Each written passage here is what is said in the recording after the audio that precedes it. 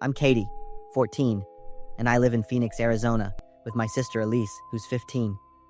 It was a Friday, late July, and the heat was absolutely brutal. Mom was working the afternoon shift at the hospital. Dad was off on some business trip, so it was just me and Elise holding down the fort. "Hey Katie, wanna go snag a free Slurpee?" Elise called out from the living room. 7-Eleven is running promos today. I rolled out of bed and slid into my sandals, jean shorts, and a pink tank top. Plenty for this kind of weather. Elise was already waiting by the door, keys in hand. The 7-Eleven was just a couple blocks from our house, like a 10-minute walk, tops. Phoenix streets were dead quiet in the afternoon. "Don't go overboard with the snacks," Elise warned as we stepped into the store. The little bell above the door jingled, and the blast of cold AC felt like heaven. The guy behind the counter gave us a nod. We knew him pretty well from all the candy runs. I made a beeline for the Slurpee machine, grabbed a medium cup, and went all in on strawberry. Elise filled up a large one, mixing cherry and blueberry. While she was still messing with the lid, I drifted over to the snack aisle. Bright orange Doritos bags jumped out at me from the shelf, right next to rows of Haribo gummies and stacks of Hershey bars. I was doing some quick math in my head, figuring out if I had enough change for another pack of M&Ms, when a voice suddenly came from right next to me. "Hey there, pretty girl." I turned around. There was a woman standing nearby, brown hair pulled back, wearing a white blouse. In her arms was a little dog, kind of fawn-colored, panting like crazy. "Hey," I said, trying to be polite. "Do you like dogs? His name's Peanut," she said, holding him out to me. Peanut licked his nose and stuck his tongue out, looking up at me with those big round eyes. "Aw, yeah, he's adorable," I said, reaching out to pet his head. His fur was super soft and warm. "What's your name?" she asked. "Katie." "Katie, could you do me a quick favor? I really need to use the bathroom, but they don't let dogs in the store. Would you mind watching Peanut for a minute, just right outside?" I glanced over at Elise. She was still by the Slurpee machine, back turned, totally focused. "Sure, I can do that," I nodded. "Thank you so much. I'll be fast." She handed me Peanut. He was lighter than I thought, maybe 3 pounds, tops. We stepped outside. I realized I never asked her name. The sun was still beating down, hot as ever. I stood under the awning in the shade, gently stroking Peanut's fur. The dog just lay there quietly in my arms. "Katie, come here for a sec," the woman called out from near the parking lot. I blinked. Wait, when did she come outside? She was standing next to a blue van, side door wide open. There was a tall guy standing beside her. "Come here, Katie. I want to show you something," she said, waving me over. I started walking toward the parking lot, still holding Peanut tight. But the second I got close to the van, the guy grabbed my left arm. "Get in the car," he snapped. His voice was rough. His hand clamped down on my arm, huge, calloused fingers digging into my skin. I gasped and dropped Peanut. The little dog bolted. I tried to yank my arm away, but he was way stronger than me. "No, let me go," I screamed. "I said get in the car." He started dragging me toward the open van. Inside, I saw a nasty gray carpet and rope. "Katie, let go of my sister." Elise's voice cut through the air like a whip. She came running out of the store, her Slurpee flying out of her hand and exploding on the pavement, ice and soda everywhere. "Help! He's trying to kidnap her!" she screamed. The clerk came running out of the store, another guy right behind him. Over by the gas pumps, someone jumped out of a red car. The man let go of me instantly. I dropped to the ground, scraping both my knees on the pavement. "Let's go," the woman shouted. They both dove into the car. The engine roared to life. It backed out fast, tires screeching as it tore down the street. I caught a glimpse of the license plate, Arizona, and the numbers 736, but I couldn't remember the exact order. Elise threw her arms around me. I was shaking all over, heart pounding like crazy. The clerk pulled out his phone and called 911. "You okay?" he asked, his face full of worry. I couldn't answer. My knees were stinging and bleeding, and I felt completely out of it. Elise didn't say anything either. She just kept holding on to me, breathing fast. About 10 minutes later, a police cruiser pulled up. 2 officers took our statements. They asked me to describe the guy, the woman, and the car. They said it looked like a planned kidnapping. Mom showed up not long after Elise called her. She hugged us tight and cried. Dad booked the earliest flight back to Phoenix. That night, at dinner, I still couldn't stop shaking. I kept seeing the guy's cold eyes and feeling his hand crushing my arm. Elise sat beside me, holding my hand the whole time. From now on, Mom said, you girls do not go anywhere alone, and you always tell us where you're going. I nodded. I got it now. The world wasn't as safe as I'd thought. The next morning, the 7-Eleven clerk called my mom. He'd found Peanut wandering near the store, hungry, thirsty, and totally lost. Poor little guy. He'd been part of their plan, and they didn't even care what happened to him. Can we keep him, Mom? I asked, while she was telling us about the call. Mom looked at Dad, then Elise. If no one comes forward after a week, we'll make it official, she said. A week passed. No one called. No one claimed him. The police checked. Peanut didn't have a chip. They said he was probably just used as bait, so we adopted him. Just like that, Peanut became part of our family. Now every night when I cuddle Peanut close, I think about how one good thing came out of that awful day. This little dog got a new home, and I got a little buddy who'll always remind me just how lucky I was to get away. I'm Allison, 18, top of my class, and supposedly all set for college. At least that was what my parents, teachers, and friends all thought. What they didn't know was that 6 months ago, after a messy night with Dylan, the quarterback, and my ex, I had been hiding something huge. My blue prom dress was loosened up after I told my mom I was stress eating from exam pressure, but it was still squeezing my stomach so tight I could barely breathe. That night was prom night. The flashing lights on the hotel dance floor were making my head spin a bit. The mix of heavy perfume and booming music was making me feel sick, but I kept forcing a smile. The first pain hit while I was dancing with Lucy, my best friend. It was like a sharp contraction tearing through my lower body, locking me up completely. I stopped dancing, trying to catch my breath. Allison, are you okay? Lucy looked really worried. Yeah, I'm just tired, I said, lying through my teeth while another wave of pain started creeping in. I think I should go outside to get some air. I pushed through the crowd. No way, there were still 3 weeks left. Another wave hit, even worse this time, and I had to grab the wall just to stay on my feet. Something wet started running down my leg. Completely freaking out, I bolted into the ladies' room at the end of the hallway. Luckily, it was empty. I locked the door to the last stall and sat down. Red liquid was pouring down my legs, making a little puddle on the floor. The next pain came fast, so strong I had to bite my lip to keep from screaming. Not now, not here. Hands shaking, I pulled out my phone but had no idea who to call. My parents? They didn't even know I was pregnant. An ambulance? Then the whole school would find out. Dylan? He was out there dancing with his new girlfriend. Time felt like it froze as another wave of pain slammed into me, even worse than before. I couldn't stop the groan that came out of my throat. A crushing pressure built up and I clenched my teeth, pushing hard without even thinking. My phone slipped out of my hand and hit the floor as I grabbed the toilet seat, my whole body shaking from the pain. The next contraction hit like a tsunami, totally taking over. It felt like my whole body was ripping apart. Sweat was soaking the back of my dress, and my hands kept slipping on the toilet seat. The pain was worse than anything I'd ever felt or even imagined. More than anything, I wanted my mom here with me right now. I clenched my teeth again, feeling something shift inside me. A wave of unbearable pressure, then a sudden slide that knocked the air out of my lungs. And then I saw the head, the shoulders, the rest of the body. Finally, a tiny whole body slid out.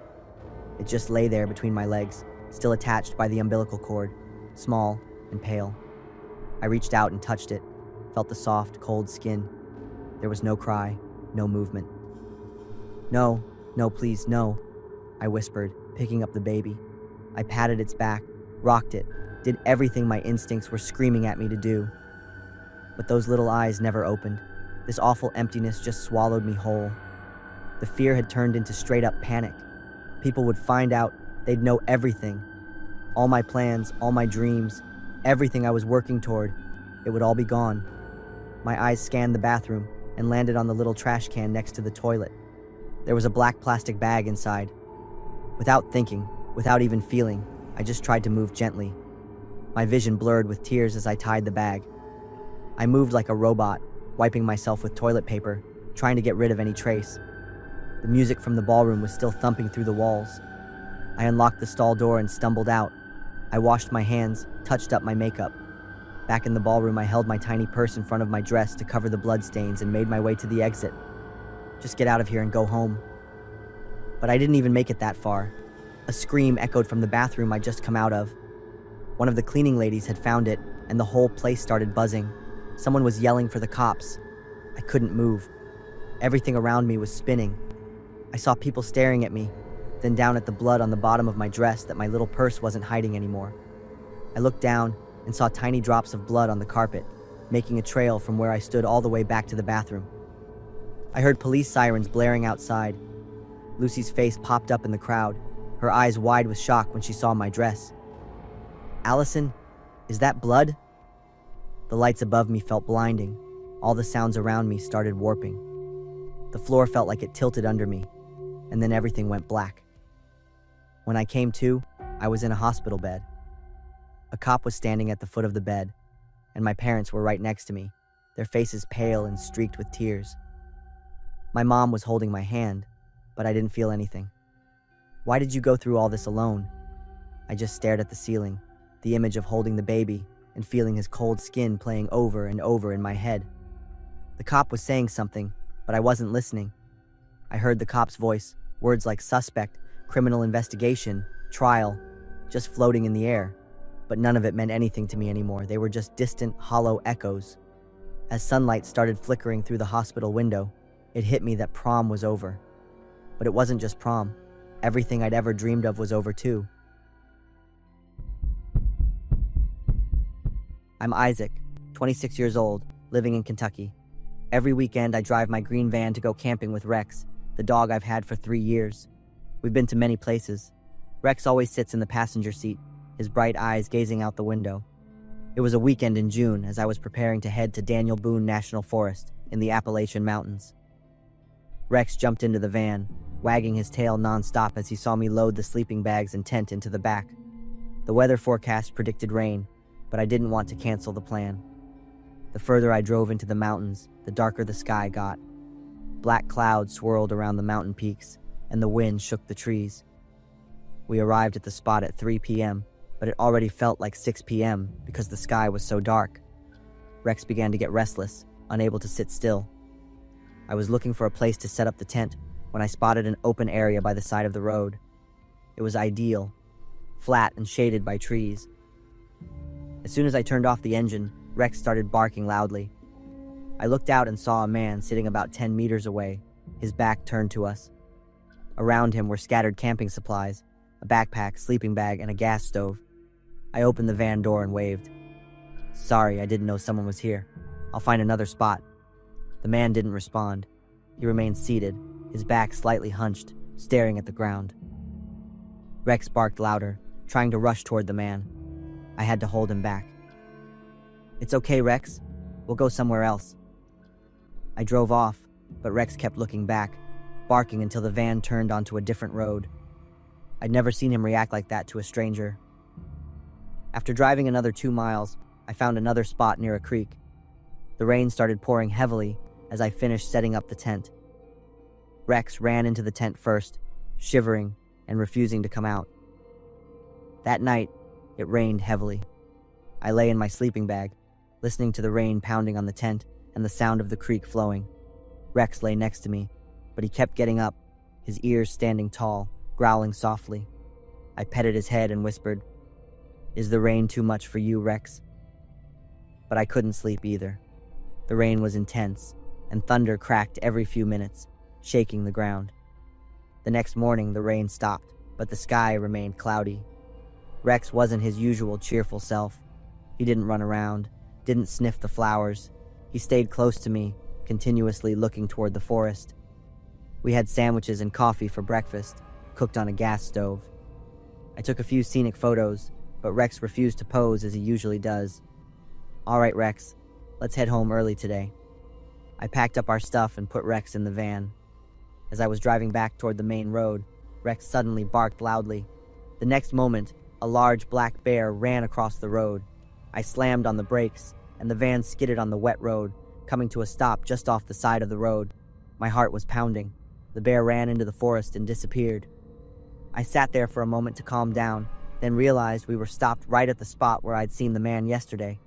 He was still sitting there. I looked more closely. He was sitting just like yesterday, back hunched, head bowed, his hands resting on his thighs. His camping gear was still scattered around him. This was strange. It had rained heavily last night. Why didn't he set up his tent and just sit there? I turned off the engine and opened the van door. Rex jumped down but didn't run around like usual. He stayed close to me, fur bristling, eyes locked on the man. I kept the leash tight. "Hey, are you all right?" There was no answer. His clothes were soaked. Raindrops gathered on his hair and fell to the ground in a steady rhythm. I took a step closer. Rex growled softly, his legs stiff. "Do you need help? Have you been sitting here all night?" Still no response. I noticed his breathing was shallow, his chest barely rising. Was I seeing things? It was hard to see clearly from this distance. I took another step closer. Rex stepped back, the leash pulling tight. I was now only about 4 meters away from him. A strange smell lingered in the air. "Are you having some kind of problem?" I raised my voice slightly. He still didn't react. I took another step forward. The smell became stronger, foul and decayed. "Are you okay?" I reached my hand out, ready to touch his shoulder. When my arm was only half a meter from him, I saw more clearly. There was something on the ground around where he was sitting. Brownish red stains, some dry, others still fresh. I stopped. My heart started racing. "Hey!" I touched his shoulder. It was stiff and cold. I pulled my hand back immediately. Rex barked sharply, almost like a warning. I slowly moved around to the front of the man. Then I saw something horrifying. His chest and stomach were ripped open. The gashes were uneven, as though they had been torn apart with claws. Through the rips, I could see his flesh inside. Part of his chest had been torn out, leaving a deep, dark red cavity. The ribs were exposed, white and jagged. His stomach was also ripped open, part of his intestines missing. I clutched my stomach, feeling nauseous. The stench was unbearable now. The smell of blood, rotting flesh, death. Suddenly, his body tilted to the side, maybe because I had touched him and disturbed his balance. He fell to the left, his head hitting the ground with a small thud. Now I could see his face clearly. His eyes were clouded, no longer reflecting light. His face was pale, with signs of decomposition in some areas. I stepped back, shaking uncontrollably. Rex barked incessantly, trying to pull me away from there. I remembered the bear running across the road earlier. It must have found the body and eaten part of it.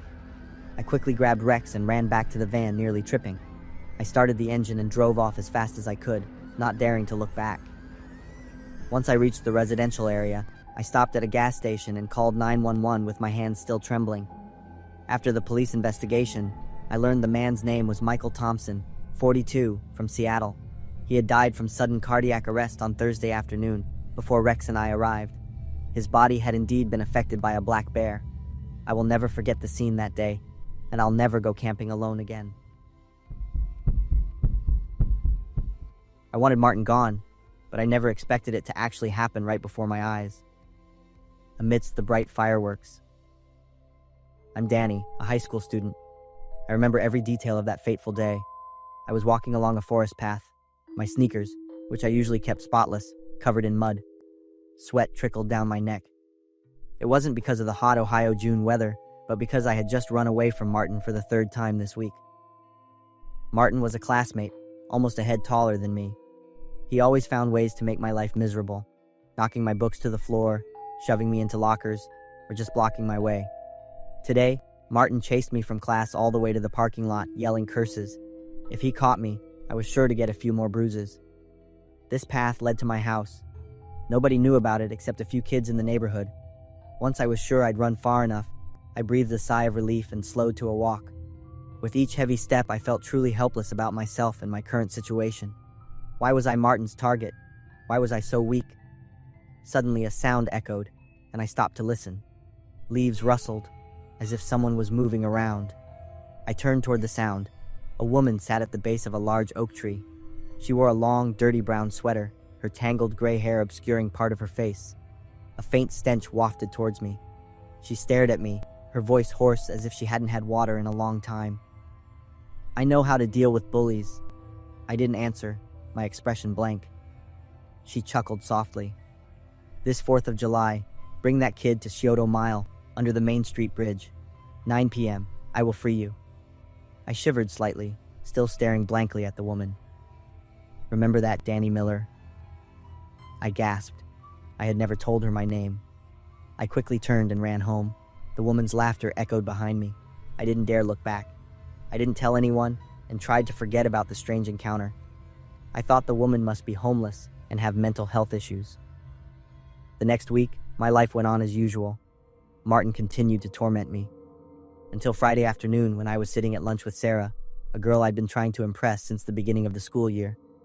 Suddenly, Martin appeared, snatched my sandwich from my hand and threw it on the ground. He stomped on it, then grabbed my shirt and pulled me to my feet. "Hey, Sarah, you know this guy pees his pants in gym class?" I saw him crying like a baby. Martin laughed loudly, his voice echoing through the cafeteria, making everyone turn and stare. "Martin!" I tried to pull away, but he held on tighter. He shoved me hard, sending me crashing into the chair, knocking over my entire food tray onto the ground. Food and drinks splattered all over my shirt. Sarah looked at me with disappointment, then turned and walked away. My face burned with shame. All around, the entire cafeteria was looking at me and giggling, some even recording with their phones. In that moment, a rage ignited within me, and I swore to myself that Martin would pay for everything he had done. That evening, I was home alone. I thought about the woman in the woods, about her strange promise. The humiliating scene from that morning flashed in my mind, along with those two words, "Free you." The next day, I walked out to the parking lot after school. Martin was there, laughing and talking with his friends. He saw me and called out loudly. Laughter from Martin's group of friends echoed. My face felt hot. Martin walked closer and shoved my shoulder. That's when I saw Sarah walking out of class. She stopped and looked toward us. "I'm gonna make you pay." Martin laughed loudly. "What did you say?" "July 4th, Scioto Mile, under the Main Street Bridge. 9 p.m. You brave enough to show up?" Martin's eyes lit up. "You'll regret this." I turned and walked away, my heart pounding. July 4th arrived faster than I thought. All day I felt antsy.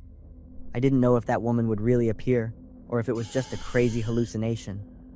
That evening, I told my parents I was going to watch fireworks with a friend. Scioto Mile was crowded with families celebrating Independence Day. The smell of barbecue and cotton candy filled the air. I walked to the underpass. This was a less frequented area. Martin was already waiting, looking very smug. As soon as he saw me, Martin lunged, grabbed my shirt, and repeatedly punched me in the stomach while yelling curses. I bent over, gasping for air. The first firework exploded in the sky, its red light illuminating the water below. "Hello, Danny." The woman's voice rang out, catching both our attention. She approached with a wide smile, her eyes unsettlingly wide. Martin let go of me, his expression blank. He turned and ran. But the woman lunged with incredible speed. One hand grabbed Martin's neck, lifting him off the ground. Her strength was inhuman. "No! Let me go! Help me!" Martin screamed, his voice trembling with fear, his legs flailing wildly in the air. Fireworks boomed overhead, drowning out Martin's desperate cries for help. "Danny wants to be free," the woman said, then turned to look at me. "Isn't that right?" In that moment, it was like I suddenly woke up. "Don't! I don't want this. I was wrong." But it was too late. The woman laughed loudly. Martin's screaming stopped. His struggles grew weaker. I squeezed my eyes shut, covering my head with both hands, not daring to look at what was about to happen.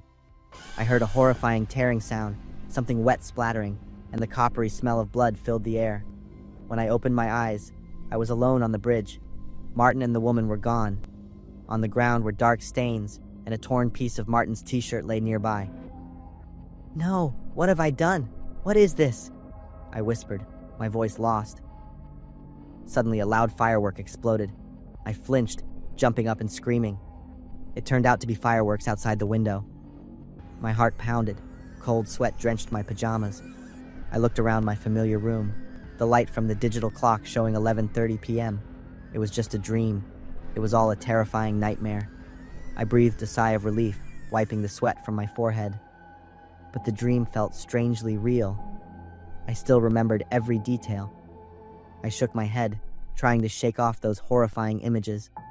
It must be because I was so obsessed with Martin's bullying that I had such bizarre dreams. The next morning, as I walked into class, I subconsciously looked for Martin's familiar figure, but his seat was empty. The second day passed, and Martin still didn't show up. The third and fourth day, same thing. His seat remained empty. The teacher announced that Martin had gone missing on 4th of July night, and his family and the police were actively searching for him. In those days, I started to feel uneasy. The images from my dream kept coming back. Did something really happen to Martin? Did that strange woman in the woods truly exist? I didn't dare ask anyone about Martin, partly out of fear that people would suspect me, and partly because deep down, I felt both guilty and relieved. Even if it was just in a dream, I had wished Martin would disappear. And now, that wish seemed to have come true. Those nights that followed, I lay awake, staring at the ceiling in the dark. The question kept haunting me. Did Martin really pay the price for his violent actions? And that mysterious woman in my dream, was it she who freed me as she promised? I'm cleaning my new house with Buddy, my dog, just like any other day.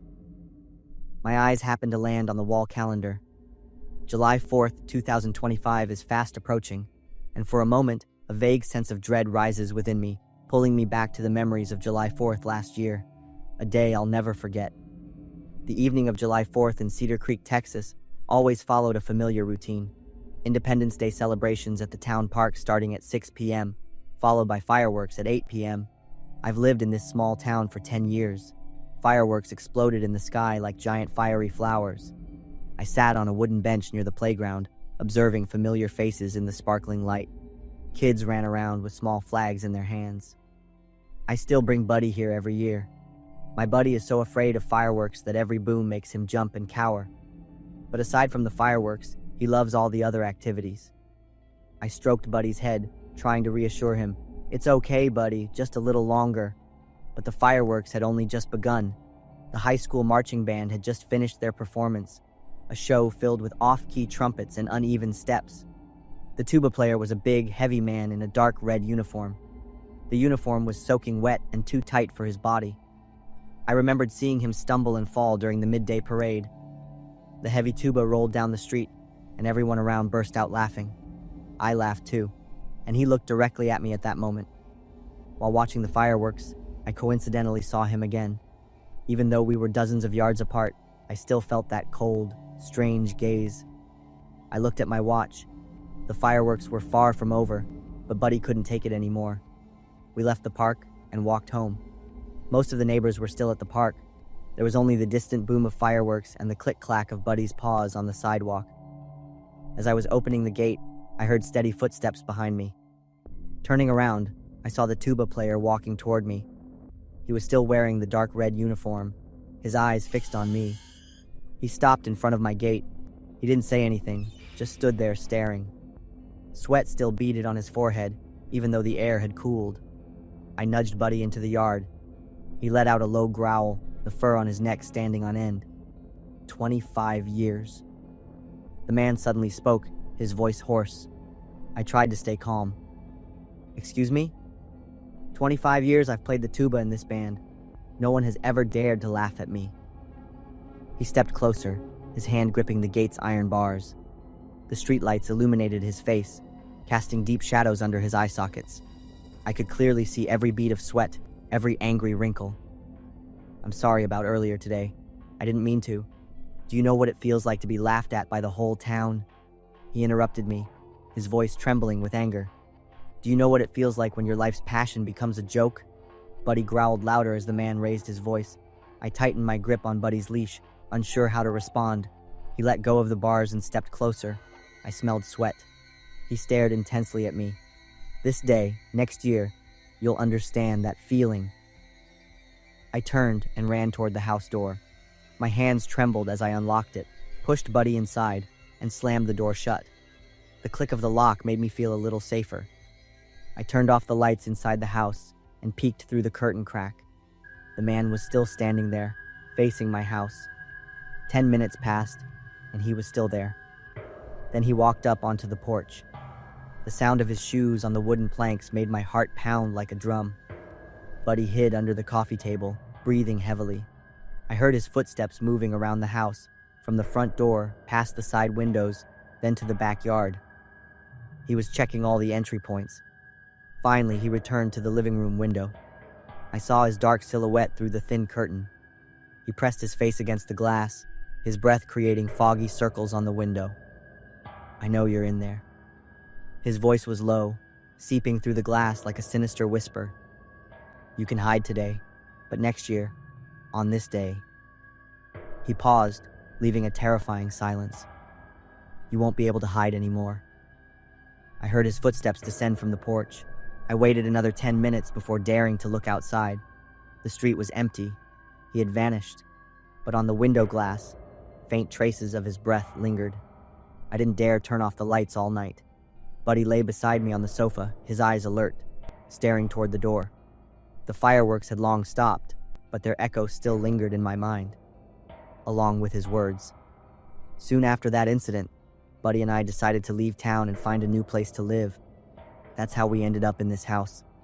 I truly hoped never to see that man again, but his words still haunt me endlessly. Will he really come back, or was it all just an empty threat?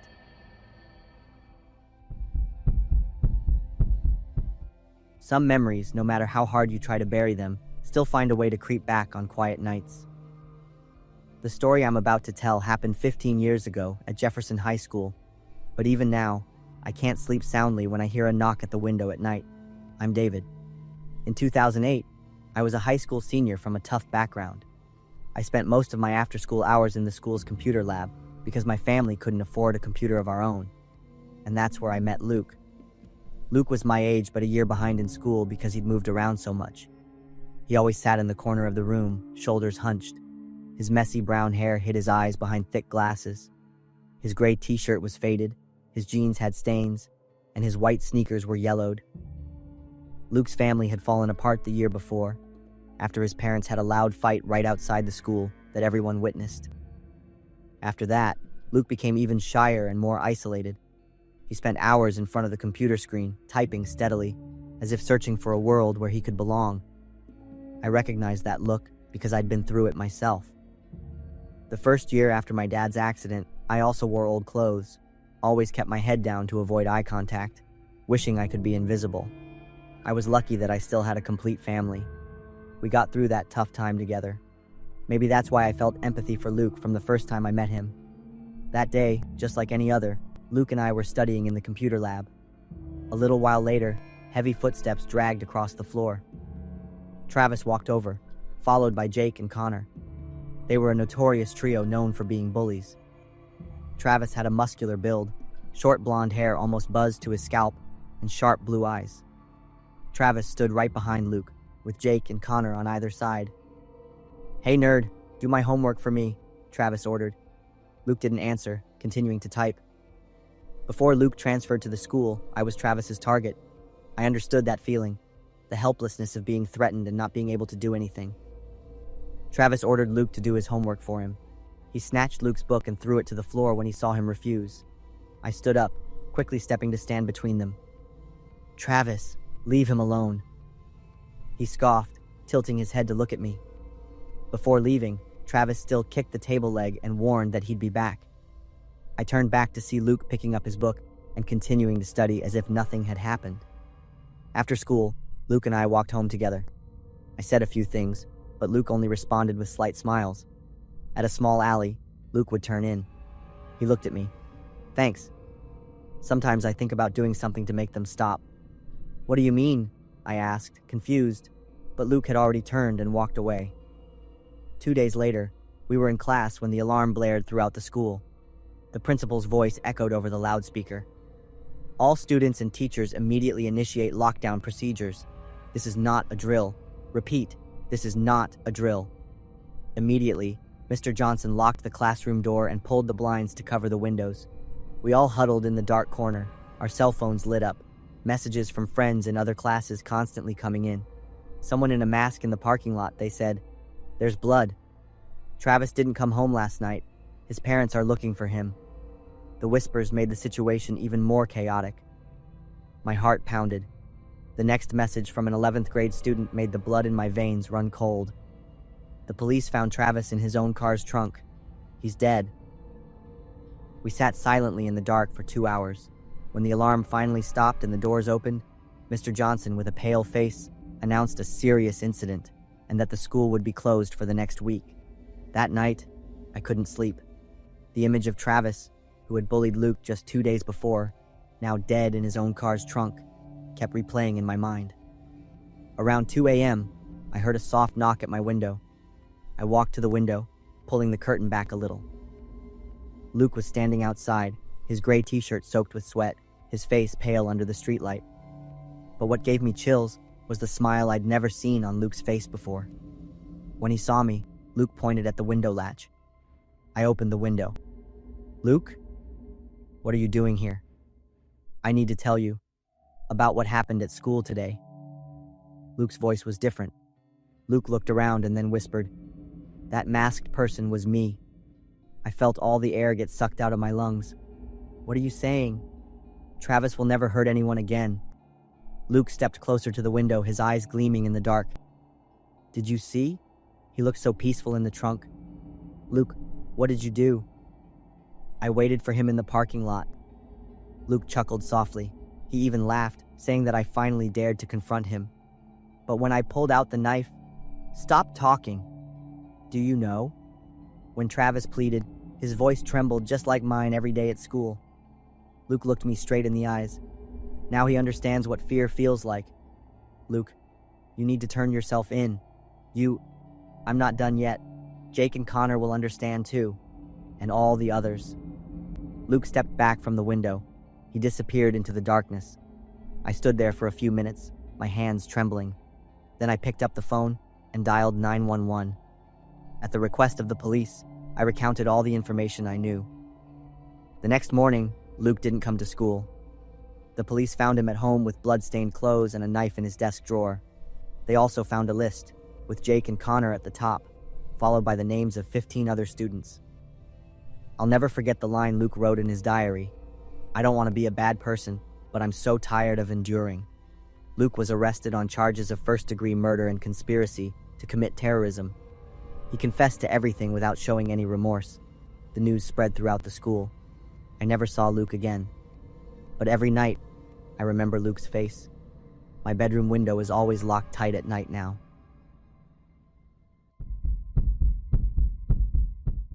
There are moments in life you wish you could erase from memory. For me, that was the summer night in 2006. 20 years have passed, but I still wake up every night with the image of Mark. Or rather, what was left of him.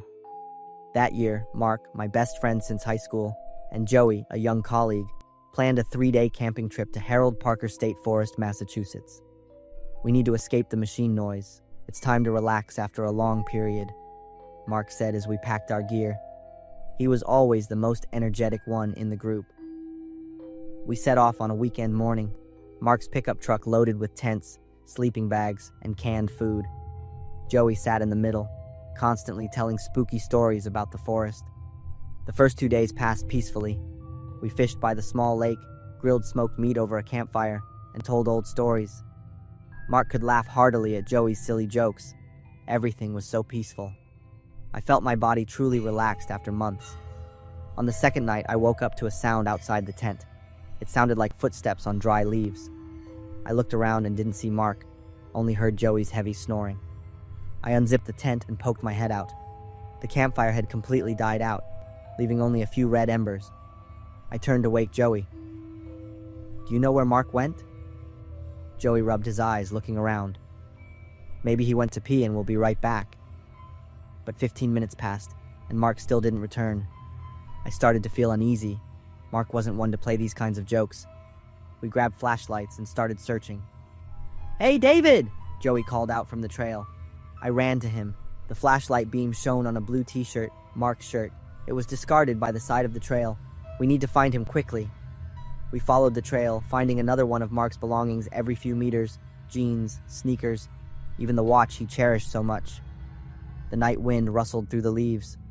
Joey walked close beside me, his breathing heavy in the cold air. "This isn't normal," Joey whispered. The trail started to narrow, flanked by dense tree trunks. The flashlight beam only illuminated a few meters ahead. I tried to swallow, but my throat was as dry as a desert.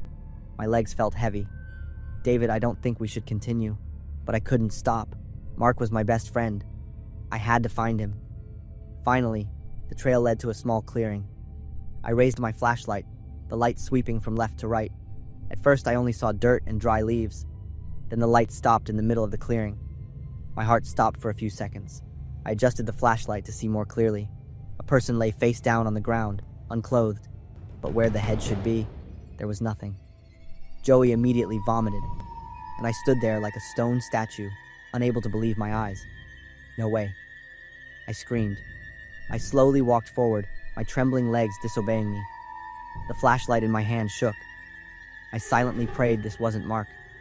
But then I saw the small mole on his left shoulder, the V-shaped scar on his back from when Mark fell off his bike at 12 years old, the silver ring on his thumb. Oh my God, Mark. My stomach clenched. I retched, my body shaking with spasms. Joey sobbed behind me. I stumbled to my feet, my legs weak. Everything around me spun. I grabbed Joey's arm, and we both helped each other out of this horrific clearing. We ran through the forest like two madmen, crashing into tree trunks and stumbling, but not daring to stop. Our gasps echoed in the darkness.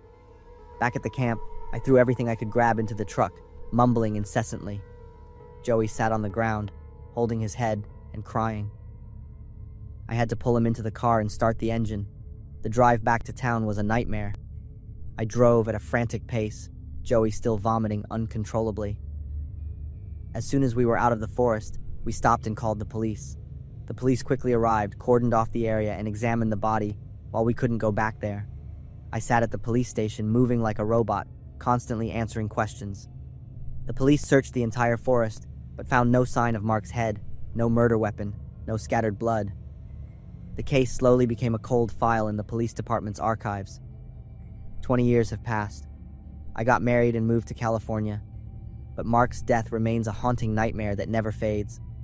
I often dream of him, dream of the flashlight beam shining on that headless neck. I don't know what took Mark, but I know one thing for sure. It wasn't something a human could explain. There are stories you never want to tell again, but for the past 3 months, I haven't had a single night of peaceful sleep. I'm writing this story hoping it will make me feel better, or at least someone will know the truth if something happens to us. It was the end of June. I, Jake, and Emma decided to go camping in the mountains of Pennsylvania to escape the stifling heat of the Texas summer. We drove for 16 hours straight. Jake and I took turns driving, drinking coffee to stay awake. Emma sat in the back, searching for the best spot to pitch our tent. We stopped in a small town to buy groceries and gas. I was choosing bread when I felt someone staring at me. Turning around, I saw an older man at the end of the aisle, holding a beer bottle. I nodded a polite greeting, but he didn't respond, just kept staring. I quickly grabbed what I needed and went to the checkout counter. We continued our journey. After an hour, we found a clear plot of land near a stream, perfect for camping. We pitched our tent, built a fire, grilled hot dogs, and told jokes until nightfall. That night, I woke up around 2 a.m. to a sound outside the tent, the rustling of dry leaves like someone walking around. I lay still, listening.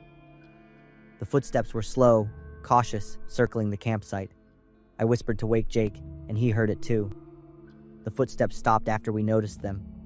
We waited 10 minutes, but heard nothing more. Jake thought it might be a wild animal and went back to sleep.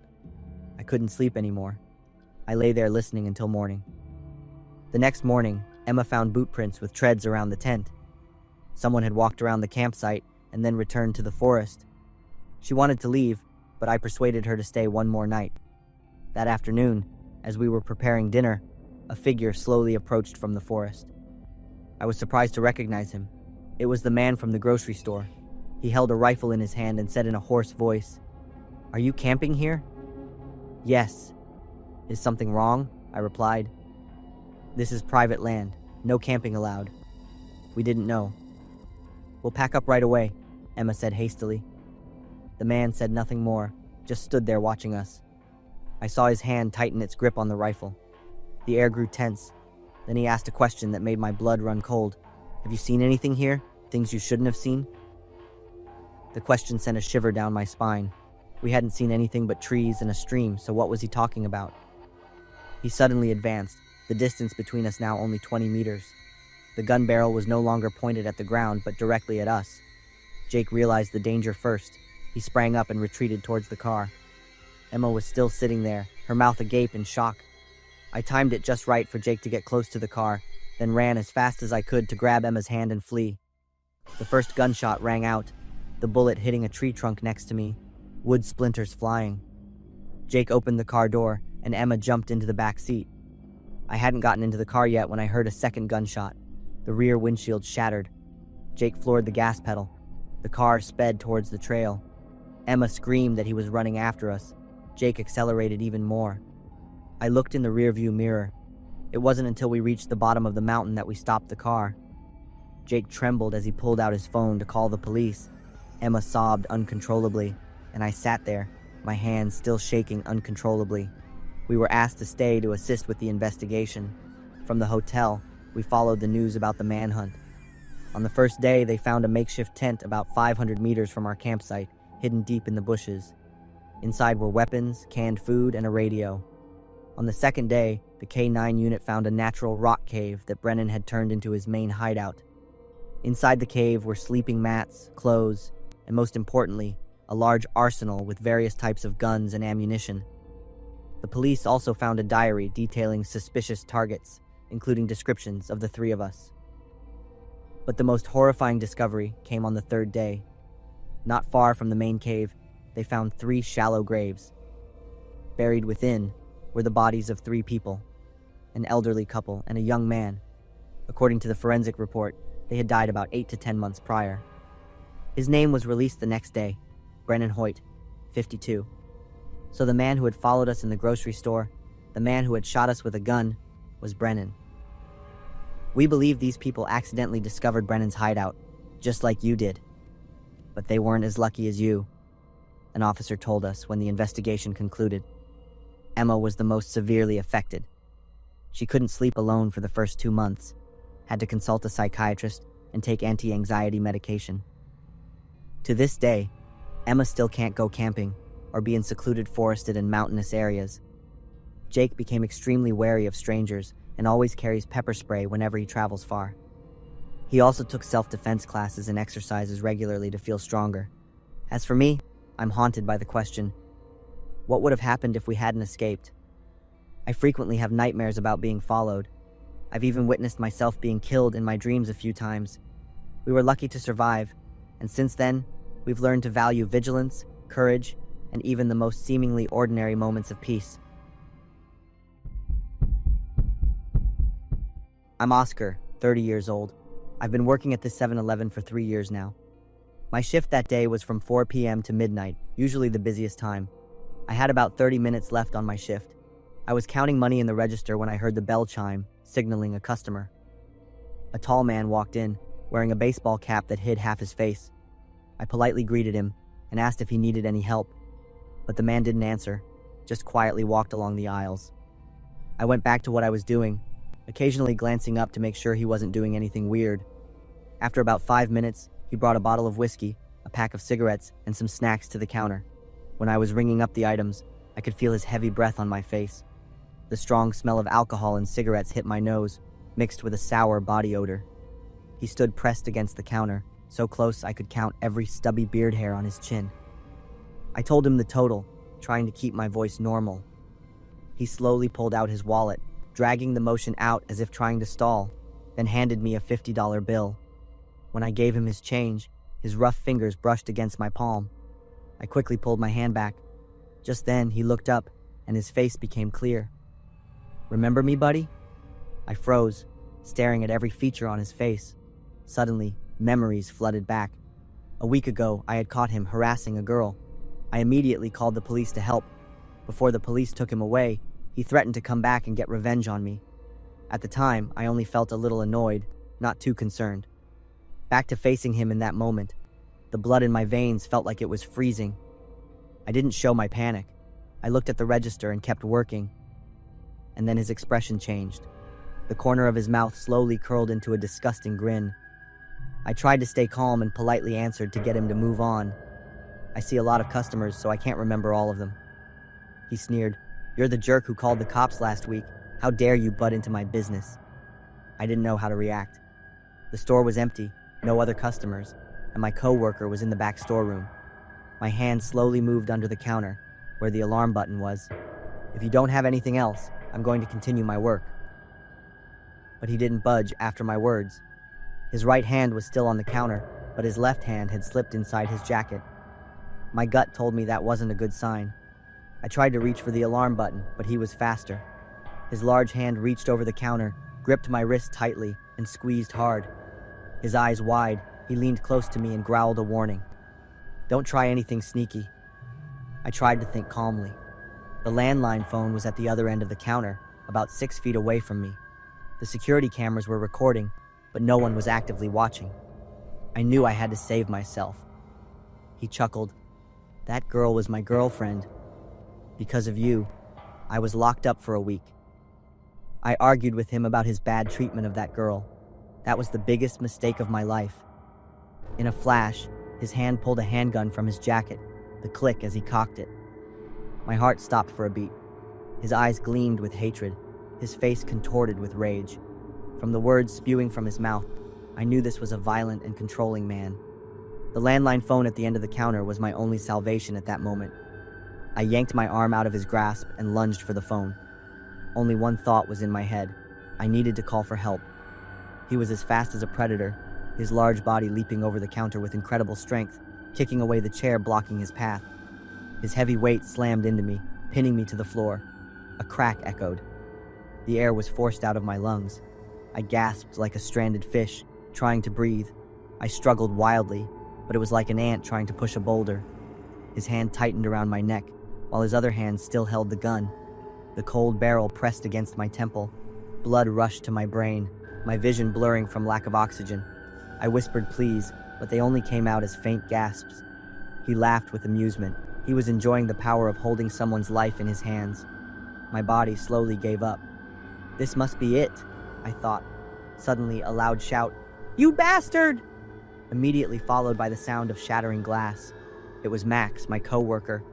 The man roared, immediately let go of me, and recoiled. I gasped, taking in as much oxygen as I could. Max ran over, pulled me up, and we both scrambled into the storeroom, locking the door. Police sirens wailed in the distance, getting closer. The man knew he couldn't escape, so he rushed outside with the gun in his hand. A tense shootout ensued. We huddled in the storeroom, covering our ears because of the deafening gunshots. A few minutes later, everything went silent. Max and I, following police orders, moved outside. The man lay motionless on the street with blood and a few bullet wounds. I sank to my knees, my body still trembling. Max sat beside me. "It's over, Oscar. You're safe now." I looked at Max and smiled, letting out a long breath. Thank God I had just escaped death's door. I understood that I could have lost my life just for doing the right thing. But if I could go back to that day again, I would still choose to help that girl. I once thought a mother's greatest pain was losing a child. But for me, that pain was the beginning of the most terrifying and haunting period of my life. I'm Beth. I live in a small town outside Columbus, Ohio, with my husband Mike and our 17-year-old son, Kevin. Our lives were peaceful until that July night. Around 2 a.m., a terrifying explosion shook the entire house.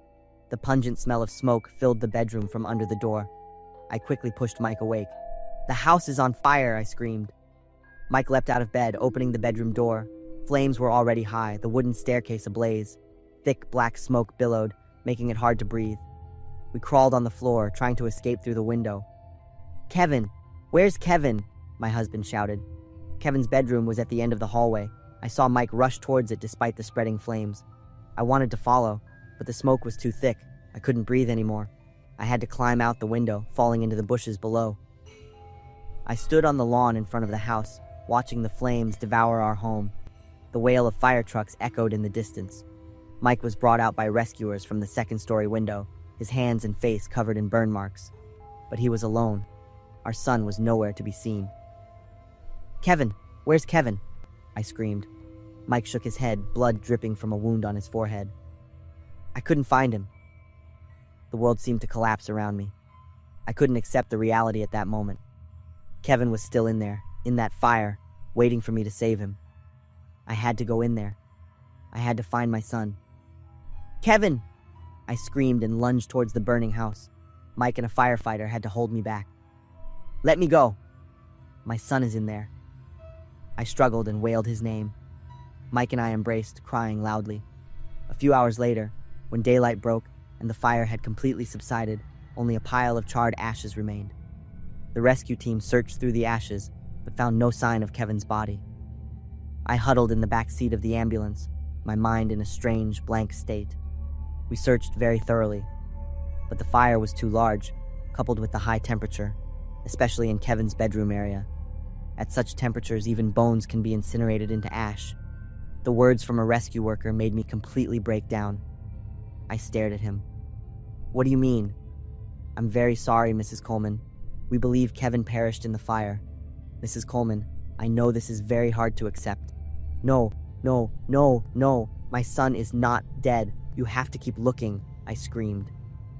Mike hugged me, but this pain was inconsolable. The first few weeks were terrible. Mike was hospitalized for his burns. I stayed with my sister, but every day I drove back to the house. I couldn't accept that Kevin was dead. I dug through the ashes, searching for any remnant of my son. I lost 10 pounds in just 3 weeks and had to constantly take sleeping pills and tranquilizers. After a month, when I could finally accept the truth, we started clearing the debris to rebuild the house. I continued searching. In the rubble of Kevin's room, I found his half-burnt desk. The bottom drawer was still partially intact. Inside, I found a notebook that had been slightly burned, but the remaining pages were still legible. My heart pounded as I realized it was Kevin's diary. I clutched the notebook to my chest, the pain making me burst into tears. After a moment, I took a deep breath and opened the diary. February 15th. Today I attended my first meeting. I understand that only we truly grasp the truth and can cleanse the world. I reread that sentence 3 times. My hands trembled as I turned to another page. February 28th. Jake taught me how to make a bomb. He said we had to act soon. The church is the first target. We will cleanse the world of hypocrites. I couldn't breathe. That's where we used to take Kevin for Mass every Sunday. He used to sing in the choir. I continued reading. March 10th. The bomb is ready. I hid it in my bedroom. Tomorrow we will place it at the church. I threw the notebook to the ground and crawled away. I understood what had happened. Could it be? The bomb Kevin made had unexpectedly exploded in his bedroom. He died instantly, and his body was... The explosion caused the fire that consumed the entire house. I wailed from the deepest part of my pain. My son was a terrorist, a member of some extremist cult. I had failed as a mother. I didn't know what my own child was thinking. "What did you find, Beth?" Mike's question startled me. I quickly hid the diary in my bag. Just a few of Kevin's belongings left. I'm picking them up." That night, I burned the diary. I couldn't tell Mike everything. He had suffered enough. We still had to continue our lives in this small town. I would bury and end everything here. Watching the pages burn to ash, carrying Kevin's horrific secret. But I knew this wasn't the end. I had a responsibility to do something to atone for my son. I started volunteering at a youth counseling center. I wanted to help lost children, children who could easily be drawn into cults like Kevin. Every night I still dream of Kevin, then wake up haunted by how I failed as a mother. Perhaps that's the punishment I have to endure, not just to lose my child, but to live with the truth that my child could have become a murderer. And perhaps that's also the only way for me to find meaning in life again. I will try my best so that no other child will go down the path Kevin took.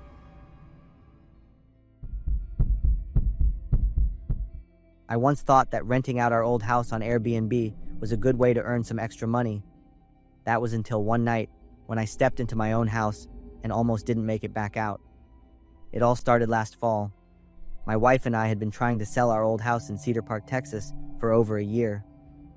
It was the first house we bought after we got married, a small place with a very big backyard.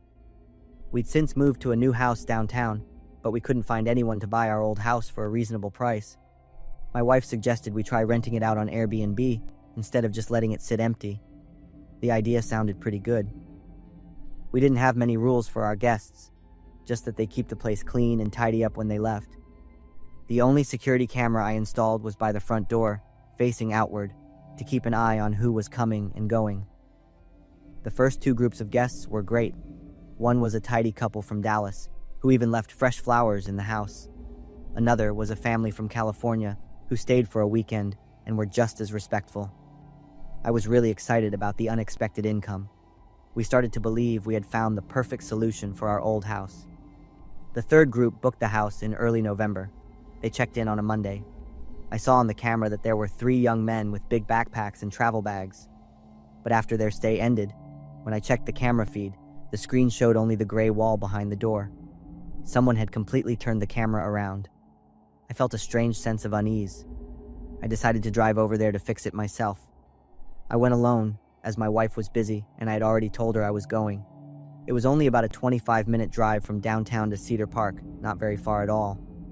As I pulled into the driveway, the first thing I noticed was that the lights were off. The entire front of the house was in darkness. This was very strange because I always left the automated system on for the evenings.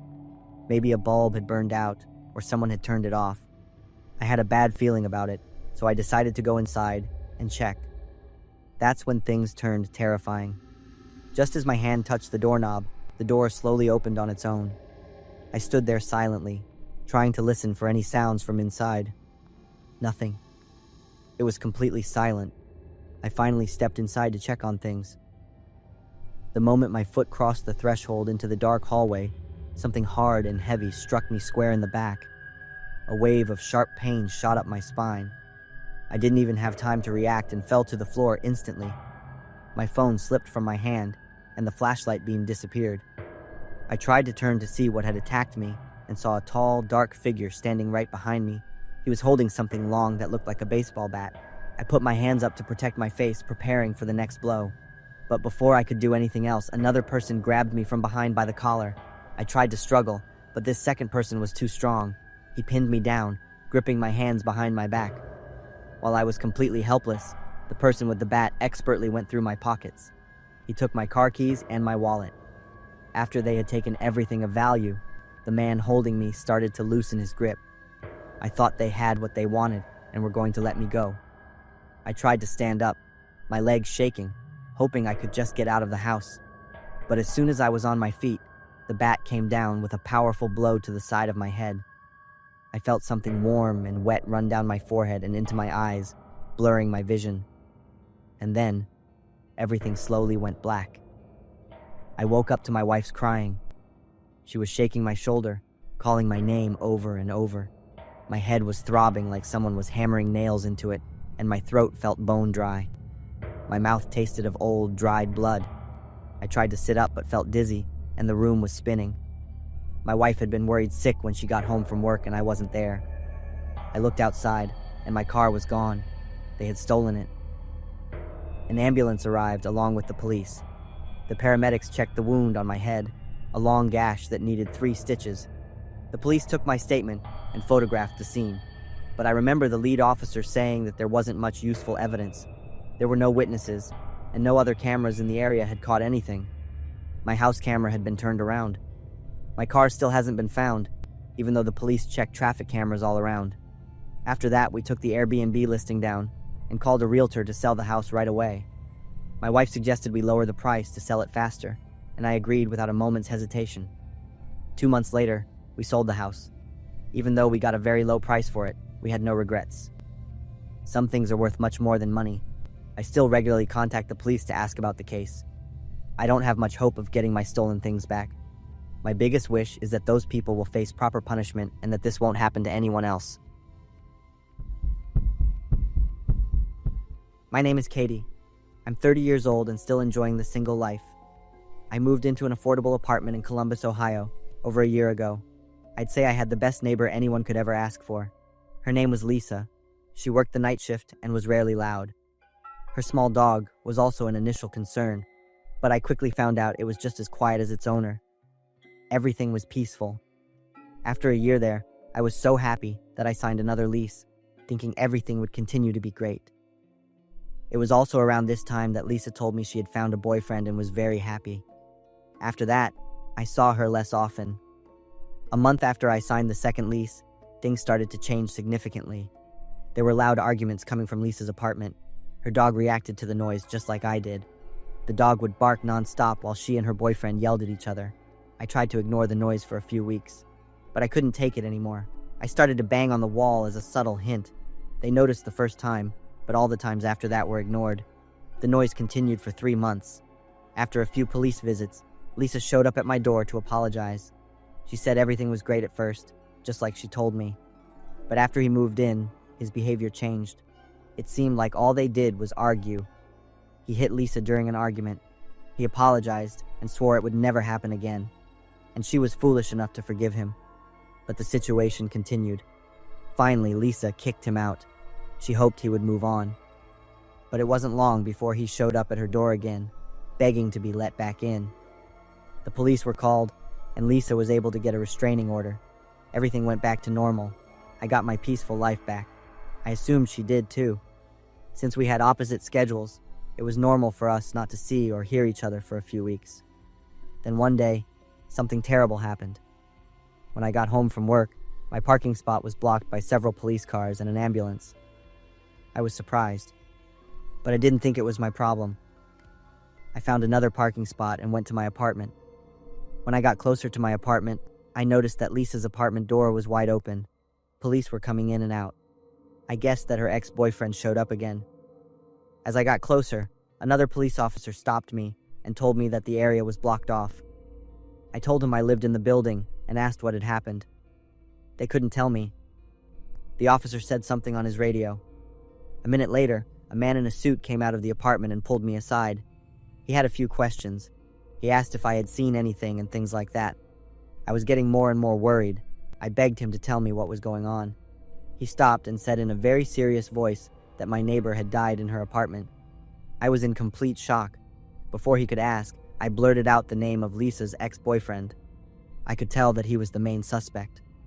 He gave me his business card and let me go. I turned to walk away, but I stopped because I remembered something else. I quickly blurted out, "What about her dog?" The detective hesitated. A sad look came over his face. "The attacker seems to have killed it too." "I'm sorry," I mumbled a curse as I walked away. I even cried as I remembered the happy moments I had with Lisa and her dog. The next morning, I read the newspaper to find information about Lisa's case. The news report explained that Lisa was a week late on rent. The landlord called, but Lisa didn't answer. After 2 days with no response, the landlord went to the apartment in person. The landlord knocked on the door, but no one answered. So the landlord let themselves in and saw the horrifying scene. The detective was quoted saying they still hadn't found Lisa's ex-boyfriend. Not much information has been released since then. The ex-boyfriend's name still hasn't been found, and there were no other suspects at the time. I tried to find more news about the case. I even checked international forums and news sites many times, but there was no new information. Every time I think about Lisa, I always wonder if I could have done more for her. It's been almost a year now. I've already moved to another apartment. But for the rest of my time there, everything went back to normal. 2 months before my lease was up, a new tenant moved into Lisa's apartment. It was a young couple with a 5-year-old boy. The noise from them was nonstop, but it was the sounds of happiness. The place where I live now is mainly older couples, and there is almost no noise. Even though everything is great now, I don't think I'll ever have a neighbor as good as Lisa again. Every time I hear a noise on the ceiling or loud talking through the walls, I think of her. The Texas sun was scorching hot when we arrived at the farm. This was a long-planned vacation for the 3 of us, me, Michael, and Carlos. We went to a fishing lake in West Texas, far from the noisy city, with only nature around us. "Hey, you guys need to be careful. This lake has some special fish, and stay away from the north side. There's a very aggressive beehive over there." A man with a serious look in his eyes watched us, holding a fishing rod. He was probably a regular here. We nodded, but none of us really paid attention. We had cold beers, some snacks, and a cool lake. What could possibly ruin this day? Michael was the most excited. I heard there are some big fish here. We found a spot by the lake, set up our fishing rods, and enjoyed the sun. Michael and Carlos were arguing about which bait was the most effective, while I just wanted to enjoy the peace. "I'm going to take a walk," I said to them, standing up and stretching. "Don't go too far," Carlos warned me. I waved my hand. "Don't worry, I'm just going to walk around a bit." I walked along the lake shore, enjoying the wild scenery. At first I didn't notice, but then the buzzing got louder and closer. I realized I had accidentally walked into the north side, where the beehive was that the man had warned us about. Before I could react, a bee stung my neck. Then another one stung my hand. I screamed and turned around. A black swarm of bees was flying toward me. "Michael! Carlos! Help!" I yelled and ran toward them. They both jumped up when they saw me and then saw the bees chasing me. The chase began. The three of us ran as fast as we could, waving our hands in the air, yelling at the top of our lungs. "Jump in the lake!" Michael yelled. Without thinking, all three of us jumped into the dark, cool water. "Swim far away from the shore." "Wait for the bees to leave," Carlos shouted. Michael and I did as he said. We swam farther and farther from the shore. We had swum into the deeper water. The frantic buzzing of the bees slowly faded away. We had escaped, but in an instant, I felt a sharp sting in my right leg. "What was that?" I asked, looking down at the water in a panic, but the water was too murky to see anything. Then Michael started screaming. "Something's biting me!" He thrashed violently, splashing water everywhere. I felt a second pain, then a third, on the same leg. It felt like someone was using a knife to cut my skin. "Fish! They're carnivorous fish! Swim to shore! Hurry!" Carlos yelled. Carlos had quickly swum to shore. I tried to swim after him, but each kick was a terrible pain. I heard Michael screaming behind me, but I didn't dare to turn back and look. Survival is the strongest instinct. The water around me started to turn red. I tried to swim faster, but the pain was slowing me down. "Jake, hurry!" Carlos was standing on the shore, waving his hands frantically. I used all my strength to swim to the shore. With each passing second, I felt more fish attacking my leg. It hurt so much that I couldn't scream anymore. Only groans escaped my throat. Finally, my hand touched the mud. Carlos pulled me onto the shore, and I collapsed. Oh my God, my leg. I didn't dare to look down. "Where's Michael?" Carlos asked, looking out at the lake. We couldn't see Michael anywhere. There were only red ripples spreading on the water where he had been. Carlos quickly wrapped his shirt around my leg, trying to stop the bleeding. "Michael didn't make it," Carlos said, shaking his head, tears streaming down his cheeks. I tried to sit up, but the pain almost made me pass out. I looked down at my leg, a sight that would haunt me forever. Most of my right foot was gone.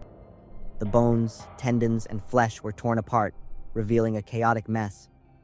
The bones of my foot were stark white, and the two remaining toes were dangling by thin strands of flesh.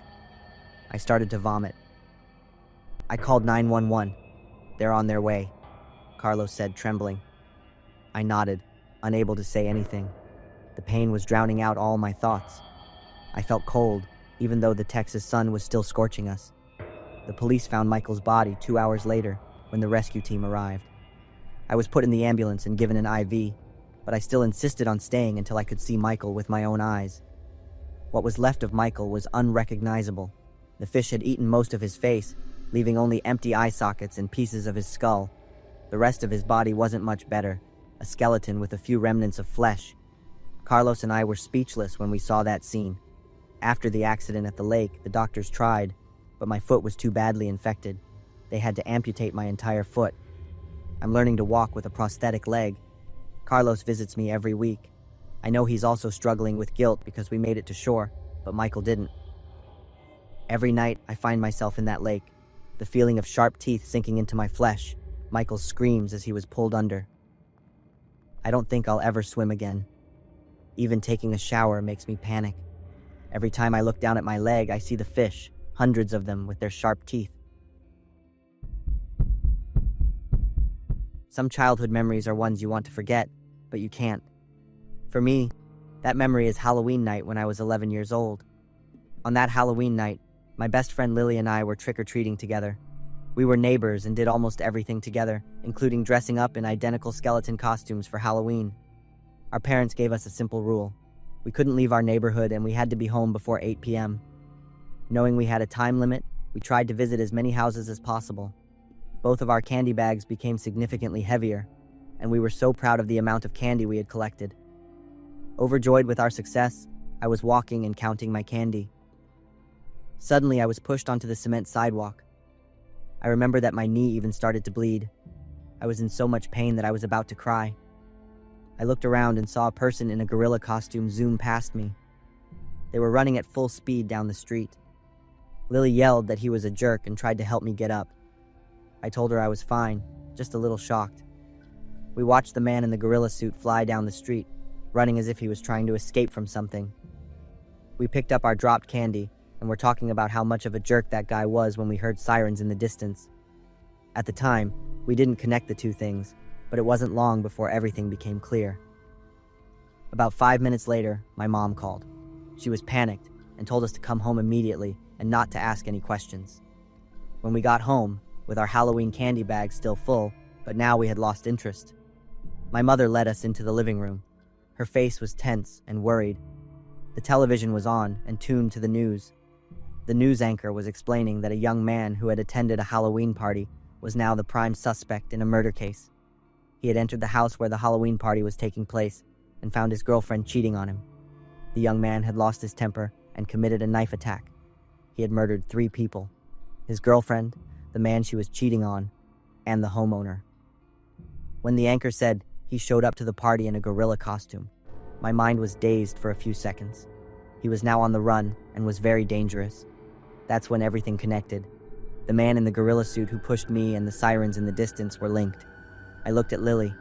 Her face was pale, her eyes were wide, and her hands were shaking as she took mine. We both understood what had just happened. I remembered the feeling of being pushed by him, the musty smell of sweat from the gorilla suit, and the brief glance of madness I saw through the mask's eye holes. I now understood why he was running like that. I didn't tell my mom. She was worried enough. If she knew that her daughter had encountered a murderer, she would have been even more of a wreck than I was. We just sat in silence, holding hands as a way to comfort each other. This is something we have kept a secret to ourselves until now. Anyway, they caught the guy, and he's serving a life sentence. Many years have passed, but I still can't forget that moment. A simple push became a Halloween nightmare when I was 11, but what helped me get through it wasn't just time, it was Lily's hand holding mine. That memory reminds me that even in the scariest moments, true friendship can be the light that helps you stand strong. My name is Olivia, and this story happened when I was 8 years old. It was a fall day in the small town of Millfield, Ohio. This was my mom's hometown. She wanted to take me there to bring back some of her childhood memories. The festival was called Ben's Pumpkin Patch, even though I never knew who Ben was or why it was named after him. The place was a really fun, classic Midwestern scene with traditional activities I had never seen before. A big pumpkin maze, fragrant hayrides, and small, colorful carnival games. The fall scenery in Ohio was mesmerizing. I had a lot of fun playing on the hay bales and sticking my head through the wooden cutouts of pumpkins. The festival atmosphere was so cozy, with the laughter of kids and families everywhere. I remember while I was posing in front of a pumpkin, my mom suddenly stopped and noticed a man. He seemed to be observing the scene with a camera in his hands. He looked like a normal dad standing there, taking pictures of what I thought were kids he knew. But then, I saw him slowly turn towards me, raise his camera, and aim to take a picture. At that moment, as if she had a sixth sense, my mom quickly stepped into the frame to stop the man. I still remember very clearly how my mom approached him and confronted him fiercely. Her voice was so firm. She demanded that he explain why he was taking pictures of me. I was young, so I didn't really understand what was happening, but I could feel the tension between them. My mom asked him to hand over the camera so she could check it. The man tried to make excuses, saying he was only taking pictures of the festival scenery. This confrontation attracted the attention of other guests. They came over to inquire about the situation. My mother immediately told them that this man was committing an unethical and illegal act by secretly taking pictures of me. The news spread quickly, and in a moment, a group of parents gathered around the man, forming a circle. The festive atmosphere suddenly became tense. Luckily, a local police officer was on patrol around the festival area. When he heard the commotion and approached the scene, the officer politely but firmly asked to see the camera. The man tried to refuse, citing his right to privacy, but he couldn't argue with the police officer's request. Plus, the crowd surrounding him was overwhelming. At this point, I started to feel a bit annoyed because I didn't understand what was happening. There were so many activities I wanted to try, and my mom was caught up in this trouble. I saw the police officer take the camera and look at the pictures very carefully. Then his attitude became very angry. Without saying another word, he handcuffed the man and announced the arrest. The crowd quickly dispersed. My mom took my hand and led me toward our car. I remember I was a little disappointed that we had to leave early while the other kids were still having fun. But I didn't make a fuss or whine. It wasn't until 10 years later, when I was 18, that my mother told me the truth behind the story. While waiting at the police station to testify, she was allowed to look through the photos on the man's camera. He had taken many photos of other friends who were at the festival at the same time as me, and the photos were disgustingly enlarged to inappropriate areas. Although my mother didn't describe the specific details, her attitude made me understand the seriousness of the matter. It was truly the most disgusting thing I had ever heard. He couldn't take a picture of me because my mom luckily caught him. To this day, every time I think back, I silently thank my mom for protecting me from something terrible that could have happened. As I grew up and understood more about what happened that day, I realized that moms truly have a special instinct when it comes to protecting their children. They are people that bad guys should never underestimate or mess with. My mom told me something I will never forget. Sometimes, I just have to look to know something is wrong. Thank you, Mom, for being the best. My name is Michael. I was 10 years old at the time. I was living in a small town outside of Denver, Colorado. My sister Katie was 2 years younger than me. She was a little girl with brown hair, sparkling eyes, and a bright smile. Katie was always an energetic child. She loved to explore and was especially obsessed with puppies. We loved to stay with our grandma on the weekends. She always gave in to our every wish. That weekend, my grandma took us to Chuck E. Cheese in the evening, as she had promised. We'd been there for a while when it started to rain pretty hard outside. But inside, everything was fine. We did all the usual kid things. We ate pizza, jumped in the ball pit, and even argued a little. My grandma sat at a nearby table with her salad and a romance novel. She didn't seem to mind us at all. We were playing skee-ball. It's a classic arcade game right next to the main glass doors that looked out onto the parking lot. From there, we could see everything outside. At that time, we noticed a man wearing a baseball cap, dark sunglasses, and a coat.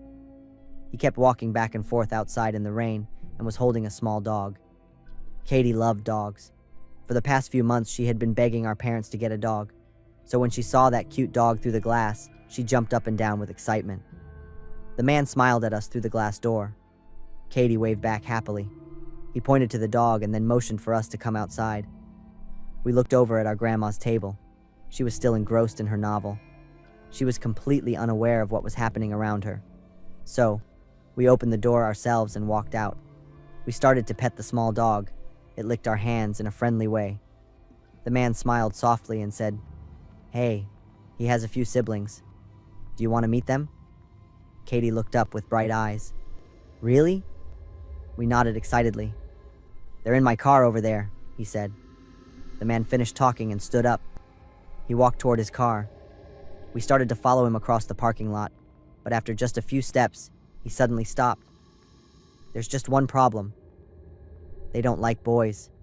I stood there, confused and a little embarrassed by what he said. "Whenever boys are around, they bite and get very nervous. You don't want that, right?" We were silent. Then we looked at each other. I looked at Katie, my little sister. Her brown eyes were still sparkling with excitement. Then I naively replied, my voice shaking, "I guess not." "Good. Then you go back inside and play. She'll be back in a few minutes." Katie followed the man alone. I stood there watching her.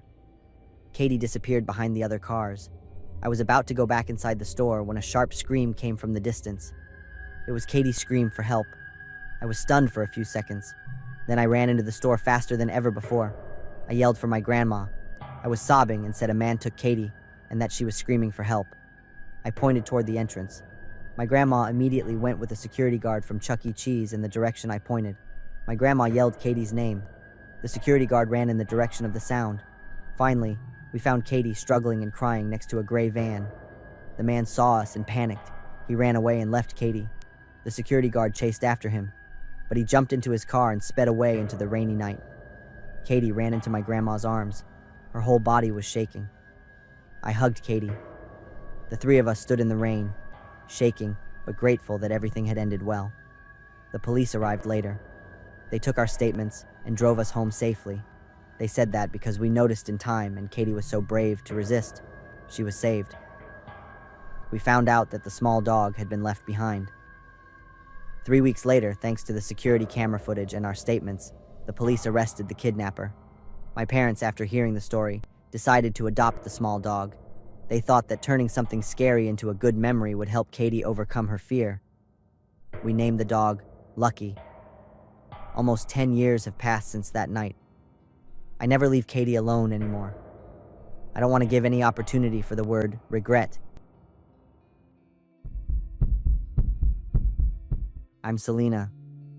I was lucky enough to be born into a family with plenty of money, but in return, my parents didn't have much time for me.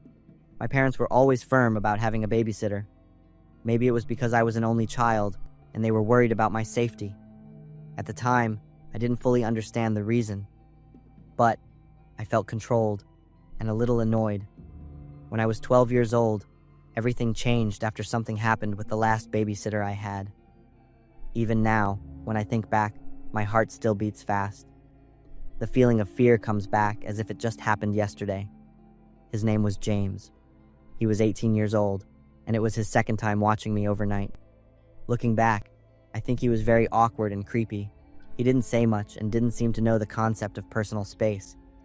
One time, when I was watching my favorite TV show in the living room, James came down from his room and sat right behind me on the sofa. He didn't say anything or make any noise. Of course, I turned around and saw him looking at me. I wasn't scared at the time.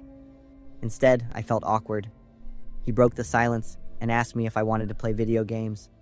I didn't really like video games, but I still said yes. James went up to my dad's room and got his Xbox 360. I thought it was strange that he knew where it was. He set up the Xbox and turned on the game Halo 2. I wasn't a good gamer. This quickly became clear when he killed me about 10 times in a row. James decided to get up and show me how to play better.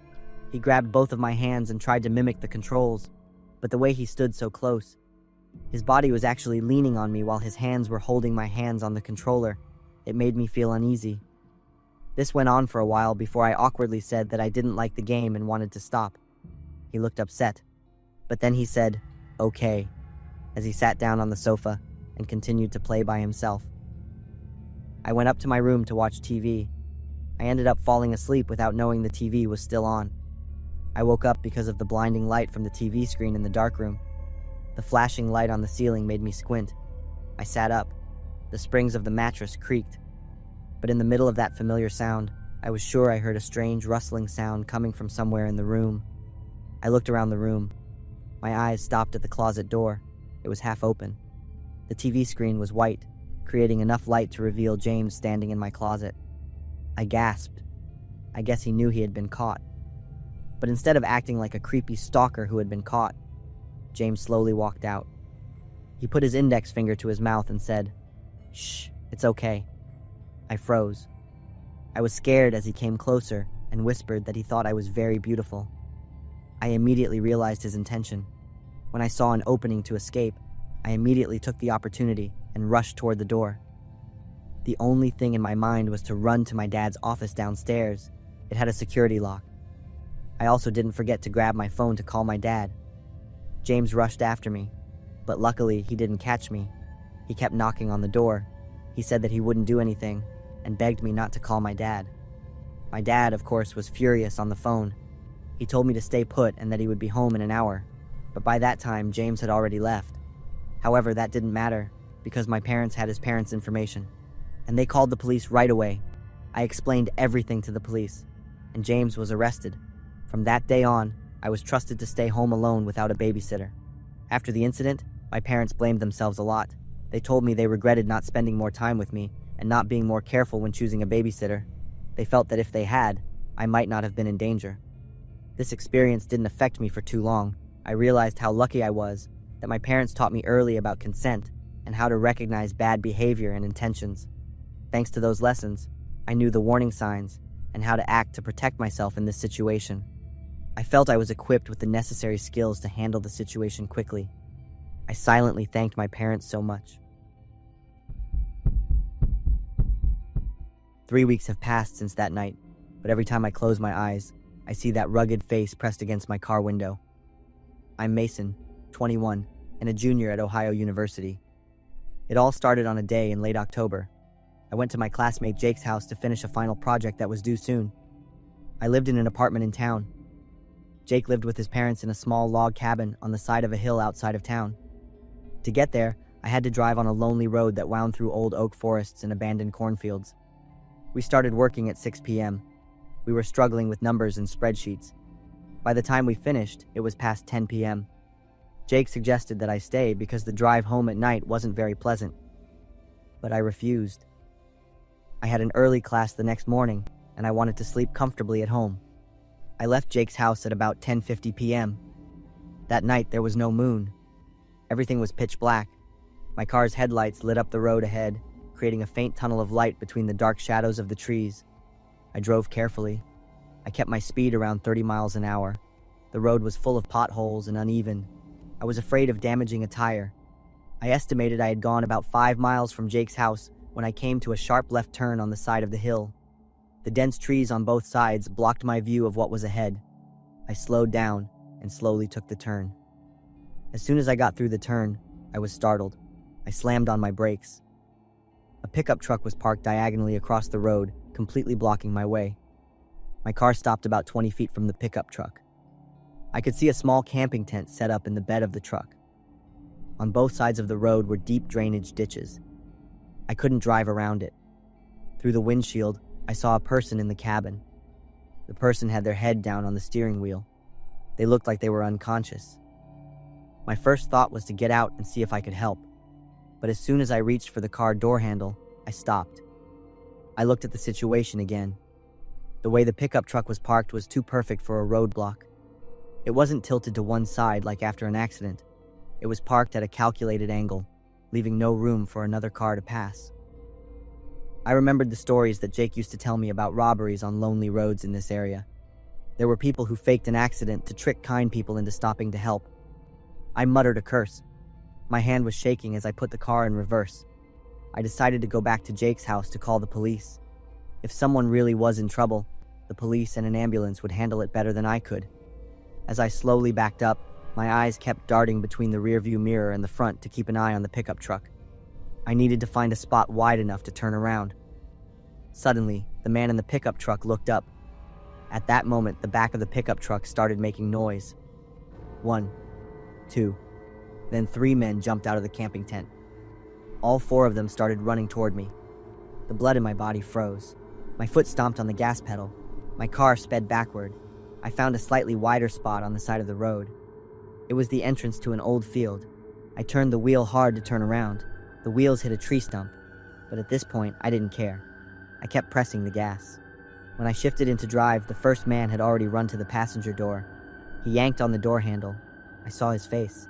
I could tell he was a heavy drug addict. Luckily, I always have a habit of locking my car doors as soon as I get in. He grunted and ordered me to open the door. He punched the window hard. I floored it. The engine roared. The car shot forward. I saw another man run up and try to block the front of the car, but I didn't slow down. He had to jump to the side to avoid being hit. In the rearview mirror, I saw all 4 of them running after my car. But of course, they couldn't keep up. The last thing I saw was them standing in the middle of the road, watching the back of my car disappear into the night. My heart was pounding like a drum. Every time I looked in the rearview mirror, I was afraid I would see their headlights appear behind me. I pounded on the door to wake up Jake's family. When I told them what had just happened, Jake's face turned pale. Jake's dad asked me if I'd called the police. I shook my head. My phone didn't have service. Jake's dad called. While waiting for the police to arrive, I sat on the sofa in the living room, still trembling. Jake's mom made me a cup of hot tea. 20 minutes later, the police arrived. I told them the whole story from beginning to end. The police officer said that Road had a bad history. Last year, there were a few similar incidents, but the police still hadn't caught the robbers. The police then went to the road to check. There was no one there. Only a few tire tracks on the road were the only evidence. I stayed at Jake's house that night. Jake's mom made up a bed for me in the living room. His dad even lent me a shotgun to protect myself if I needed it. He said they didn't know if those guys had followed me. It was better to be safe than sorry. 3 weeks have passed since that terrifying night. Even though the police have increased patrols on that lonely road, and I have chosen a different route to Jake's house, the horrifying event still left a scar on my mind. Every time I close my eyes, the rugged face of the stranger still appears clearly. He haunts me, as if he's still pressed against my car window. My car was repaired for almost $300. I consider that a small price to pay compared to what worse things could have happened that night. From this incident, I learned a valuable lesson about being cautious, especially when I have to go out alone at night. 12 years have passed since that night, but I still can't forget the look in his eyes when he was looking at us from the shadows. Every time someone mentions camping, my heart beats faster. Those images come rushing back as if they had just happened. It was the last week of summer before I went back to the University of Texas, Austin. I was 20, and Jess and Katie were both 19. We decided to go on a hiking and overnight camping trip at Big Bend National Park. It was a place that the three of us had never been to. That afternoon, we drove from Dallas to Southwest Texas. On the way, I suggested we stop to buy some beer to drink around the campfire. Katie volunteered to go into the Shell gas station in Alpine to buy it, even though none of us were old enough. Jess and I waited in the car. We watched Katie walk into the store. 5 minutes later, Katie came back out with her hands empty and a disappointed look on her face. She shook her head when she opened the car door. We all understood. We decided to give up on the idea of drinking beer. We were about to leave when a voice from outside the driver's side window startled me. I turned and saw a young man. He had a friendly smile and bright eyes. There was nothing alarming about his appearance, but the way he suddenly appeared next to the car made me feel uneasy. He offered to buy the beer for us. We looked at each other blankly for a few seconds, but we finally agreed. We figured he was just a friendly person who wanted to help. He went into the store. 5 minutes later, he came back out with a cold case of beer. He gave Katie the change, but instead of leaving, he just stood there as if he was waiting for something.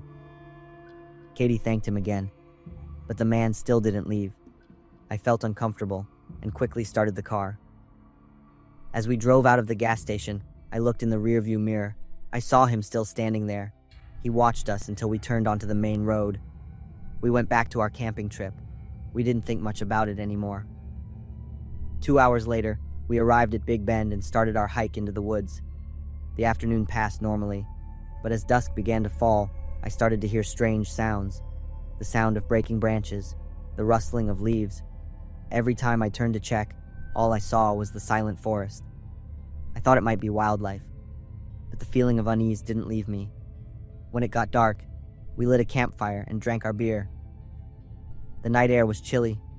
The sounds of insects from everywhere created the familiar symphony of the wilderness. But suddenly, Jess stopped talking mid-sentence. She whispered and asked if we heard anything. We listened in silence. Something was moving in the bushes. Katie said it might be wildlife. We decided to go into the tent early. I lay in my sleeping bag, listening to the sounds around me. The wind blowing through the leaves, the sound of an owl hooting in the distance, and then another sound, the sound of light footsteps. Slowly, it came closer to the tent. I whispered to Jess and Katie, but they were both asleep. The footsteps stopped right outside the tent. I held my breath. I closed my eyes tightly. I wished that the sound would go away. After what felt like an eternity, the footsteps moved away. I waited another 10 minutes before I decided to go outside and check the campfire. I needed to make sure I put out all the embers to be safe. I slowly unzipped the tent and stepped outside. I grabbed my water bottle and walked toward the campfire. As I was bending down to put out the embers, A rustling sound right behind me made me freeze in place. I slowly turned around. I was shocked to see the man from the gas station standing just a few feet away. In the firelight, I clearly recognized his purple striped shirt and his face. What made me feel so cold wasn't that he had followed us for hundreds of miles from Alpine. It was the way he stood there, completely silent, just staring at me. I finally screamed at him to get away from me. The man didn't say anything. He took a step back. Then he turned and ran into the woods. I quickly ran back into the tent. My hands were shaking as I unzipped the zipper. I woke up Jess and Katie. I told them what had just happened. We panicked. We packed our things. We only used the light of a small flashlight. The hike back to the car was intense silence. Every sound made us jump. Every shadow could have been him. None of us dared to speak loudly. We only whispered necessary directions. When we got back to the car, we quickly shoved our stuff in the trunk and drove out of the park. The entire way back to Dallas, no one talked about calling the police. We just wanted to get home safely as soon as possible. When we got to Jess's house around 3 a.m., I decided to call the local police in Alpine. I described the man and the incident at the gas station. Katie was worried that we would get in trouble for the beer, but I felt like I had to report it. The police officer took my statement, but he said they needed more concrete evidence to act. They promised to patrol the area more often. Years have passed. We never found out who that man was or what he wanted. Maybe he was just a person with strange behavior, but we can't rule out that he had more sinister intentions. I will never know the truth, but when I saw him standing there in the dark after having followed us all day, it was the feeling of a prey discovering the predator, and I will never forget it. My great-grandmother used to tell me a strange story about something she experienced when she was young. At the time, she was married with 4 children. Her family lived in the small town of Quartzsite, Arizona. One afternoon, she was cleaning the farm. Her sister, Eliza, went out to get water from the creek. Their 2 families lived together in the sparsely populated and dangerous American West. Suddenly, the family dogs started to bark fiercely outside. Normally, they were very gentle and rarely barked for no reason. She went to the porch to see what was happening. She saw them barking at a large sand dune in front of the house. Then she saw a huge creature. It had 4 legs and red fur. Its back was twisted. It appeared on top of the dune and came down toward her house. On the back of the creature was a man, but he didn't look normal. His face was horrible and gaunt. His mouth was stretched into a wide smile, and he had no eyes. As a very religious person, she immediately thought it was the devil. He was riding a red creature to come and take her and her family. She ran into the house. She blocked the door with a kitchen table. She gathered her 4 children and prayed. While she was praying, she heard a sharp, terrified scream from outside. She realized it was Eliza's voice. Even though she was terrified and worried about her sister, she didn't dare to go outside. She had to protect her children. A few hours later, the husbands came back from herding sheep. She cried as she told them about the devil and Eliza's disappearance. The 2 men immediately grabbed their guns and oil lamps and went to look for her. They found Eliza near the creek. She was lying face down on the ground. Blood was everywhere. Eliza's body looked like it had been trampled to death. There were many large hoof prints around. My great-grandfather rode his horse into town to tell the sheriff. When the investigator arrived at the scene, he confirmed that Eliza had been trampled to death. The hoof prints left on the ground were too big to be from any horse. My great-grandmother told them the story about seeing the devil and the red-furred creature, but the investigators didn't believe the part about the devil. In the end, Eliza's cause of death was recorded as unknown. From then on, the story of the devil spread throughout the Arizona frontier. People named it the Red Demon. At first, most people didn't believe it was true. They thought it was just a rumor or an exaggeration. However, over time, reports of seeing the Red Demon became more frequent and stranger. She heard many campers say that the red ghost had trampled on their tents. One cowboy claimed to have caught it with his lasso around its neck, but the red ghost ran so hard that it dragged him and forced him to let go. After Eliza's death, she looked out the window one day and saw the Red Demon standing in her turnip garden. My great-grandfather decided he would shoot it dead if he had the chance. After many days of waiting, they saw the red ghost once again. My great-grandfather immediately grabbed his rifle and fired shot after shot at the red ghost until it fell. When they ran out to check, they realized that all the stories about this creature were wrong. The creature was not a monster. It was a camel. It had red fur, a long neck, and a hump on its back. The rider was not the devil, it was the decomposing corpse of a man. The flesh and eyes had rotted off his face. This made him look like he had no eyes and had a wide smile. They didn't know who the man was. They also didn't know how he died. The strange thing was that even though he was dead, his body was still sitting upright on the camel's back. He never fell off. This is what created the scary image of a devil. It wasn't until many years later that people started to understand the truth. The U.S. Army had brought camels to the west from the Mediterranean region to transport goods across the desert. But the U.S. Army was not familiar with how to care for and manage them. The outbreak of the Civil War also caused the project to be abandoned. The camels were either released or sold. Some still existed in the wild in the American Southwest desert. For the people of Arizona at the time, who had never seen these animals outside of books, it was not surprising that they mistook a camel for a monster. My great-grandmother said that from that day on, she no longer believed that all scary things came from hell. Sometimes, it's people and forgetfulness that create the most terrifying ghosts. She lived the rest of her life with regret for not running out when she heard her sister scream. But deep down, she still believed she had done the right thing to protect her children. And every time she retold the story, she would look far away and say softly, "There are some things that look like a devil, but are really just the consequence of a quiet, lonely death in the desert." My name is Alex. I want to share a story from my college days. It's not a fun story, but I want people to be able to take something from it, whether it's a life lesson or anything else. I was pretty wild in college. If friends looked at me, they wouldn't think that. My freshman year was pretty normal. I mainly focused on school. But by my sophomore year, I started getting into partying. It affected me quite a bit. I would often have to walk back to my dorm at 2 a.m. after drinking at a bar. I had spent all my money on shots. My phone was dead. Many people might have something like that happen once. For me, it was at least 6 times. The last time it happened, I don't ever want to relive it.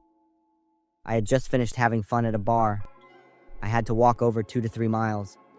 I was drunk and tired. I had just gotten into a fight with my girlfriend. My head hurt. My mind was all over the place. At the time, I just wanted to get back to my dorm. I had a bottle of vodka hidden in my room. I just wanted to forget everything. As I walked by, a man was smoking on his porch. He said something like, "Crazy night, huh?" or "Wild night." I mumbled a reply. I saw that he was smoking, so I asked for a cigarette. We talked for a bit. Then he invited me inside for a beer and to charge my phone. He lived in a dorm, but it was a nicer one across campus. Alcohol was not allowed, but he had a way to hide a few cans of beer in his mini fridge. They were behind a few cans of soda. It was hard to detect. He said nobody would ever suspect it. He looked like a nerd. I thought that was cool. At the time, I just wanted one more can before I went back to my room. It was another 20-minute walk. We talked and drank. After a while, I figured I should head back, but I didn't. I'm not sure why. That's the last thing I remember. The next morning, I woke up with a massive headache. I was in the hallway outside of the man's apartment. I was fully clothed, but my shoes were next to me. It must have been late morning. The sun outside was pretty bright, so a lot of people probably saw me in this sorry state. It was so embarrassing. I had been drunk many times before, but I had never blacked out like that. It felt so wrong. I couldn't figure out why I was fine 1 second. Then, after one beer, I was completely out. At the time, I thought it was just because of exhaustion. I had been drinking and walking for hours, but I had done that walk many times before. I had probably drunk more, and it never happened until that night. I think a lot of people have probably figured out what happened already. It's always easier to see things from the outside, but don't underestimate the power of self-denial, especially for young men.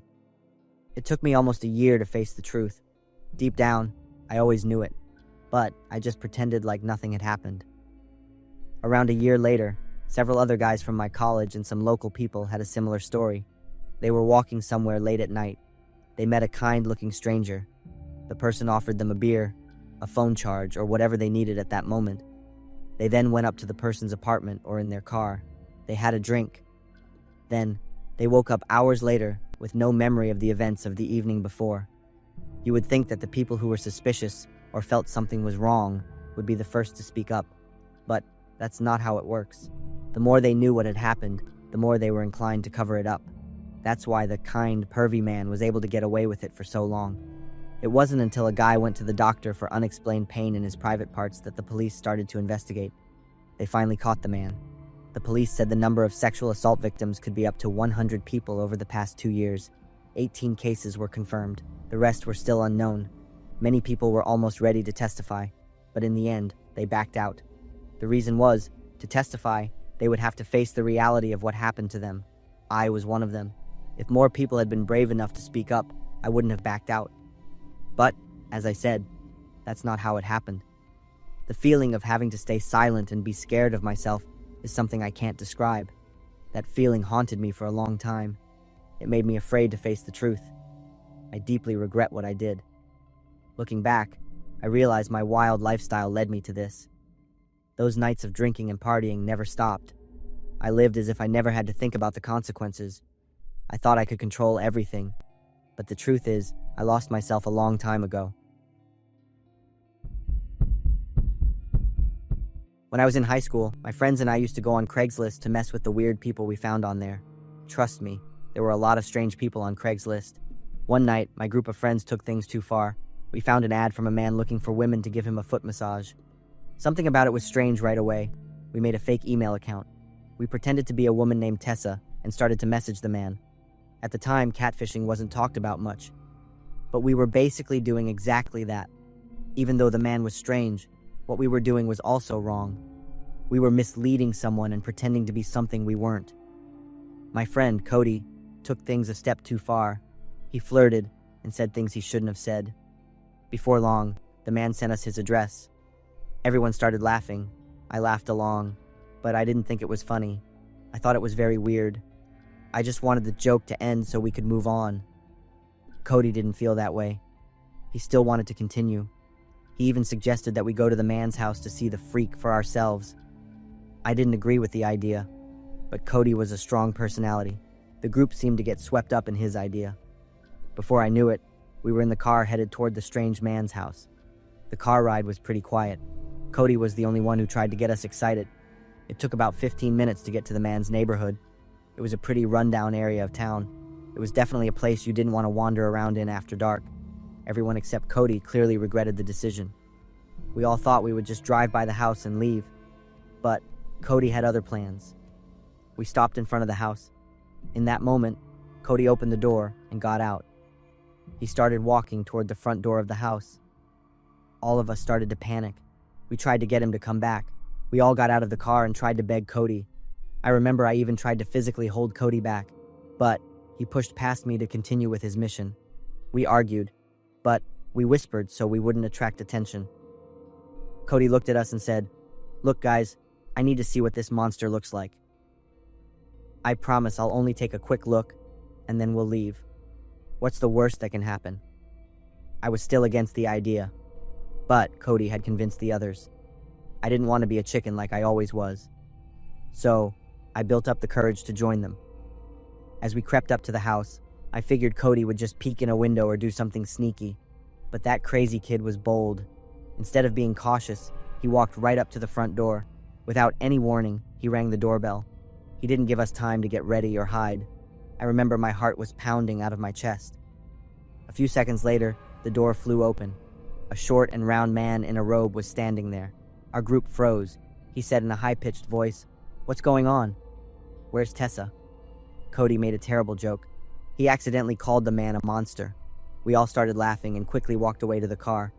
We had only walked a few feet away from the house. All of a sudden, the scary man grabbed a rifle. It was clearly hidden near the door.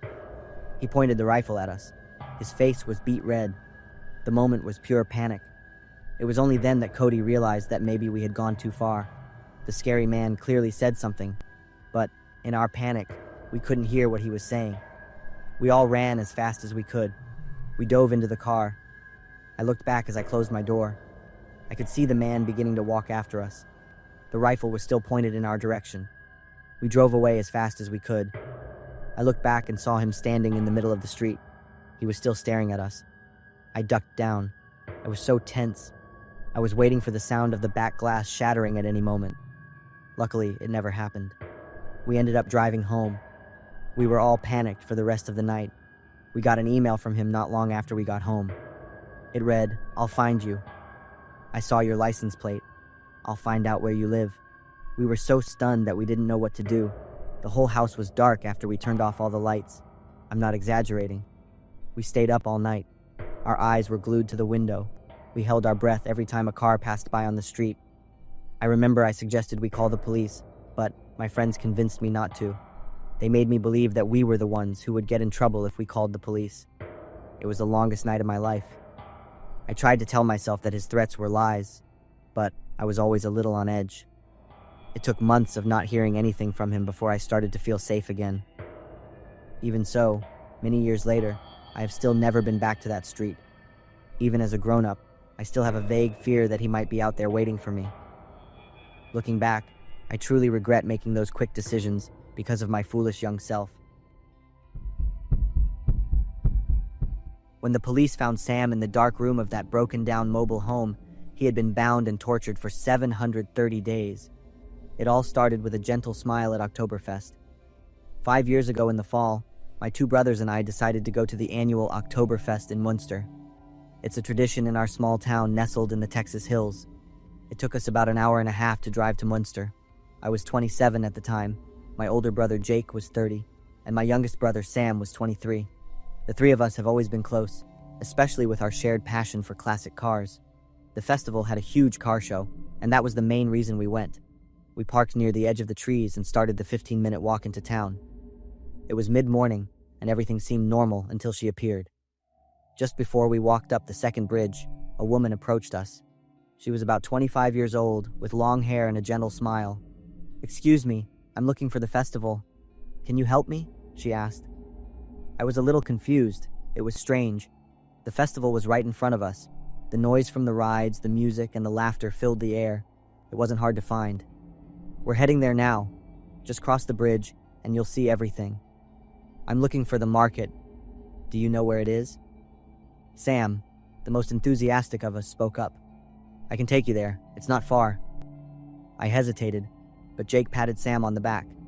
"See you at the car show later," Jake said. Sam nodded, waved lightly, and went with the woman. Jake and I spent the next few hours at the car show, completely engrossed in the rows of restored classic cars.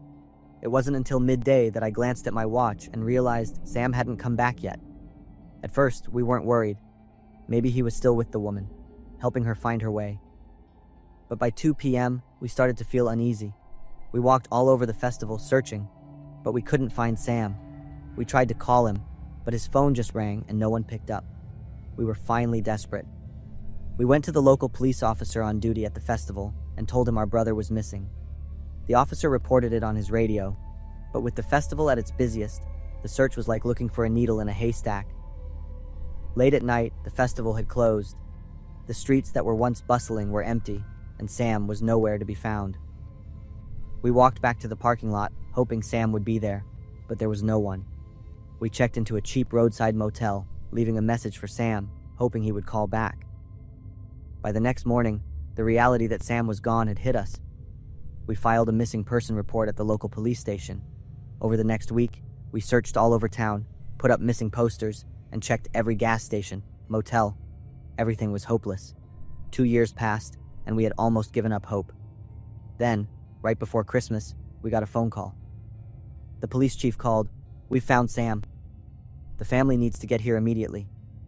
Jake and I dropped everything and drove there that night. The police chief told us what had happened. The police had raided a broken-down mobile home on the outskirts of town after neighbors reported suspicious activity. They found illegal drugs, weapons, and stolen property. And in one of the back rooms, they found Sam. He was in the worst possible condition, bound, malnourished, beaten, and drugged for the past 2 years. Sam was then taken to the hospital. Thank God, he was completely aware. He remembered everything that had happened. Sam said the woman had lured him into an alley. 3 men attacked Sam. They threw him into the back of a pickup truck and took him to the mobile home. For 2 years, Sam was bound and tortured. He tried to escape twice and was beaten so badly that he thought he would die. Those men were part of a human trafficking ring, and Sam wasn't their first victim. Those monsters were arrested and sentenced to life in prison. The woman who lured Sam has still not been found. Sam survived and came back, but he was never the same again. To this day, I still can't shake the feeling of guilt about Sam. There are many other victims, people who were not as lucky as Sam. So, if you're ever at a small-town festival and someone is too friendly and asks for help, think carefully before you go with them. I never thought a dog could save me, both literally and figuratively. But Milo did. I remember the day Emma left with a terrifying silence as she packed her things into 2 suitcases in our Berkeley, California apartment. I sat on the sofa, my head bowed low. 5 years living together, I thought it was the beginning of a lifelong bond. But it was just my own illusion. "You can't keep living like this," were the last words she said before slamming the door. I knew she was right. My depression was getting worse. I was no longer the person she had loved, but had become an empty shell. The days that followed passed like a nightmare. I didn't go to work, didn't eat, didn't shower. No sleep or too much sleep. Darkness swallowed me little by little. Dark thoughts haunted my mind. The sleeping pills in the medicine cabinet became strangely appealing. I often wondered if things would be easier if I swallowed them all at once. After 3 weeks of living like that, Michelle, my best friend from college, dragged me out of the filthy apartment. She took me to a therapist, and I started taking medication, attending therapy. But progress was very slow. I still felt empty. "You need a companion, a pet, a dog or a cat or something," Michelle said when she stopped by to check on me. I smiled faintly. "I can't even take care of myself. How can I take care of another living creature? You'll have responsibility for another life. That will force you to create habits, to be active, and to think." A week later, she pulled me to the animal shelter in Oakland. And that's when I met Milo. Milo was a 2-year-old golden retriever. The staff at the shelter said Milo's previous owner had passed away, and she had been there for 2 months.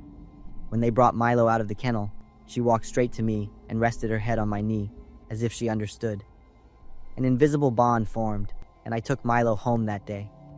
The first few weeks were difficult, but Michelle was right. I was forced to create habits. Milo needed to be fed, taken for walks, and played with. Gradually, I started waking up on time, eating regularly, and going outside. Milo was always there, looking at me with gentle, understanding eyes, and my heart was slowly healing. A month after Milo arrived, I went back to work. On a Sunday afternoon in early October, I took Milo to Tilden Regional Park in the Berkeley Hills. We walked along the familiar trail with views of the San Francisco Bay.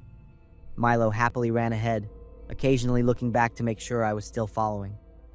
We reached a large grassy area with a children's playground in the distance with swings, slides, and a merry-go-round. Usually on Sundays, this area was full of children, but today it was strangely deserted. I unclipped Milo from her leash and threw a tennis ball for her to chase. Suddenly, as we got closer to the playground, Milo stopped. She stood still, growling, a deep and threatening sound coming from her throat. I had never seen her react like that. "Milo? What's wrong?" I asked, looking around. Nothing unusual, just a tall bush obscuring part of the view of the playground. Milo started barking fiercely, facing the bush. I pulled on the leash, trying to control her, but Milo pulled me forward with unexpected strength. "Milo, stop!" I commanded, but to no avail. She dragged me towards the bush, still barking madly. As we rounded the bush, Milo became even more agitated. I thought maybe a stray cat or squirrel had driven Milo crazy, but that wasn't it. Milo continued to bark, her eyes fixed on the swings. And then I saw it, a figure hanging from the highest swing. At first, in the afternoon sun, I thought it was a doll or a prank by kids, but as my eyes adjusted, my heart stopped. It was a man, hanging limply from the swing set, a rope around his neck. His body turned slowly in the gentle breeze, like a terrifying pendulum. I stood there, frozen. Milo continued to bark incessantly, as if trying to wake me from my shock. With trembling hands, I took out my phone and called 911. The next few minutes passed in a daze. I answered questions mechanically, my eyes not leaving the hanging figure. Milo had stopped barking and sat close to my feet, occasionally whimpering softly. The police arrived within 15 minutes, followed by an ambulance. In the days that followed, I couldn't stop thinking about the man on the swing. The news reported that his name was Benjamin, 34 years old, a software engineer working at a startup in San Francisco. He had been missing for 3 days before I saw his body. According to his family, he had battled severe depression for years. Battled severe depression. That phrase kept echoing in my head. I knew that feeling, the feeling of being swallowed by darkness bit by bit. I had been there, on the edge, looking down into the abyss and wondering if jumping in would be easier. Without Milo, I might have ended up like Benjamin. My name is Mia, and I'm 22 years old. I work as a cashier at a Shell gas station in Texas. The station is located in the middle of a huge field. There are a few cars during the day, but after midnight, it's like a ghost town. I usually work the day shift from 6 a.m. to 2 p.m. Jack works the afternoon shift, and Tom is in charge of the night shift. But that day, Tom called in sick and couldn't come to work. He asked me to cover for him. I agreed without knowing that it would be the most terrifying night of my life. Jack handed over the afternoon shift to me at 10 p.m. He reminded me to lock the storeroom door carefully because a few kids had been causing trouble in the back last week. I was a little nervous because it was my first time working the night shift. The first 2 hours passed normally, with a few trucks stopping for gas and soda. I sat behind the counter reading a magazine, listening to the soft country music from the radio, which made me feel less lonely. Around 2 a.m., when everything was completely quiet, I heard a scratching sound from the back. The sound was like claws scratching wood. I looked up and listened, guessing it was the raccoons looking for food again. Raccoons are very common in Texas and often rummage through trash cans for leftovers. Our gas station is located near the woods, so this happens often. Usually, I just make a loud noise, and they get scared and leave. I yelled to scare them away as usual, but the scratching only stopped for a few seconds and then started again.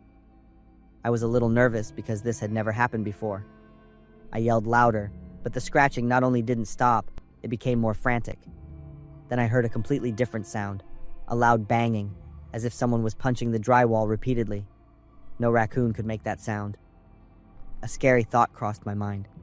Someone was in the storeroom.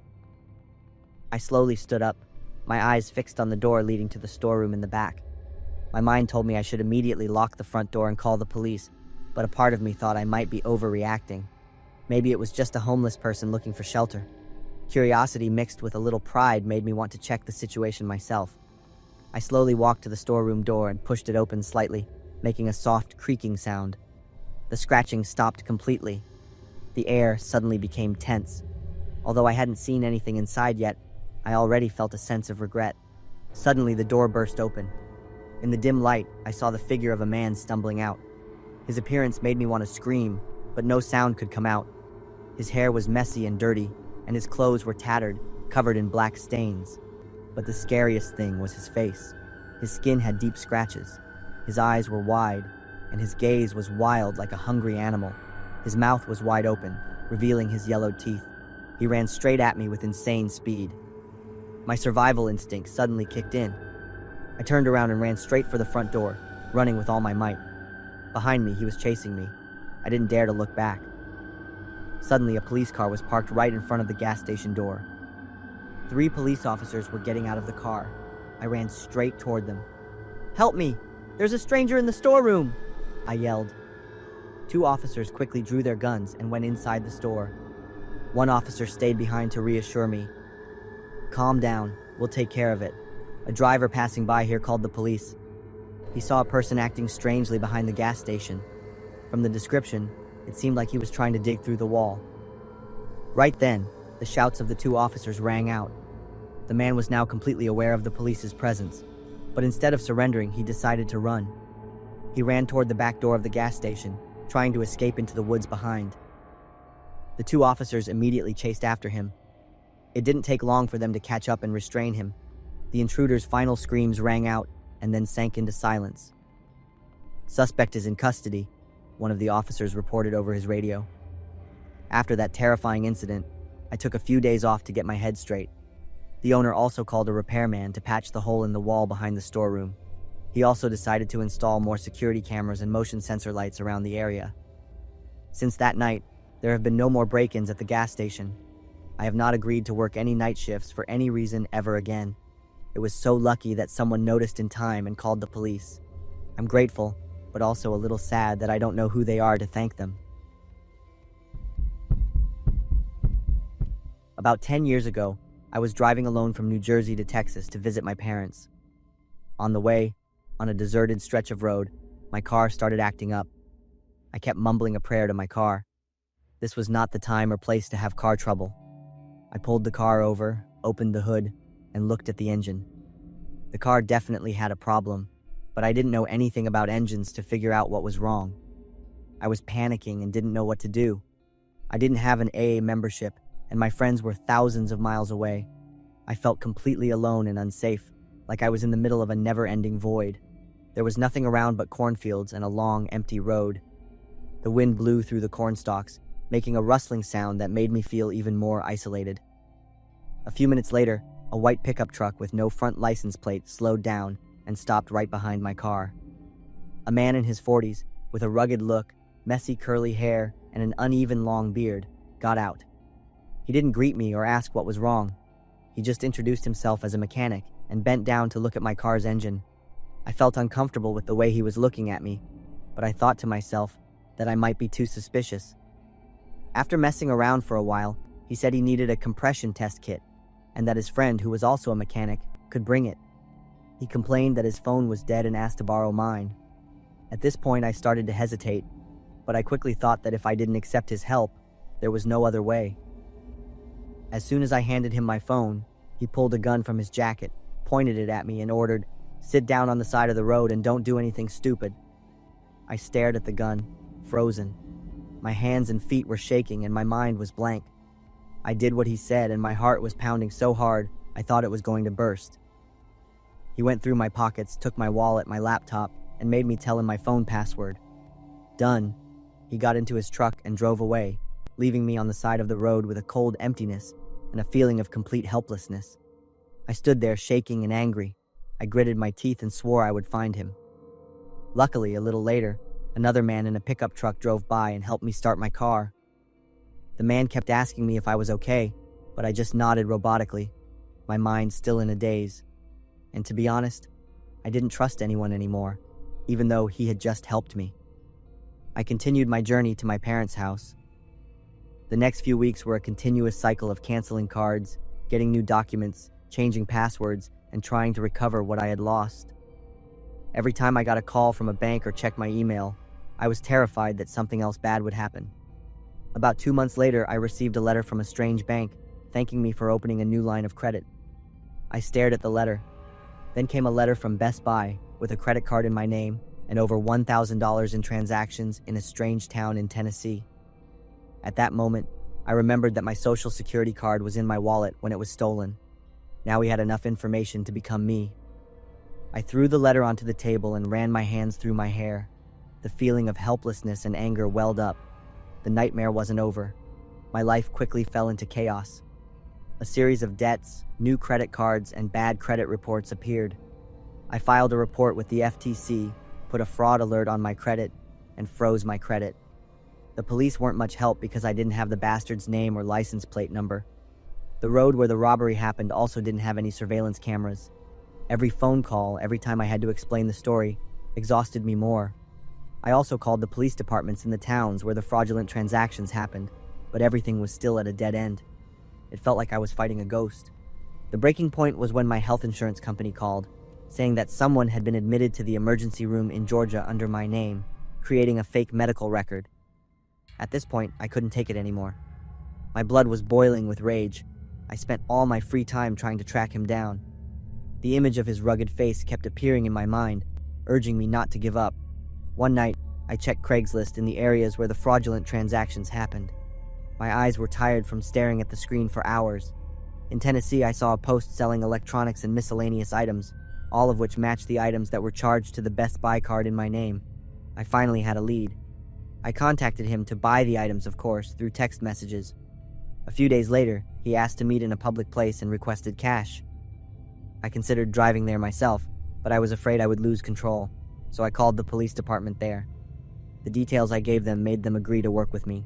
I also talked him into revealing that he drove a red pickup truck.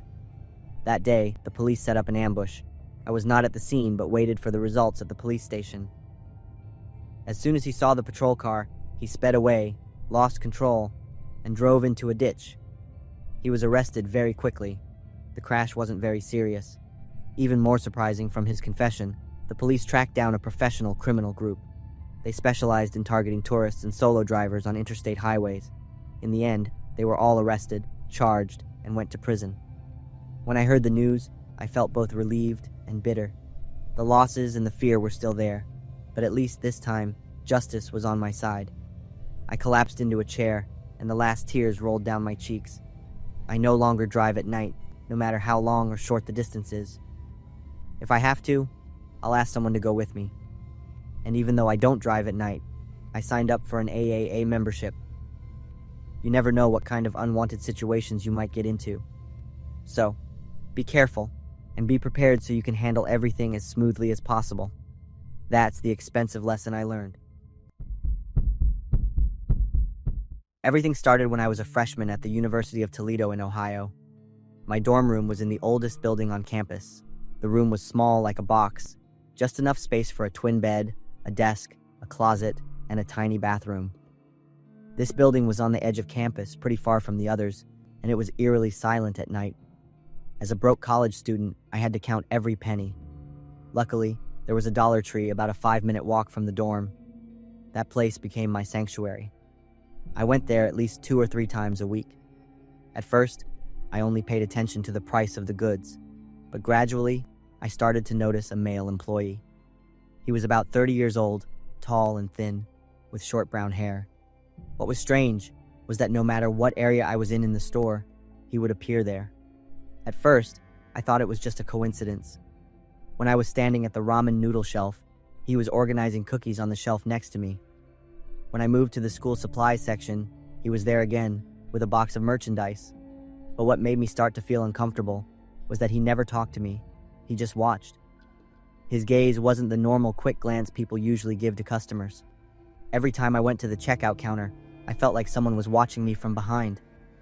I tried to tell myself that I was just overthinking it, that maybe he was just a quiet person. But the feeling of unease grew stronger. I tried changing my shopping hours from late afternoon to early morning, but he was still there. There were times when I purposely walked through different aisles to avoid him, but somehow, he still appeared. One night, I was sitting at my desk, studying for an exam. It was about 11 p.m., and I suddenly heard a soft click from the door. It could have been someone in the next room closing their door. But then the click sounded again, clearer than the last time. It sounded like someone was cautiously twisting the doorknob. I slowly stood up. My room was on the 3rd floor, at the end of the right hallway. There was no reason for anyone to be in this area at this time unless they were looking for me. Suddenly, 3 slow knocks on the door sounded. It was the kind of knock someone would make to see if anyone was inside. My heart started to pound. I stood and stared at the door without blinking. Curiosity finally won. I slowly went to the door and bent down to look through the peephole. I immediately put my hands over my mouth to stop myself from screaming. Standing right outside my door was the employee from Dollar Tree. His face was completely expressionless. He was just standing there, waiting. How did he know I live here? How long has he been following me? A flood of questions rushed into my head. He raised his hand to the doorknob again and tried to twist it gently. I backed away, my hands clenched tightly. I always made sure to lock my door and check it carefully, so he obviously couldn't get in. My phone was on my desk, just a few steps away, but I didn't dare to move. I was afraid he would hear my footsteps and know I was inside. He knocked on the door again, harder this time. I couldn't imagine what horrible thing he would do next. I tried to breathe evenly. I told myself that if I just stayed quiet, he would get bored and leave. A few minutes passed. I was so tense I could barely breathe. I looked through the peephole again. He was still standing there like a statue. Suddenly, from the end of the hallway, on the other side, a door creaked open. Maybe someone was leaving their room to go to the bathroom. Immediately, he turned his head toward the sound. I saw him hesitate for a moment, then he glanced at my door one last time. After that, he slowly walked away, disappearing from view. I stood leaning against the door for a long time, listening for every small sound. Only when I was sure he was gone did I get my phone and call my friend to tell her everything. The next morning, I went to the dorm office to report the incident to the manager. She listened to my story with a serious expression, carefully writing down every detail. 2 hours later, a security officer called me down. On the computer screen, I could clearly see the man standing outside my door. He had actually tried to twist the doorknob several times. After the security officer checked and confirmed that this person was not a student at the school, I told him that he worked at the Dollar Tree nearby. The security officer said they would send someone to check it out. They advised me to always lock my door carefully and to call them immediately if I saw him again. A week passed. There was no further news from campus security. The man seemed to have vanished, leaving behind only unanswered questions. I never went back to that Dollar Tree again. I'd rather travel farther to buy things than see him again. I started shopping at Walmart, even though it took almost 20 minutes by bus and was more expensive. In the following months, I moved into a dorm room with a friend. It was both to save money and for more safety. Every night, I still check the lock at least 3 times before I go to bed, and every time I hear footsteps in the hallway, my heart beats faster. I wonder what would have happened if I hadn't locked the door so carefully that day. I probably wouldn't be here to tell this story. Every time I see pizza rolls in the freezer, I remember that night. I thought I was going to die in the attic of a stranger's house. My name is Logan. I'm 20 years old, a sophomore at the University of Texas in Austin. My mom has a close friend, Sarah. She owns a large house in the Westlake Hills neighborhood. Last Friday, she needed someone to house sit for the weekend while her family went to New York.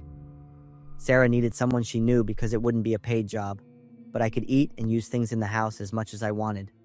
I agreed to house sit for her, thinking it would be a great weekend to have food and a quiet space to write. That night, I was sitting at the kitchen table with my laptop, writing a ghost story about a girl who was trapped with a ghost. Sarah had said there were 2 shy cats in the house that would hide if there was a stranger, but I only saw a hairless, fat cat walk through the living room. It was completely different from her description. Around 8 o'clock, as I was writing the part where the ghost appeared, I saw a person outside the house. A tall man wearing a gray hoodie was standing next to the kitchen window. He wasn't looking at me, but at the house next door, holding his hand up to shield his eyes so he could look through the neighbor's window. I tried to convince myself that he was just someone out for a walk, but the way he moved was very sneaky and cautious, which caught my attention. He moved to another window of the neighbor's house and continued to watch. This was definitely a burglar casing the empty houses. Suddenly, he turned around. Our eyes met through the glass. His face was covered by his hood, but I could feel his surprise, and then immediately, his calculation. He turned and walked straight toward the house I was in. I jumped up, and the kitchen chair fell to the floor with a loud bang. My mind was racing, but nothing was clear. That's right, run. I have to run. I spun around, my hands fumbling on the tabletop. I grabbed my phone and my hands were shaking. It took me 3 tries to dial 911 correctly. My voice was trembling as I quickly gave them my address. When I hung up, I realized I was out of breath as if I had just run a marathon. I needed to hide, and I immediately thought of the attic.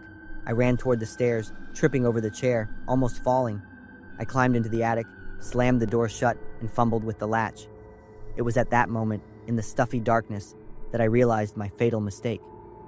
Turning off the lights and hiding in the attic made the house seem empty, a perfect target for a burglar. I huddled in the corner and bit my lip to stop myself from breathing too loudly. About 5 minutes later, there was the sound of glass shattering. I flinched, almost screaming. So, he had gotten into the house. I clenched my hands, my whole body tense. Every sound made me jump. Then, I heard footsteps on the stairs. The sound got closer and closer. It sounded like he was checking every room. The footsteps stopped right under the attic door. At that moment, my mind felt like it was going to explode. The feeling of hopelessness, like an animal backed into a corner. I jumped up and yelled, "I have a gun. If you don't get out now, I'll shoot." And then a miracle happened. The front door suddenly opened and slammed shut. I collapsed onto the wooden floor, unable to believe it. I had scared a burglar away by pretending to have a gun, and he believed me. A few minutes later, the police arrived. Two officers checked the damage and shook their heads when they saw the broken window. This is the 7th time this month we've had a report of a burglary. It's always wealthy homes and on the weekends. Luckily, he hasn't hurt anyone yet. I nervously asked the police if it was illegal for me to lie about having a gun. He laughed and said, "No, you're very smart for protecting yourself." After the police left, I called Sarah and my mom. Sarah was worried and didn't blame me. She asked if I wanted to go home early. I said, "I'll stay. I need to be responsible for the job I accepted." But my nerves were shot. I needed a way to de-stress, to get revenge on that terrifying night. My eyes went to the freezer. I found 2 bags of pizza rolls, a total of 180. I ate all of them that night. My body was still shaking after I finished. I continued to eat a few apples and drink some milk. My full stomach made me feel a lot better. Sarah's family returned the next morning. They were happy that I was safe. Since then, every time I see pizza rolls, I remember that Friday night in Westlake Hills, when I not only faced an intruder, but also overcame my own fear. I don't go camping alone anymore. The back window of my car in the garage still has a crack that I haven't fixed. 7 months have passed since Labor Day weekend last year, but I'm still haunted and terrified. I'm Lucy, 26 years old, and I work at an accounting firm in Columbus, Ohio. Every long weekend, I usually escape the city for somewhere quiet. Kayaking has been a hobby of mine since college. I love the feeling of gliding on the water, taking in the fresh scent of nature. Hocking Hills is always my top choice.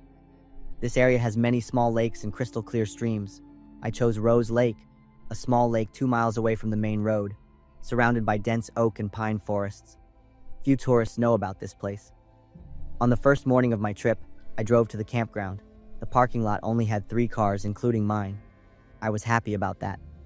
Fewer people meant I could relax without listening to the radio or kids screaming. I set up my tent near the lake. The cool September air blew against my skin, carrying the scent of pine and damp earth. I felt the tension in my shoulders melt away after a stressful work week. After I finished unpacking, I pulled my kayak into the water. Since I'm very experienced at kayaking, it only took a few quick moves for me to paddle to the middle of the lake. I paddled along the shore, admiring the old oak trees. The steady sound of my paddle cutting through the water made me feel at peace. A while later, as I was paddling near the eastern shore, I heard the rustling of dry leaves. I glanced over and saw a man walking out of the woods, standing on the shore about 30 yards from me. He was middle-aged. He suddenly waved and smiled widely. I froze for a few seconds. The smile wasn't friendly, as his teeth were yellow, and he was staring at me too intently. I'm polite to everyone, so I nodded back and quickly changed direction. The man stood still, with his hand on his hip, watching me. I paddled faster, heading toward the opposite shore. When I looked back, he had disappeared into the woods. I breathed a sigh of relief, thinking he was gone. A few minutes later, as I was enjoying the silence, I suddenly heard a noise behind me. The distinct sound of a breaking branch, followed by rustling leaves. I turned my head to look back. The man was hiding behind a tree. He was crouched low, moving from tree to tree. His eyes were still fixed on me like a predator. My heart started to pound. Was he following me? Was he stalking me? I tried to stay calm and paddled slowly as if I hadn't noticed him. My hand trembled as I reached for my phone in my jacket pocket. The screen showed no service. I cursed under my breath. All I could do was keep paddling, hoping he would get bored and leave. But every time I glanced back, he was still there and always kept me in his sight. He moved skillfully, his movements practiced as if he had done this many times before. Fear began to spread. Stories of women being attacked while camping alone flooded my mind. I swallowed hard. I had to do something right now. I turned my kayak toward him and yelled loudly, "Hey! I know you're watching me. I'm calling the police." He stopped but didn't answer. He just stood still behind the tree, watching me. I picked up my phone, my hand shaking as I pressed the call button and put it to my ear. "I have something to report. I'm at Rose Lake in Hocking Hills. There's a person following me from the woods." I looked straight at him and continued. He's about 40 years old, wearing a red and black plaid flannel shirt and jeans. He's hiding behind trees and making me feel very unsafe. This time, he reacted. I saw him flinch and then slowly back away. He looked at me for a few more seconds with an angry look, then turned and disappeared deep into the woods. I put the phone down and let out a sigh of relief. There was no call. My phone still had no service. I sat motionless in the kayak, listening to the sounds around me. There were no more noises, but I didn't dare to believe that he was completely gone. Maybe he was waiting somewhere else. I waited for a little longer, then quickly paddled back to the starting point, constantly looking around as a precaution. When I saw the shore in my car, I breathed a sigh of relief. I was almost there. But as I paddled closer, I saw something was wrong. The back left window of my car had been completely smashed. From a distance, I could see shattered glass scattered everywhere. I didn't dare to get close to the car and tried to be as quiet as possible, pulling the kayak onto the shore quickly and running into the woods to find a place to hide. With a shaking hand, I checked my phone. I was so happy I almost cried when a faint bar of service appeared. I immediately dialed 911. When the operator answered, I whispered about the situation and asked them to send the police right away. They told me to hide and absolutely not approach the car until help arrived. Almost 20 minutes later, I finally heard the police sirens. When I was sure I heard their command, I ran out of the woods. One officer was taking my statement when another officer near my car suddenly yelled that there was someone inside and told everyone to back away. My heart felt like it was going to jump out of my chest. The police drew their guns and ordered the person in the car to come out with their hands up. The back door slowly opened. It was him, slowly crawling out of the back seat. He raised his hands, his face was pale, and his eyes darted around like a cornered animal. He was immediately handcuffed. The police found a long dagger in his pocket. He had smashed the window to get into the car, waiting for me to come back. If I had gotten into the car without noticing him hiding in there, the consequences would have been unimaginable. I was speechless. My legs were shaking, and I couldn't stand up. The police gave me a ride home, and my car would be sent to me a few days later.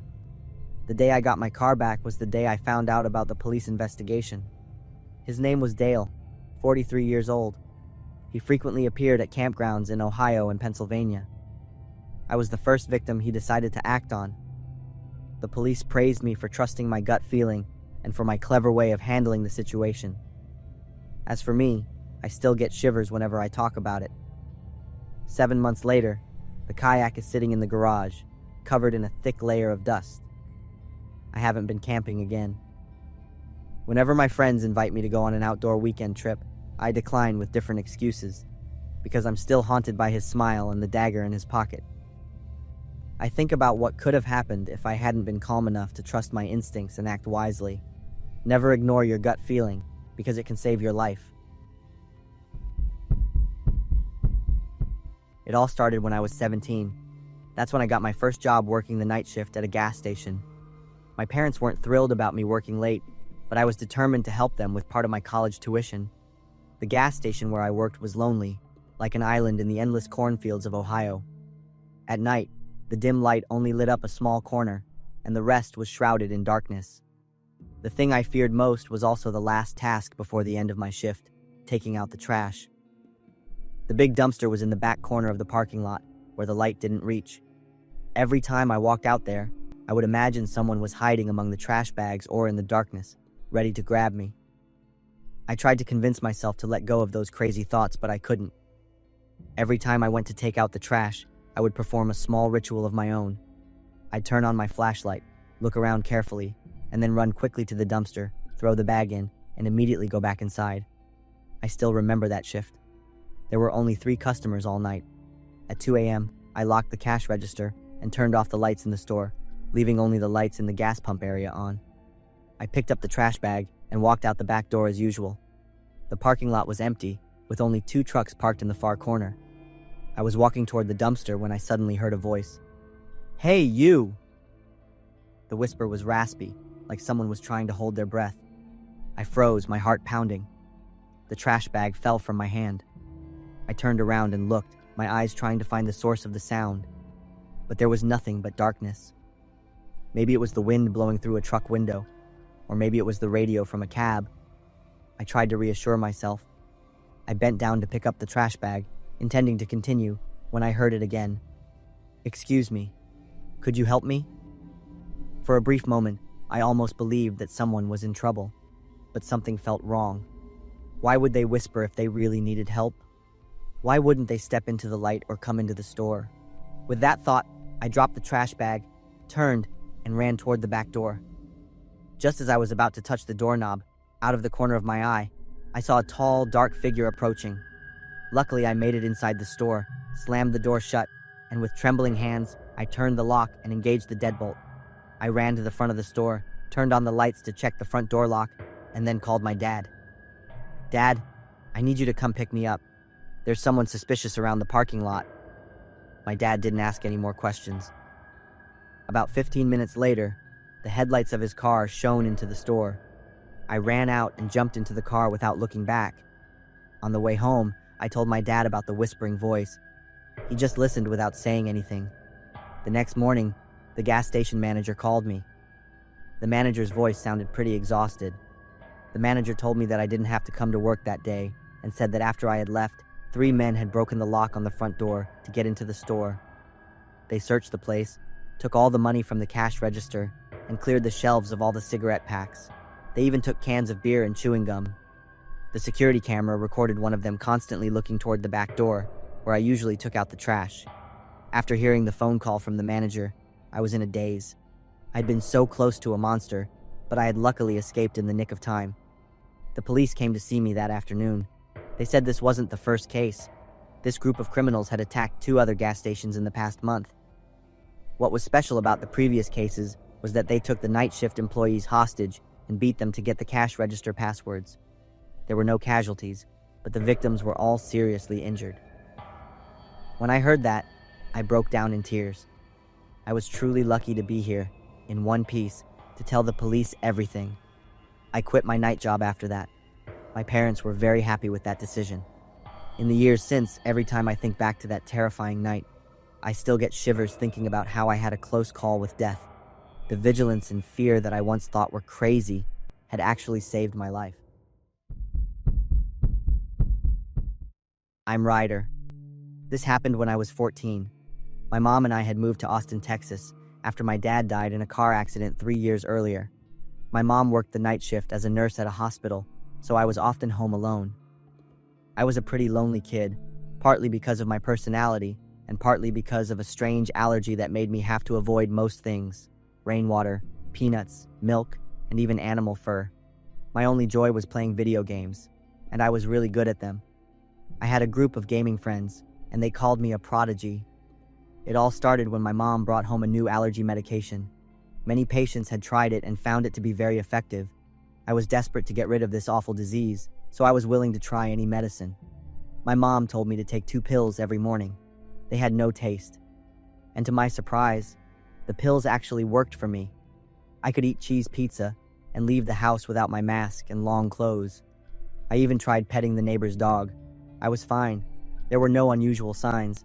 My mom was so happy that I had finally found the right medication. But then, strange signs started to appear. I was less focused and often zoned out. I would sit in front of the screen with my mouse in hand, but my reflexes were slower than usual. In an important match with my team, I kept making stupid mistakes. I could sense my friends' frustration and disappointment, but I didn't know how to explain it. Gradually, I started declining invitations to play games. I didn't feel as happy as before. Everything felt meaningless. I would play by myself in silence, but I chose to stay silent instead of telling my mom. I didn't want to worry her. My mom's job was incredibly busy. Every time she came home, she would cook, ask me a few questions, and then go to sleep because she was exhausted. I didn't want to bother her more. That fateful night, I was home alone as usual, and for the first time, I felt the apartment was eerily quiet. I sat alone in my room, staring at the computer screen that showed a defeated game. "You're not good at anything anymore," a thought popped into my head, but it was just a fleeting thought. But slowly, the thoughts became more frequent. I covered my ears, but the voice still echoed, because it wasn't coming from outside. It was coming from inside my head. "Your friends don't need you anymore. Your mom worked so hard to raise a useless kid." I shook my head hard, trying to chase it away, but the voice continued, every word as clear as if someone was sitting right next to me, whispering in my ear. My heart was pounding. Cold sweat started to run down my body. "They just pity you. They laugh at you behind your back." You know what you have to do." My body stood up as if I were being controlled. My feet automatically walked toward the medicine cabinet. I grabbed every bottle, painkillers, sleeping pills, and even the allergy medication I was using. I poured them all into a plastic cup and turned on the faucet to dissolve them. "Drink it, then everything will end. You won't be a burden to anyone anymore." I picked up the cup and brought it to my mouth. Just as I started to feel the bitter taste of the pills spreading on my tongue, the phone suddenly rang. I was startled. It was a text message from Jake. "Hey, you want to play? We're gonna lose without you." The voice in my head went silent as I read the message. I looked at my phone, then at the cup of pills. Maybe I should play one last game, at least to say goodbye to the thing that used to be my everything. I put the cup down and went back to my room and turned on the computer. The game lasted longer than I thought it would, and I was leading the team. For the first time in weeks, I felt a little bit of joy. I heard my friends talking, yelling, laughing, and cheering every time I scored. I don't remember how long I played. When I heard the sound of a car, I looked at the clock, startled. My mom was home from work. Suddenly, I heard my mom call my name loudly and urgently. Before I could answer, the door to my room burst open. "What's wrong, Mom?" I was confused about what was happening.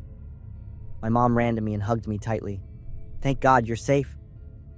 My mom's face became tense again. She sat down next to me and told me she had received serious news about the allergy medication I was taking. Many other people who took this medicine had experienced terrible side effects like hallucinations, severe depression, and some had even taken their own lives. I shivered, suddenly understanding why I had heard the whispering voice in my head and why I had had such horrible thoughts. My body trembled as I realized I had almost become another victim.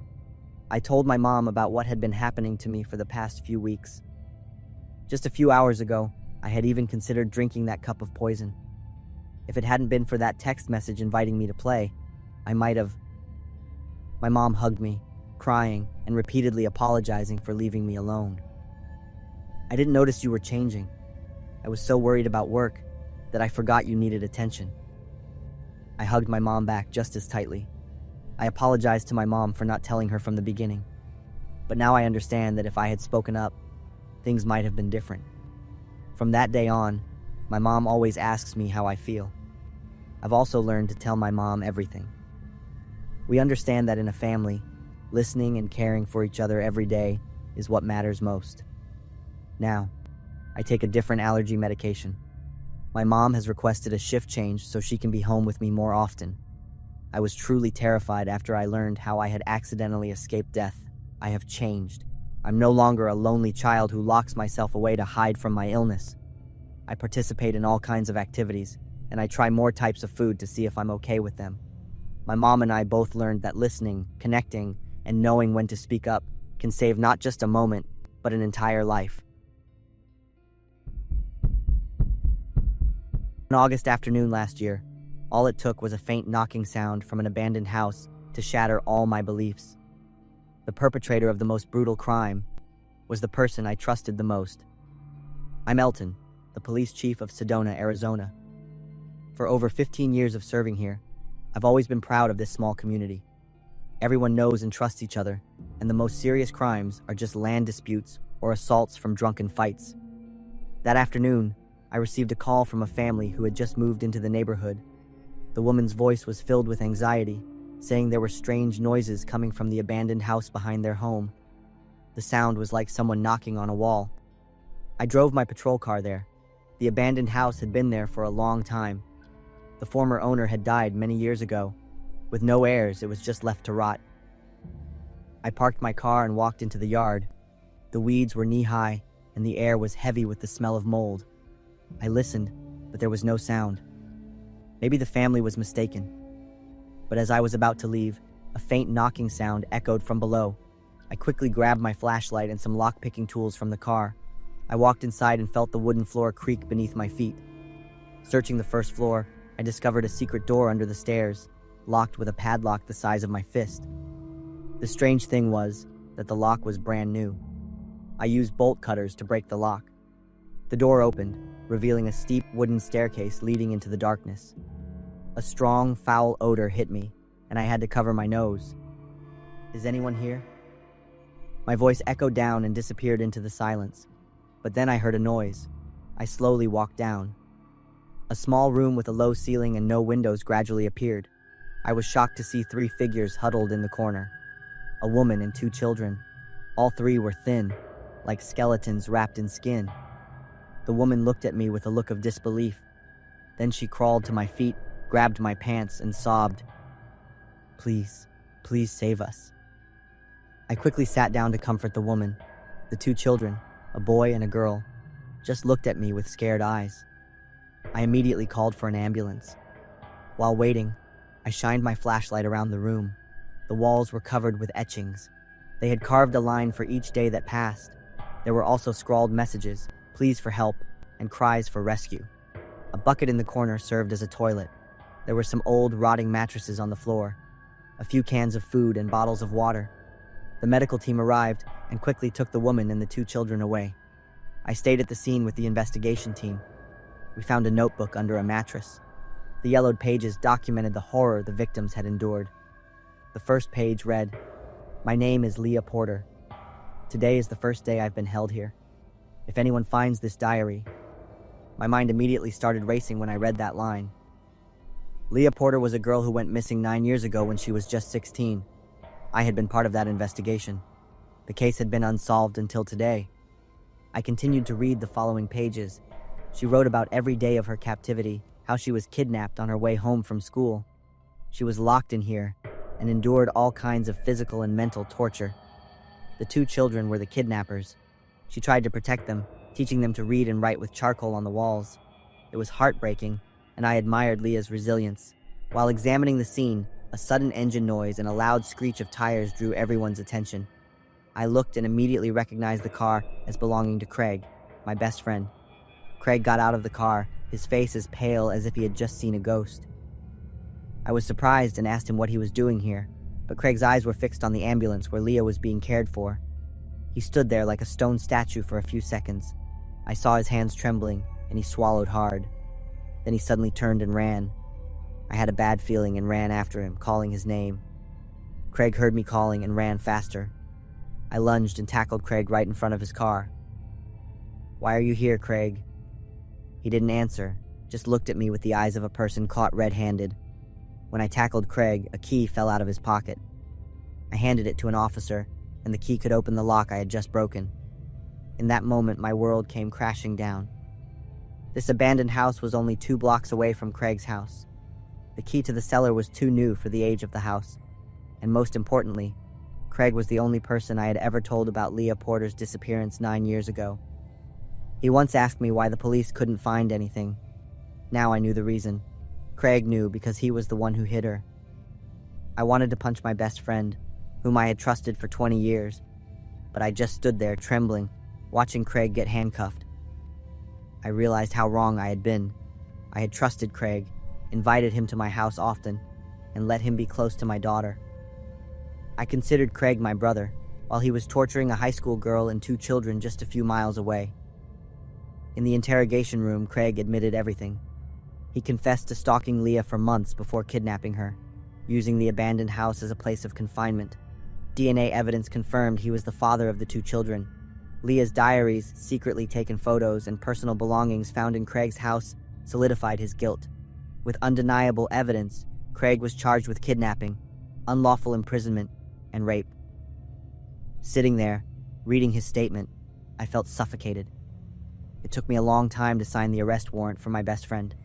I sat in my office for a long time, feeling empty. I still couldn't believe what was happening. Craig is now awaiting trial.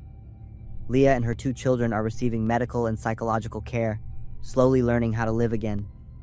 As for me, I'm still the police chief of Sedona, but every night, as I patrol the quiet streets I once believed I knew so well, I wonder how many other secrets are hiding behind closed doors.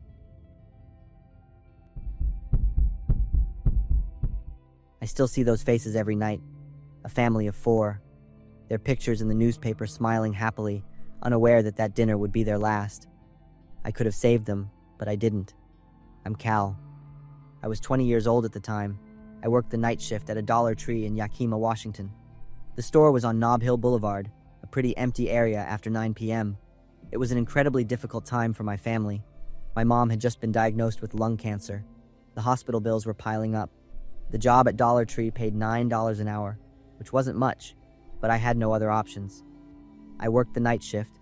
My job was to stock shelves from 9 p.m. to 6 a.m. Deb was my manager.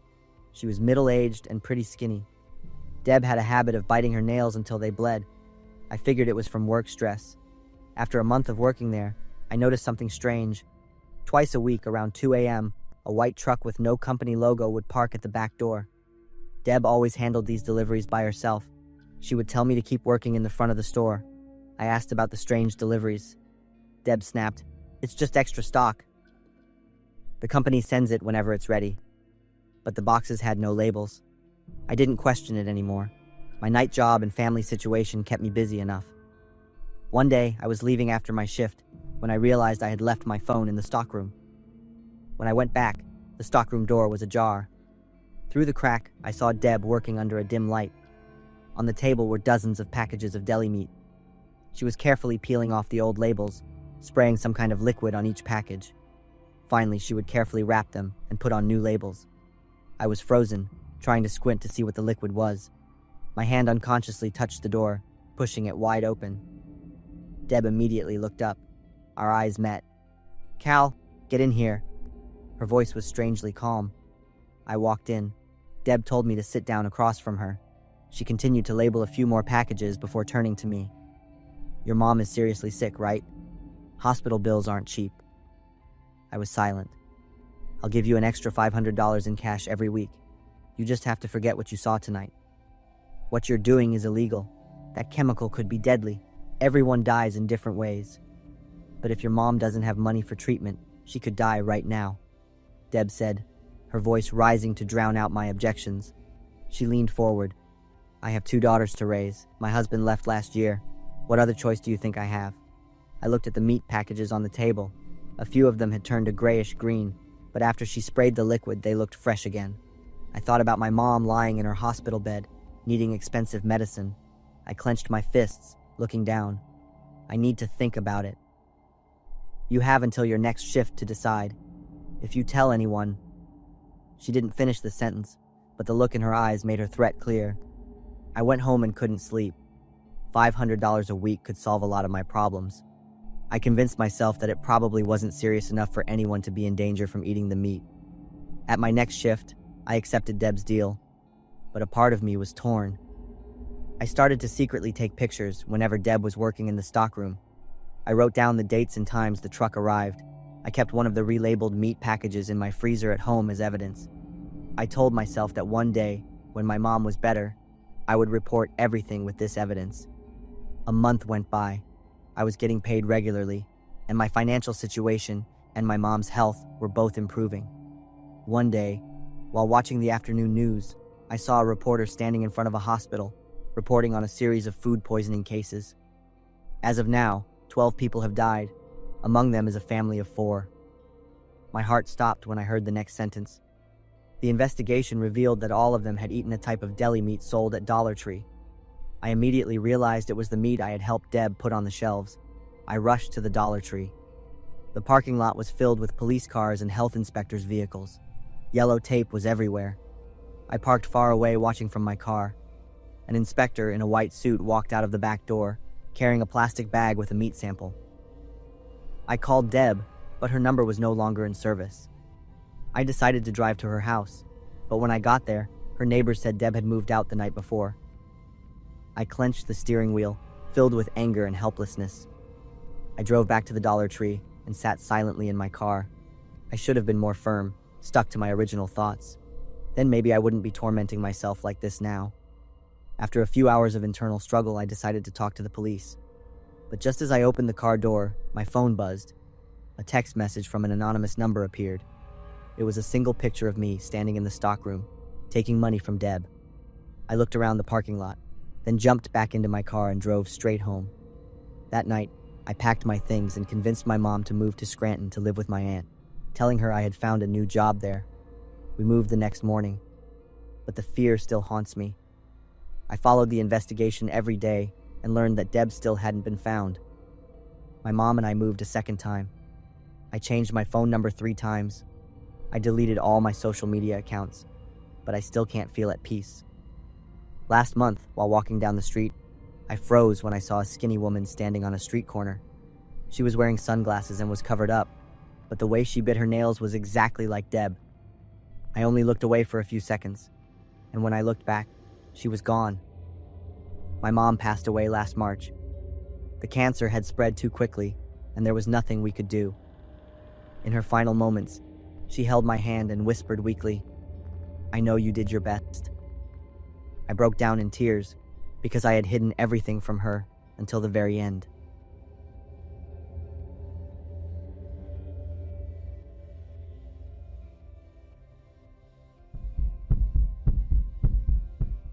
What once seemed like a perfect decision turned into the worst nightmare. The house by the lake was our dream, but now, every night, I hear Devlin's voice calling from the cold water. I'm Oscar, 37 years old. My wife is Xavier, who was my junior in college. We have a 6-year-old son named Devlin. My wife and I are in the real estate business. Specifically, we buy old houses for cheap, then renovate them and resell them for a profit. The business provides my wife and me with a stable income.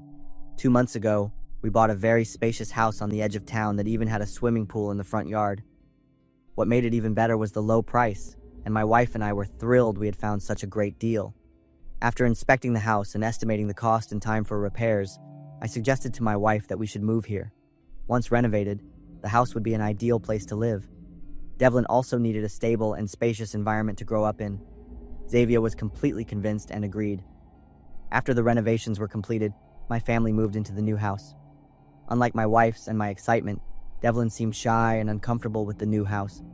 Xavier and I thought he just needed time to get used to the new place.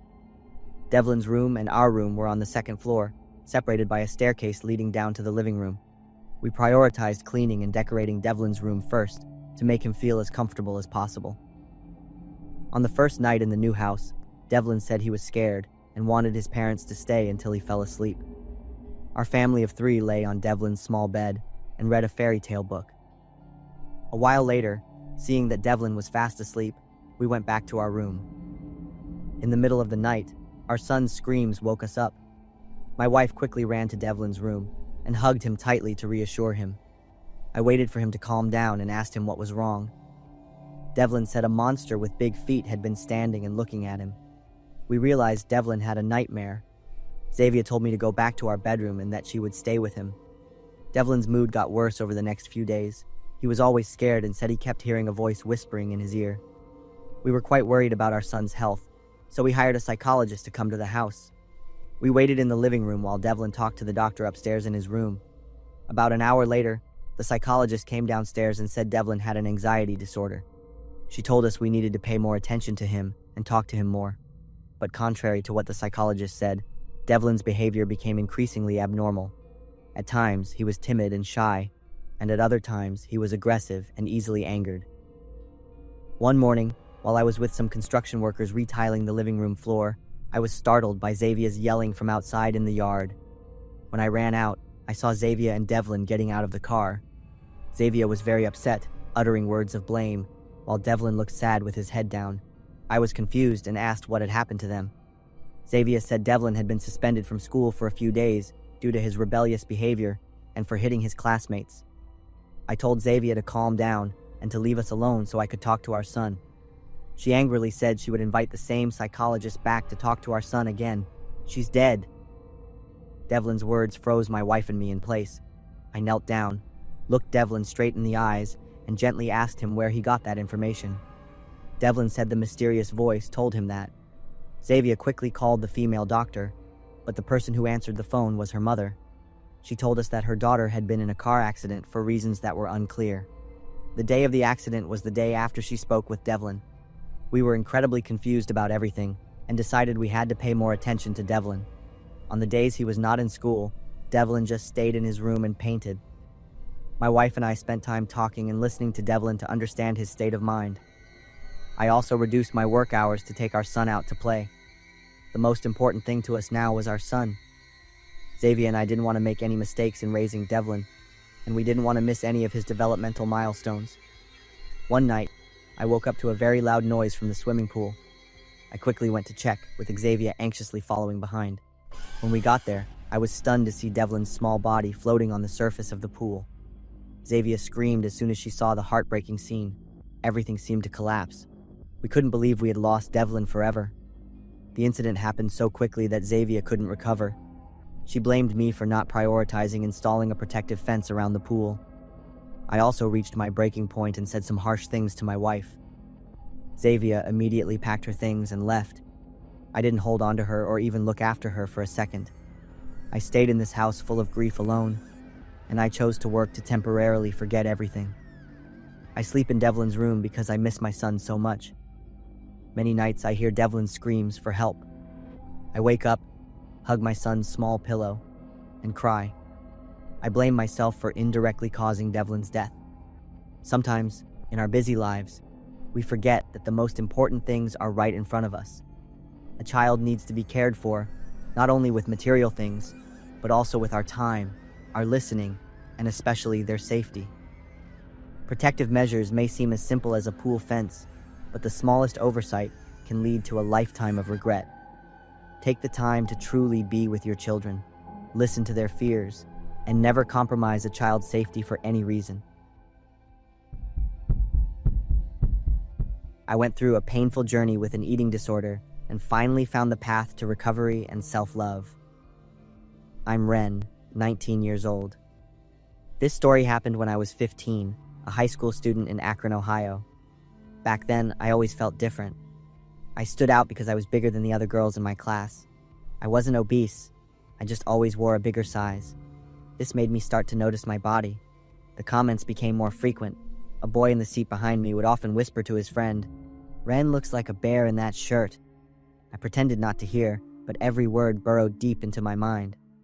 At home, I stood in front of the bathroom mirror, turning from side to side, looking for flaws I had never noticed before. The next day in gym class, the teacher asked the whole class to run a mile around the track in 10 minutes. This was the first fitness test of the year. I ran as hard as I could, but my lungs felt like they were on fire, and my legs felt like lead. I was the last person to finish, taking 3 times longer than everyone else. The teacher looked at his stopwatch and shook his head. I saw the mocking laughter in the class. I put more pressure on myself. That night, I lay in bed and swore to myself that I would change. I would get thin and never let anyone look at me with pity again. I started by cutting down on my meals. Instead of 3 full meals, I ate only 2 small salads. I started running every morning around the neighborhood. After 2 weeks, I lost 5 pounds. My parents praised me a lot. My friends also stopped teasing me and started acknowledging my efforts. I felt happy and full of confidence. But 5 pounds wasn't enough. I wanted more. I started increasing my workout time from 2 hours to 5 hours a day. My meals were reduced to just 1. The results came quickly. The next month, I lost another 10 pounds. My clothes started to hang off me.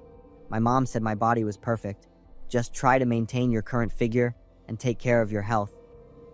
A few boys from other classes started to notice me. I felt like I was in control of everything, but I wanted even more. I increased my workout time every week, and my food intake was also reduced every week. I learned to count every calorie, to track every gram of food I put into my body. The numbers on the scale became an obsession.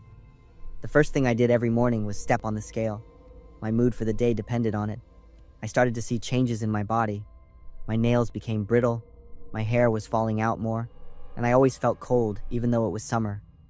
These were warning signs my body was sending, but I ignored them. Until I started to feel dizzy often. In class, I couldn't focus. I was always daydreaming, and I couldn't keep up with the lectures. Sleep became difficult.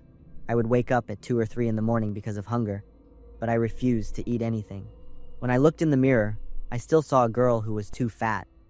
My mind had become so distorted that I couldn't recognize reality. On a weekend afternoon, my sister brought my niece, Zoe, to visit our family. I was sitting in the living room at the time. Zoe and I were very close. She would always run to me first when her mom brought her over to play. But that day, as soon as she saw me, she suddenly stopped. Her face went pale. After a few seconds of standing frozen, she started crying and ran toward her mom. "Mommy, there's a monster in the house." My sister hugged her, looking at me with a horrified expression. I ran upstairs to my room and stood in front of the large mirror. For the first time in months, I actually saw myself. My face was gaunt, my eyes were sunken like bullet holes, and my body was so thin you could count every rib. I looked like a real living corpse. I collapsed to the floor and cried. I regretted what I had done to myself. Remembering the look of fear in Zoe's eyes and her reaction, I felt even more scared and disgusted with myself. I grabbed everything within reach, throwing them at the mirror until it shattered. After a while, I stopped. I heard my sister knock and come in. She sat down next to me and hugged me. "Everyone is here for you. We're going to see a doctor first thing in the morning." I hugged her and cried loudly, while Zoe stood far away, looking at me with a worried expression. At the hospital, the doctor diagnosed me with severe anorexia nervosa. My weight was only 80 pounds, my heart was beating irregularly, and my body was in a state of exhaustion. "She needs to be hospitalized immediately. Her current condition is very dangerous," the doctor told my family. 2 weeks in the hospital were the darkest days of my life. My body rejected most foods. My stomach had shrunk so much that it could only hold a few spoons of soup at a time. I had to relearn how to eat slowly, little by little. There were times when I wanted to give up, but the image of the fear in Zoe's eyes reminded me of how far I had gone. I didn't want to be a monster in the eyes of the people I loved. The recovery process lasted for almost 6 months. Now I can look in the mirror and see a healthy and vibrant young woman. I still have difficult days, but I always have my family by my side to encourage me. And most importantly, I have learned to love myself. If you are reading this story and see yourself in it, know that you are stronger than you think. There is no single standard for beauty. And most importantly, you deserve to be loved and cared for at all times. It's been a year since this happened, but I still can't believe I survived because I fell asleep. I'm Ryan, 27 years old. I'm a UPS delivery driver in Pottstown, Pennsylvania. It was a normal workday in August. I parked in front of Miller Electronics. This was the last stop on my delivery route. I needed to pick up a large shipment of computer equipment that Mr. Miller had ordered from the UPS warehouse to deliver to a business customer tomorrow. Mr. Miller said he needed another 15 minutes to inspect and repackage the goods, so I sat in my truck and listened to country music on the radio. The exhaustion from a long day started to kick in. My eyelids grew heavy, and I don't know when I drifted off.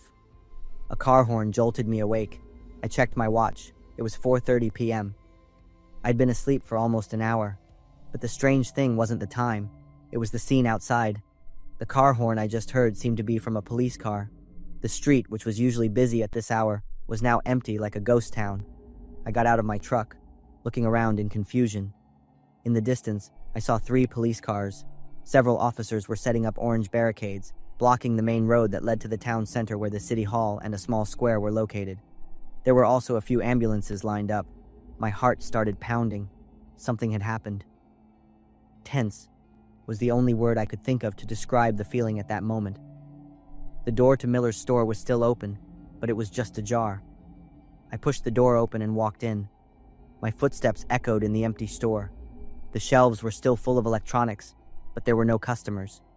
Behind the counter, I saw Mr. Miller crouching down, as if he was hiding. When he saw me, he waved me over, his eyes wide with shock. I walked over, confused, not understanding why he seemed so scared. Mr. Miller glanced out the window, then pulled me down behind the counter, his voice trembling as he whispered, "Why are you just walking around? This whole neighborhood is on lockdown." I was confused. Mr. Miller continued to explain in the hurried tone of someone in a panic. An hour ago, someone called the police station, claiming they had planted bombs around the area and were watching from a distance with a sniper rifle. I froze. Bombs. Sniper rifle. Words I only heard on the news were now happening right where I stood. The man's wife had an affair with the manager of the Target store across the street, and he claimed he wanted everyone to pay. I let out a breath when I heard the story. I had been incredibly lucky. "You were asleep in your truck? You didn't hear anything?" I nodded. I had fallen asleep in the middle of a dangerous situation, but it was a stroke of luck. It was hard to believe. We sat in silence behind the counter, waiting for the latest news. Mr. Miller handed me a cold bottle of water. The sound of police helicopters flying overhead, their roaring engines creating a menacing sound that echoed throughout the space. Occasionally, we heard static from a walkie-talkie somewhere outside, brief commands that we couldn't hear clearly. About 20 minutes later, the glass door rattled from a loud knock. 3 men in black vests and helmets, holding rifles, stood outside, their serious eyes scanning every corner. Mr. Miller stood up, his hands shaking as he unlocked the door. One of the police officers walked in, his sharp eyes sweeping the store from ceiling to floor, looking for any sign of something unusual. A short but tense interrogation began. When I said I was a UPS driver who had been there to pick up a package since 3 o'clock, the police officer's eyes changed noticeably, as if he had just heard something wrong. The question about whether I had heard the threatening call made me admit the seemingly absurd truth. I had been sleeping in my truck the whole time. The police officer nodded. A moment later, an announcement came over the walkie-talkie. The situation was under control. There were no real bombs, no sniper rifle. It was just a fake threat call from a drunken man, angry about his wife's betrayal. But during those 3 hours, the entire neighborhood of over 2,000 people had to be evacuated in a panic. Stores closed hastily, owners leaving everything behind to flee.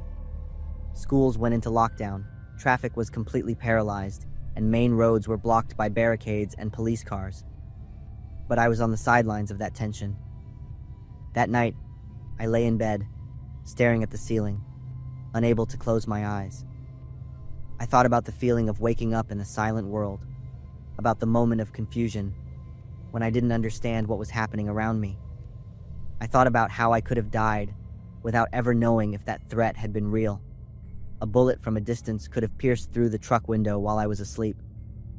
From that day on, my work habits completely changed. No matter how tired I am, no matter how long I have to wait, I get out of my truck, walk around the area, drink coffee, and chat with people. I do anything to keep my mind alert. I am careful and pay attention to everything around me. When promises of love turn into a nightmare, I'm forced to fight to regain my life and control. I'm Beth, 32 years old. This story happened when I was living in Akron, Ohio. I had a very romantic time dating Kane. He was an engineer at a local company, had a steady income, and was polite to everyone. Kane proposed after 6 months of dating, and I immediately said yes. The first month of our marriage was truly like a paradise. Kane always took care of me, cooked and cleaned the house. He would often hug me from behind and whisper, "You're everything I need." I felt safe in his arms, believing we would grow old together in our small house in the Cleveland suburbs. Everything changed in the second month of our marriage. I woke up with a start to find Kane sitting on a chair next to the bed, holding a small pair of scissors. Scattered on the bed were strands of blonde hair. I immediately sat up. It was my hair. "Kane?" I asked, my voice trembling, my hands instinctively going to my head. One side of my hair had been cut short, close to the scalp. "Good morning, my love," Kane said, staring at me without blinking. "I've been sitting here all night watching you sleep. You sleep so beautifully, especially when I'm cutting your hair." "Why did you do that?" I almost screamed, my voice cracking as I was about to cry. Kane grinned, waving the scissors in his hand. "You look so much cuter now." "Now let's eat breakfast," Kane suddenly yelled. Before I could react, he shoved a large piece of bread into my mouth. I choked, trying to push his hand away, but Kane was stronger. He continued to force bread into my mouth. "Kane, stop." I tried to yell through the bread, but the sound was just an unintelligible groan. I couldn't breathe. My strength was fading, and my vision began to blur. Kane continued with an expression of delight. The last sound I heard was his insane laughter before everything went dark. I woke up, squinting at the bright lights. I was in a hospital. My throat was sore and dry. Kane sat on the chair next to my bed, his shoulders shaking. "Kane!"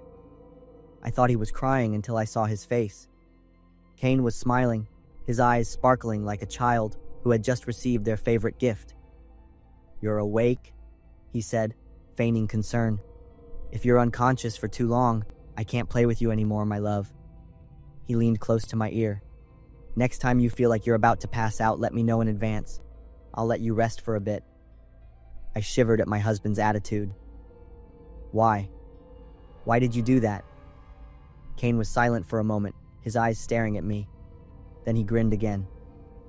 "I've been waiting for this moment for a long time. I stared at Kane in disbelief. Was this really the man who had promised to protect me for the rest of my life? Why had he become like this? Just then, a doctor walked in and said the situation wasn't too serious, but still recommended I stay in the hospital for another night for observation. Kane immediately stood up and squeezed my shoulder tightly. "That's not necessary, doctor. My wife is fine. We're going home." Before I could say anything, Kane pulled me out of the hospital. The next few days were hell on earth. Kane no longer hid his true nature. Every morning I woke up, I didn't know what he would do. One time, he put a lot of salt in a glass and made me drink it all. Another time, he tied me to a chair and dripped cold water on my head for an hour. I tried to escape multiple times, but Kane always found me and dragged me back. He locked all the doors, hid the keys and my phone, and was always by my side to monitor me. One night, I couldn't take it anymore. I cried and threatened to call the police. Kane jumped up, his eyes bloodshot, and he yelled, "Shut up. Do you know how happy I am? Don't ruin my mood." In the next second, he calmed down, gently hugged me, and leaned close to my ear. His breath sent a shiver down my spine.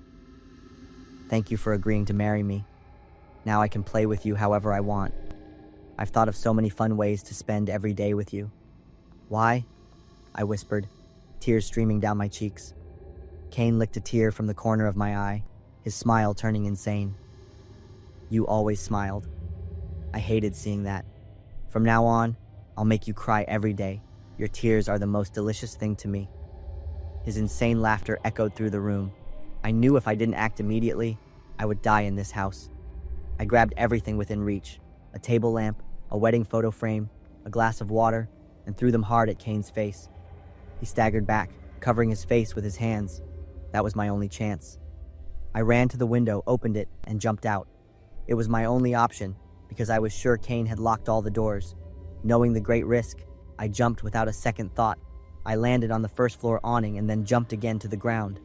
The fall made me roll a few times, feeling pain all over my body.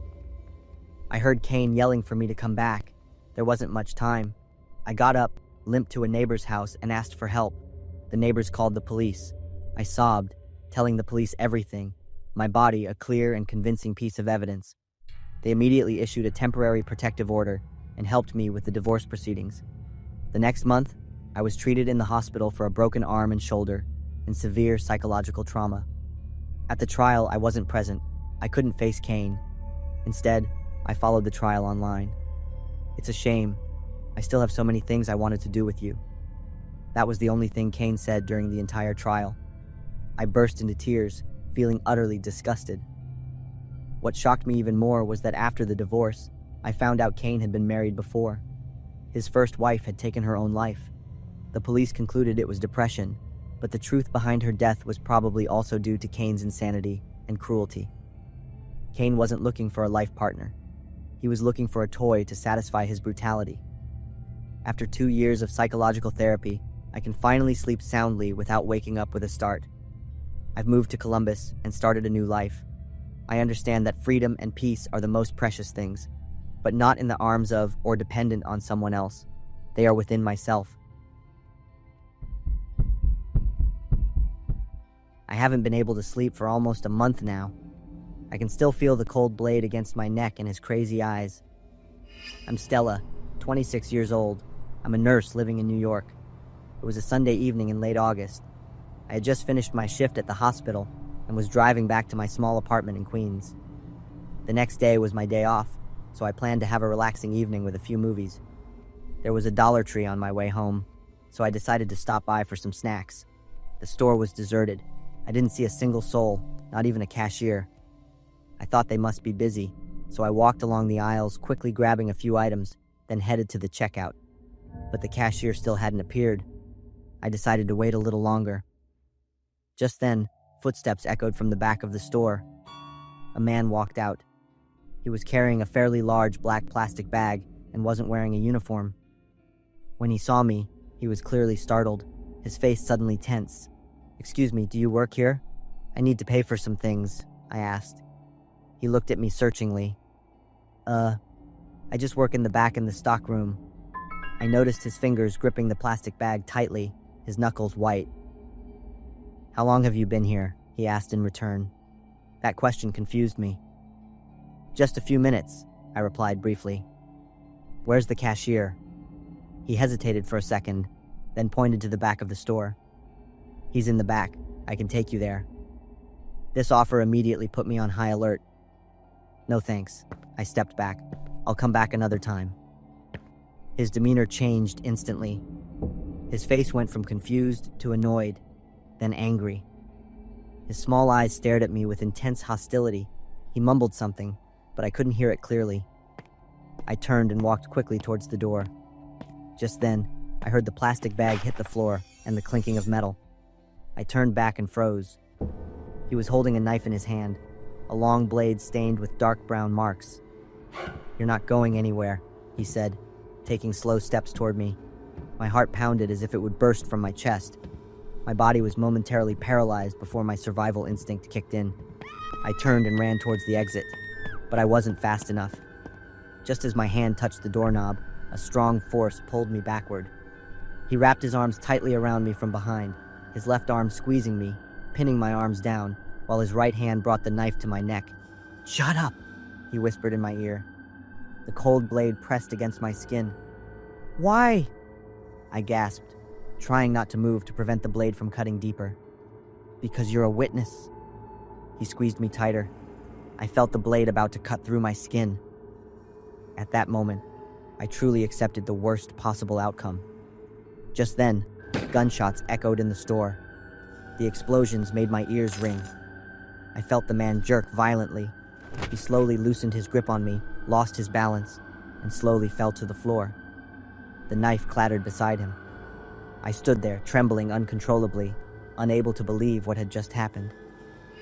2 police officers were standing at the entrance, one of their guns still pointed at the man on the floor. "Are you hurt?" A police officer ran over and asked me. I shook my head, but I couldn't speak a word. Paramedics rushed in, helped me sit down, and checked me. But before I could fully recover, I witnessed another haunting sight. 2 paramedics and a police officer were carefully bringing a body out from behind the checkout counter. The Dollar Tree blue shirt was stained red with blood, and the body had countless deep, jagged knife wounds. I immediately vomited on the spot. My body trembled so much that a nurse had to hold my shoulder tightly. I don't remember when I passed out. When I woke up, I was in a hospital room, the soft white hospital lights glaring in my eyes. A young nurse was adjusting an IV drip beside me. I heard the steady beep-beep of the heart monitor. Only then was I sure that I was still alive. The doctor said I was in severe shock and had acute stress disorder after the traumatic event. They kept me for a few days to ensure I was stable. My mom immediately flew in from another state to be with me. She didn't ask many questions. She just held my hand tightly, and I kept crying, unable to say a word. During my hospital stay, I followed the case on the news and online. An article titled, "New York Police Shoot and Kill Murder Suspect at Queens Dollar Tree Store," reported that the man was Carlos, 41 years old. He was wanted in Ohio for armed violence and had escaped from a detention center a few weeks earlier. On the night of the incident, he broke into the store through the back door and murdered the cashier to steal money. The stockroom employee luckily wasn't discovered by him. He quietly left his hiding spot and called the police. When the police arrived, I was moments away from death. They were forced to open fire. If they had been a few seconds slower, I might have been the next victim.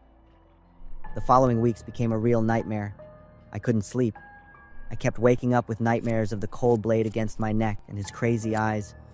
I've been seeing a therapist and trying every day to overcome this trauma. I cherish and am grateful for life because, fortunately, I'm still alive. I used to believe the small town where I was born was the safest place on earth. But then, one autumn night last year, a terrifying secret was uncovered that shook the entire town. What haunts me the most is who was behind it. I work as an accountant for a small oil and gas company in Marfa, Texas. It's a small town near the Mexican border. Everyone knows everyone. One of my mechanic friends is Roy. His garage is right in the center of town. I always thought Roy was a kind and gentle man. Not just me, but the whole town loved Roy. Until last autumn, when an incident changed the way I saw everyone around me. I had just finished my shift and was on my way home. I stopped to get gas. Across the street, I saw a chaotic scene. The area was cordoned off. There were many police cars and sirens wailed loudly. Then, I saw a woman wrapped in a blanket. A police officer was leading her away. The woman looked like she had just returned from hell. Her pants were torn, her hair was disheveled, and her face was gaunt. I froze, realizing that the place she had just come from was Roy's auto shop. In the very next second, seeing Roy handcuffed in the back of a police car, head bowed, shocked me. That evening, the whole town was buzzing about what happened with Roy, and I was no exception. The town's resident chat group exploded. Messages kept popping up. Everyone was talking excitedly. From the snippets of information in the messages, I learned that the woman's name was Hannah, a cashier at the local supermarket. She had only moved to town a short while ago and had been missing for 2 weeks. Everyone thought she had gone to visit family in Dallas. But what had really happened, we didn't know. It was all just speculation. 2 days later, the local newspaper published an article with a headline that sent shivers down my spine. Local mechanic accused of abduction and torture. It was just as everyone had suspected. The girl was Hannah. She had been held captive by Roy in a secret room behind his garage for 2 weeks. Hannah recounted that Roy had lured her into the garage, claiming her car had an urgent problem that needed to be checked. What Hannah described stunned me. The room where Hannah was held was completely soundproofed, with surveillance cameras in every corner.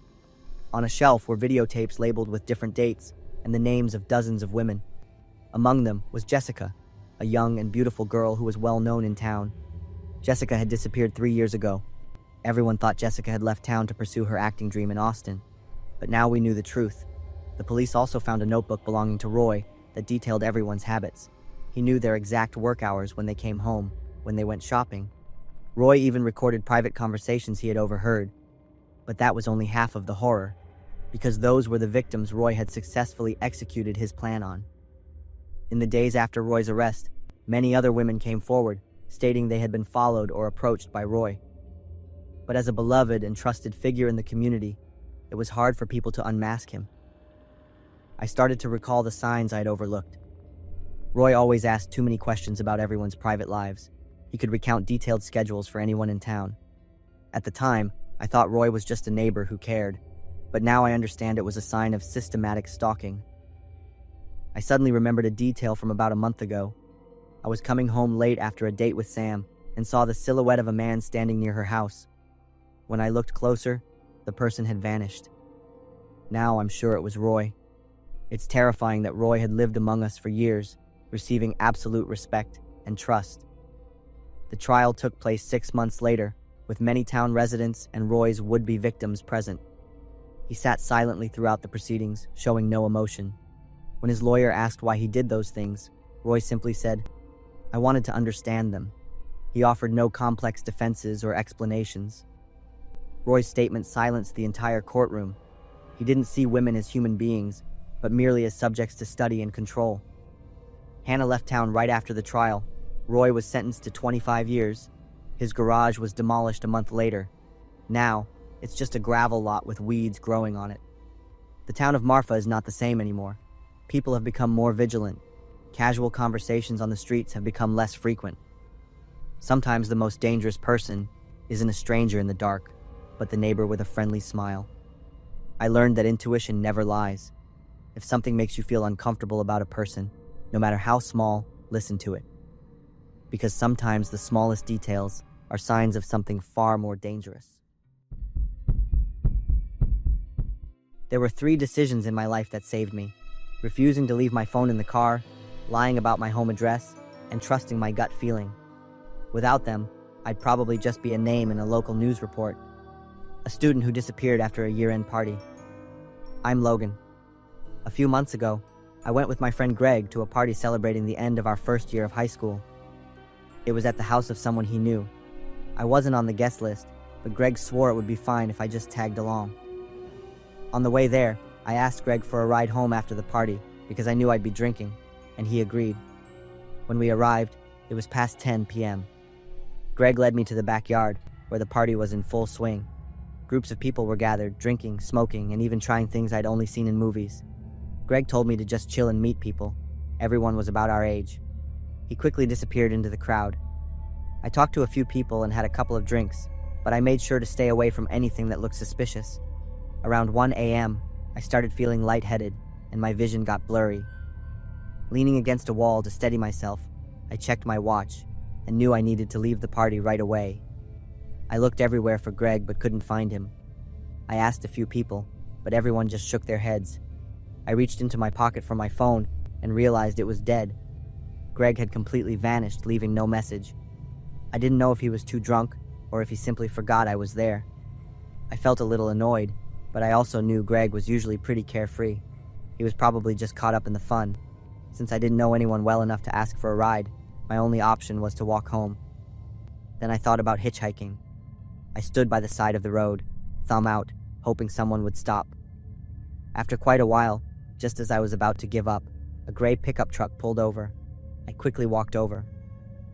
The driver was an older man who asked if I needed a ride. I nodded, and he invited me in. As the truck started moving, I thanked the man, but then he asked why I was walking alone at that hour. I could only manage a few answers because my head was still spinning. When the truck turned onto the street near my house, my stomach suddenly twisted with an uneasy feeling I couldn't explain. When the truck drove past my house without stopping, I immediately spoke up, but the man stayed silent and kept driving. He stopped the truck at the end of the street, turned to look at me with a creepy smile, and slowly said, "You shouldn't hitchhike when you're drunk." Right after that, he locked the doors automatically. I was startled, twisting the handle, but it wouldn't open. He chuckled softly and reached out to stroke my hair. His rough hand made me shiver. I recoiled, pressing myself against the door, trying to stay calm. When he reached for his jacket pocket, I wasn't sure what he was grabbing. I immediately screamed, "Stop!" I kicked hard at the dashboard. He cursed and pulled his hand from his jacket, but he still didn't unlock the doors. At that moment, I couldn't think anymore. All I could do was punch the window wildly, kick the seat, and yell like crazy. And just as my voice went hoarse, a piercing siren wailed, and flashing blue and red lights reflected in the rearview mirror. It was the police, thankfully. He panicked and unlocked the door. I immediately opened the truck door and bolted towards the police car. The police officer got out, and I practically fell into him. When we both turned back, the truck was gone. I told him everything, and the officer said they were looking for a gray truck driver. He was a suspect in an armed robbery. I wasn't sure if it was the same person who picked me up, but the only thing I was certain of was that if the police hadn't arrived just in time, I probably wouldn't be here to tell this story. After that experience, I promised myself I would never let myself get into a similar situation. If I drink, I'll drink responsibly. I'll always make sure my phone is charged and I'll go with friends. But most importantly, I learned to listen to my gut. As for Greg, he said he was busy talking to a girl and forgot about me. I believe he didn't do it on purpose. Greg isn't a bad person. He's just a fun-loving teenager. But sometimes, carelessness can put others in unexpectedly dangerous situations. There are nights I honestly wonder if I'm losing my mind. Strange noises, shadowy figures, and now, a little girl showing up in the middle of the night at the water park. She told me what happened to her in a shaky voice, but why did every word make my heart pound? I'm Jimmy, the night security guard at Cedar Point Shores Water Park in Sandusky, Ohio. That night started like any other. I grabbed my flashlight and began my patrol at 11 p.m. When I reached the kids' play area, I suddenly heard a steady dripping sound. Maybe a leaky pipe, I thought. I went deeper inside to check. As I rounded the low wall surrounding the pool, my flashlight beam landed on a figure. It was a little girl, maybe 10 years old, huddled with a pale face. She wore a pink swimsuit and was shivering uncontrollably. I was a little surprised. All the entrances were locked tight by 10 p.m. I rushed over, quickly taking off my jacket and putting it around her shoulders. "Hey, sweetie, what are you doing here at this hour? Where are your parents?" She looked up at me, her eyes red-rimmed, lips blue, and teeth chattering as she struggled to speak. I got stuck. The water kept rising. I glanced at the pipes behind her. The system had been off since 6 p.m. There was no water flowing through the pipes anymore.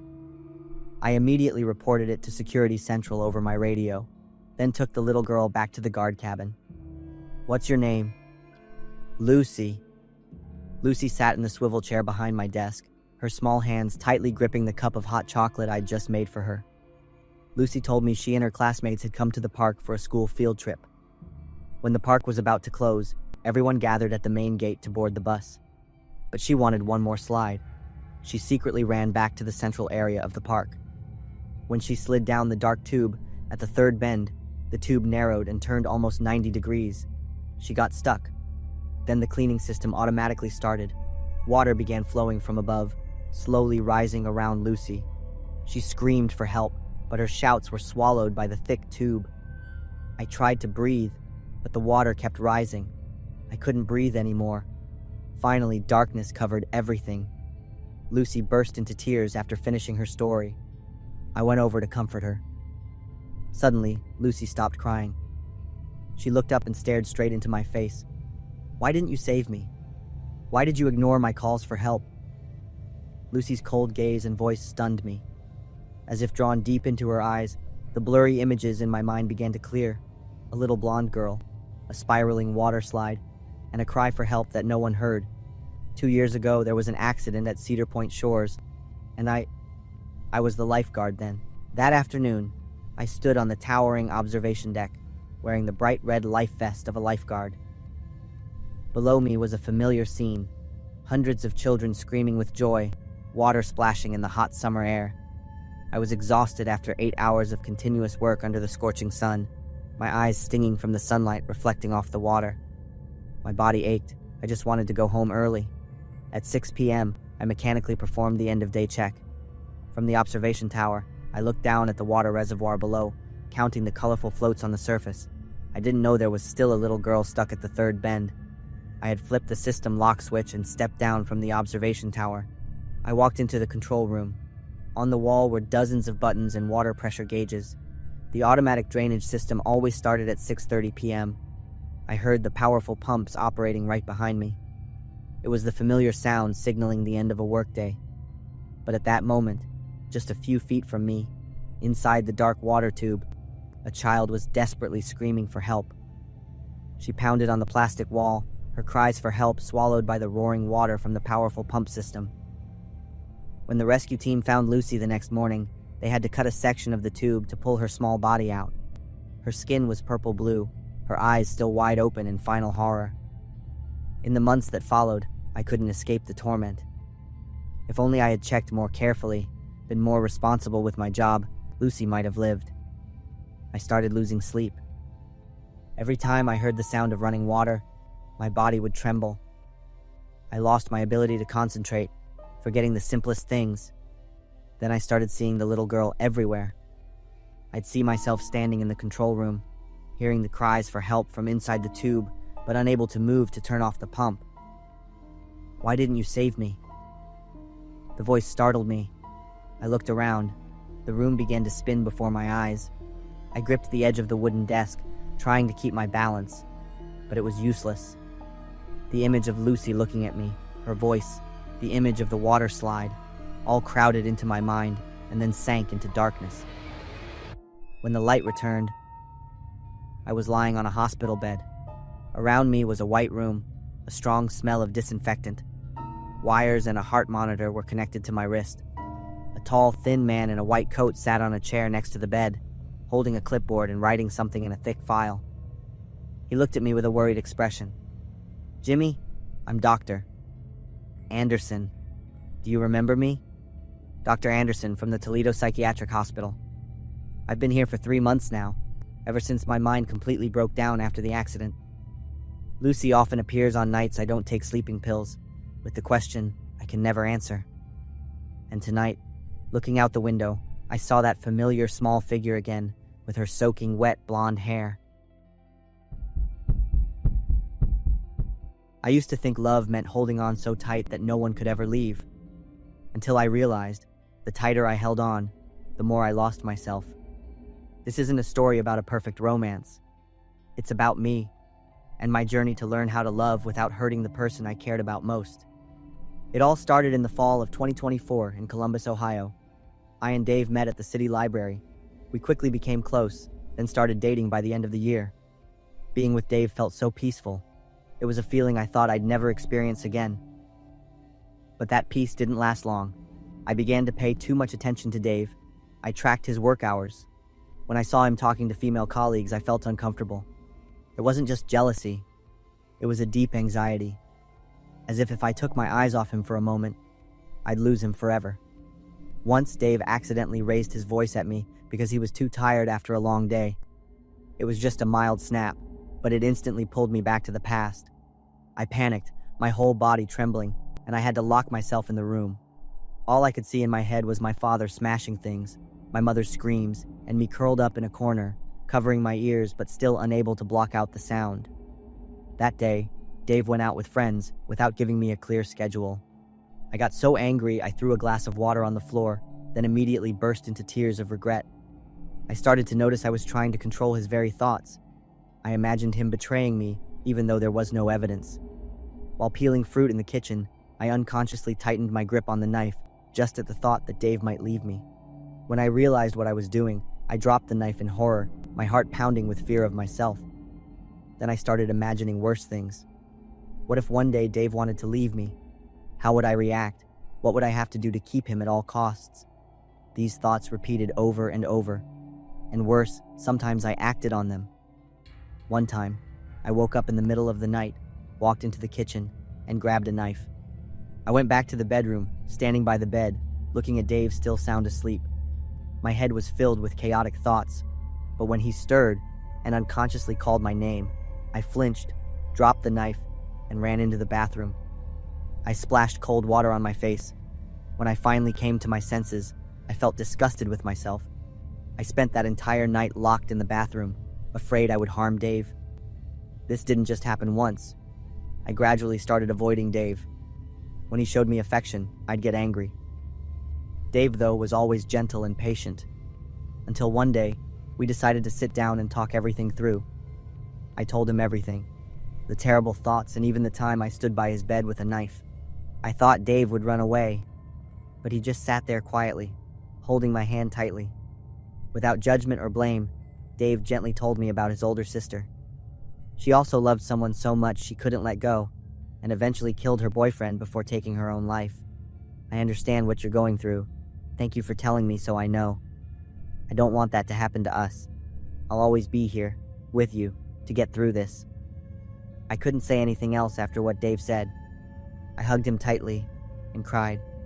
I was truly afraid of losing Dave, afraid I would become a killer, afraid that my love would destroy the very thing I cherished. Dave took me to see a therapist. The first few sessions were very difficult. The therapy room felt like a torture chamber to me. Each question was like a needle-piercing old wounds that I had tried to hide for years. I had grown up in an unhappy family. My father was short-tempered and often drunk. He frequently hit my mother and me. His rages came suddenly and without reason. When I was 8, my mother decided to leave. I clung to her, crying and begging her to take me with her. But she just bent down, stroked my hair, and left without looking back. From then on, I always believed that the people I loved would abandon me, and I couldn't let that happen again. That trauma soaked into me. It made me believe that love was about control. The therapy sessions left me crying until I was exhausted, sometimes even angry enough to break things. Dave always waited for me outside the door, and that gave me the courage to keep going. I started to recognize when fear was overwhelming me, learning to breathe deeply to calm down. Dave's love was unconditional. It was simply there. On my worst days, when I screamed, cried, even pushed him away, he still came back. That taught me a lesson about true love. It's not about possession, but about patience and trust. 1 year has passed. I still see my therapist weekly, and I still have down days. But I've learned how to love without hurting others. Dave gave me that chance, and I'm grateful to him every day. I think true love is like that. It's learning to let go, learning to trust, and letting the other person choose freely. And if they choose to stay, that's the most beautiful thing. I used to think a minor motorcycle accident in Vietnam was the only hiccup in my trip. But it turned out, the most terrifying thing quietly followed me back home, hidden deep within my own body without me ever knowing. In August 2014, I took a trip from Los Angeles to Vietnam. I had been looking forward to this vacation for months. The trip was fantastic. I tried so many street foods, and took thousands of pictures. The incident happened in the second week. I rented a motorcycle to explore the suburban areas with their many rivers and streams. While riding on a crowded road, I collided with another vehicle.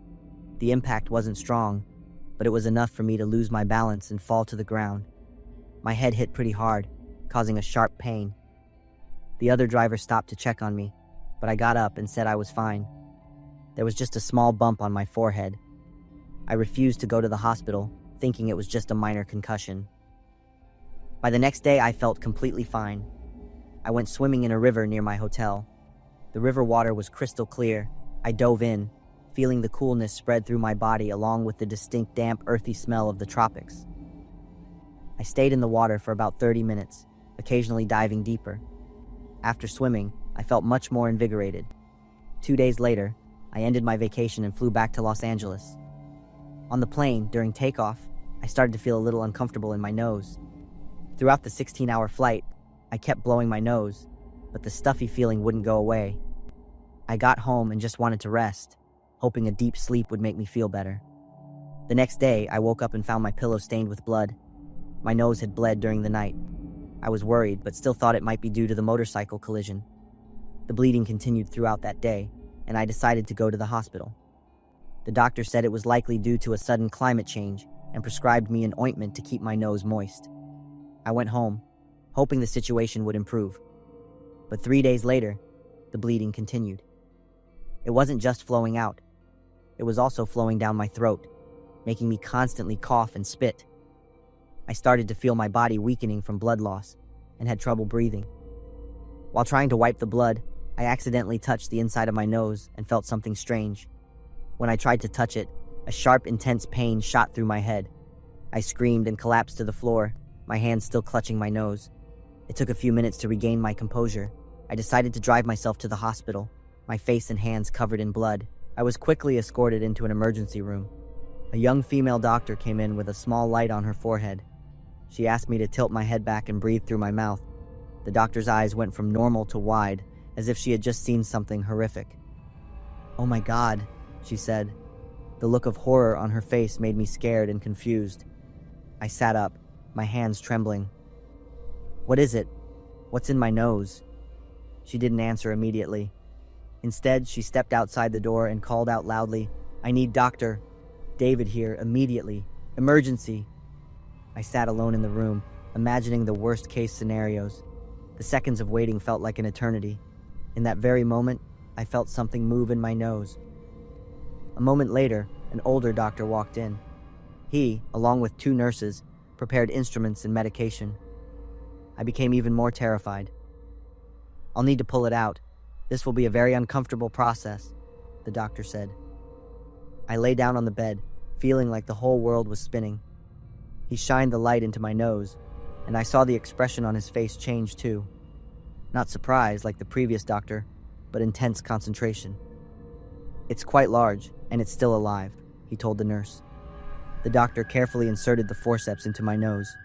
I felt intense discomfort, gripping the side of the bed, trying to stay still. "I see it. My God, it's big." I felt something in my nose moving. The continuous sharp pain made me clench my teeth. "All right, try to bear with it." He started pulling slowly. I felt like someone was cutting inside my skull with a knife. The intense pain made me scream, unable to hold it back. And then, in one horrifying second, I felt something long and slimy being pulled out of my nose. When I opened my eyes, I saw it. A black creature, and it was still alive. I stared at the creature. I felt the whole world spinning. This was the thing that had been living inside me for over a week. This was the thing that had been feeding on my blood. The doctor placed it in a container. The creature was still squirming, leaving bloody smears on the sides of the box. Only a thin layer of bone prevented it from reaching your brain. I was speechless, lying still on the bed, feeling as if I had just escaped a nightmare. Now, 3 years later, I still check my nose every day. Every time I feel congested or uncomfortable, I get scared. It was a terrifying experience I will never forget. I no longer dare to carelessly ignore unusual signs from my body, and I will never swim in unfamiliar rivers or streams again.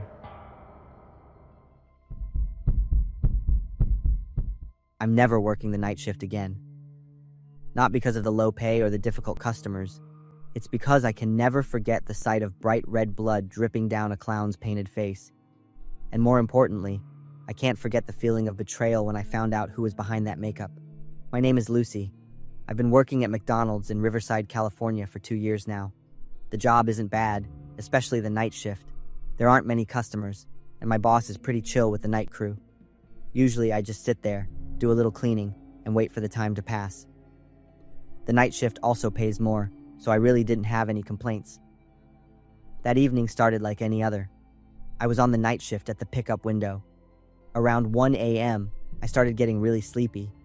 My head was nodding, eyes closing, when suddenly the customer chime went off. I jolted awake, looked out the window. A figure standing at the menu board made me jump. It was a clown, brightly colored suit, a pale white painted face with a big red smile. "Hello, I'd want a Whopper." The man's voice was hoarse, sounding a little unnatural. "I'm sorry, this is McDonald's, not Burger King. And according to company policy, you have to be in a vehicle to be served," I gently explained. The clown stood still for a moment. "Then I'll have a bacon eider." I frowned. That wasn't on the menu. In fact, I'd never heard of anything by that name. At this point, I figured this was a prankster. "Sir, you need to leave our property immediately." I firmly closed the pickup window. I tried to get back to work. About an hour later, I'd almost forgotten about the whole thing. I was getting ready to shut down the ice cream machine when I heard a noise. Turning around, I saw the clown standing outside the pickup window again. "I'd like a Big Mac and a Coke." His voice was clearer and more serious now. I hesitated, thinking maybe he was just a genuinely costumed customer, and the restaurant could be flexible for certain late-night cases like this. And this time, he'd ordered real items. "That'll be $8.50, I said. The clown handed me the cash. After preparing the order, I opened the pickup window to hand him the bag of food.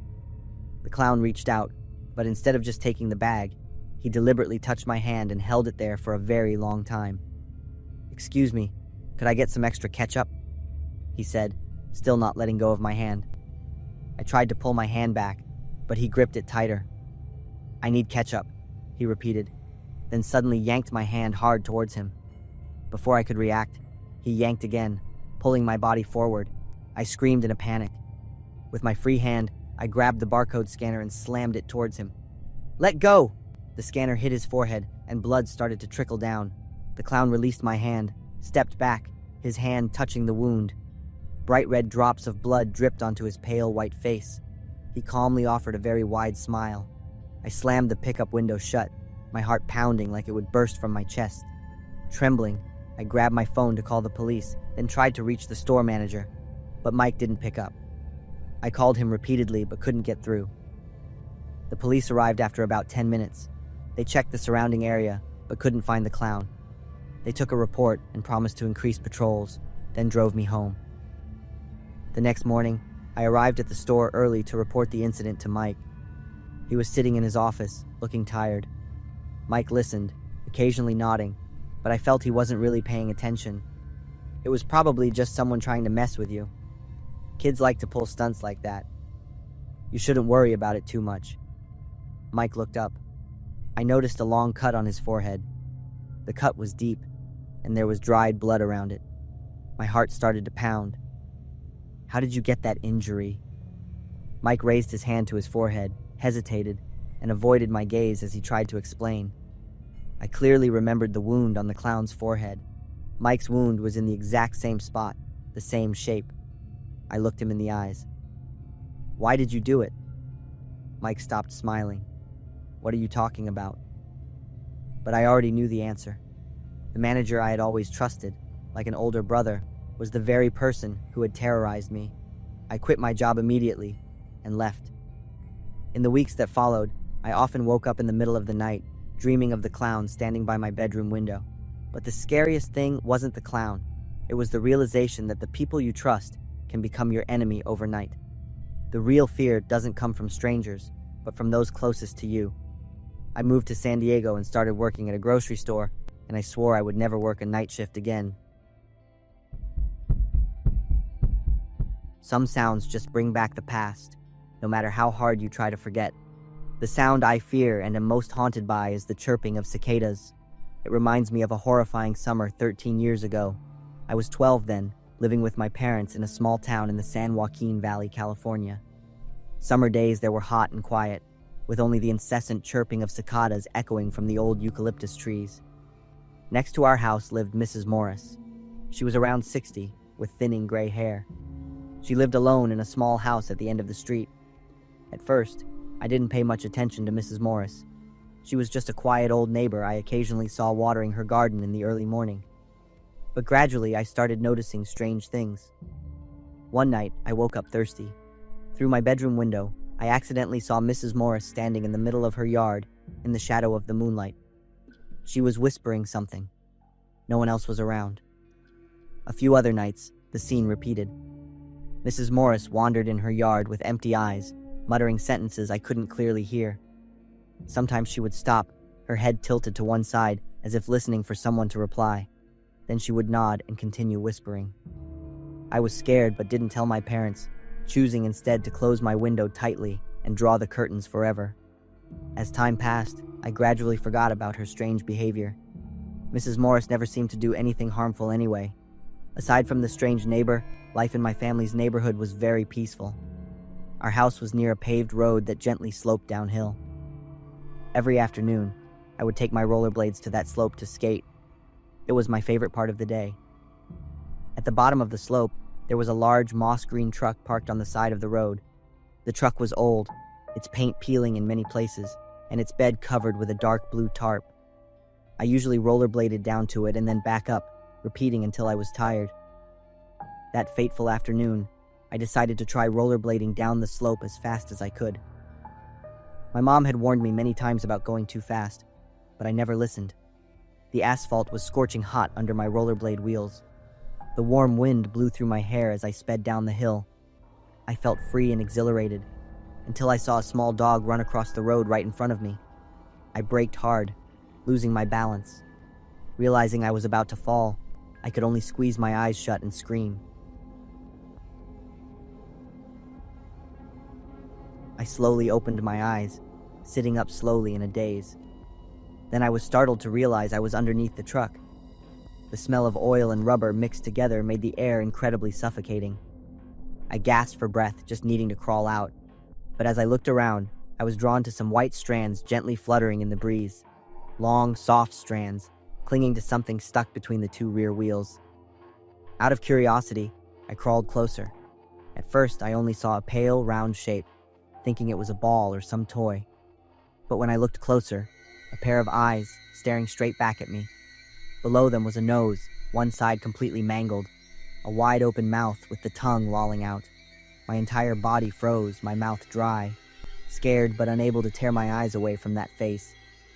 Then I realized, Mrs. Morris. Just then, as if hearing her name, Mrs. Morris's head tilted to one side. The creaking sound from her neck bones sent a shiver down my spine. Her body was wedged between the axle and the road, her floral dress torn, her limbs bent at unnatural angles. Blood had dried to a dark brown on the pavement. I screamed and crawled out from under the truck as fast as I could. My whole body was shaking uncontrollably when I got home, my heart pounding as if it would explode. "Mom! Dad!" I yelled as I burst into the house. Mrs. Morris ... My mom looked worried, seeing my panicked state. "What's wrong, sweetie?" "Under the truck. Mrs. Morris is under the truck," I cried, trying to explain. My dad ran outside. A few minutes later, he returned with a pale face and immediately called the police. The police arrived, cordoned off the scene, and removed Mrs. Morris's body. They asked for basic information and instructed everyone not to approach the area. A few days later, the investigation results were released in the local newspaper. According to the report, Mrs. Morris had been suffering from severe insomnia and depression for many years. Inside her home, police found many empty pill bottles and disorganized notes. The autopsy results showed an unusually high concentration of sleeping pills in her blood. The police concluded, on the night of the accident, Mrs. Morris was sleepless and wandering around in a dazed state. A neighbor's camera recorded Mrs. Morris wandering the night the accident happened. Police analyzed the camera footage and concluded that Mrs. Morris was very likely in a dazed state and lay down under Mr. James's car without realizing it. As for Mr. James, he testified that on the night of the accident, he received a complaint from a resident on the street about his car blocking part of a pathway. He went back to his car to move it forward a bit. While driving, he felt a slight bump, but he dismissed it, thinking it was just a rock or a branch. He was not prosecuted, as this was deemed a tragic accident with no signs of negligence. I never rollerbladed on that slope again. My family moved when I was 17. Mrs. Morris's house is still there, abandoned with boarded-up windows. And on hot summer nights, when I hear the cicadas chirping, I still remember the pungent smell of engine oil from under the truck. Most horrifyingly, every narrow gap makes me see Mrs. Morris's distorted face and long gray hair. Looking back now, I understand that those times I saw Mrs. Morris wandering at night and whispering to herself were signs of the psychological illness she was enduring. Perhaps she struggled with insomnia and loneliness for years, until it led to that tragic end. Sometimes I wonder if that night I had just stood up, stepped out, and said something to defend him. Would things have been different? That evening was still a warm summer party. It's just that we didn't know the laughter that night would create tears and harm for a small family. Last summer, I received an invitation to Ben's housewarming party. He had just moved into a new neighborhood in Austin, Texas. To celebrate moving, Ben hosted a BBQ, inviting his close friends and colleagues. The party started at 6 p.m., the air filled with the smell of grilled meat under the sunset. About 20 people attended the party, their laughter echoing throughout the yard. At first, everything was great. We chatted, drank beer, and enjoyed delicious grilled steak. But as the party went on, everyone had quite a bit to drink and started losing control.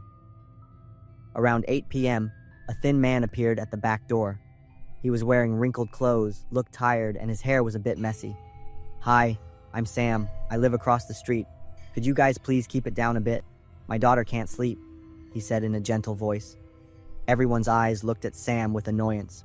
Someone whispered, "Grumpy old man." I couldn't help but feel annoyed too. I thought he was just a difficult neighbor trying to spoil our fun party. After Sam left, everyone continued drinking, and the noise level rose again. Some guests started making fun of Sam's appearance. "He looks like he just slept under a bridge," one of Ben's colleagues said and laughed. "Probably so poor he can't afford new clothes," another person chimed in. Around 9 p.m., Sam appeared for the second time. This time he looked more stressed. "I already asked you guys to lower your voices. My daughter really can't sleep." But instead of apologizing, a few drunk people started laughing loudly and openly mocking him. Sam stood there for a moment, his face red, then turned and walked away. I saw his hands trembling. 15 minutes later, Sam came back for the third time. "Party pooper," someone yelled and threw a cup towards Sam. Others started yelling and throwing trash towards Sam. Ben stepped forward and threatened him with a very rude finger point directly at his face. "This is my party. You're not welcome here. Get out." This time, I could feel genuine anger in his eyes. Sam clenched his fists so hard his body trembled, then quietly left. After Sam left, the party became even more chaotic. Everyone continued drinking, and some even deliberately threw trash over the fence into Sam's yard. I felt uncomfortable with these actions, but didn't intervene. Then the worst thing happened. Rick, a mutual friend of mine and Ben's, had too much to drink. He insisted on driving home, even though everyone tried to stop him. Rick stumbled out to his car, started the engine, and instead of backing out into the street, he floored the gas pedal. The car sped forward, crashed through the fence, drove across Sam's yard, and ran over a few things before stopping. When we ran out to see, I saw a pink child's bicycle completely crushed under the car's wheels. Some people were shocked by the incident, while others, due to their drunkenness, became excited and laughed at Rick's actions. Sam's front door opened, and a little girl ran out, looked at the bicycle, and burst into uncontrollable tears. The air around us fell silent. All eyes turned towards the little girl. Sam appeared right after. His face was terribly distorted. "This was my daughter's birthday present. I worked extra hours to buy it," Sam said in an angry voice. Rick, instead of apologizing, sneered, "Then just buy a new one." That was the last straw. Sam suddenly screamed and lunged at Rick. He punched Rick repeatedly in the face, while screaming words that were indistinguishable. It took 3 men to pull Sam off before Rick could escape. He lay unconscious in the yard, blood all over his face. The police arrived after 15 minutes. They arrested Sam and took Rick to the hospital. While waiting, I overheard a conversation between the police and other neighbors. Sam was a single father, working 2 jobs, a day shift at an auto repair shop and a night shift at a warehouse. He dedicated all his income to raising his 6-year-old daughter. The pink bicycle was a birthday gift he had just given his daughter, and she cherished it more than anything. When I heard this information, I suddenly sobered up. I remembered Sam's tired eyes, his wrinkled clothes because he had just gotten off work, his soft voice when he asked us to keep it down. Sam wasn't a weirdo. He was a worried and loving father to his daughter. Rick recovered after 2 weeks, but Sam had to face legal consequences for his violent actions. He was sentenced to 6 months in jail and had to do community service. I don't know what happened to his daughter during that time. I can't forget the little girl's cries that night. It was the cry of a child who had just lost something most precious, not due to an accident, but due to the cruelty and ignorance of adults. That was a lesson I learned about not judging others by their appearance and circumstances. I'm Anna. I was 16 then, still thinking the world revolved around me. That evening was around July in Ohio. I had just finished my shift at a clothing store in the mall, feeling quite tired and hungry. I had to walk to a nearby McDonald's for dinner. The store was quite empty.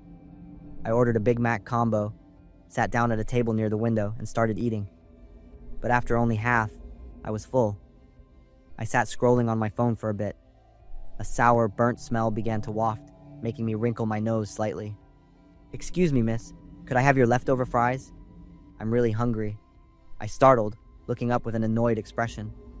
A man in his 40s was standing by my table. He had a scraggly beard and long matted hair. His tattered jacket had no zipper.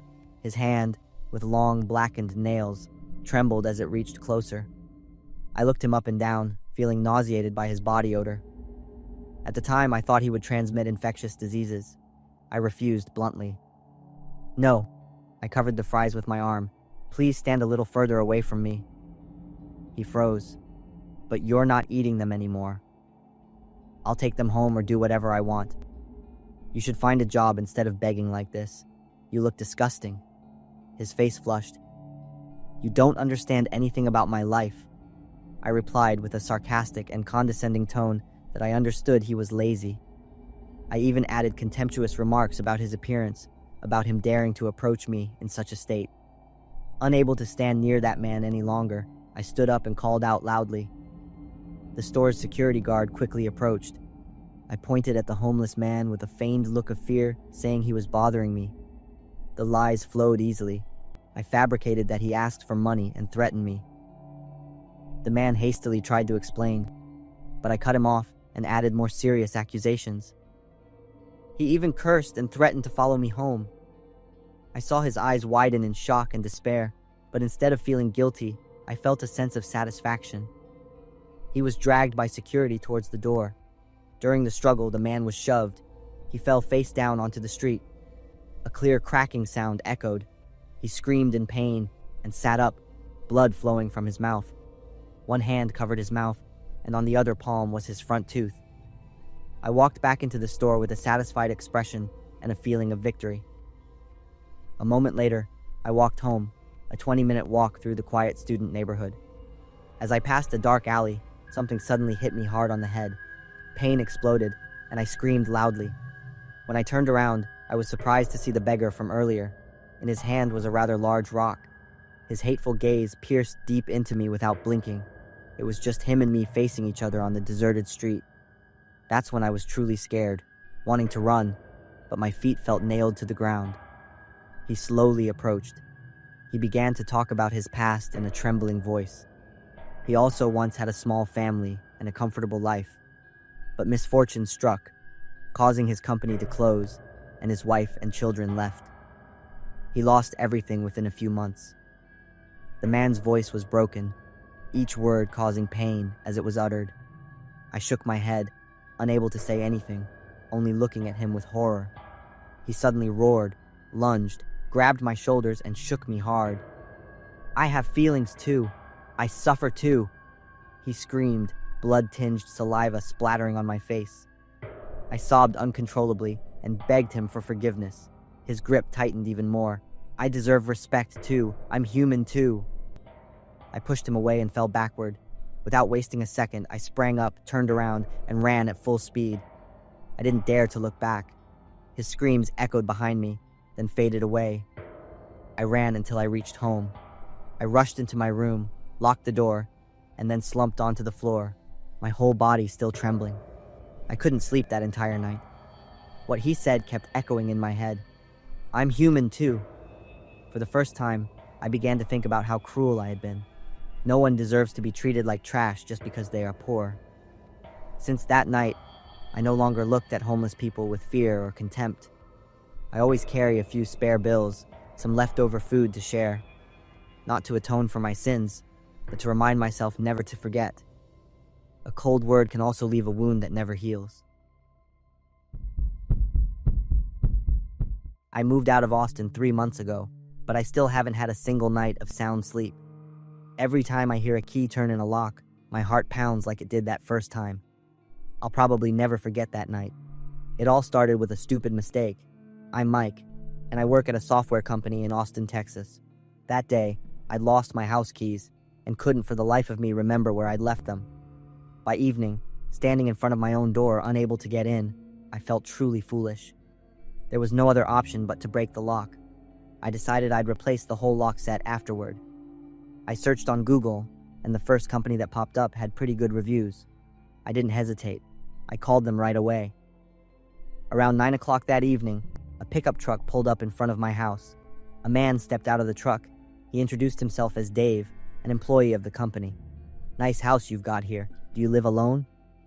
Dave looked around my home. Yeah, I've been renting it for 2 years, I replied, leading him to the front door. Dave began working. While replacing the lock, he continued to chat casually. What do you do for work?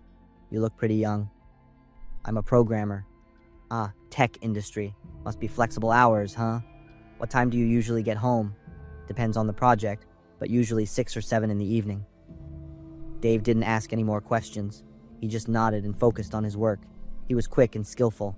In only about 20 minutes, the new lock was installed. All done, Dave said, handing me 2 new keys. Give it a try. I tried locking and unlocking a few times. Everything worked smoothly. I went to pay, but Dave said he didn't accept transfers. I gave Dave cash.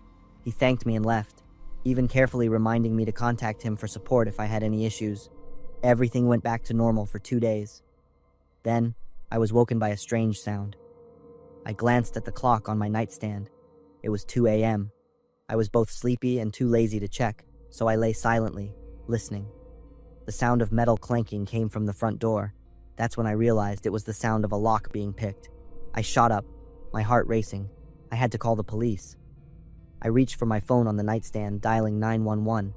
Before I could hit the call button, light from the hallway spilled into the room. A tall, thin figure appeared in my bedroom doorway. I don't usually close my bedroom door when I sleep, let alone lock it. What a disaster. Stay still, a low, cold voice commanded. I saw the barrel of a short gun in his hand. My body instantly froze. My phone was still on the emergency call screen, but I didn't dare press it. Give me your phone. I remained motionless, scared but also trying to buy time. I was desperately trying to think of a way to deal with this. Suddenly, the cold muzzle of the gun pressed against my temple, making me jump. Are you deaf? He snarled. I handed over my phone with trembling hands. He turned it off and put it in his pocket. Get up, go towards the bathroom. I followed like a robot that had been switched on. He pushed me into the bathroom at the end of the hall, watched for a few seconds, and then laughed with amusement. Sit down and be quiet. If I hear any noise, you know what will happen.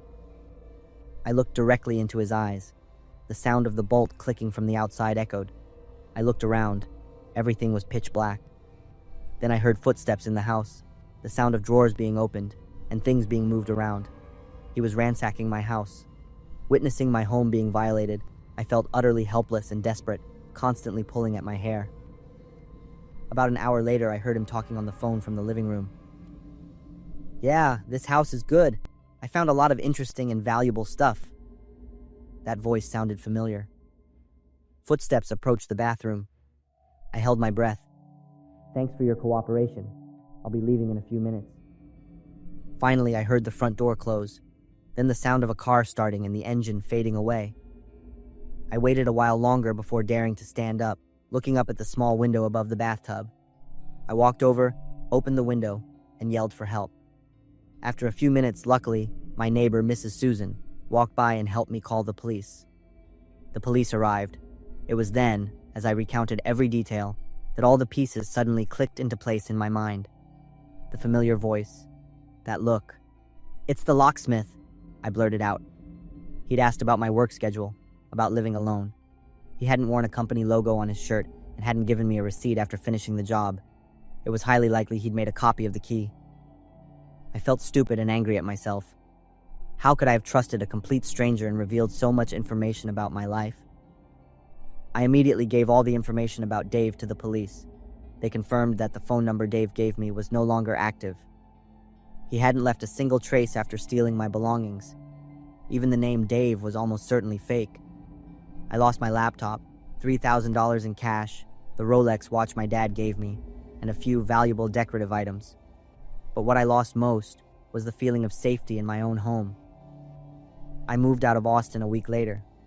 I understand that trust can be the most dangerous thing in the world, and I will never forget Dave's friendly voice and how he turned me into a victim with seemingly harmless questions. I work part-time at Peterson's grocery store. This whole ordeal started during my night shift 3 weeks ago. Usually after closing, I'd stay about 20 minutes to clean up. That night, I flipped the closed sign and started tidying the dry goods aisle, which customers had messed up. The hum of machinery was steady, blending with the occasional car passing by on the street. I liked this quiet. No grumpy Mr. Peterson, no customers asking questions. I was wiping down the meat counter in the back when I heard a noise. I froze, cloth still in hand. Listening for a few more seconds, I pinpointed it as a metallic sound, like someone prying at a door. I switched off the back lights and tiptoed out. Through the main door's glass, I saw two figures. One was tall, the other shorter. Robbers, I thought. My first instinct was to call the police, but then I realized I'd left my phone in the cash register drawer. To get my phone, I'd have to pass the main door, right where they were. I took a risk, crawling along the floor towards the cash register. Suddenly, I heard a click. They'd opened the lock. I quickly ducked behind the counter. My heart pounded in my chest, and I bit my lip to keep from breathing too loudly. From my hiding spot, I saw 2 pairs of feet step inside. 1 pair of worn black leather shoes, 1 pair of white athletic shoes. They closed the door carefully. I peered through the reflective glass of the refrigerator. They both carried backpacks, and their hands held long objects. As they drew closer, the neon light from outside illuminated them, and I clearly saw the taller one holding a gun. I pressed myself into the darkest corner behind the counter, making myself as small as possible. They didn't pay attention to the shelves, but went straight to the cash register. Their footsteps stopped right beside me. I held my breath, knees pressed to my chest, arms wrapped tightly around myself, feeling my heartbeat stronger than ever. If he just bent down, I knew I would die. A few seconds later, their footsteps echoed again, moving further from where I was hiding. It seemed they'd found the owner's safe.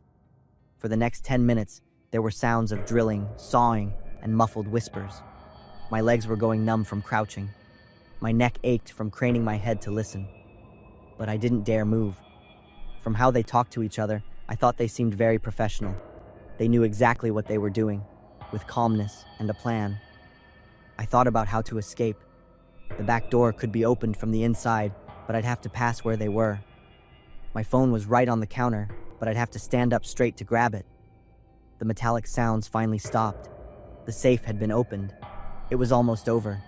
They'd take the money and leave. I would survive. But unexpectedly, the phone on the counter rang. My body froze, my eyes wide with shock. The 2 robbers went silent instantly. Their footsteps moved quickly closer to me. I guessed it was the owner calling. He occasionally called to check in or ask if I'd gotten home, but not now. His concern could kill me. The phone stopped ringing. I heard paper rustling and a small curse. They were searching for the phone. A few seconds later, the phone rang again. I figured it was the owner calling back. I thought to myself, this is it. Suddenly, a strong hand grabbed my hair and pulled me up. "You bitch!" the tall one snarled. I cried out in fear and begged for my life. The other one quickly ran over. "There are lights at the end of the street. They're here." "Damn it! Find a way out!" As the two robbers panicked, a police loudspeaker blared, ordering them to surrender.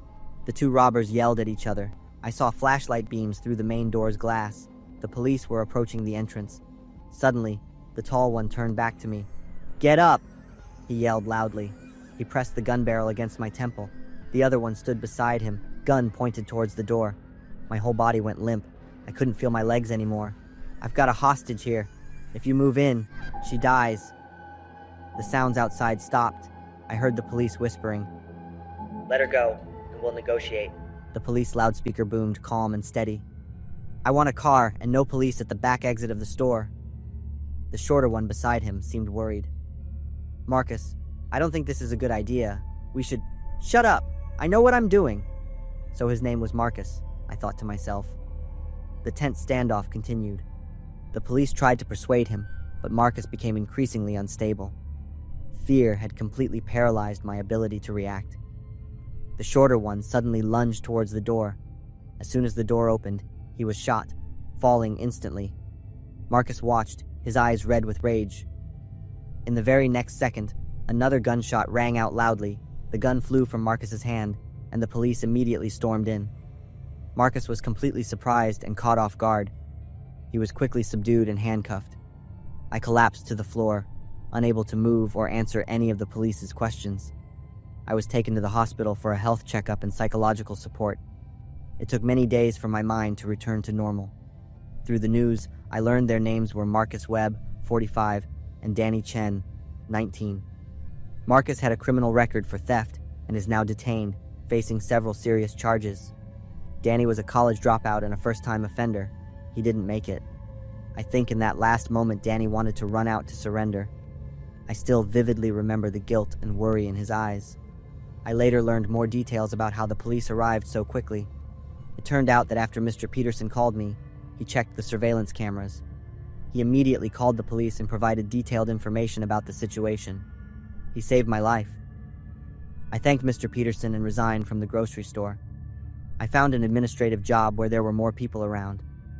I can't stop thinking about the moment I became a hostage, about the complete paralysis I felt when facing death.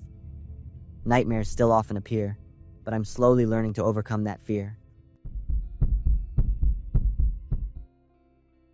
It has been weeks, but that night still lingers in my mind, as if it just happened yesterday. I still remember the cold, exhausting feeling as I drove down Highway 61. But what I can't forget is that man. I never imagined that what seemed like an ordinary encounter would turn out to be the beginning of a nightmare. The gas light came on. I only had enough gas for about 10 more miles. My phone's map showed only one gas station about 11 miles away. I hoped I had enough fuel to make the trip. 10 minutes later, I saw a faint light ahead, and an old gas station appeared. I pulled up to a pump, swiped my credit card, started pumping gas, and looked around. Besides my car, there was an old, dark blue pickup truck parked in the corner of the station, mostly hidden by the shadows.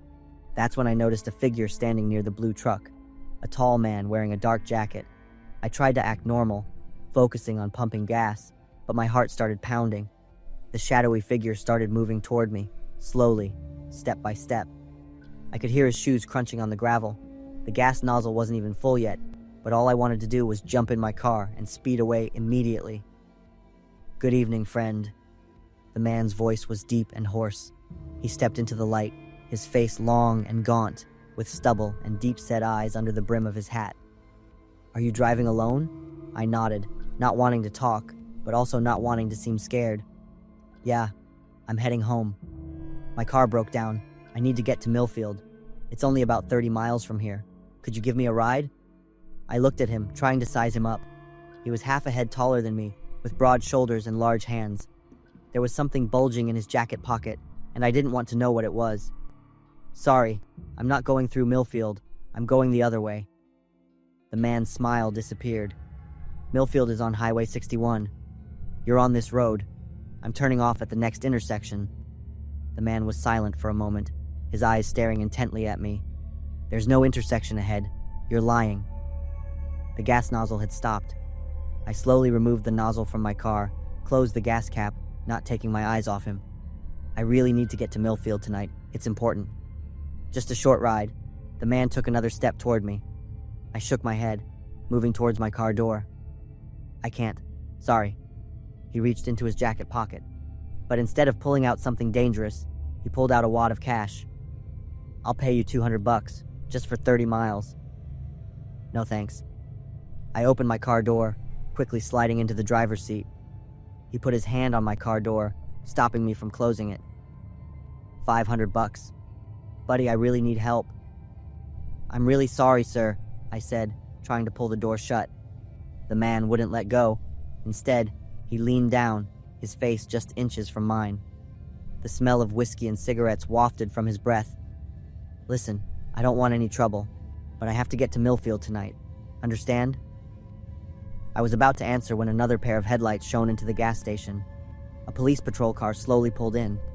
The man immediately let go of my car door and backed up a few steps. The police car parked, and an officer got out. The man's demeanor instantly changed. He became relaxed and friendly. "Is there a problem?" the officer asked, his gaze moving between me and the man. "No problem at all, officer. I was just asking for directions to Millfield." The officer nodded, but I noticed he was observing the man closely. "Could I see some ID, sir?" The man hesitated for a second, then said, "I left it in my truck." "Let me get it." He turned his back and walked toward the blue pickup truck. That's when the officer moved closer to me, lowering his voice just enough to be heard. "Are you willing to give him a ride?" I shook my head. "I'm really not going through Millfield." "I see. Better safe than sorry." His eyes quickly shifted towards the truck. Suddenly, the truck's engine roared to life. The blue pickup truck sped out of the gas station at a crazy speed. I stood there, stunned. He just said his car broke down, and now he was speeding away like nothing was wrong. The officer quickly reported it over his radio, his voice tense as he described the truck and requested backup. He turned back to me, his eyes more serious than ever. I recounted every detail of my encounter with the man. The officer used his radio again, requesting a lookout for the truck, suspecting foul play. For me, he sent another colleague to escort me home to ensure my safety. 2 months passed. Life slowly returned to normal, but I couldn't completely shake the uneasy feeling from that night. One evening, I was watching the news as usual. An image of a familiar face suddenly appeared on the screen, making my blood run cold. Deep-set eyes, a gaunt face. It was exactly the man from the gas station that night. Stuart Welch, 45 years old, serial killer. He murdered 5 victims in 3 years using the same method, faking a broken-down car, asking for a ride, then overpowering them and taking them to a remote location. I sat motionless, every detail flooding back. The news anchor continued. He was caught thanks to a report from a lucky witness who escaped 2 months ago. So, I could have been the 6th victim if that police officer hadn't shown up at the right time. If I'd agreed to give him a ride, things might have... I turned off the TV, sitting in silence. I was right to trust my gut feeling that murders often happen in deserted places.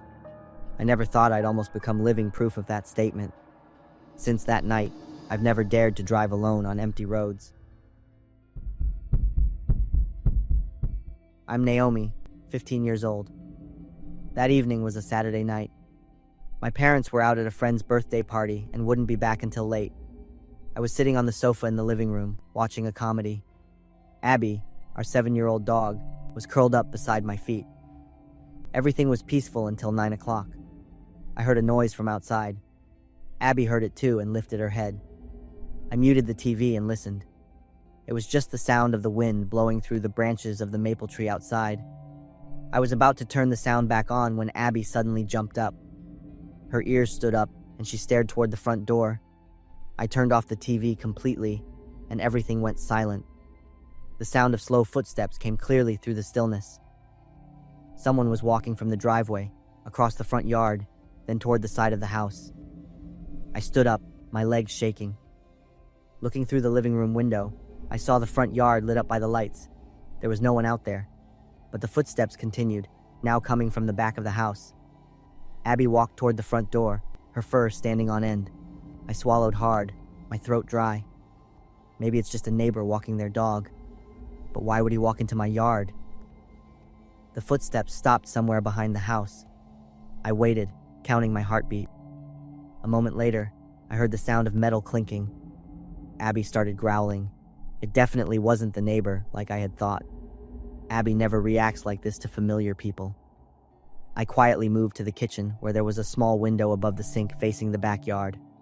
Everything was dark. The sound of metal came again. This time it was clearer. Someone was messing with the back door lock.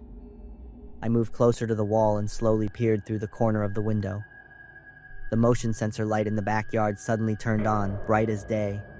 I saw the back of a tall man in a black coat, wearing a knitted hat covering his face. He was holding a long metal bar, trying to pry open the back door lock. I froze, stunned. He was a burglar, or worse. I backed away, leaning against the refrigerator. My hands were trembling. I needed to call 911 right away, but I couldn't find my phone. I put my hands on my head, trying to remember where I had left it. The sound of metal scraping against the lock continued. He seemed to be getting impatient. Abby ran into the kitchen, looking up at me, still growling toward the back door. I hugged Abby's neck, whispering, "Shh, Abby, don't make a sound." But Abby wouldn't listen, her growling getting louder.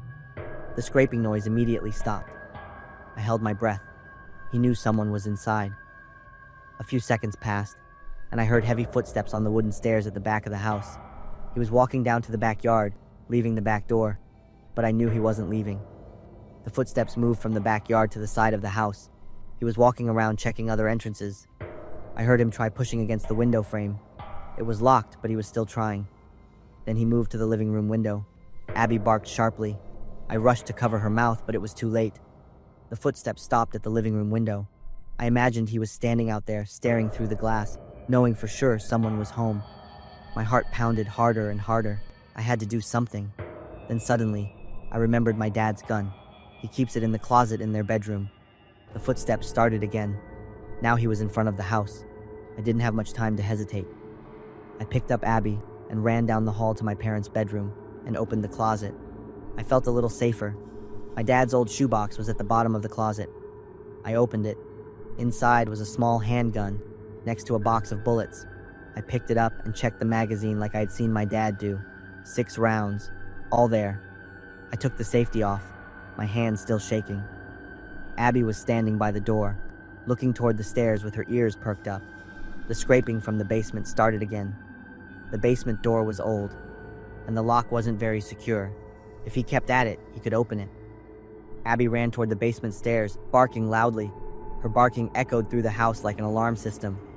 The scraping from the basement grew louder. I looked at the gun in my hand. If he came in, if he meant to hurt me, would I be able to pull the trigger? The scraping stopped. Abby stopped barking but was still growling. I listened. There were no footsteps from the basement. He hadn't entered the house. Instead, I heard heavy footsteps moving outside, climbing the concrete steps leading from the basement door to the yard. He had given up. I collapsed onto the bedroom floor, leaning against the bed. Abby ran up to me, licking my face. I held her tightly, feeling her warmth. Now, I needed to call the police. The phone had to be somewhere under the living room couch. I ran downstairs and found it in the corner of the sofa. But before I pressed the call button, I heard a car engine from far away. The headlights shone through the living room window. The car was turning into our driveway. My parents were home. I still didn't dare open the door to run outside. I just stood still, listening. But Abby had noticed, her tail wagging furiously. My parents stepped into the house through the garage door, talking about the party. "Sarah, are you asleep?" my mom called. I ran to them, still holding the gun in my hand. When my parents saw me like that, their smiles immediately disappeared. "Sweetheart, what's going on?" my dad asked, quickly taking the gun from my hand. I told them everything, my voice shaking. My dad turned on the back porch light and grabbed a flashlight to check around the house. We called the police. 2 officers arrived, took my statement, and checked the house. The basement door and the back door showed signs of tampering. It was likely that someone was testing out which house was easy to break into. That night, I couldn't sleep. I lay in bed with Abby curled up next to me, listening to every sound outside.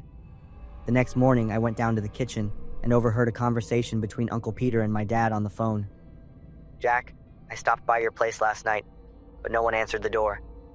My dad was silent for a while. "Did you do anything there, Peter?" "Well, I just wanted to leave a thank you card and a gift card for Sarah. She helped me with my presentation last week and I just got promoted." "Did you try any of the doors?" "No, I just left the card and left." My dad and I looked at each other in silence. So the first footsteps were from Uncle Pete, and the one who tried to pry open the lock and walk around my house came later. I shuddered as I realized, if Uncle Pete hadn't come first, I might not have been alert in time. It's chilling to think about. My name's Judith. Last Friday night after work, I stopped by the Dollar Tree to grab a birthday card for my daughter. She was turning 7 the next day, and I'd been so swamped I nearly forgot. It was around 10 p.m. when I pulled into the parking lot. The place was pretty much deserted. It should be quick. I knew the store was about to close, so I hurried inside. The cashier, a young woman. She gave me a quick nod and kept stacking gum on the shelves. I wandered down the aisles, hunting for the card section. That's when I noticed a guy standing at the end of the aisle. He was dressed head to toe in black, hood pulled up over his face. I grabbed a pink birthday card with a cake on it. When I turned around, the guy was gone. Didn't think much of it. Just walked up to the register. I paid my $2 and left. As I stepped outside, I spotted him again. He was leaning against a green pickup truck parked way over in the corner. He is staring at me. I tried not to make a big deal out of it, unlocked my car, and slid into the driver's seat. In that moment, all I could think about was what to write in the card. I started the car, backed out of the space, glanced at the rearview mirror. The guy was gone. The drive home was the usual one. Quiet neighborhoods, old 2-story houses from the 60s, most of them dark at that hour. As I turned onto my street, I heard something coming from the back of the car. It sounded like something rolling across the floor. Probably just a water bottle or some random thing I'd tossed in the back seat earlier. But then it happened again. Clearer this time. That wasn't a water bottle. It sounded like movement. My heart kicked up.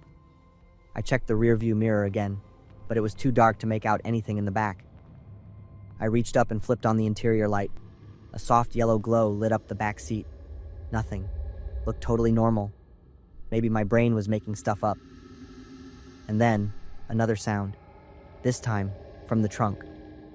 I froze, hands tightening around the steering wheel. Held my breath. Just listened.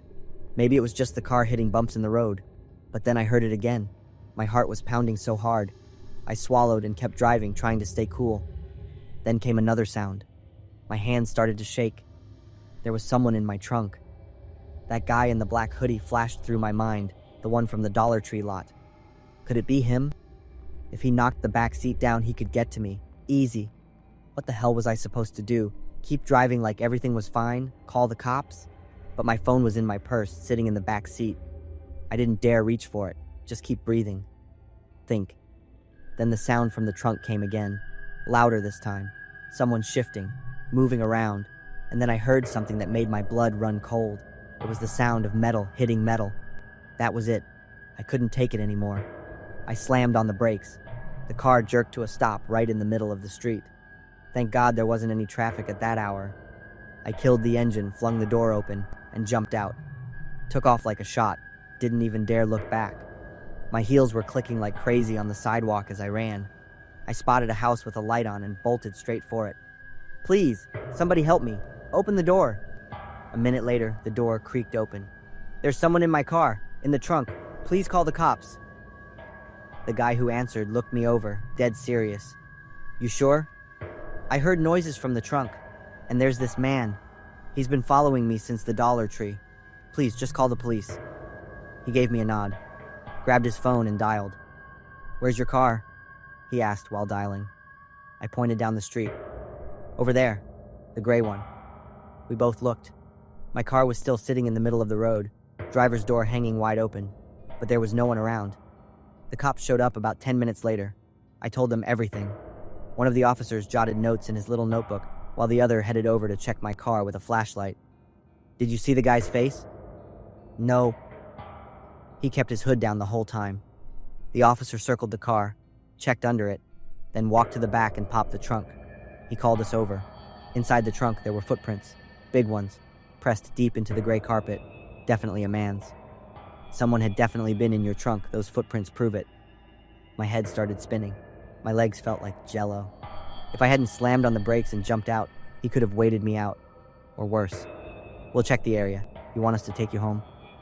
Yeah, please. They put me in the back of the patrol car, and another officer drove behind in mine. From now on, check your car before you get in. That guy knew your car. The officers gave me a few warnings, then took off. After they left, I went straight to my daughter's room and checked in on her. Then I walked back to the living room and sank into the couch, hugging a pillow to my chest. I couldn't sleep. Every time I closed my eyes, I saw him, that man in the black hoodie, just standing there in the parking lot, watching me, and I knew exactly what he wanted. A woman, alone, late at night. He'd been watching me from the store, just waiting for the right moment to slip into my car. If I'd driven all the way home and parked in the garage where no one could see us, he would have gotten out and done whatever he wanted. I've got security cameras now, all over the house, and every time I get in my car, I check the back seat. I check the trunk too, every single time. At red lights, I check the rear view, and when I hear a weird noise behind the car, my heart starts pounding, just like it did that night, because I know he's still out there, somewhere, waiting for his next victim. I'm Ava, and I'm 16. It all started about 6 months after my family moved to this quiet neighborhood. My parents picked this place because it was known for being safe, having good schools, and a friendly community. Our next-door neighbor was Mrs. Allen, a middle-aged widow who seemed really polite. Her son, Joey, was my age. At first, Joey seemed like a normal kid, maybe a bit quiet and shy, but always polite when we bumped into each other. He usually wore big hoodies no matter the weather, and I rarely saw him with friends. My parents always said Joey was a good kid whenever they saw him helping his mom with yard work or carrying groceries inside. I can't say exactly when things started to get weird. Maybe it was the glances that lasted a little too long when we saw each other in the school parking lot. Joey always seemed to show up at the grocery store, the library, or the movie theater at the same time as me. At first, I tried to tell myself it was just a coincidence in a small town. I started to notice how Joey would change his schedule to walk to school at the same time as me. He always sat close enough to overhear my conversations in the cafeteria. His bedroom window always seemed to have a light on. Sometimes, I just felt like someone was watching me. My mom gently brushed off my concerns, saying, "You're at that age where everyone notices you. There's no need to overthink it." But I still felt uneasy, and that feeling wouldn't go away, which made me pretty stressed out. One night, my parents went to a company party and were coming home late, so I was home alone. Rain started to fall outside, and the wind was pretty strong. Around midnight, I finished my essay and decided to go to bed. The house was strangely quiet. I was so tired that I fell asleep right away. I don't know how long I'd been asleep when I woke up. At first, there was nothing but the gentle ticking of the clock on the wall and the sound of rain outside. But then, I realized another sound, a very faint breathing. I opened my eyes wide, held my breath, and listened. And it was coming from under my bed. My body froze. A cold dread spread through me, from the top of my head to my toes.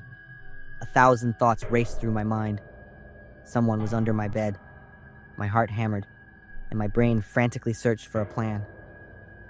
I decided the best option was to keep pretending to be asleep while I figured out what to do. Trying my best to keep my breathing even, I let one hand drop naturally off the side of the bed, as if I was just rolling over in my sleep. And then, my fingers touched human hair. All pretense vanished. I shot upright and leaped out of bed, unable to stop the scream that ripped from my throat. At the same moment, a dark figure emerged from under the bed. It was Joey. He stood there in his familiar black hoodie, his eyes wide. In his hand was a knife, Time seemed to stand still for a few long seconds as we stared at each other. I grabbed my bedside lamp and hurled it straight at Joey. It missed him, but it created enough of a distraction for me to bolt for the door. I heard Joey stumble behind me, probably tripping over something in the dark. I ran downstairs, my heart pounding in my chest. I could hear hurried footsteps chasing me. At the front door, I fumbled with the deadbolt, my trembling hands making the simple task difficult. Finally, the door swung open, and I ran to the nearest house with lights on, Mr. and Mrs. Jenkins' place down the street. I banged on the door frantically, yelling my name and begging for help. The door opened, and Mr. Jenkins' confused face appeared. I quickly explained everything, and Mr. Jenkins immediately called the police. My parents rushed home from their party. Police searched Mrs. Allen's house, and then, even more horrifying things were discovered. Joey hadn't just been watching me from afar. He had snuck into my room multiple times for months. His room was a chilling shrine dedicated to me. Hundreds of photos of me doing all sorts of activities were plastered all over the walls. In a journal, police found detailed entries about what Joey called observation nights. Nights when he hid under my bed and simply watched me sleep. He described the feeling of touching my hair, wrote about my scent, the sounds I made while sleeping, and times he rummaged through my belongings when I left the room. But the most terrifying part, the one that made even the police officers shiver, Joey had explicitly written, "Tonight will be different. Ava will be mine forever. We will always be together, in death." And he had brought the tools to carry out that plan. The knife I had seen, rope, duct tape, and a bottle of sleeping pills. During the interrogation, Joey confessed to all of it with a disturbing calmness. He said he had fallen in love with me the first day he saw me, that we belonged together, and if he couldn't have me, then no one could. He detailed how he broke into my house through a first-floor window I had forgotten to lock. More than a year after the incident, I still wake up every night, my heart pounding, imagining someone hiding under my bed. Joey is in a mental institution.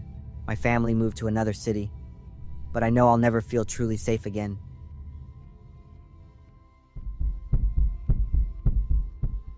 I'm Anna, and my small family just moved to Columbus, Ohio, about 6 months ago. The 2-story house we bought is in a quiet suburban neighborhood. Everything was perfect for the first 3 months. I set up a cozy workspace in the downstairs den. Mike was settling in well at his new job, and Emma quickly made friends at school. We even got to know most of our neighbors, except for the man living in the house next door. Mike said he'd met him once, a retired chemistry professor named Daniel Lee. He lived alone and preferred his privacy. Then winter came, and with it, a strange feeling. In the afternoons, I started to feel tired. My mind was foggy, and I couldn't focus. Headaches appeared often, starting at my temples and spreading to the back of my head. At first, I figured it was just the lack of sunlight and my body adjusting to the colder weather. I wrote down my symptoms in a journal and tried to change my diet, exercise more, and even take vitamin D supplements, but it didn't seem to help. Then Emma started having morning sickness and trouble sleeping at night. "I think we should take Emma to the doctor," I told Mike. "I think you're just worrying too much, Sarah. We just went through a big move. Our bodies need time to adjust." Maybe Mike was right, but I was still going to keep an eye on everything. I started tracking the times we felt worst, the food we ate, even the weather. After a week, the results showed our symptoms seemed to get worse in the evenings and early mornings. One day, I felt my body suddenly and noticeably exhausted after a visit from our neighbor, Mr. Daniel. Mike thought he was pleasant, but I didn't. His eyes were too intense, his smile fake, and he always found reasons to come over more often. The situation became serious when Emma had a seizure at school. The results came back. Emma didn't have a fever, and all tests showed nothing unusual. We were sent home with advice to monitor her and come back if she had more seizures. After Emma fell asleep, I told Mike, "I think there's something in this house making us sick, and Mr. Lee is involved." Mike was surprised. "Daniel? He's very friendly. He has a chemistry degree and researches narcotics." I looked him up. "So what? That doesn't incriminate him. I've seen him lurking around the house when you're at work, and our symptoms get worse every time he comes over. You're being paranoid. Maybe you should see a therapist." I felt helpless and disappointed after talking to Mike. He insisted on defending a stranger instead of worrying about his wife and daughter. I ordered small surveillance cameras online, placing them on the porch, at the front door, and in the main ventilation room. I also bought an air testing kit and sent samples to a private lab. I started sleeping in Emma's room for her safety. One night, I heard a sound, a soft hiss, like gas escaping. I turned on the light and checked around, but saw nothing. The next morning, I checked the cameras. At 2 a.m., Daniel Lee approached our house, wearing a gas mask and carrying a small device. Then, he moved to Emma's window, but seemed to give up when he noticed the window was tightly closed. I felt nauseous and terrified. I was right. He was poisoning us, but why? I needed more concrete evidence before going to the police. I didn't tell Mike about the video or the samples until I had enough proof. The lab results came back a day later. According to the report, they found traces of methadone and hydrocodone in the air and drinking water samples. Small amounts, but enough to cause the symptoms we were experiencing with prolonged exposure. What should I do now?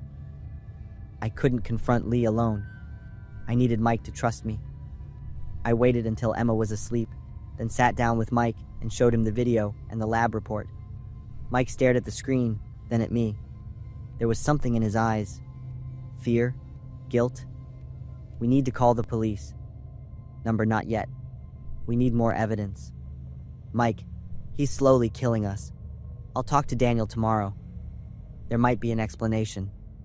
Mike's answer confused me even more. Why would he want to talk to the person harming his family?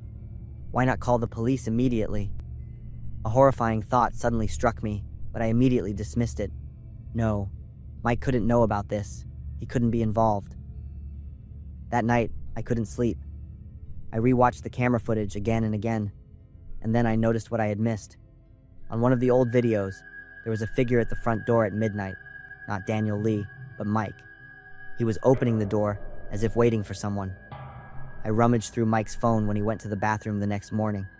I found messages between him and Daniel, messages talking about dosage, effects, and leaving no trace. And then I found the reason. When she's gone, I'll have everything, the insurance, and freedom. Stick to the plan. Slowly, no one will suspect. I felt like my world collapsed. My husband was trying to kill me. I took screenshots of the messages, backed up the videos to a hard drive that I hid in my bag. I told Mike I was taking Emma to the doctor for further checks. Instead, I drove straight to the police station. They arrested Mike and Daniel that very day. A search of Daniel's house revealed a mini laboratory where he concocted drug mixtures. They found documents on methods of slow poisoning that leave no trace, and a large payment from Mike's secret account. Investigations showed Mike was having an affair and wanted to be free but didn't want to split assets or pay alimony. He met Daniel, a chemist who had been fired for unethical experiments, on an online forum. Together, they planned to slowly poison me, causing symptoms similar to a mental disorder and eventually leading to a seemingly natural death. Mike and Daniel were both charged with conspiracy to commit murder and aggravated assault. I was granted a restraining order and took Emma away from Columbus to a small coastal town on the shores of Lake Erie, a place where we could start over. It's been 6 months since we left. Emma has recovered both physically and mentally. I'm still healing, still learning to trust again. I'm Lori, and I live with my parents and younger brother in Millfield, Ohio. That night was the 4th of July. I was sitting on the sofa flipping through TV channels when the first firework exploded. Lori, can I have some hot chocolate? My brother Josh called from the kitchen. Hot chocolate in July, are you sure? I chuckled softly, but still got up to make it for him. I was 18 and used to taking care of Josh when my parents were out. My parents had gone to Akron to visit Aunt Margaret because she broke her leg. They'd be back late, probably after midnight. Before they left, Mom had repeatedly told me, "Lock the doors securely, don't open for anyone, and call me right away if anything happens." I walked into the kitchen and opened the fridge for milk. I looked out the window. The neighbors' houses were lit up, and the sounds of families laughing and watching fireworks drifted in. "Lori, someone's in the backyard." Josh's voice suddenly turned serious. I turned to see Josh standing by the living room window, the curtain pulled back just a crack. It's probably Mr. Henderson watering his plants. I poured milk into the pot. It's not Mr. Henderson. They're wearing a white lab coat, like a doctor. I turned off the stove and walked to the window. Josh stepped back, his face pale. I looked out. In the dim light from the porch lamp, I saw a figure standing by the fence, their back to me. The man was tall and thin, wearing a white lab coat and black pants. He stood silently, as if observing something. It's probably a doctor from the hospital. Maybe someone got hurt by fireworks. I offered a logical explanation, but my heart started pounding faster. The man turned around. His face was pale, his dark eyes staring directly at the window. He smiled stiffly. "Lori, I know you're in there." His voice echoed through the glass. I flinched, pulling Josh away from the window. The man stepped closer. My blood ran cold. I pulled out my phone, but my hand shook too hard, and it fell to the ground. "Lori, I don't want to hurt you." He was now right at the door, placing his hand on the glass. "You wish you could be a better sister, right, Lori?" Josh suddenly burst into tears. "What is he talking about, Lori?"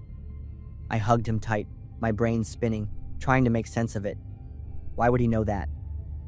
Suddenly, a loud crash of breaking glass. The man had smashed the kitchen window.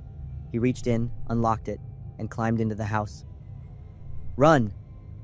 I pulled Josh upstairs, my heart pounding like a drum. We ran into my parents' room. I locked the door. "Lori, don't run anymore. I just want to help." His footsteps echoed from downstairs, slow and steady. He wasn't rushing, as if he knew we couldn't escape. Josh trembled in my arms. "Lori, I'm scared. I don't want to die." "You won't die. I'll protect you." I looked around the room for something to defend myself with. In my mom's dresser drawer was a box cutter. I grabbed it, the small blade trembling in my hand. "Lori, do you remember the day it happened? The day the stray bullet flew into the playground?" The man's voice now sounded like it was right outside the bedroom door. "You witnessed Josh die right there." "No!" I screamed. "Josh is still here. He's alive." The man's voice echoed through the wooden door. "Lori, you've been living in an illusion for the past 5 years. Josh has been dead for a long time." I looked down at Josh in my arms. He was still trembling, still breathing, still warm. "That's not true. Josh is still here." The door opened even though I had locked it securely. The man stepped in. "Lori, it's time you face the truth." He reached out to us. I swung the small knife, trying to protect Josh, but when I looked down, my arms were empty. Josh was gone. Light suddenly flooded the room. My mom's voice echoed from downstairs. "Lori, we're home." I blinked. The man had vanished. I was sitting alone in my parents' room, the knife stuck in the wooden wall. My parents ran up, their faces full of worry. "Lori, what are you doing here? Why are you holding a knife?" I looked around the room, searching. "Where's Josh? Where is Josh?" Mom knelt beside me and burst into tears. "Lori, Josh passed away 5 years ago." I stared at my parents in shock. Memories of that day flooded back. Josh lying in a pool of blood on the playground, the sirens and screams. I held him in my arms, begging him not to die, but it was too late. "No, Josh is alive. I just talked to him." Dad placed a hand on my shoulder. "Lori, we're taking you back to the hospital. Dr. Peter will help you." I sat there trembling. In the corner of the room, I still saw the shadow of the man in the white lab coat. So he was my doctor. But I knew very well that no matter how much medication I took, or how many doctors I saw, the terrifying feeling and the pain of losing Josh would always stay with me. Outside the window, fireworks still bloomed in the Ohio summer night sky. But for me, summer had ended a long time ago.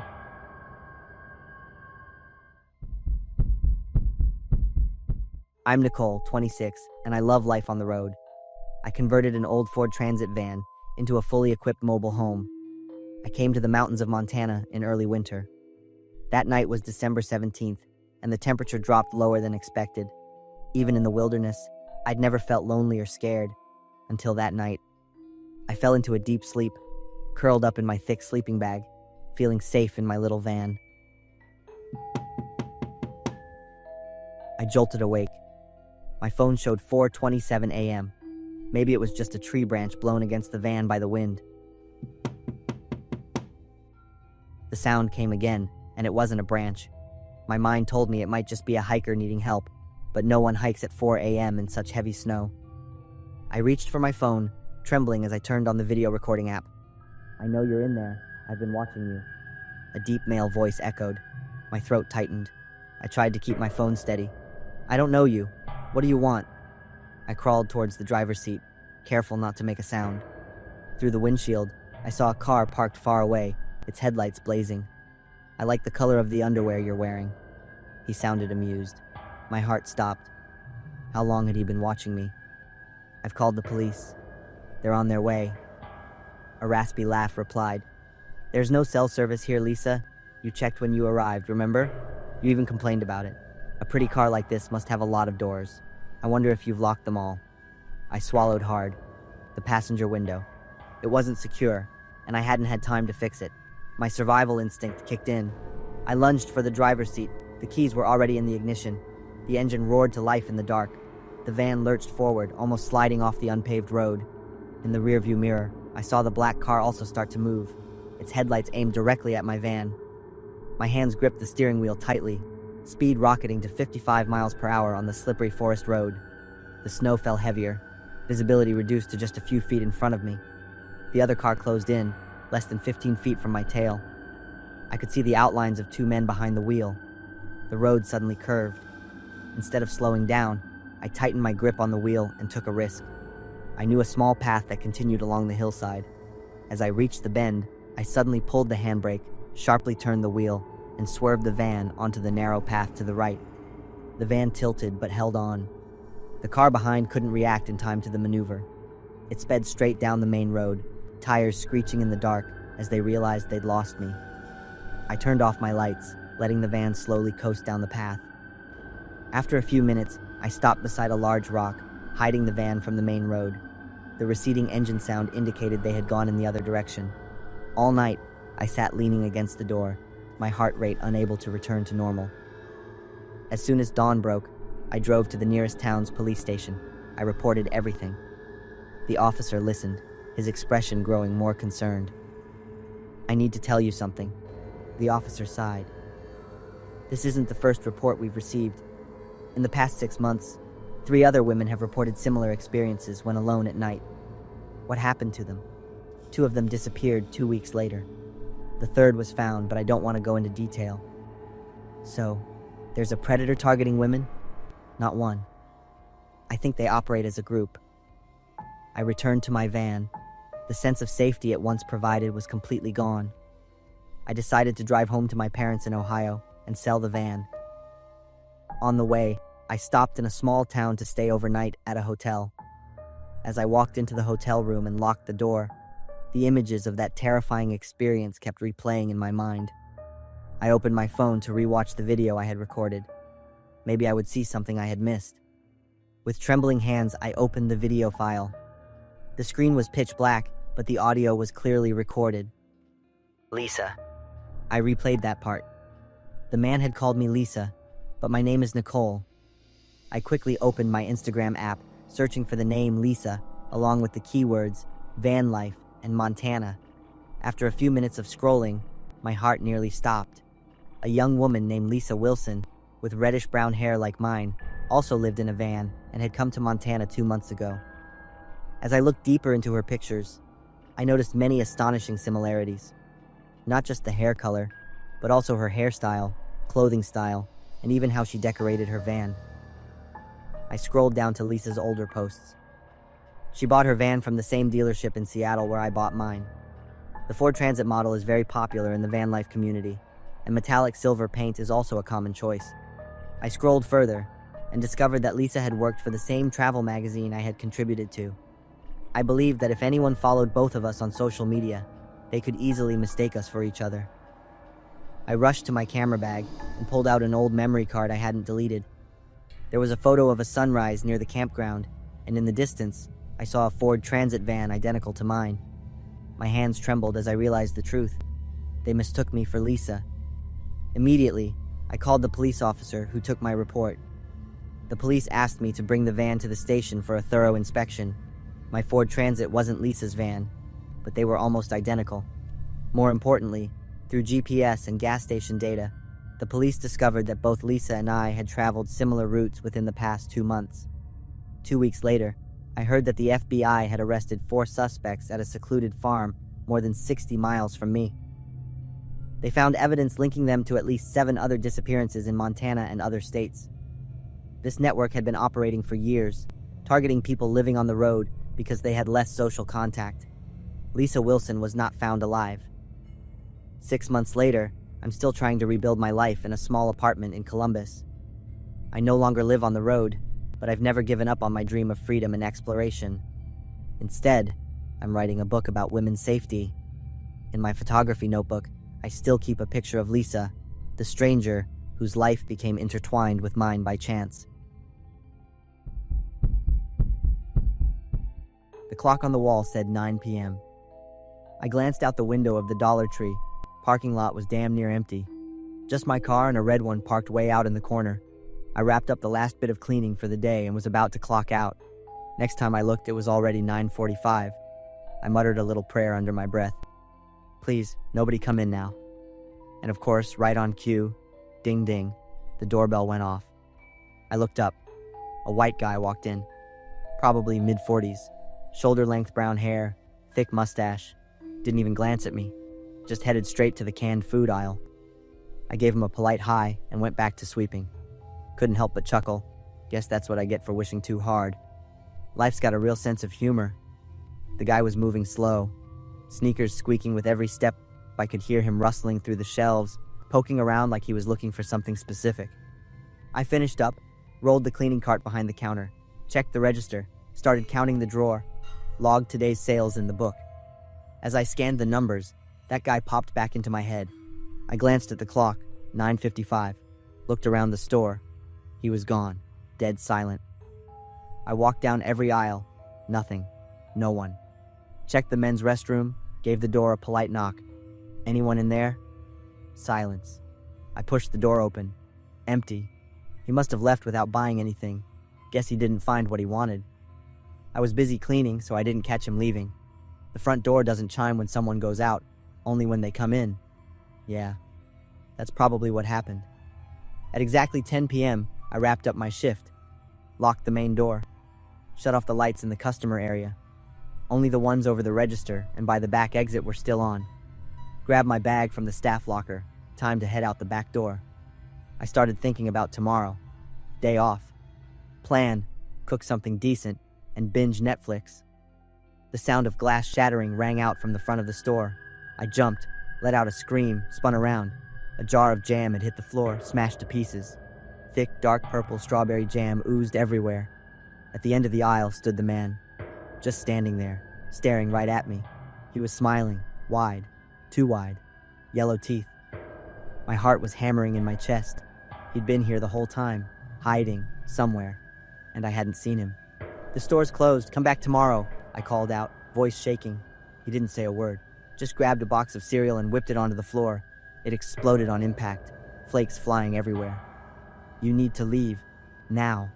I tried to sound firm. Truth was, I was scared out of my damn mind. He picked up a bottle of detergent and hurled it.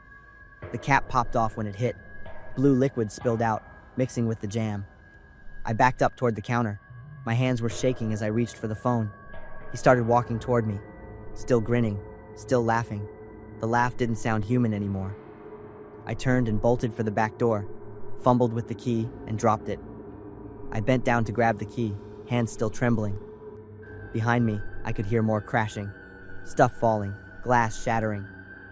I fumbled with the lock, managed to get the back door open, and bolted into the parking lot behind the store. Sprinted to my car, hit the unlock button on the remote, jumped in, slammed the door shut, locked it right away. My fingers shook as I dialed 911. Dollar Tree on Maple Street. There's a man inside. He started wrecking the place after closing. I'm on the night shift. Police will be there in 5 minutes. Are you hurt? No, I said. I'm in my car, out back in the parking lot. From where I sat, I could just make out his shadow moving through the store, thanks to the faint glow from the register lights and the back exit. More glass breaking, more thuds. 10 minutes later, the first cruiser pulled up. No siren, just those red and blue lights spinning in the dark. 2 officers stepped out, hands hovering over their guns. I jumped out of my car and ran over to them. He's still in there, I don't know what he wants. One of the cops looked at me and gave a short nod. You know who he is? Name? I don't know. He came in right before closing like a normal customer. I thought he'd left. The other officer clicked his radio. We need backup at the Dollar Tree on Maple. Male suspect, breaking and entering. Property damage in progress. The two officers moved toward the back door. I stayed by my car, watching. A few minutes later, another cruiser pulled in. 3 more cops jumped out and headed straight into the store. Out! Hands up! Their voices boomed from inside. Then a scream. Not fear, rage. Raw and feral, like some wild animal backed into a corner. There was a crash. Heavy. Footsteps pounding. Then the sound of metal slamming against metal. I stood outside, frozen, adrenaline buzzing in my veins. Stop! We got him! After 10 long minutes, they brought him out. His hands were cuffed behind his back. His t-shirt was ripped to shreds. But the worst part? He was still smiling. Grinning like the whole thing had been some big joke. As they walked him past me, he turned his head, locked eyes with me. In the harsh glare of the police car's headlights, his face looked off. He mumbled something as they loaded him in. Too low to catch. One of the squad cars drove off with the man inside. 2 of the officers stayed behind to take my statement. They walked me back into the store so I could check the damage. It looked like a war zone. Stuff everywhere. Shelves knocked over. Broken glass scattered across the floor like glitter from hell. There was a skull drawn in strawberry jam on the floor near the register. Fear surged up and I started crying. The 2 officers gave me a ride home. It was midnight. 2 days later, I was back on the morning shift. The store was in full restock mode after the whole mess. That's when I got a call from the police with an update on the case. The guy's name was Gray Carter. Used to work here 2 years ago. Got into a legal fight with a customer. Ended up getting fired. Since then, he'd become mentally unstable. Had made threats to a bunch of people. I stood there staring out over the half-stocked shelves, carts, and boxes. This wasn't just some random act of vandalism. It was a symptom of something deeper. A crack in the surface. A reminder of the wounds in this town that never really healed. This happened when I was 16. It was a weekend in Ohio. My parents were out at a friend's wedding and said they'd be home late. They asked me to stay home and take care of my little brother. He was 6, clingy, and always glued to cartoons. Jake was planted in front of the TV in the living room, totally zoned out. I headed to the kitchen to grab some orange juice from the fridge. Our house sat at the very end of the street, with just a few other houses scattered nearby. Behind us was a small patch of woods, mostly tall oak trees. As I was pouring the juice, I glanced out the kitchen window. It was already dark out, and the yellow streetlights were casting this dull glow over the driveway. That's when I saw someone standing next to my neighbor's trash can, maybe like 30 feet away. He looked like he might have been homeless. He was staring straight at me, right through the kitchen window. I took a step back. Maybe he was just passing by. I waited a few seconds, then looked again. He was still there, still staring. Only now, he was closer. He was standing right at the edge of our yard. "Jake, come upstairs," I called out, trying to sound chill. "Why? The cartoon's not over yet. Just go upstairs, now." Jake must have caught the seriousness in my voice, because he shut off the TV and dragged himself upstairs without arguing. I flipped off the kitchen light and looked out the window again. The guy was gone. I let out a breath I didn't realize I was holding. Maybe he'd finally left. But just as I turned to leave the kitchen, I caught movement by the dining room window. He was still there, circling the house. My heart was slamming in my chest. I took off running, checking every door and window, hands shaking as I double-checked the locks. My palms were slick with sweat. Then I got to the living room, and there he was. Outside, right there, trying to mess with the window. I backed up until I hit the wall. I needed something. Anything. My brain was spinning. Kitchen knife? No. Too risky. What if he grabbed it from me? I yanked open a drawer and fumbled around. My hand landed on something cold. Heavy. Mom's meat hammer. I pulled it out, felt the solid weight in my hand. "Jake," I whispered, still downstairs. "What?" Relief washed over me. He was okay. I peeked out one last time, then crept upstairs to him. He saw the hammer in my hand and squinted. What are you gonna do with that? I didn't answer, just went around the house, turning off every light. The place went pitch black. Only a bit of street light spilled in through the windows. I took Jake to my parents' room and locked the door behind us. This room was all the way down the hall, the farthest one from the stairs. If anything happened, at least we'd have some time. Why'd we turn off the lights? Jake whined. We're playing hide and seek, I told him. I pulled him into the closet. It was just big enough for the two of us to sit down inside. Jake huddled close next to me. Through the crack in the door, I had a partial view of the bedroom window. I listened. Other than the wind rustling through the oak trees, it was dead quiet. 10 minutes passed. Maybe the guy had left. Maybe I was just being paranoid. Jake was getting antsy. He wasn't built for sitting still this long. He kept whispering about wanting to go back down to watch cartoons. Not yet. Sit still. But I'm bored. I put a hand on his shoulder and whispered, "Stay still. We'll go down in a bit." And then I heard something from downstairs. A soft scraping sound, like someone trying to jimmy open a window. My heart kicked into overdrive. I gripped the meat hammer tighter. Jake must have felt me tense up, because he went quiet too. The scraping stopped, then came a sharp crack, glass breaking. Jake flinched, clutching my shirt. "What was that?" he whispered. I quickly covered his mouth with my hand, told him without words, "Don't make a sound." Then we heard it. Heavy footsteps, slow, measured. He was inside. I pulled Jake even closer, feeling him shaking against me. The footsteps moved across the living room. I heard furniture being dragged, drawers yanked open.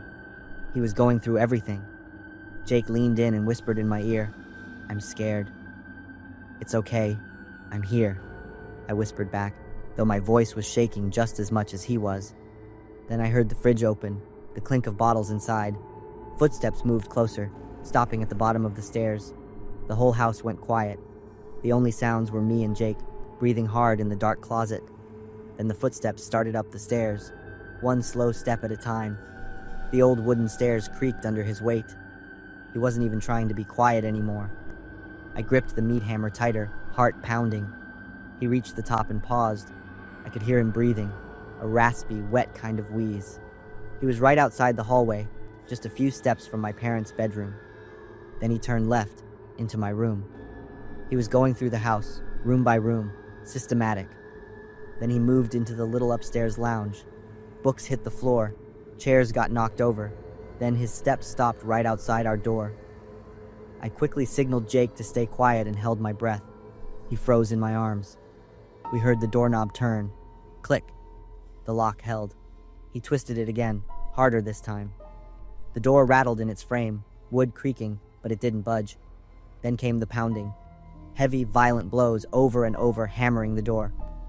Jake started to cry. I pulled him in tight and slapped a hand over my own mouth to keep from making a sound. Then suddenly, it stopped. Silence. Total silence. We stayed still, just listening. Sweat was dripping down my back. The arm I had wrapped around Jake had gone completely numb, but I didn't dare move. The hammer in my hand felt heavier by the second. Jake had finally stopped crying. Then, off in the distance, I heard sirens. They were getting closer, louder. Suddenly, footsteps. Rushed, bolting down the stairs. Then bam! The back door slammed shut, hard enough to shake the whole house. A police car screeched to a stop out front, red and blue lights flashing through the windows. I heard voices, officers shouting, radios crackling. Still, I didn't move. I was locked in place, clutching the hammer, holding Jake tight against me. Then came the call. "Police! Is anyone home?" Only then did I slowly open the closet door. Jake had fallen asleep in my arms. I carried him downstairs and opened the front door. 2 cops stood on the porch, with my neighbor Maya right behind them. Another pair of officers were already inside, shining flashlights over the shattered glass in the living room. "Are you hurt?" Maya asked, her face full of worry. I shook my head, still gripping the hammer. My hands were shaking so bad I couldn't let it go. I hadn't even had time to call the cops. Thank God Maya saw someone creeping around our yard and dialed 911 right away. A few minutes later, Jake woke up, groggy, then totally lost it when he saw strangers in the house.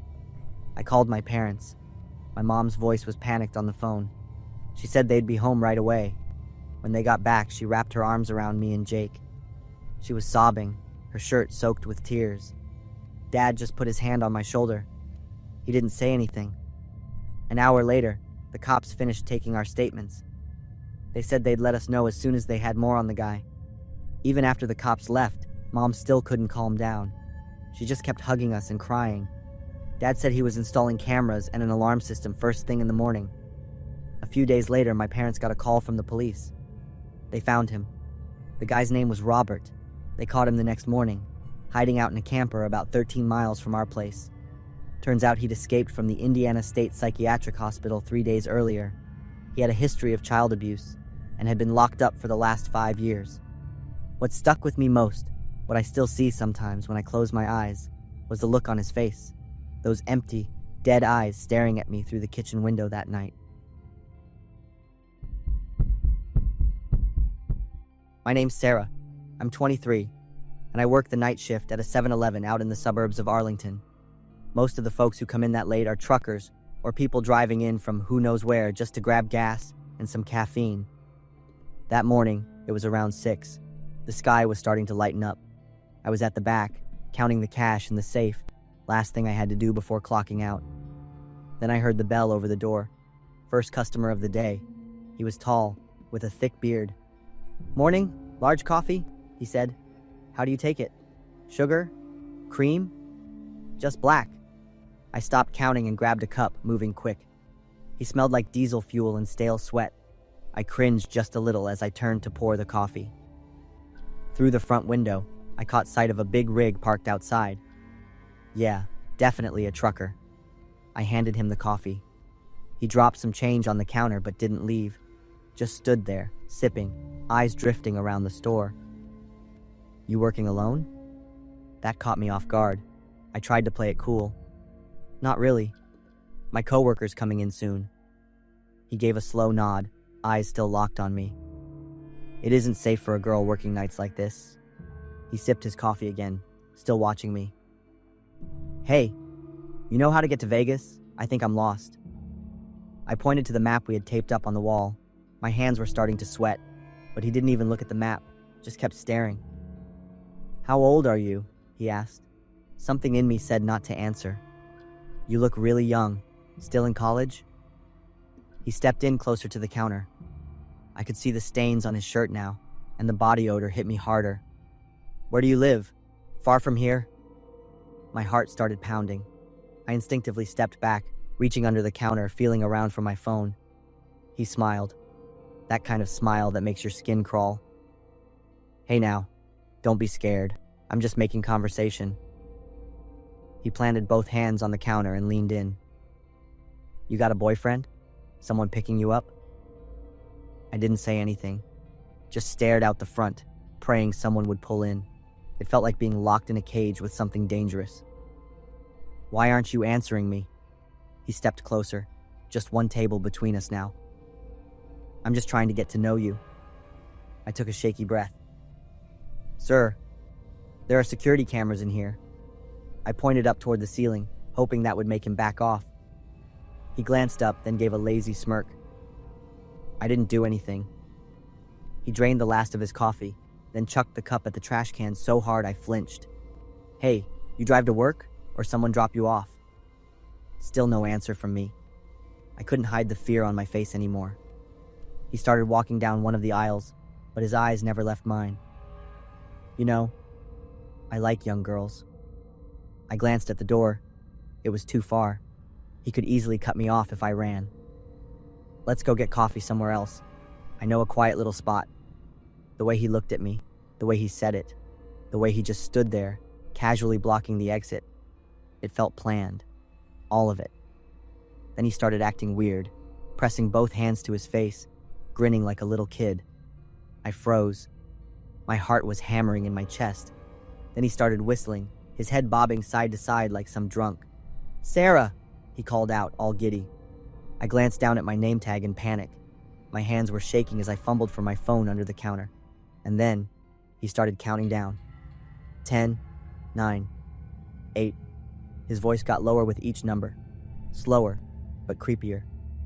And then, Like fate throwing me a lifeline, I heard an engine pull up outside. My heart damn near leapt out of my chest. It was Mike the mechanic. He worked over at the plant down the road. He always stopped in for coffee before his shift. The second I saw Mike, the weight on my chest lifted. I called out, "Mike!" and shot him a "please help me" look. He caught on fast. He glanced at me, then clocked the trucker standing in the middle of the store. "Sarah," he said loud and clear. The guy turned to him, sizing him up. Mike was shorter, but built like a tank with tattoos and scars on his arms. The kind of guy you don't mess with. "You know this girl too?" he asked. "I'm a regular," Mike said calmly. "What about you?" "Just stopped in for some coffee." But he wasn't going anywhere. He just stood there, arms locked in front of him, still blocking the damn exit. Mike stepped up to the counter, right between me and him. "Same coffee as always," he said, then turned to face the guy. The whole store went dead quiet. The guy didn't move. He sneered and gave Mike a once-over like he thought he had the upper hand. Then, real slow, he reached into his pocket. Just enough so we could see the handle of a knife. My blood ran cold. Mike saw it too. His expression changed in an instant, eyes like ice. "I'd think twice before doing something stupid," Mike said. The guy raised an eyebrow. "Or what? What are you gonna do?" He stroked the knife handle like he was itching to escalate. The tension was thick enough to cut with a blade. I choked up, trembling as I watched the two men face off. Mike had his fists clenched, eyes locked and dead serious, completely dialed in. The tension hung in the air for a few more seconds. Then finally, the driver slowly pulled his hands out of his pockets and started backing away. "All right, just this once," he muttered. He turned and walked toward the door. Mike didn't move, just kept his cold stare fixed on the guy. At the door, the driver stopped. He turned back, gave me this eerie little smile. "Bye, Sarah. I'll be back." The sound of his truck engine faded into the distance, and I collapsed into the chair behind the counter, my whole body shaking like a leaf. Mike came over, his voice soft. "You okay, Sarah?" I nodded, but the tears wouldn't stop. Relief mixed with fear, spilling over. "Thank you, Mike. I don't even want to think about what could have happened if you hadn't walked in." I didn't call the cops. I just wanted that day to disappear. After that, Mike and I got a lot closer. We've been in this kind of interesting stage. He swings by the store a few times a day now, and I still work there. Only now, I keep a taser and a can of pepper spray under the counter. Hopefully, I'll never have to use them. I'm Kate, 22 years old, and I'm a senior at Ohio State. My boyfriend, Alden, is a year older than me. He's a mechanic at a small garage outside of town. We've been together for almost 2 years now. That day, Alden picked me up after class. We grabbed dinner at a restaurant in the city, then went to a late movie. After the movie, Alden drove me home. I was in the passenger seat, looking out the window. On both sides of the road were endless corn and soybean fields. The car's headlights lit up the empty lane. Every now and then, a car or two would zoom past us in the opposite direction. "We're almost out of gas," Alden said, looking at the fuel gauge. The needle was almost touching the red line. I checked the GPS on my phone. "We're still 20 minutes from your place." "I don't think we'll make it home. We need to find a gas station nearby," he said. "I think I saw a gas station around here once when I was driving through." This was an area I'd never been to before. The road was narrow, with dense woods on both sides. The houses were sparse, hundreds of yards apart. The air in the car grew silent. I felt a little uneasy looking out the window. The dark shadows from the trees seemed to move with the car. "Is this place really out of the way?" I asked. He'd only been on this road once too. After about 5 minutes of driving on the deserted road, we saw a faint light ahead. A gas station sign appeared. It was a small gas station with 2 pumps in front of a convenience store. There wasn't a soul in sight. Is this place even open? I looked around. The pumps are still lit up. It should be fine. Alden pulled in, stopping at pump number 2. When the engine turned off, we were surrounded by absolute silence. I glanced around and suddenly shivered. "This place feels a little creepy," I whispered. "Let's just get gas and go. You wait in the car for me, okay?" Alden closed the car door softly. I sat in the car, watching Alden. He was pumping gas and looking at his phone. In the rearview mirror, I saw a white car. It was driving very slowly, approaching the gas station, then stopped about 30 feet from us. Alden was looking at his phone, completely oblivious to the car that had just appeared. The headlights of the car behind us were still on, so I couldn't see clearly who was inside. A few more minutes passed. The white car didn't turn off its engine, and no one got out. I felt strange. Are they not planning to get gas? The white car suddenly backed up a little. Maybe they're thinking about it and decided not to get gas, I thought. The dark outline of a person sitting in the driver's seat appeared. The person sat still, seemingly looking towards Alden. The driver's side window slowly rolled down. A hand reached out. In the hand was something black. I squinted to see more clearly. A black handgun. My eyes widened as much as they could. My mouth fell open. My hands trembled, dropping my phone onto the car floor. The gun slowly pointed towards Alden. My whole body froze, a finger on the trigger. "Alden, look out!" My voice shattered the silence. Alden jumped, turning his head to look at me, a very surprised look on his face. The person in the white car heard me scream. The gun disappeared back into the car in a flash. The car door immediately closed. Alden stood there looking at me, not understanding what was happening. "Kate? What's wrong?" The white car suddenly made a sharp U-turn. The tires screeched loudly against the pavement, creating a piercing sound. The car sped up, driving very fast towards the main road. The red taillights grew smaller and then disappeared completely. I sat in the car, shaking uncontrollably. My heart was pounding so fast, I thought it would jump out of my chest. My breath was shallow, and my hands were drenched in sweat. Alden pulled the gas nozzle out, closed the gas cap, and then ran over to me. He opened the car door. "What's wrong with you? What happened?" I looked at him, my eyes filled with tears. "Alden, didn't you see? That white car?" "What white car?" Alden looked in the direction of the road. There was a white car parked right there. The person in the car, he had a gun, Alden. Alden looked at me as if he didn't believe me. "A gun?" "He was holding a gun pointed right at you. I saw it very clearly." Alden looked around one more time. The road was completely deserted. Alden was silent for a moment, then quickly finished filling the tank and drove away as fast as he could. I kept checking the rearview mirror, afraid the white car would appear and chase us. "Kate, are you sure you saw a gun?" "Absolutely, Alden. If I hadn't yelled, you would have..." I couldn't finish my sentence. Alden drove really fast. His hands gripped the steering wheel tightly. When we got home, we parked in the garage and locked the doors carefully. I said we had to call the police immediately, but Alden strongly disagreed. "If we call the police without evidence, they'll think we're making it up. Just forget about it." I was surprised by Alden's attitude, but I didn't want to make a bigger deal out of it either. A week later, while helping Alden clean up, I accidentally found an old photo box at the bottom of a closet. In it were pictures of him with a group of tough-looking people, their arms covered in tattoos and strange symbols. When I asked about the photos, Alden just said they were old friends and quickly put them away. That night, I couldn't sleep no matter how hard I tried. The image of the gun haunted me, but it was Alden's strange behavior that unsettled me the most. Those photos kept flashing through my mind. I quietly started to find out. Through social media, I tracked down a few faces from the pictures. One was serving time for arms trafficking. Another had mysteriously disappeared last year. Every time I brought it up, Alden either brushed me off or snapped at me.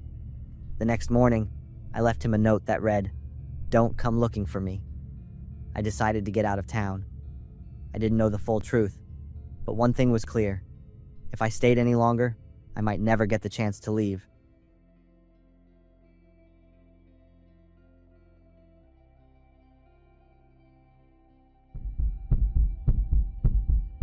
Some memories from your teenage years just stick with you, no matter how many years go by. They're like ghosts you can't shake. The story I'm about to tell happened almost 20 years ago, when I was a senior at Madison High School. But every time I think about it, I still get chills, just like the first time it happened. That day, I was standing in front of the main gate of Madison High that night. The air was pretty chilly. The 10-foot-tall steel gate had been locked up tight since the afternoon. The yellow streetlights shined down on the faded metal sign that read, "Madison High School, home of the Eagles." I glanced at the clock on my phone. We were supposed to meet at 11 p.m., but I got there early because I couldn't sleep.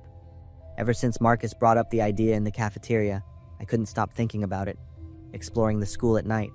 Marcus's older brother had done it last year and told stories about it like it was some legendary adventure. "You guys know this school has a basement?" Marcus had said. His eyes lit up with excitement. "My brother said it's like a whole maze down there, and the back window is broken, so it's easy to get in." Jake scoffed. "Are you nuts? What about the security guard?" "They don't work weekends." My brother checked. Emma shook her head. "Sounds too risky." But eventually, all four of us agreed. Maybe it was because this week had been so boring with all the tests. We wanted something to remember our senior year. Footsteps on the sidewalk made me turn around. Emma appeared from around the corner. "Tyler, I still think this is a bad idea."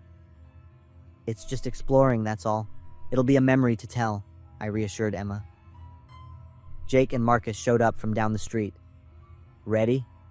Marcus asked, his eyes practically sparkling with excitement. "Are you sure no one's in there?"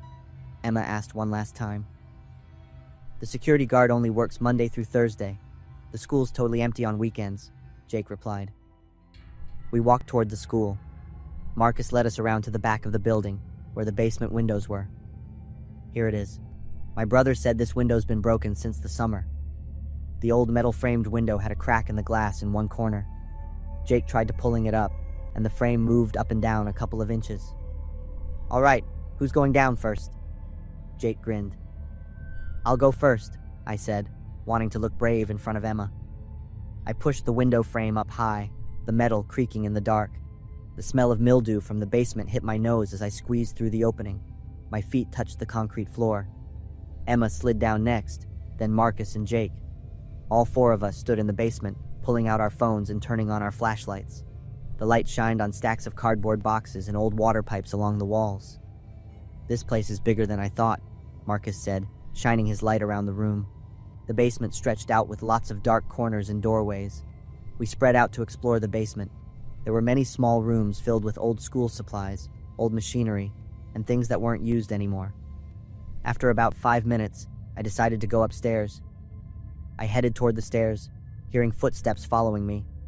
I didn't turn around, thinking it was Emma or Marcus wanting to come along.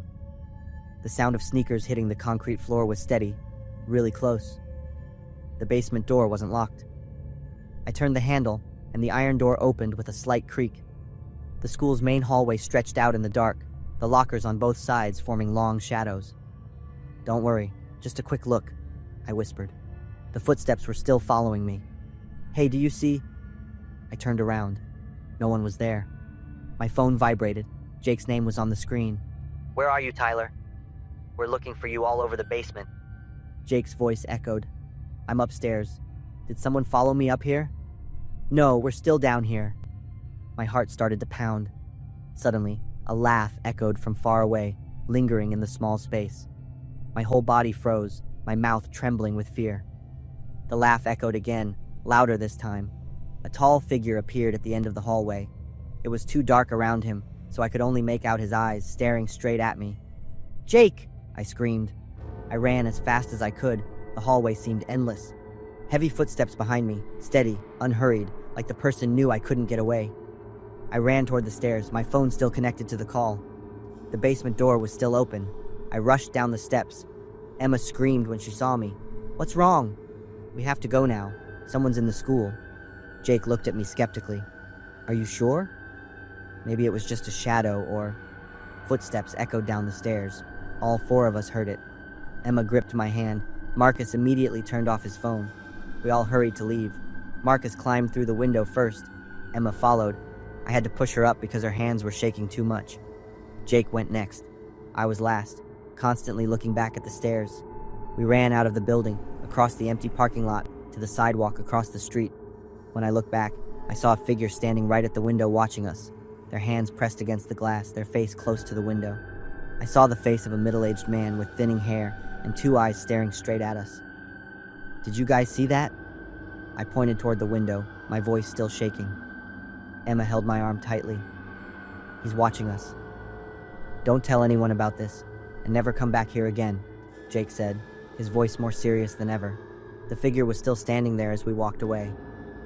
2 weeks later, news spread throughout town about the police arresting an intruder at Madison High. A 43-year-old man named Robert Henley had been hiding in the school for 3 months after being released from prison for harassment. He had been living in the basement, eating food from the cafeteria. The news report stated that Henley was a former student of the school, graduating in 1999. He was first arrested in 2018 for harassment and illegal entry. Emma called me that night. "Did you see the news? What do you think he would have done if he had caught us that night?" I didn't answer Emma. Some questions are best left unanswered. We kept our promise not to tell this story, leaving behind unanswered questions and a permanent, unshakable fear.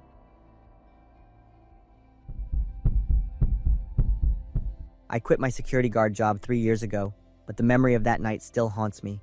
Every time I see a no signal on a screen, my heart starts pounding. In 2019, I was working the night shift as a security guard at Walmart. After 2 years on the job, I knew every nook and cranny of that place. That night, I was sitting in the security room, drinking coffee and watching NBA on my phone. The clock had just struck 2 a.m. when a loud crash echoed from somewhere in the building. It sounded like someone had knocked over a whole shelf. I immediately switched to the CCTV screens. Images from many CCTV displayed on 6 screens, covering everything from the main entrance to the hallways, from the central lobby to each individual department. I checked each angle, zooming in on areas where something might have happened. Nothing. Everything was silent. I grabbed my flashlight and keys and started patrolling from the ground floor. I meticulously checked each department.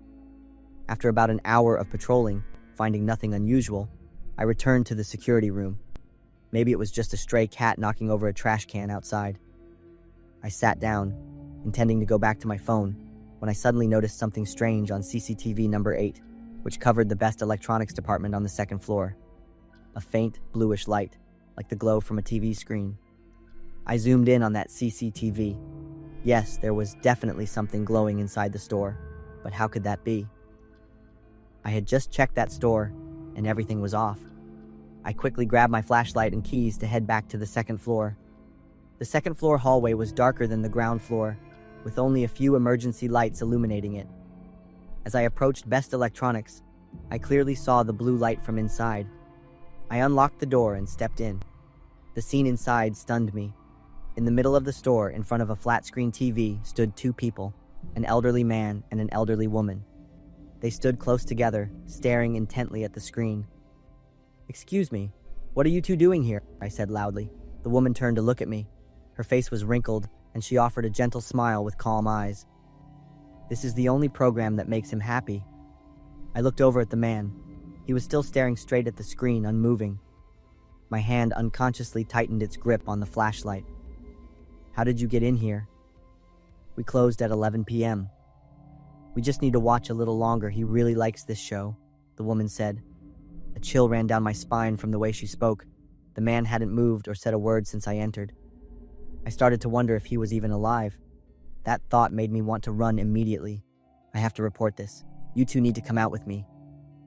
My voice was stiff, trying to hide the rising panic. "Just 5 more minutes. Please. I'll call the police if you don't cooperate." I pulled out my walkie-talkie, my hand trembling as I pressed the button to call the night supervisor.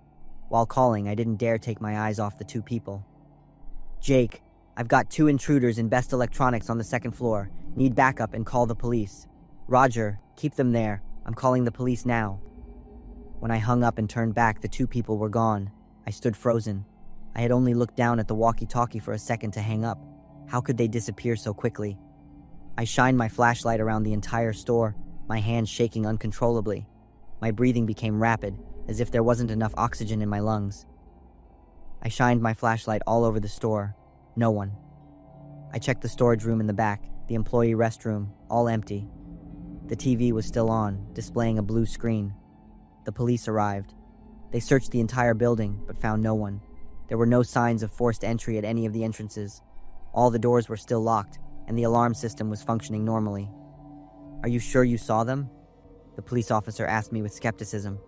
I understood immediately. He thought I was hallucinating. "Absolutely sure. They were standing right in front of that TV." They asked to review the CCTV footage.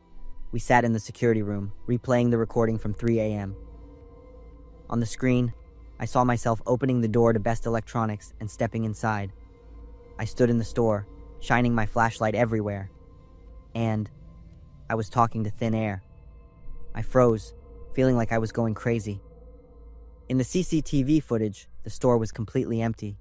It was just me standing alone, talking to the darkness. But I swear with a God that I saw those two people. I still vividly remember that woman's voice and her eyes. The police examined the CCTV footage until morning. On the screen, the TV was indeed on, emitting a blue light. But no one else was visible besides me. I worked for 3 more months, then quit. Not because I was afraid, but because I couldn't focus anymore. Every night on patrol, I would stop by Best Electronics. The TV was always off, the store always empty. But sometimes I still felt like someone was watching me from inside.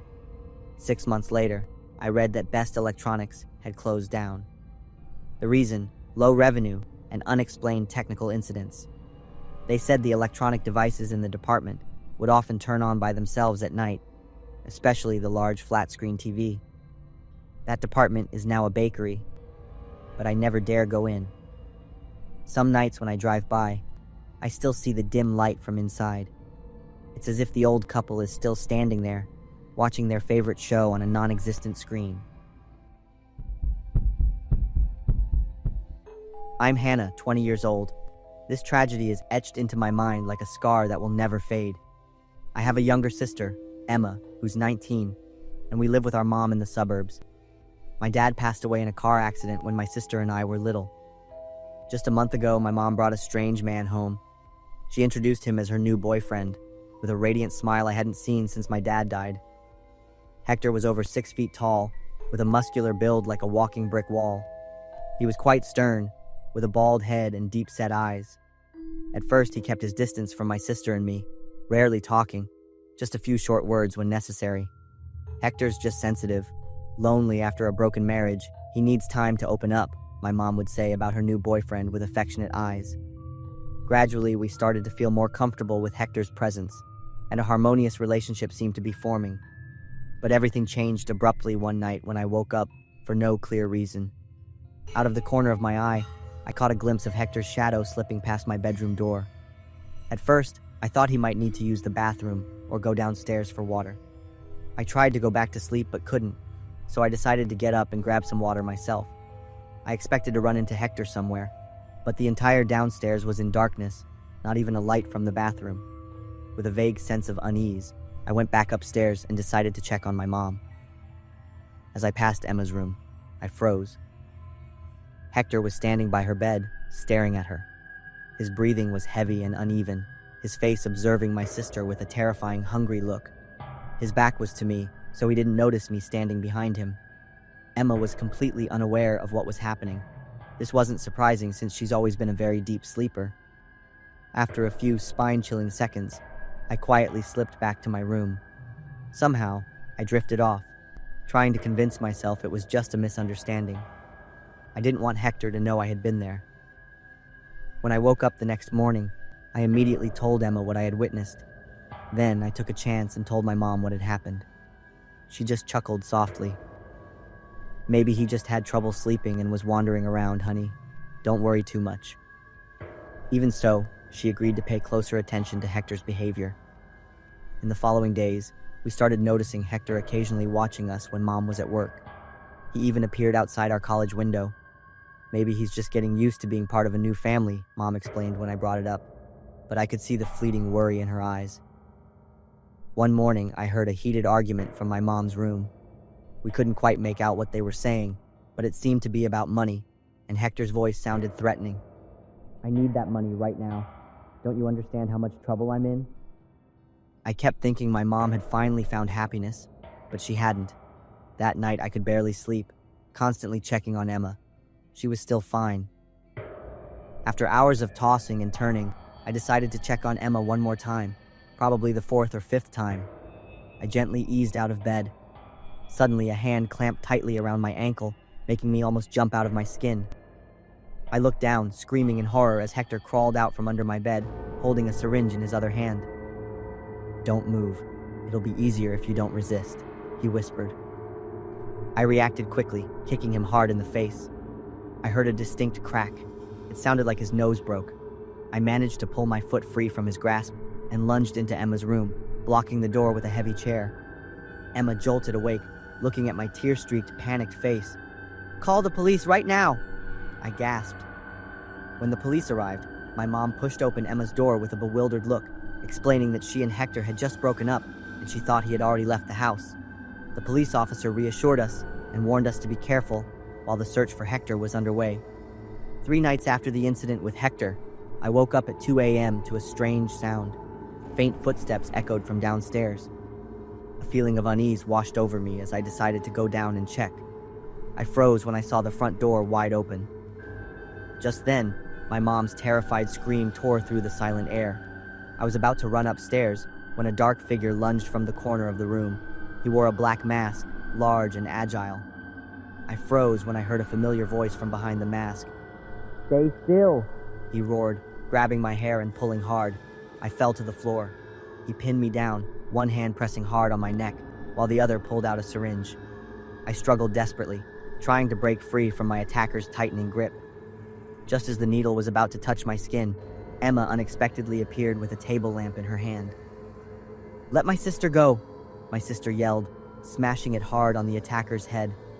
He roared in pain, staggering and letting go of me. I quickly scrambled up, grabbed Emma's hand, and we both bolted out of the house. Outside, under the dim moonlight, we saw a large black truck parked on the street, its engine still running. We ran in the opposite direction towards Mr. Reynolds' house, our only neighbor who was still awake. "Please, call the police!" I screamed when he opened the door, his face pale as he looked at my trembling sister and me. When the police were called, we saw 2 dark figures rush out of my house, scramble back into the truck, and speed away. "Mom's still inside," Emma said, tears streaming down her face. When the police arrived, we searched the entire house. Mom's body lay on the bed, her neck brutally broken. In the early hours of the same day, the truck and the 2 intruders were apprehended by the police. Through the investigation, we uncovered a terrifying truth. Hector was part of an international human trafficking ring. Based on his voice and identifying features, I confirmed that Hector was the one who murdered my mom that night. His accomplice was sentenced to 30 years in prison, while Hector received a life sentence without parole for murder and human trafficking. "I chose your family because there was no man to protect them. It was as easy as taking candy from a child," Hector confessed in court with a chilling smile. Currently, even though almost a year has passed, Emma and I still wake up in the middle of the night when we hear strange noises. Some wounds never heal, but we still have each other, Emma says, hugging me tightly. Mom will always be watching over us, no matter where we are. I believe that. Every time I pass a McDonald's, my stomach still clenches. 3 years have passed since that day, but the smell of French fries still makes me nauseous. It was a terrifying and haunting experience, one I'll probably never forget. It happened when I was 17. I'm Maddie, and that day, Kate, Mia, and I went to McDonald's after school as usual. It was where we often went to gossip about school. It was July, and the California weather was terribly hot and humid. The store was quite empty, with only an old man reading a newspaper, a middle-aged couple, and our group. "What would you like to order?" The cashier's voice startled me. He was new. We had never seen him before. His service attitude wasn't as friendly as the previous female employee. We ordered as usual and sat down at our familiar table near the window. After a few stories, we realized the service time today was much longer. Usually the food was ready in just 10 minutes. "Why is it taking so long?" Kate started to get restless. I glanced towards the counter. Through the gap in the kitchen counter, I saw the employee working alone. His movements were quite slow. Finally, after nearly 30 minutes, he brought our food out. "Sorry to keep you waiting. I wanted to make sure everything was special." We took our food, feeling uncomfortable, so we decided not to eat at the restaurant anymore. We took our food to Kate's car parked outside. I sat in the back seat and opened the bag of French fries. The familiar smell of grease and salt wafted up, but there was something else that made me pause. A strange, fishy smell that I couldn't immediately identify. "The fries taste a little different today, don't they?" Hearing me, Mia immediately stopped eating and sniffed her food carefully. Kate also opened her bag to check. I brought the bag closer to my nose. The smell was stronger, not like spoiled food, but something very indescribable. Look, I pointed to the bottom of the bag. There was a wet yellowish stain, unlike normal cooking oil. Mia reached in and picked up a fry. The liquid on it was very thick and viscous. Gross! I looked towards the restaurant. The employee was standing there watching us, and on his lips was an amused smile, as if he was waiting for this reaction. Oh my God, he did something sick to our food, Kate suddenly blurted out. The air in the car seemed to freeze. A feeling of disgust rose from the depths of my stomach. Mia dropped the fry, frantically wiping her hands with a napkin. Kate immediately started the car and left McDonald's. After driving a few miles, I grabbed my phone to call the police, my heart rate suddenly skyrocketing. After reporting the incident, the dispatcher asked us to keep the food for verification steps and to return to the McDonald's restaurant to give our statements. Just as you suspected. The camera recorded this employee's unusual behavior. His name is Rick Morrison, 26 years old. We have arrested him. A feeling of relief mixed with disgust flooded over me. We were right, but this truth made everything even more horrifying. The test results came back the next morning. The liquid on the food was identified as human semen. I vomited as soon as I heard this news. 2 weeks later, we were called to court to testify. Through further investigation, the police discovered that Rick Morrison had worked at 3 different McDonald's branches within 2 years. At each location, there were complaints about his strange behavior towards young female customers, but because there was no concrete evidence, he had remained at large until now. Morrison was sentenced to 3 years in prison for endangering the public and lewd conduct. He was also banned from working in the food industry for life and had to register on the sex offender list. The McDonald's manager met with us privately to apologize. They said they would tighten their recruitment process and employee background checks, but for us, apologies and commitments could not erase that feeling of disgust and haunting. Now, every time I pass any McDonald's, I still remember that day. We almost became victims of a pervert, but what I remember most is Morrison's gaze on the day of the trial. There was no remorse at all, only anger at being caught. From that day, I learned that our instincts are often right. When something feels off, trust that feeling, and most importantly, always have the courage to speak up when necessary, because perhaps if we hadn't, how many other victims would have to go through the same thing? To this day, the police still haven't found them. There are no clues or traces whatsoever, only what Erica and I witnessed on that terrifying camping night. I haven't had a full night's sleep since then. Every night, I wake up, listening to every sound outside the window. So does Erica. She told me I should write it down.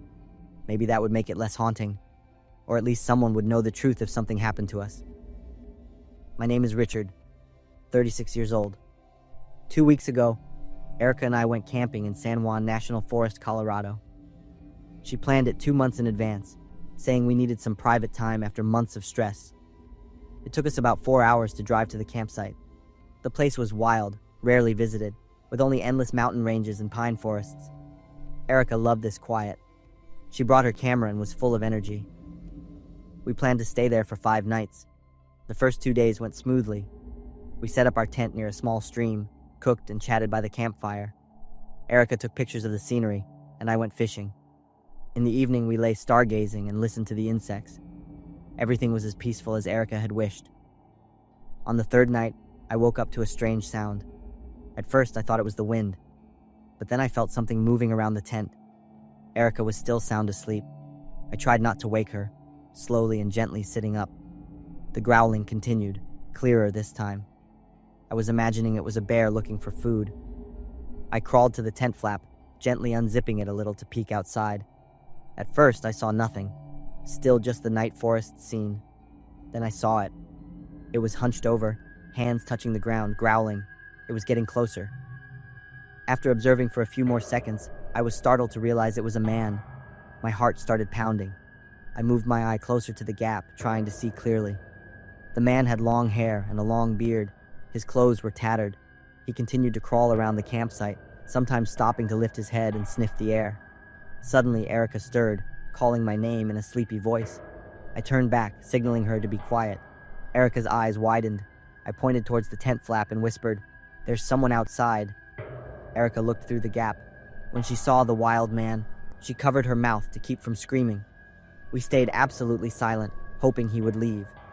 But then other footsteps echoed. Erica and I stared at each other with panicked expressions. Two more men appeared from the darkness. They carried long pieces of wood, looking like homemade baseball bats. They looked as wild as the first man. One of them pointed towards our tent, saying something. We couldn't hear clearly what they were saying, but the tone sounded very aggressive. Erica squeezed my hand, trembling all over. I felt cold sweat trickling down my back. The three men were advancing towards our tent, holding the wooden sticks. I immediately thought of the hunting rifle I had owned for a few months, but I left it at home because Erica always hated guns. If I had brought it, we wouldn't have to be shaking like this now. The first man suddenly stopped, lifting his head as if smelling something. He turned towards the tent, looking straight at where we were hiding. Even in the dark, I felt his eyes piercing through the tent fabric. He let out a growl, then lunged towards us. "Run!"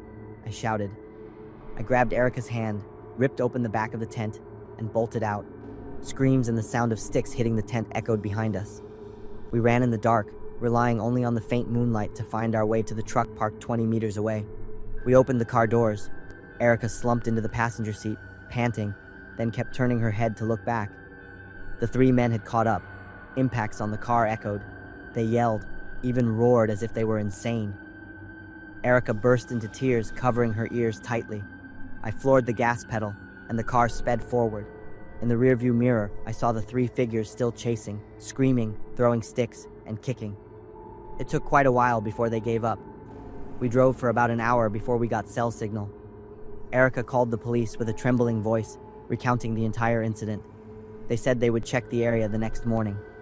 We drove straight home, not daring to stop anywhere. When we arrived, I locked the doors and closed all the window blinds. Neither of us could sleep that night. 2 days later, a police officer called to report that they had found our damaged belongings, but still hadn't found the three men with the characteristics we described. Erica and I believe that those three men might be hermits who have been living in the forest for a long time. Worse, they might have harmed other tourists without anyone knowing.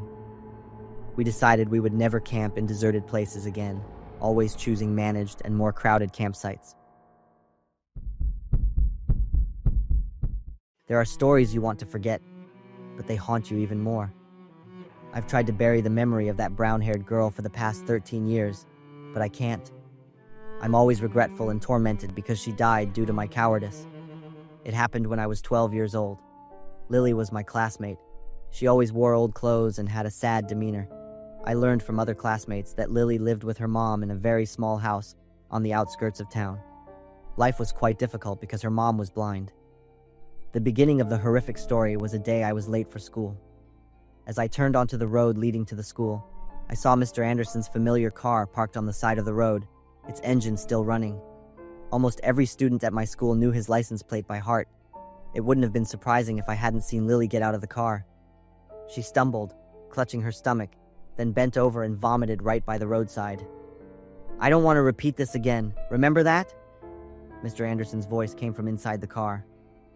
Lily didn't answer, just kept her head down and continuously wiped her mouth.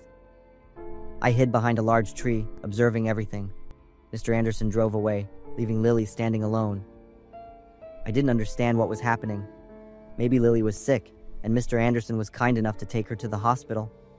But he left her here, and Mr. Anderson's voice sounded threatening. Mr. Anderson was a respected figure in the entire town. He had taught and was the coach of the state championship basketball team. Every summer, he organized free summer camps for underprivileged children. That evening, I told my mom what I had seen. My mom was washing dishes, then suddenly stopped. Mom asked me to repeat the story, asking if I was sure I saw Lily get out of Mr. Anderson's car. I nodded, confirming it. Mom quickly grabbed her phone. I sat listening to her talk to someone on the other end of the line. Mom recounted my story. I think something isn't right. Lily is only 12 years old. I was confused, not understanding anything. But when I asked again, Mom just remained silent and looked at me with a rather serious gaze. 2 days later, a police officer came to my house. He explained he had spoken to Mr. Anderson, and he said Lily had a cold, and he kindly drove her home early. There was nothing unusual. When my mom asked about Lily vomiting, the police officer replied that it was just due to the flu. He tapped his finger on the table, emphasizing that Mr. Anderson was a very reputable person in the community. Without concrete evidence, they couldn't do anything more. I saw the worried look on my mom's face, but she didn't say anything more. The next day at school, I went to Lily during lunchtime. She sat alone, looking tired. But when I approached to ask how she was, Lily immediately showed a bewildered attitude, as if she wasn't used to communicating. When I mentioned seeing her with Mr. Anderson the day before, Lily immediately cut me off, and there was even panic in her eyes. "Sorry, I have to go." Lily left and I watched her go, and happened to see Mr. Anderson standing by the cafeteria doorway, looking directly at me with a cold gaze. After school, Mr. Anderson called me over. He commented that I was a good student, but sometimes excessive curiosity could cause trouble for others. Lily was going through a difficult time with her family situation, and he didn't want to see me bothering her anymore. Mr. Anderson placed his hand on my shoulder and squeezed gently. He warned that if he saw me continue to bother Lily, my grades would be affected, and he might have to call my parents. I kept my head down, replying obediently. From then on, I no longer talked to Lily. Every time I saw her, I would turn my face away because I remembered Mr. Anderson's gaze and voice that day. Sometime later, Lily started missing school frequently. When she was at school, she looked thin and tired. I noticed she often ran outside during class to vomit. Then Lily disappeared. That day, Mr. Anderson announced she was gravely ill. But for the next few days, Lily still didn't come to school. Then one day, the news of Lily's disappearance exploded throughout the town. The police searched for 3 days, and they found Lily at the edge of the forest, about 10 miles from town. Her body lay at the bottom of a cliff, with broken ribs and severe head trauma. Lily's sudden death shocked the entire town.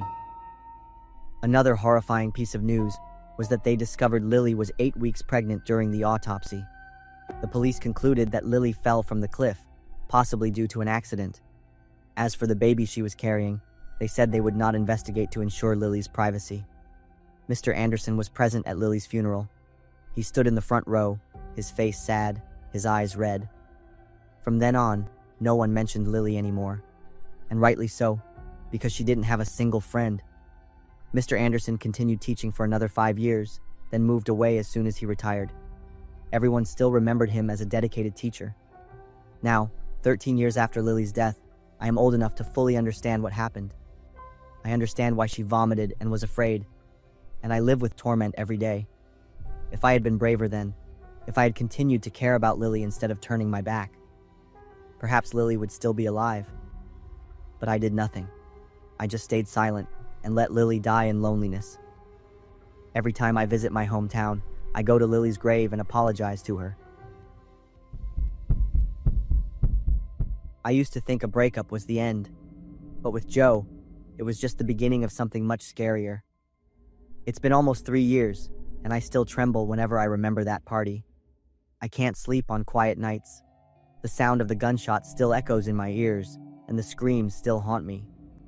In July of that year, I was invited to Jordan's graduation party. Jordan was our class president, and the party was at their house. I was pretty hesitant before accepting the invitation. I wasn't close to anyone in my class, worried that I wouldn't know what to say when I got there.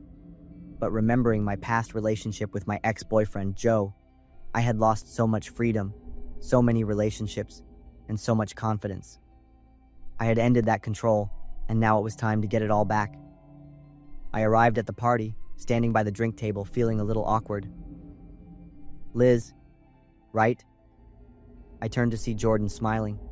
Jordan was tall and thin, with slightly curly brown hair and kind blue eyes. "Hi, Jordan. Thanks for inviting me. I'm glad you came.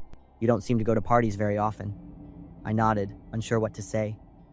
Jordan didn't ask further, just handed me a glass of orange juice. "Do you want to go upstairs? It's a bit noisy down here."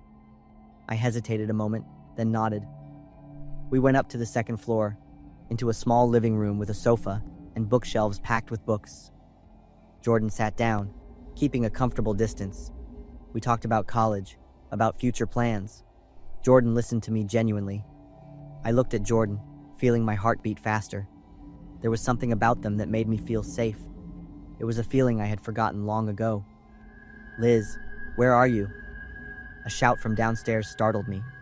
It was Joe's voice. My body froze. My hands began to tremble. Jordan looked at me with a bewildered expression. "That's Joe, my ex-boyfriend I broke up with a few weeks ago. He's dangerous." Jordan placed a hand on my shoulder and squeezed gently. They told me to stay put, and then quickly went downstairs to handle the situation. But I couldn't sit still. I ran after Jordan. The noise and shouting from downstairs grew louder. When I reached the living room, I saw Joe there, his face flushed, his hands clenched. When he saw me, his eyes became wild. Jordan stepped forward, blocking him between me and Joe. "You need to leave. This is my private home and you're not invited," Jordan said in a firm voice. But Joe completely ignored them, his eyes fixed only on me. "Come home right now." I shook my head. Joe stepped closer, his face distorted with rage. The heavy smell of alcohol radiated from him. "You belong to me." Jordan still stood between me and Joe, clearly showing a protective stance. Joe reached into his jacket pocket and pulled out a shiny black handgun. My blood ran cold. Jordan flinched but still didn't move. Screams erupted from behind me. Everyone rushed out in a panic. Joe pointed the gun at Jordan. I lunged between them, but Jordan pushed me behind their back. They raised their hands, trying to calm Joe. "We can talk." But Joe had lost all reason. He didn't let Jordan finish, and he suddenly pulled the trigger. The gunshot echoed. Jordan fell. The bullet lodged in their right shoulder. Blood poured out nonstop. Jordan's face was pale with pain. I felt like I died for a few seconds, then quickly knelt beside Jordan, pressing hard on the wound to stop the bleeding. Joe seemed to go insane. He lunged, grabbed my hair tightly and pulled hard, ordering me to go with him. I struggled. Just then, the distant wail of police sirens filled the air. Someone had called the police.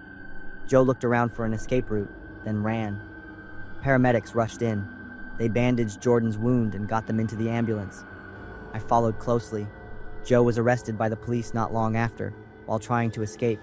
At the hospital, surgeons removed the bullet from Jordan's shoulder. Luckily, the bullet didn't cause severe damage. I sat in the waiting room all night, staring at the white walls and feeling guilty. The trial took place a month later. Joe was convicted of assault with a deadly weapon and sentenced to 3 years in prison. But no sentence could erase the trauma and haunting memories. Jordan recovered.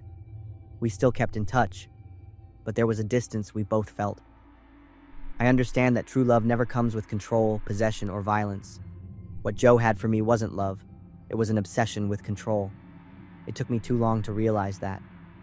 I'm still learning to live with those memories, but I know that silence only makes people like Joe more dangerous. So I decided to tell this story, hoping it will help someone else recognize the warning signs before it's too late. That graduation party ended, but the lessons from it will stay with me for the rest of my life.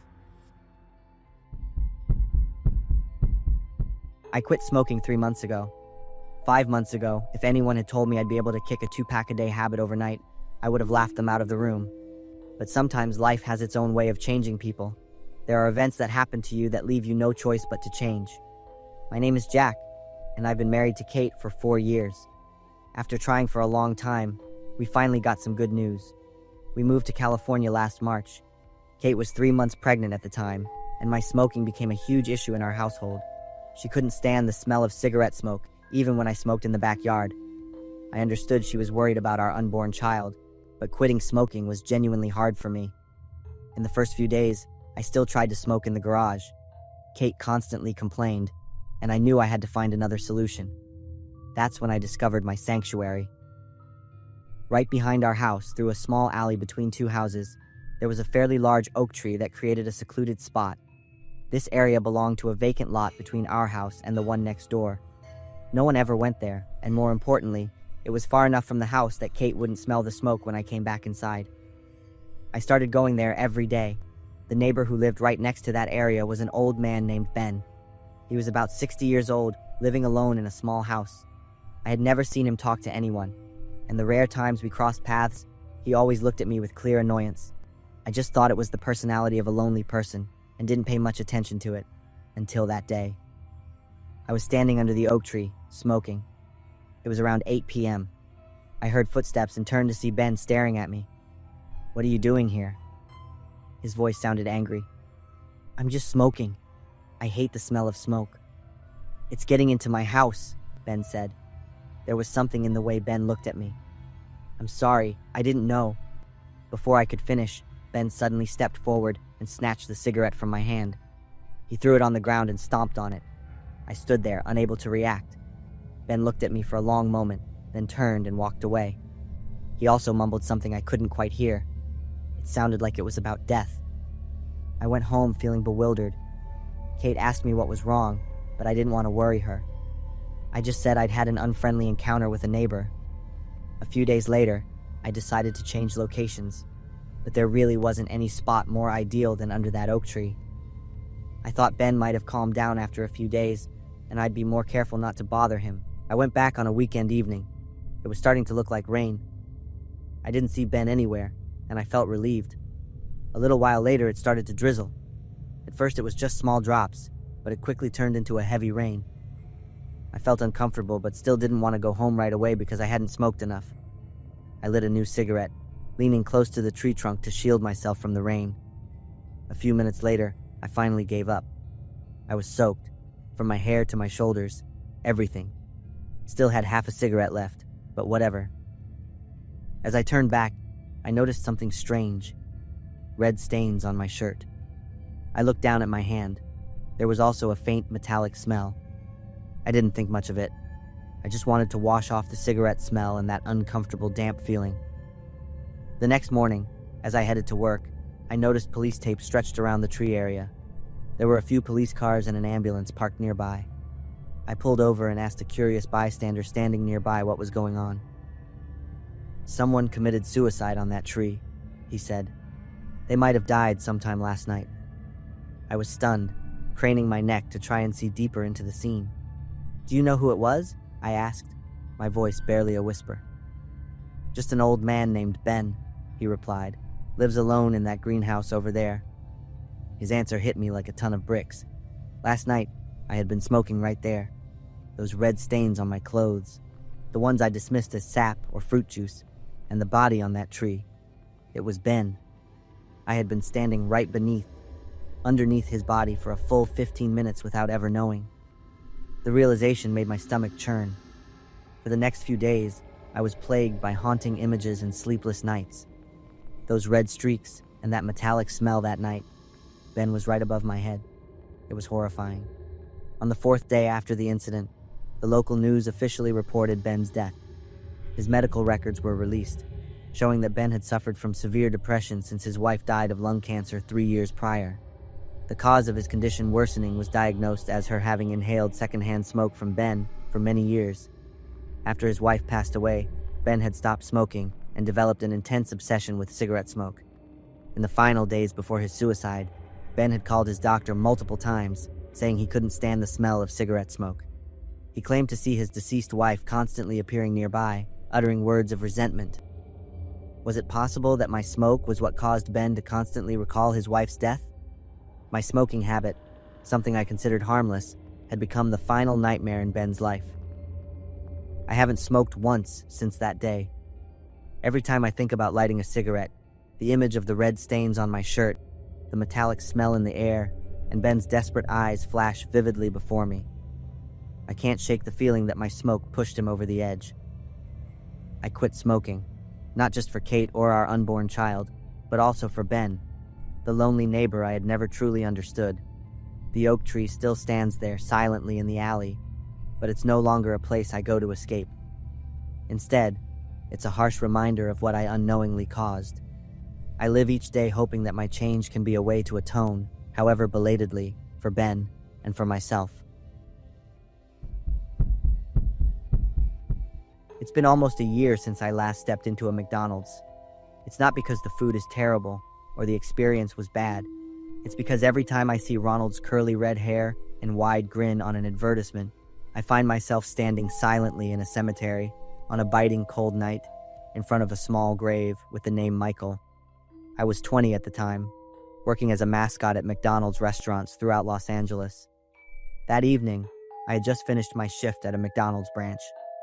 The other employees were cleaning up and getting ready to close.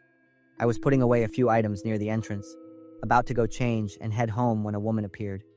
She was middle-aged, thin, wearing a gray sweater. Her gray hair fell over her shoulders, and her sunken eyes looked directly at me. "Excuse me, we're about to close," I said, but she didn't move. Her eyes scrutinized me from head to toe. She said, "My son wants to meet Ronald." I looked at her suspiciously. She pulled out a $50 bill from her pocket. "Michael loves Ronald McDonald and wants to take a picture with him. I'll pay you extra for your time." $50 wasn't a small amount for me back then, and her eyes seemed so sincere. Plus, the job she was asking for wasn't difficult at all. "Where is Michael?" I asked. She smiled softly. "Just follow me." We walked to a car parked by the side of the road. She drove slowly, gripping the steering wheel so tightly her knuckles were white. I tried to make conversation to break the silence. "How old is Michael?" 8 years old. He's very smart." I nodded, waiting for her to say more, but she just stayed silent. "When did Michael start liking Ronald McDonald?" "Since he was little. He always asked me when he would get to meet Ronald." I nodded, looking out the window and realizing we were driving through downtown. There were only a few sparse houses on either side of the road. A few minutes later, the car was still moving. "Are we almost there?" I asked when I realized we had already passed a residential area. "Almost," she smiled and said. I looked out the window, still not seeing our destination, so I asked again, "Where are we going?" She kept her stiff smile. "To Michael. He's waiting." The car turned into the cemetery gate. The night wind rustled through the dry branches, creating an eerie, chilling sound. I shivered. "Why are we here?" The woman stopped the car next to a small stone pathway, turned off the engine, and then turned to look at me. "Michael is here." I sat still for a moment, trying to comprehend the situation. She had opened her car door and was standing outside waiting for me. I hesitated but still got out of the car. We walked deeper into the cemetery. My shoes crunched on the gravel path, the sound echoing in the quiet night. Large tree shadows loomed on the ground like giant monsters. She walked softly, as if familiar with this path.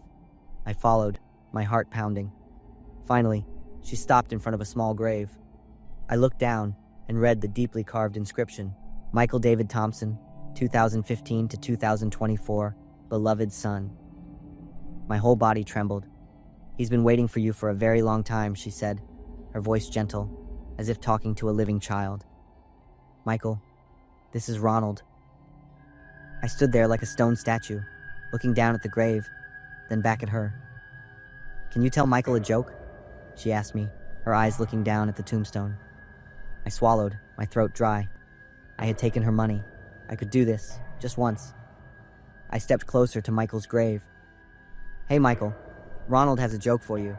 Why did the chicken cross the road?" I paused, waiting. In that silent moment, I heard the giggle of a child. I was a little surprised by the laughter. It was the woman laughing, her eyes fixed on the tombstone. The laughter came from her, but the tone was completely different. It sounded like the joyful giggle of a 9-year-old child. "Why, Ronald?" she said in a childlike voice, her head tilted slightly. I felt frozen, but I still answered, To get to the other side." The childlike laughter rang out again, but this time I clearly saw her eyes. In them, there wasn't just madness, but also the pain of a mother who had lost her child. A few seconds later, she stopped laughing, her eyes returning to their former state. "Michael wants to take a picture with Ronald." She took out a camera. I looked at the grave, then at her. I felt an invisible hand squeezing my throat. I stood up, backed away. I can't." The smile on her face slowly faded. She looked at me with a bewildered expression. "Why not?" I quickly took out the $50 bill and handed it back to her. "I'm sorry, I have to go." I turned and walked quickly towards the exit. Behind me, the woman suddenly burst into loud sobs, tearing through the silence of the night. "Michael, Mom is so sorry." I ran like the wind towards the cemetery gate. Her cries still echoed behind me. I didn't dare look back. I ran until I couldn't hear her cries anymore. I walked all night to get home, still wearing my Ronald McDonald suit. My shirt was soaked with sweat. The next morning, I called my job and quit. I couldn't explain to my boss why, just that I didn't want to dress up as Ronald McDonald anymore. Years have passed, and sometimes I still remember that night. I vividly remember the woman's laughter and her cries. Perhaps I was too cowardly to run away. I could have stayed, taken a picture, and offered some comforting words to that grieving mother. 2 months ago, to celebrate our 1,000-day anniversary, my girlfriend and I decided to go on a memorable glamping trip. Even though our budget was tight, I managed to book a newly opened glamping site in a remote town. Everything in the pictures looked like paradise until we actually got there. Contrary to its glamorous appearance, the interior was quite disappointing. In the photos, everything looked spotless. But when we stepped inside, the floor was peeling and looked unfinished. The owner claimed he had cleaned it 3 times before our arrival, yet I saw hair and some food wrappers scattered across the floor. Furthermore, when we asked for help lighting the charcoal for our evening BBQ, which we offered to pay extra for, the glamping owner just pointed to a torch lighter and a pile of charcoal already set up in front of the tent. He said, half jokingly, half seriously, "This stuff's easy, you can do it yourselves. Just let me know if you can't." Although his words seemed casual, his attitude was quite cold, as if he was trying to suppress annoyance. I felt uncomfortable, but with my girlfriend there, I didn't want to ruin the mood, so I just kept quiet. That evening, we had our BBQ. We breathed in the mountain air, sipped wine, and felt truly happy sharing that moment together. But the real problem started after we finished dinner and went inside to our room. First, the bathtub wouldn't drain properly. Then, when I lay down to sleep, I heard a loud flapping sound. I checked and realized it was the tent flap on the window, not properly secured, being blown by the wind. We couldn't sleep. It was a truly terrible night. You're probably wondering if I complained to the owner. No, I thought it would just escalate the tension. Instead, I left a 1-star review with honest comments. We cut our trip short to 3 days. Luckily, my girlfriend still felt okay about the trip overall. About 3 weeks later, I received a call from that owner. He apologized, saying he had been busy with the resort's soft opening and was late getting back to us. He claimed to have fixed the previous issues and offered us a complimentary stay voucher. I was grateful for his kindness, but also felt a little regretful for leaving the 1-star review. That weekend, we cleared our schedules and returned to the town. The interior of the resort really had improved, to the point where I wondered if this was even the same place we had stayed before. The owner even personally prepared a BBQ for us. His service was incredibly attentive, to the point of making us feel a bit uneasy. I found it strange. We were the only guests that day. When I asked about it, the owner casually said, "After that 1-star review, we were affected a bit." Seeing his nonchalant expression, I felt embarrassed and said I'd delete my old review and leave a 5-star one. But he replied, "No need anymore." His face, when he said that, was unusually cold. But just a second later, he returned to his friendly demeanor. "Enjoy your meal." I stared blankly as the owner walked away. Around 11 p.m., we were watching TV when we suddenly heard a rustling sound outside the window. I went to check, and a figure abruptly popped up. Both my girlfriend and I jumped and screamed. It turned out to be the owner. "I just wanted to check if you're enjoying the service." "We're enjoying it very much, thank you." "All right, I'll head back to my quarters. Just call if you need anything, okay?" He left, and this time, I started to feel genuinely uneasy. That night, my girlfriend woke up thirsty. I was drifting off to sleep when suddenly, a blood-curdling scream from my girlfriend jolted me awake. Rushing to her side, I was shocked to find a very large snake slithering across the floor. My girlfriend couldn't even stand. Luckily, she wasn't hurt. I quickly pulled her and we ran out, straight to the car. I tried to call the owner to deal with it, but he didn't answer. My girlfriend was completely panicked, crying hysterically, and demanding to go home immediately. I hesitated because I was practically naked, and all our belongings, including my phone, were still in the room. Suddenly, the owner appeared right outside, pressing himself against the car window. "Where are you two off to in such a hurry? You haven't checked out yet, have you?" I quickly opened the car door and jumped out, feeling incredibly frustrated. "Do you know what's in that room?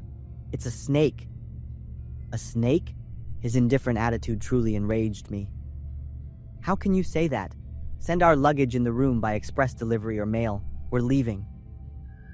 Suddenly, he pulled out a knife and overpowered me, dragging me back into the glamping tent. My girlfriend stayed in the car, pleading continuously. We struggled fiercely in the room. I was injured on my arm and leg, and the bleeding made me weaker. He screamed like a madman. "You come here, use all sorts of services, and then give me 1 star. Do you know how much damage you caused me? Now you're using this snake as an excuse to make me furious." I was terrified, planning to try and escape or find a place to hide. But he lunged and overpowered me, holding the knife to my throat. His tone shifted abruptly, full of perverse delight. "You'll hit your girlfriend during an argument, and I, the witness, will get hurt trying to break you two up." As he spoke, the crazy man deliberately stabbed himself in his own thigh with the knife in his hand, blood gushing out. Then he turned and shoved the knife into my hand. Now everyone will pity me for being stabbed while trying to intervene. I was completely motionless, utterly stunned. Just then, the snake, which had been slithering on the bed, suddenly bit him with a fatal strike to his neck. He collapsed in pain, screaming loudly, "Snake? Why? Why is it here?" I was too terrified, so I crawled away trying to escape this horrific scene. The sound of police sirens echoed from a distance, and everything was quickly resolved. My girlfriend ran to me and cried uncontrollably. She had called the police. After the police investigation, everything became clear. Initially, I was very sure the owner had released the snake, but that wasn't the case. In reality, it was a hilly area where snakes frequently appeared, and that's precisely why he bought that plot of land for cheap. He's currently in intensive care and will face multiple charges once he recovers.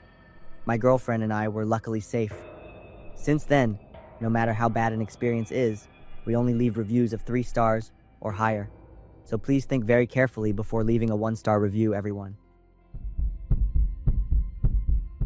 It's been a week, and the bruises still haven't completely faded. I have to wear long sleeves and pants to cover my arms and legs whenever I go out. No one has asked, and I don't want any attention, don't want to explain anything. My boyfriend David and I have lived together for 3 years in a 2-bedroom apartment in suburban Buffalo, New York. 3 years of watching him transform from a warm, caring man into an obsession. When he's sober, David is still the boyfriend with the charming smile. But when he's had a few drinks, he becomes a completely different person. At first, it was just punching walls, breaking kitchen cabinet doors, throwing the TV remote. I'd comfort myself by thinking, at least, he's not touching me. David always apologized afterward. Those self-assurances have sustained me for the past 3 years, slowly helping me accept each dangerous sign. But last week's incident made me realize the nightmare was just truly beginning. It was last weekend. Sarah, my best friend from college, invited me out for drinks at our usual bar. I'd refused many times because David didn't like me going out alone. But this time, I agreed. I needed to get out to escape these negative thoughts. Just an hour, Sarah's moving to Portland soon. This might be the last time we can see each other. I said to David as he sat on the sofa, opening his 4th beer of the afternoon. David looked at me, his blue eyes starting to glaze over from the alcohol. "Fine, but be back before 10 o'clock. I was thrilled and eager. The bar was pretty crowded. We found a spot near the bar, laughing and talking about memories, about her new job in Portland. It had been so long since I felt this relaxed and free.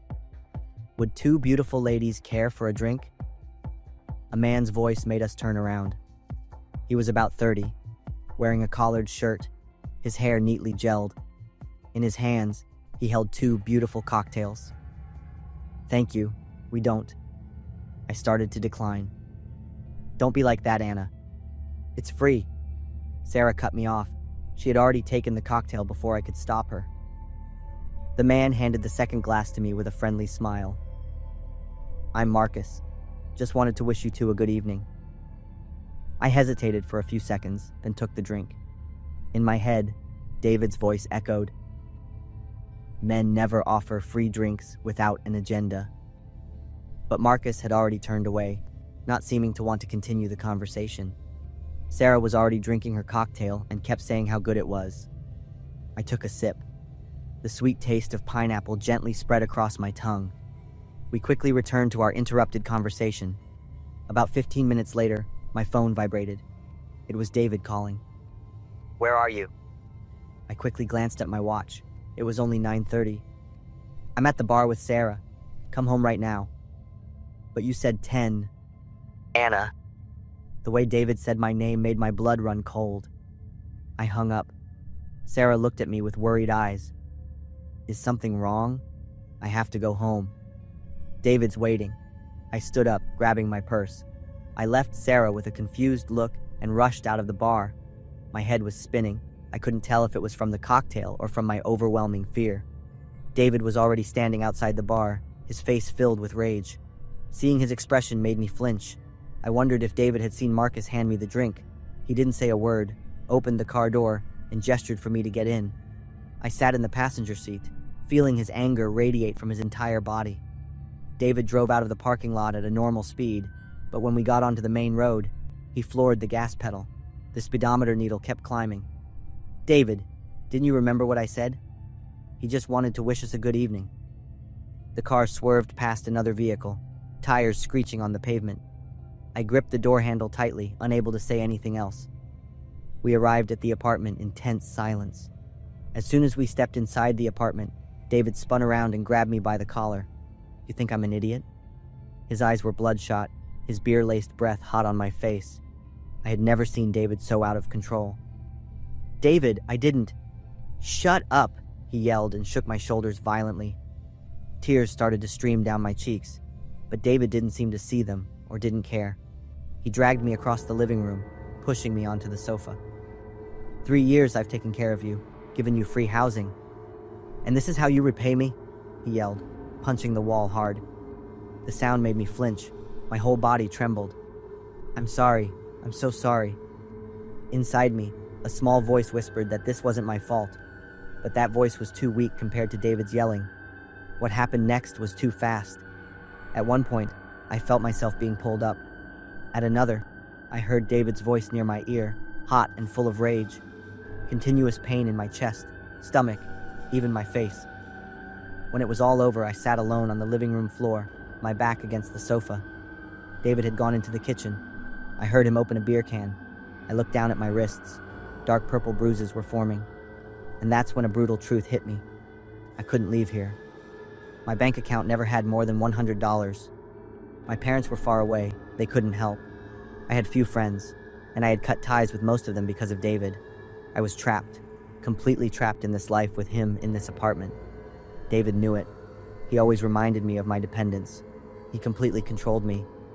That night, when David was drunk and passed out, I lay next to him in bed, feeling every ache from my injuries.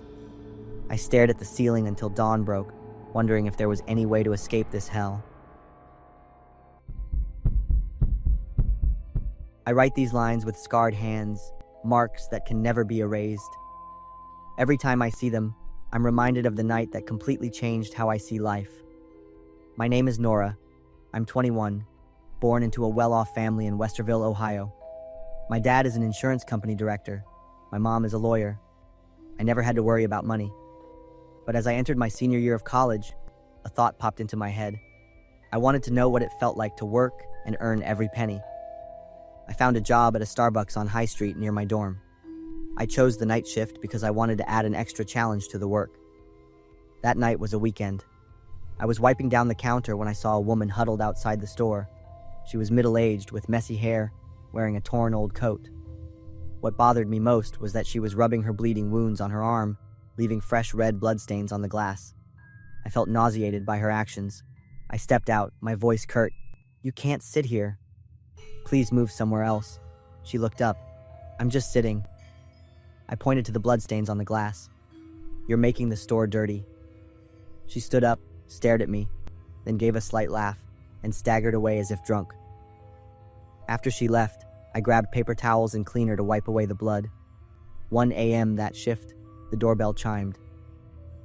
I looked up and saw the same woman. She had changed her clothes. However, the wounds on her arms were still unbandaged and bleeding. She came to the counter, pulled out a $5 bill, and threw it on the counter. 1 brewed coffee. I looked at the money, then back at her. "The store is about to close. You have 15 minutes. Make me coffee." Her commanding tone annoyed me. I deliberately made the coffee slowly. When I placed the cup of coffee on the counter, I pushed it towards her without saying anything. I wanted her to understand that I was not happy with her presence. The woman picked up the coffee cup but suddenly paused. I know how you look at me. I didn't answer, like I'm a filthy animal. I flinched slightly because she was right. She slammed the coffee cup down so hard it spilled onto the counter.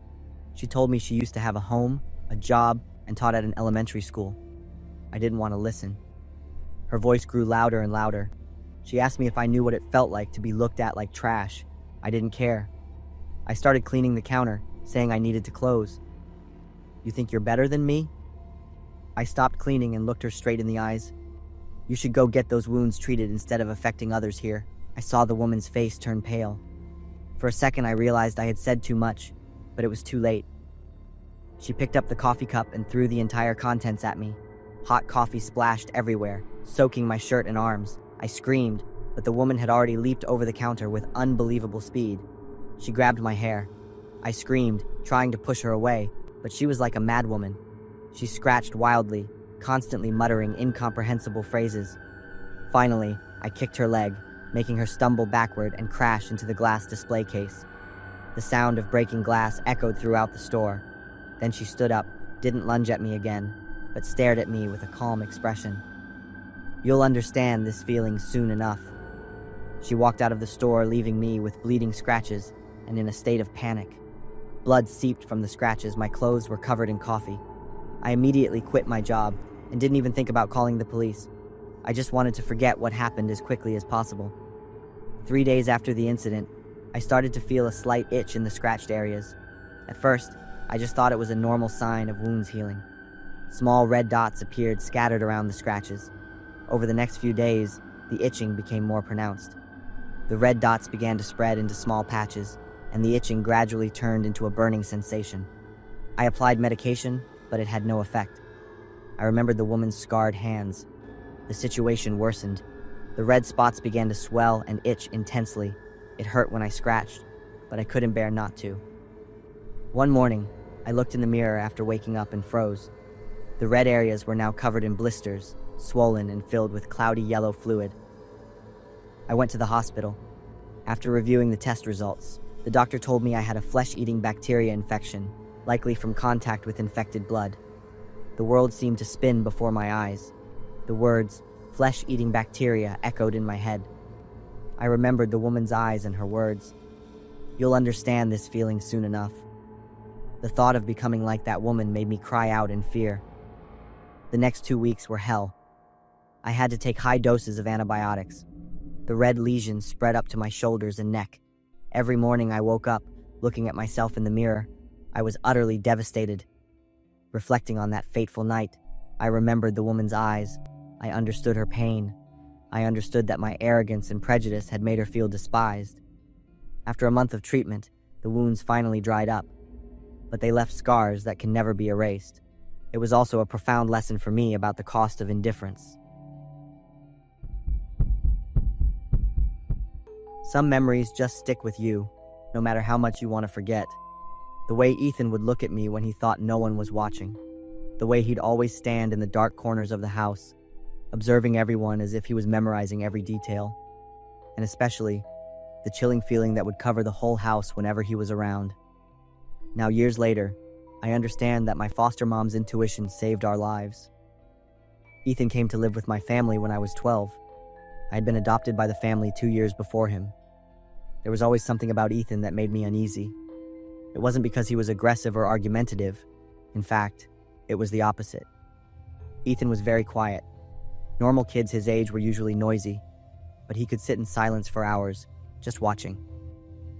My foster mom, Linda, was a warm-hearted woman. She had fostered many troubled children before and always believed that love could heal any wound. But with Ethan, I often saw moments of deep thought and worry in her. During the first few months, Ethan seemed to fit in well. He helped with chores, did all his homework, and didn't cause any trouble. But some small details made me pay attention. The way he observed our youngest foster brother, Lucas, who was only 7 at the time. Ethan didn't play with Lucas like a typical older brother. Instead, he just stood at a distance, staring at the little boy with an expression I couldn't understand. Then there were nights I'd wake up and see Ethan standing in the hallway, looking towards my foster parents' bedroom. When I asked him what he was doing, Ethan just said he was getting a drink of water, but I never saw him holding a glass. The real trouble started with his report card. At the end of February, Mom Linda asked about Ethan's academic performance. He said the school didn't hand out physical report cards anymore. Everything was online. When Mom Linda insisted on checking, Ethan suddenly got angry. "Why don't you trust me? I told you there are no report cards." Mom Linda sensed something was off. She didn't get angry, but I saw worry in her eyes.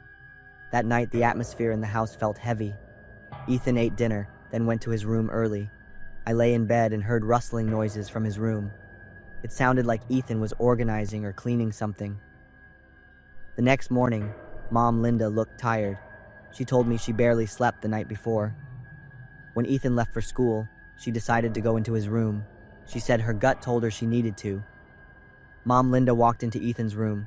The room looked normal, a neatly made bed, a clean desk. But when she got close to the closet, she paused. She opened it. At first glance, it just looked like regular clothes. But on the bottom shelf, she felt something hidden under a pile of sweaters. A small knife, a lighter, and an old notebook. When she opened the notebook, Mom Linda had to sit down on the bed looking completely shocked. Inside, Ethan had written out a detailed plan. Every single step was meticulously laid out. The first victim would be Lucas. Ethan planned to snatch the boy while he was sleeping, then take him downstairs to the living room. He wanted our foster parents to witness it. The handwriting described chilling details, like that of an experienced killer. Let him see how that fat woman cries. Mom Linda would be the last victim. Ethan wrote that he wanted her to live the longest to feel the pain. I wasn't there when Mom Linda found the diary. She told me everything after it was all over. That day, I came home from school and knew something serious had happened. Mom Linda was sitting at the kitchen table, her face pale. My foster dad, Robert, was on the phone, his voice strained. A little later, when Ethan got home from school, a social worker was waiting for him. He didn't seem surprised or angry. He just stared at my foster mom with empty eyes and said, "You went into my room." It wasn't a question, but a statement, as if he had known this would happen. While packing his things, Ethan turned to look at Lucas, who was playing in the corner of the room. The little boy had no idea he had just escaped death. I saw Ethan smile, a smile I will never forget. After Ethan left, Mom Linda developed severe PTSD. She couldn't sleep. She couldn't be alone in the house. Every night, she would check every room, every window, every corner. Do you know, Mom Linda told me one night, the knife in Ethan's closet was exactly like the one I used for cutting meat. He took it from the kitchen and sharpened it. Later, I learned more about Ethan's past from his social services file. His biological father had been institutionalized after setting their house on fire with his children still inside. Ethan's paternal grandmother then raised him. But she had very special disciplinary methods. Whenever Ethan misbehaved, she would make him sit in a car in the hot summer with the windows rolled up, or pull weeds with his bare hands until they bled. Reading those lines, I felt a strange sense of dread. Perhaps those past traumas were what made Ethan such a terrifying person. There was one detail that made Mom Linda absolutely sure our family had a narrow escape. In Ethan's room, she found a calendar with the last Friday in March circled in red ink. That day was only 3 days away when Mom Linda discovered the diary. I'm 31 now. Sometimes I still see Ethan wandering around the Hamilton, Ontario area. He's a bit overweight now, probably a side effect of his medication. Every time I see him, I just quietly think, thank God, at least he's still taking his meds. Sometimes I wonder, did Ethan plan to kill me and the other foster kids too? Or was the plan just for the 3 members of my foster parents' family? Now that I'm an adult, I understand that not every child can be saved by love. Some wounds are too deep, some cracks in the soul can't be mended. But I also believe that timely and proper intervention can still create miracles. There are some sounds you never forget once you hear them. For me, the humming of the Cyber Chase theme song outside my window in the middle of the night is one of them. 15 years have passed, but every time I hear that tune, I still shiver as I remember that night. It was the summer I turned 8. My parents were busy with their work schedules, so they decided to send me to my grandparents' house in Burnett, Texas. I was going to stay there for 3 weeks. My grandparents lived in a small wooden house, surrounded by a forest. Living with them was their helper, Aunt May, who assisted with chores around the house. The first few nights at my grandparents' house, I couldn't sleep. Everything was unfamiliar, from the smell of wood to the sound of cicadas buzzing outside.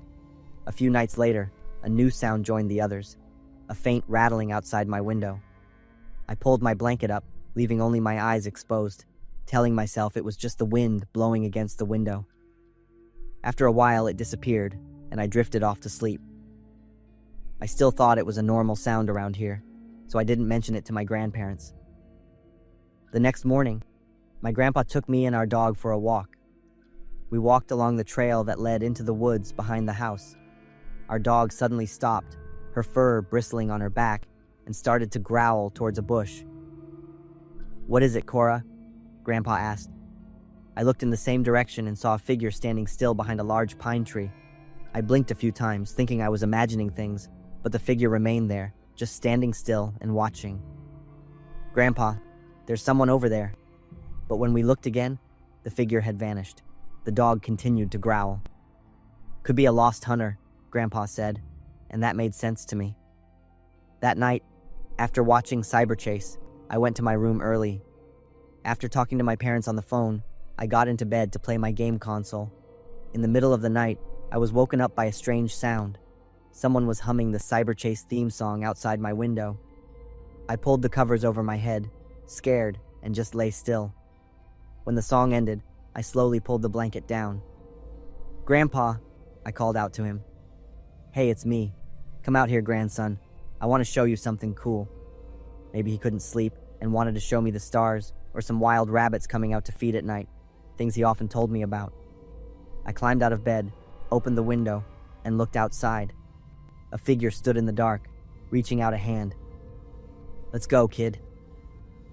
I took that hand and followed. We walked a few steps on the dirt road, heading toward the forest. I felt a bit strange because Grandpa wasn't saying anything, nor did he turn to look at me as usual. The moonlight grew brighter, and I looked down at the hand holding mine. This wasn't Grandpa's hand. His hand was more wrinkled. I also smelled a strong scent of tobacco, even though my grandpa didn't smoke.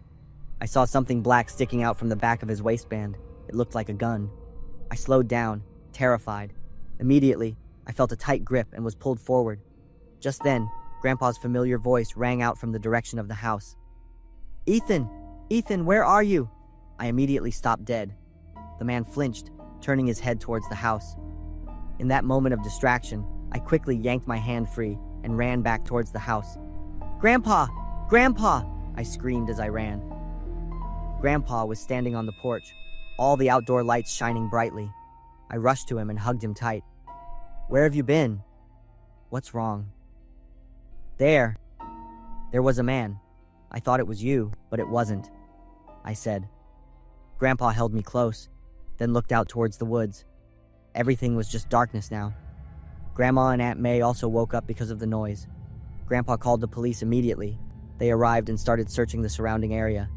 It didn't take long for them to find a man hiding in a drainage ditch over 300 feet from our house. The police also found a gun tucked into his pants. The man's name was Rick. He was Aunt May's ex-boyfriend.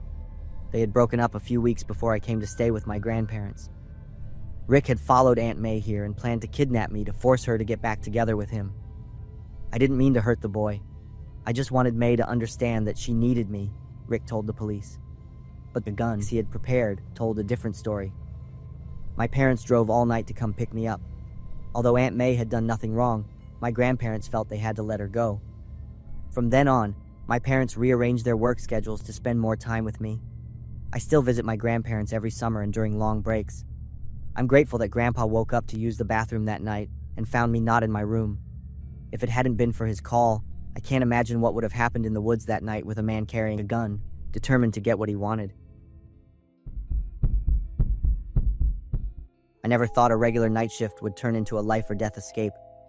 I'm Cassie, and I was 22 at the time, working part-time at a Dollar Tree store on East Main Street. I usually worked the evening shift because the pay was better, and I worked with Amanda. She was 2 years older than me with platinum blonde hair. Amanda was pretty private. She rarely talked about her family, only occasionally mentioning that she had to be independent from an early age. That particular shift, I remember it was around mid-August. I was doing inventory in the home goods section, while Amanda was tidying up the cash register. When the door chime rang, a man walked in. My immediate impression was how incredibly tall he was. He walked straight to the back of the store, turning left into the toy aisle. I assumed he was looking to buy something, so I didn't pay much more attention. A little later, I finished my task and headed towards the front counter. "Where did that customer go?" I asked. Amanda looked up, confused. "Which customer?"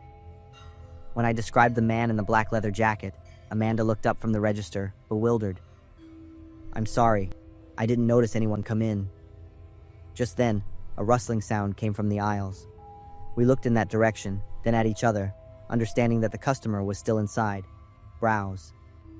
We finished our end-of-day tasks while waiting for him. Amanda started counting the cash in the register following the closing procedure, and I went to rearrange items that customers had moved. At 9 p.m., the store was supposed to close. We hadn't heard any more sounds from the aisles. Not sure if the customer was still inside, we decided to check. But strangely, he was nowhere to be found. "Maybe he left when we were busy," Amanda said. This was a bit odd, but not impossible. Perhaps he had slipped out quietly while we were focused on our work. We decided to complete the closing procedure. I continued turning off lights in the remaining sections while Amanda finished counting the money. The store was now only lit by emergency lights and the lights at the checkout counter. As I was in the back of the store, a strange noise came from the direction of the storage room. I stood about 10 yards from the storage room. "Amanda!" I called out, but there was no answer. I waited a few more seconds, but still silence. Thinking it was a mouse or something falling, I walked towards the main area of the store. When I reached the counter, Amanda wasn't there. The chair she had just been sitting in was still warm, and her purse and car keys were still in the drawer. I was a little confused, so I called out loudly, "Amanda, where are you?" My voice echoed in the quiet space. I walked around the store, slowly heading towards the back storage room. As I walked, I called out Amanda's name a few more times, but still no answer. Just then, my phone vibrated in my pocket. I pulled it out, and a message from Amanda appeared on the screen. "Get out of the store now." I froze, incredibly confused. The phone vibrated again. A second message from Amanda. "He went into the back room and tried to attack me. I ran, but he's still in there." My body went numb. All the pieces started clicking into place in my head. That tall man hadn't left the store at all. He had been hiding somewhere, waiting for the right moment when the store was empty and dark. I slowly backed towards the main door, each step feeling like it was weighted with lead, my eyes still fixed on the dark hallway leading to the back. My heart pounded wildly in my chest. Just as I turned to bolt, a loud noise erupted from the back. I spun around, and a tall, dark figure lunged forward. In the flickering fluorescent light, what he held in his hand became clear. A large knife. There was something dark on the blade. I turned and sprinted towards the main door with all my strength. He lunged after me at terrifying speed. My reflection showed him swinging the knife like a weapon of death. In the very next second, the blade grazed my left arm, tearing my shirt and leaving a deep, long cut. A searing pain erupted, and warm blood flowed down. But the pain only made me run faster. I shoved the door open and burst outside. Immediately, I turned back and locked the door. From inside, violent pounding on the door echoed, accompanied by threatening snarls like a caged beast. I pulled out my phone with a blood-soaked hand, dialing 911.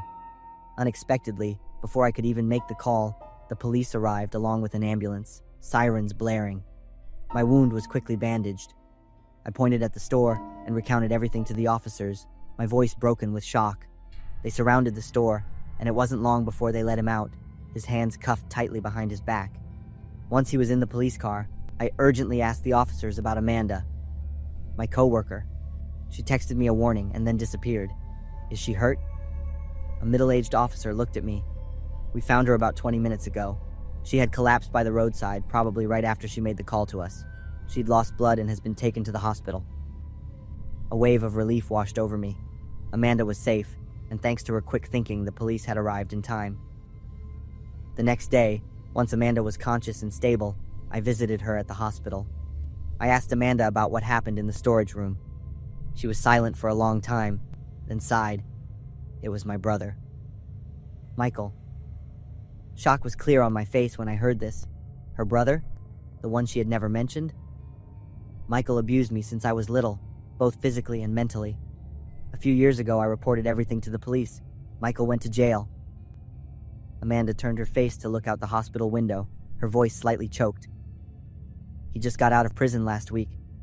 No one in the family wants to help him financially or with a place to stay.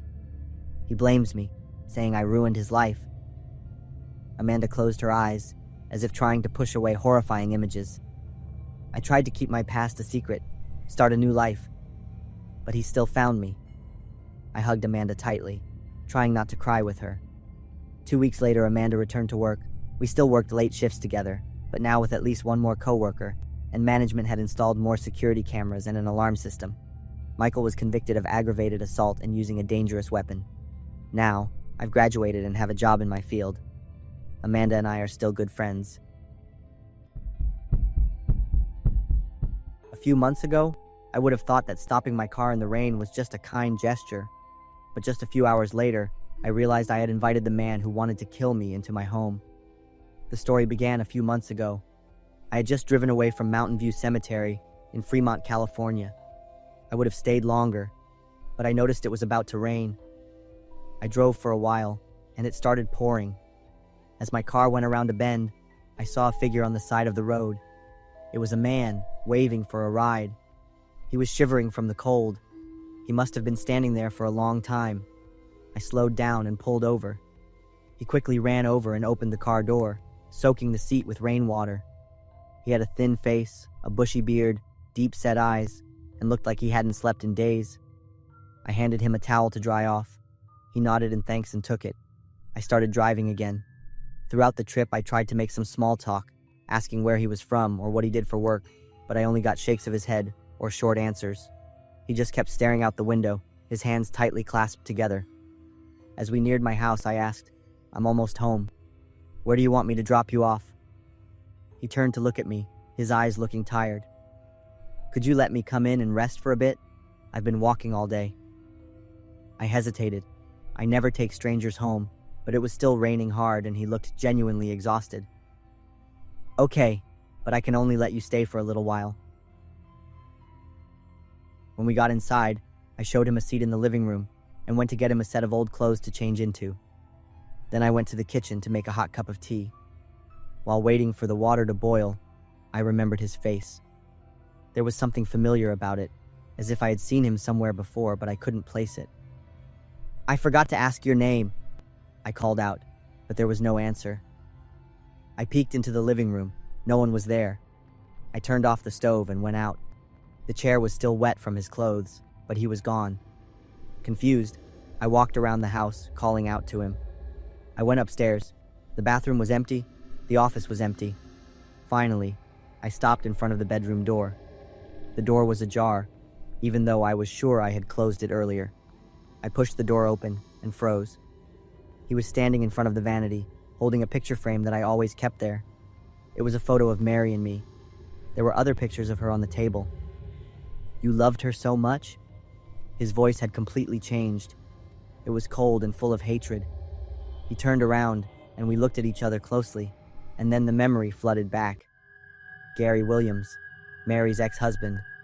He looked like a different person, but he was sentenced to 20 years in prison. He should be in jail. "Gary? How are you?" I whispered. "Surprised, Dave? You thought I'd sit in prison for 20 years? I took a deep breath. "I didn't steal Mary from you. When we started, you two were almost done with the divorce." "What the hell is a divorce? She was still my wife. You had an affair with her, you bastard," he roared. Gary pulled a knife from his jacket. "Now it's your turn." He lunged, and a struggle began. The blade cut through my right shoulder, showing the white bone through the deep wound, and blood started gushing out. Gary became more aggressive and continued to attack. At that moment, I had no other choice. I lunged toward the wardrobe, opened the top drawer, and pulled out a gun, my hand shaking as I released the safety catch. I pulled the trigger. The first shot hit his shoulder, and he still advanced. I pulled the trigger again. The second shot hit his chest.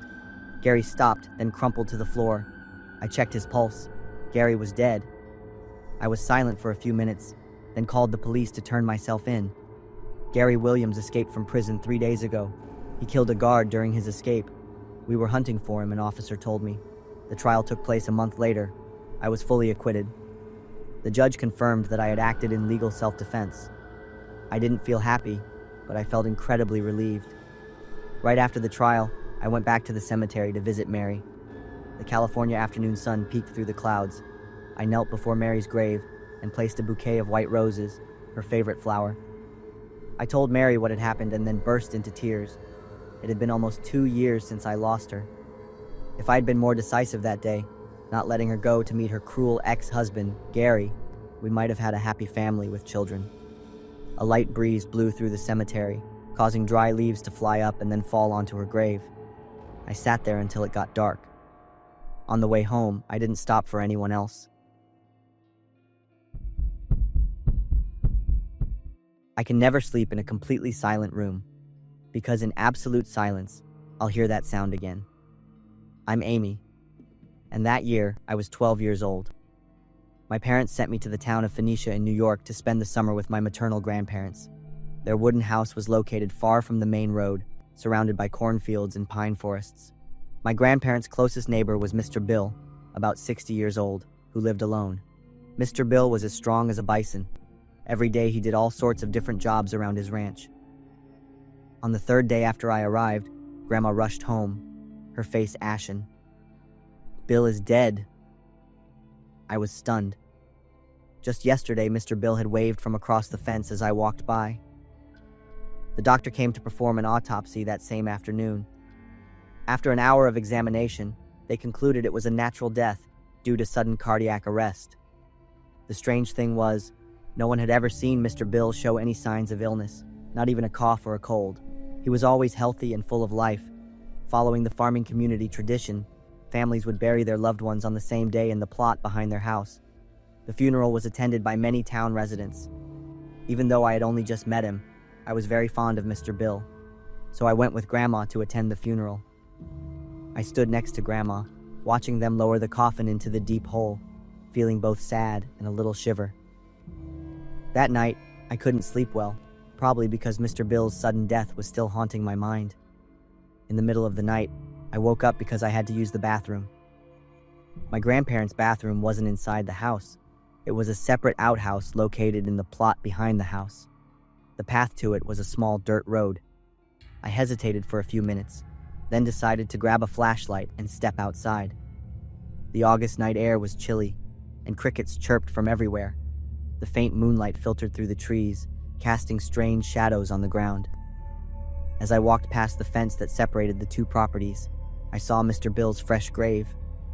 I continued towards the outhouse, my hand gripping the flashlight tightly. Just as I stepped inside the outhouse and sat down, I heard a sound. It was a thumping. I held my breath, listening. The thumping continued, steadily. Then another sound, a weak scream. I jumped up, my pants not even properly pulled up, and ran at full speed back to the house. I cried as I ran. When I got home, I rushed straight into Grandma's room and shook her shoulder hard. "Grandma, they're screaming near the outhouse." Grandma sat up, her eyes still hazy from sleep. "Amy, what's wrong with you? Did you have a nightmare?" I was still crying and gasping for breath. Grandma took me back to my room and tried to comfort me. "The strange sounds you heard are perfectly normal for a sparse wooded town like this. You're just imagining things. Sleep tight." Maybe Grandma was right. Maybe I was overthinking things. I lay down, but I couldn't sleep.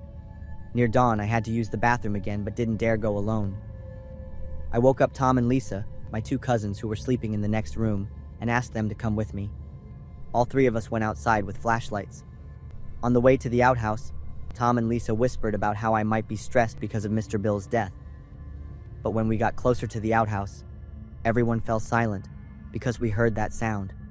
This time, it was desperate pleas from underground. Without another word, all three of us ran back to the house as if chased by ghosts.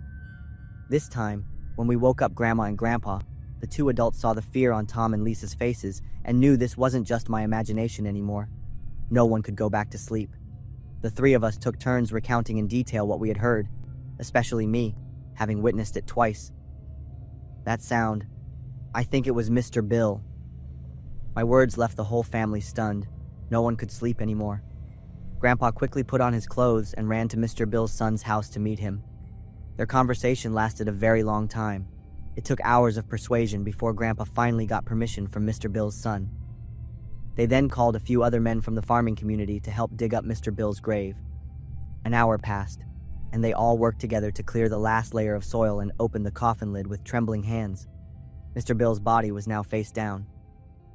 When Mr. Bill's son turned his father over, all the men present were practically frozen. Mr. Bill's eyes were wide open, his mouth agape as if he had been desperately trying to scream. His entire body was covered in scratches and dried blood. There were also claw marks on the coffin lid, evidence of the terrifying last hours of his life. Mr. Bill had been buried alive. His son knelt beside the body, sobbing. My grandpa and the other men stood around, unable to believe the horrific scene they had just witnessed.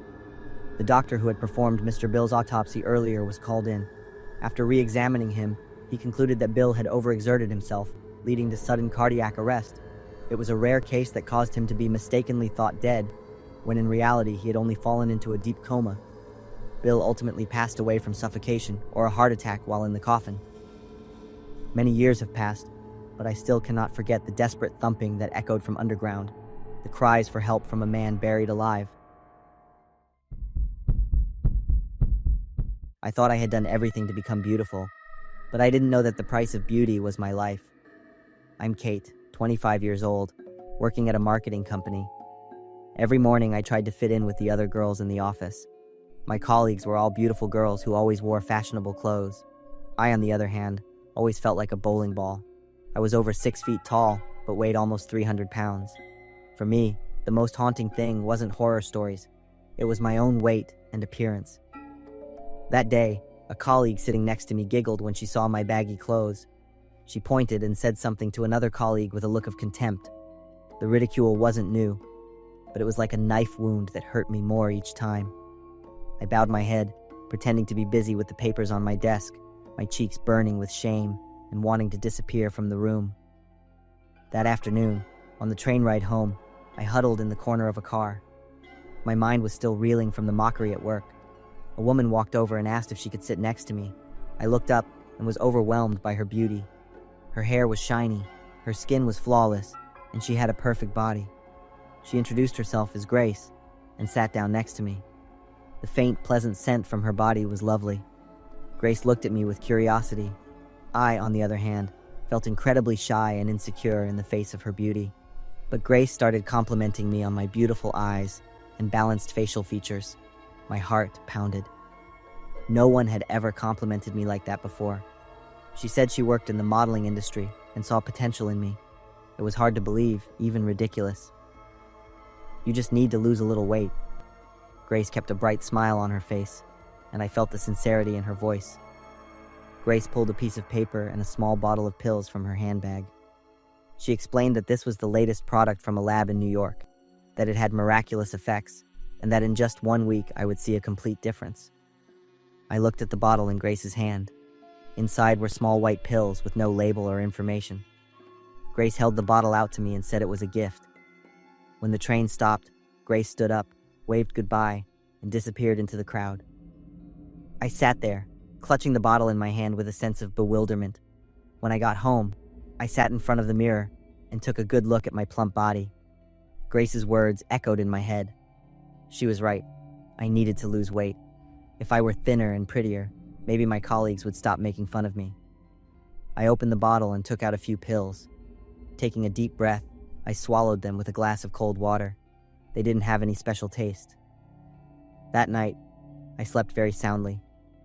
The next morning, as soon as I opened my eyes, I felt my body was strangely light. I sat up and looked down at my hands. Oh my God. My fingers had become long and slender, the joints clearly visible under the tight, thin skin. I ran to the mirror, my heart pounding. The face in the mirror was no longer mine. My body had lost at least 50 pounds in just one night. I stood in front of the mirror, trembling as I touched my cheeks. It was all real. A feeling of joy mixed with confusion exploded within me. I quickly got ready for work. At the office, the security guard in the lobby looked at me with a bewildered expression and asked who I was looking for. When I said I was Kate Swift, his eyes widened in surprise, and he exclaimed, "Oh my!" In the office, a few female colleagues gathered around me. For the first time, I was the center of attention. I felt a strange satisfaction watching their envy. For the first time in years, I felt powerful. When I got home that night, I took more of the pills, doubling the dose from yesterday. I swallowed them eagerly, hoping for the next miracle. The next morning, I woke up with a gnawing hunger. Looking in the mirror, I was startled by the next change. My cheekbones were prominent. My hands were so thin that I could see every blue vein. But I still thought I was beautiful. The intense hunger drove me to the kitchen. I opened the fridge and ravenously ate everything: bread, cheese, cold cuts, even some withered apples. Strangely, after eating until my stomach was full, I still felt hungry. And when I looked in the mirror, my body even seemed thinner. These pills were a miracle. I could eat as much as I wanted without fear of gaining weight. I took another handful of pills. On the third day, I woke up with a severe headache. In the mirror, my reflection made me step back. My skin had started to flake off at my elbows, knees, and cheekbones. Dry, fish-like scales of skin fell to the bathroom floor every time I moved. But in my deluded mind, I still thought I was getting more beautiful, getting closer to my ideal image. On the way to the office, my vision became blurry. Everything around me swayed. I had to lean against a wall to keep from falling, my breathing coming in short, rapid gasps. When I walked into the office, the air went silent. Everyone looked at me with horror. My boss came over, his face full of worry, and told me I needed to see a doctor immediately. I insisted I was fine because I had a very important meeting that needed me. My boss wanted to cancel the meeting, but I almost screamed. I had been preparing for this project for a month. In the meeting room, I stood in front of the presentation board, trying to focus on the numbers and charts. But everything was fading before my eyes. I felt something warm crawling up my throat. I opened my mouth to continue speaking, but dark red blood gushed out. Everyone in the room screamed in terror. I collapsed to the cold floor, and the world around me sank into darkness. I came to, my head throbbing with pain. My hand was still clutching a bottle of diet pills, not the kind Grace had given me. The light on the ceiling was bright, and I felt dizzy. I slowly got up, my body feeling like an empty shell. I looked around and was surprised to realize I was in my own home. So all that horrible stuff was just a dream. I had passed out without even knowing it. My throat was parched. I shuffled to the fridge, pushing the door open with trembling hands. Inside, there were only a few withered boxes of salad. Bottles of diet pills filled the shelves. I looked down at my hands. They were gaunt and wrinkled. My joints protruded like sharp stones. This wasn't the beauty I wanted. This was destruction. The nightmare I just had showed me what I would become. These diet pills were killing me every day. The next morning, I took all the pills out to the trash. I went back to the kitchen and cooked a healthy, nutritious breakfast. For the first time in weeks, I could actually taste the food. I started to research how to exercise and eat healthy. A month later, my weight stabilized, and my skin was pinker and more radiant. I felt comfortable in my own body, and I was okay with gaining a few more pounds. Most importantly, I felt like I was actually living. Not because of my appearance, but because I had learned to love and take care of myself. There are some people that no one in the neighborhood knows, but they know every child in the area. Kane was one of them, and if it weren't for my dog Rex, I might never have had the chance to tell this story. The story happened when I was 12 years old. My family had just moved from Philadelphia to the small town of Tarrytown, New York. My dad got a job transfer, and my mom wanted me to grow up in a quieter environment. Our new house was white with a wide porch, but I didn't feel comfortable, probably because I was still new to the place. I had an absolutely loyal friend named Rex. He always slept in my room. The first night in the new house, Rex just lay quietly by the bed. A few days later, I was startled awake one night by Rex's growling. I was dozing off when Rex suddenly barked loudly. I sat up, startled, and looked around. Rex was staring intently at the dark corner near the closet and wouldn't stop barking. I turned on the light and went to check. It was just clothes that hadn't been neatly put away after moving day. I stroked Rex and whispered words of comfort. "You're just stressed because of the new place, right? It's going to be okay." Rex wagged his tail but still looked at the corner of the room with his ears perked up. Finally, I had to pull Rex up onto the bed to lie next to me. But throughout the night, every now and then, Rex would raise his head and let out a small growl before lying back down. The next morning, as I was helping my dad organize things in the garage, there was a knock on the front door. An elderly man stood at the door. "Hello, I'm Kane, and I've lived here for a long time." My dad shook his hand politely, as he usually did with new neighbors. "Thanks for coming by. We're still unpacking." "I just wanted to say hello and get to know the new family," Kane said. He glanced inside the house, then his eyes lingered on me for a long time. I stood behind my dad, feeling uncomfortable under his gaze. The next day was the weekend. My dad was mowing the front lawn, and my mom and sister had gone shopping for a few things. I was sitting in the backyard, enjoying the quiet while playing Pokemon. Suddenly, I heard footsteps behind me. I looked up and saw Kane walking into the backyard from a path on the side of the house. He was wearing a wide-brimmed hat and dark blue overalls, looking like a real farmer. I frowned slightly. Kane didn't come through the main gate or knock on the door. He just entered my backyard without permission. Kane walked straight to the table where I was sitting and pulled up a plastic chair to sit across from me. "What are you doing?" His voice sounded friendly, but I felt uncomfortable with the way he was looking at me. I politely replied, "Playing a game." "What kind of game?" "Pokemon." Kane nodded as if he understood perfectly.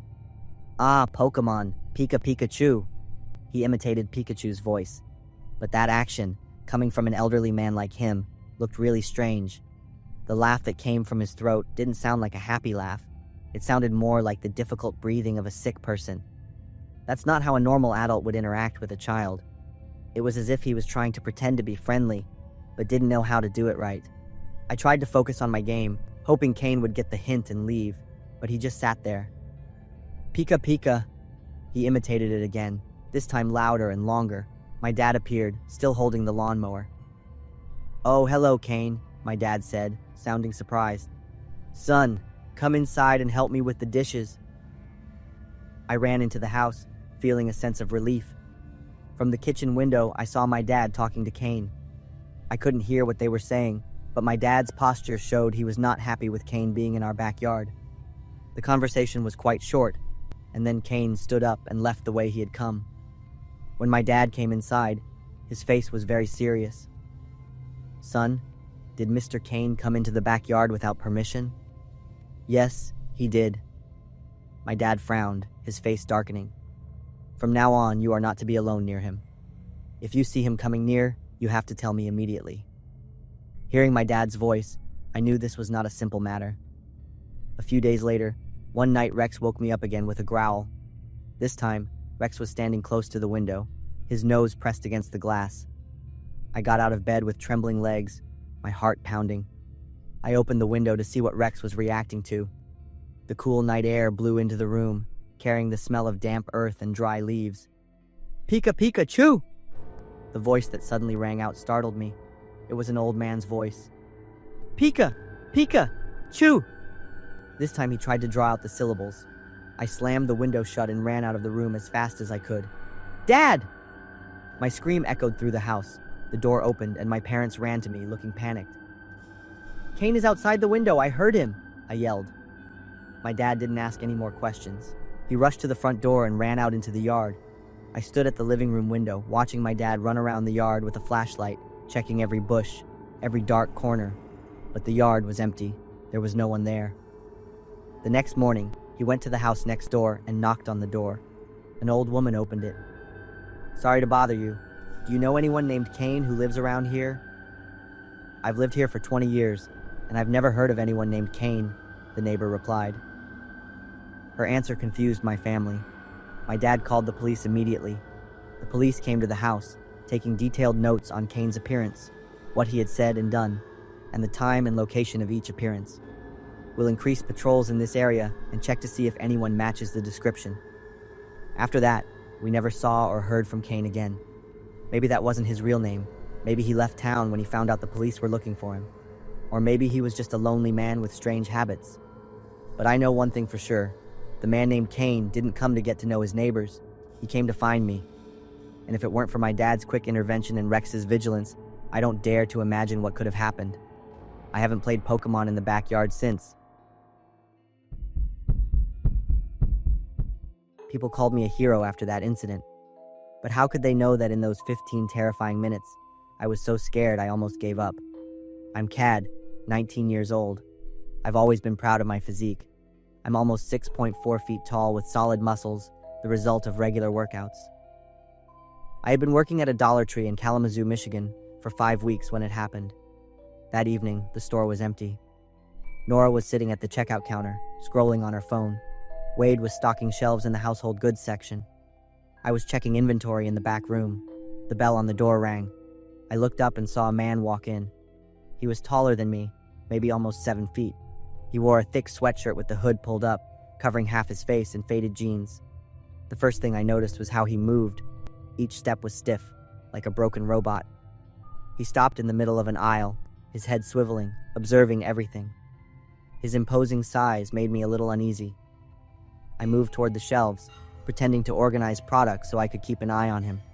He went to the food section. Then everything happened very fast. A terrible crash. He had pushed over an entire rack of candy, sending it spilling all over the floor. "Hey, what are you doing?" I said, walking closer. He turned to look at me but didn't say anything. He just reached into his pocket and pulled out a gun. My mind was reeling, and I couldn't react. And then he fired. I looked down and saw bright red blood soaking through my shirt. The pain was excruciating.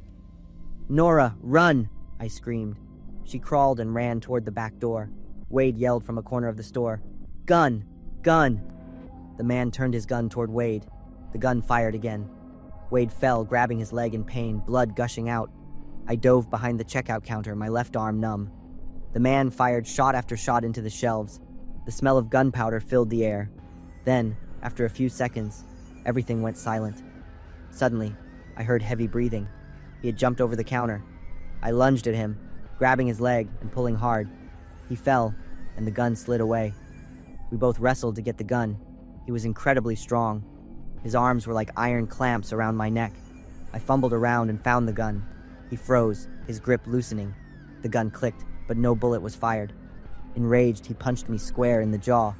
My mouth filled with the taste of blood, and I felt extremely dizzy. He pinned me to the floor with his full weight, his hands squeezing my throat. I was just inches from him, and I could clearly see every wrinkle on his haunting face. My vision was fading. I felt like I was slowly sinking into a dark pool, unable to escape. Suddenly, Wade rammed the attacker's side. He rolled to one side, his hands releasing my neck. I gasped for air. We used all our strength to pin him to the floor. A few minutes later, police sirens blared outside. They stormed into the store, fully equipped, and quickly handcuffed the attacker. The strange thing was, he didn't resist at all. He just lay there with an empty look in his eyes, as if none of what had just happened meant anything to him. An ambulance took Wade and me to the hospital. The bullet had shattered a bone in my left arm, requiring immediate surgery. The press later called me a hero, but I didn't think of myself that way. I just felt lucky to be alive. Our attacker had a history of severe mental illness. He was sentenced to life without parole for attempted murder and armed assault. Nora went back to work at the store, but she no longer scrolled on her phone. She was always on alert with every customer, her eyes constantly scanning the area. Wade still limped slightly from his injury, but he told me it was a sign of courage, a memory of the night we saved each other's lives. I'm slowly recovering and working out to regain my muscle mass. I realized something important. The physical strength I was so proud of wasn't just for showing off or impressing people. It was also to protect myself and others, to stand up against injustice and cruelty. And I started thinking about becoming a police officer. I've moved twice since leaving Cassville, but I still feel uneasy every time I see a police patrol car. My name is Donnie, 38 years old. After my divorce last year, I decided to move back to my family's old house in rural Cassville, Ohio. I thought a quiet place would help me find my balance again after my broken marriage. The house had been empty for almost 10 years since my mother passed away, so it needed a lot of repairs. That was good. It gave me something to keep my mind busy.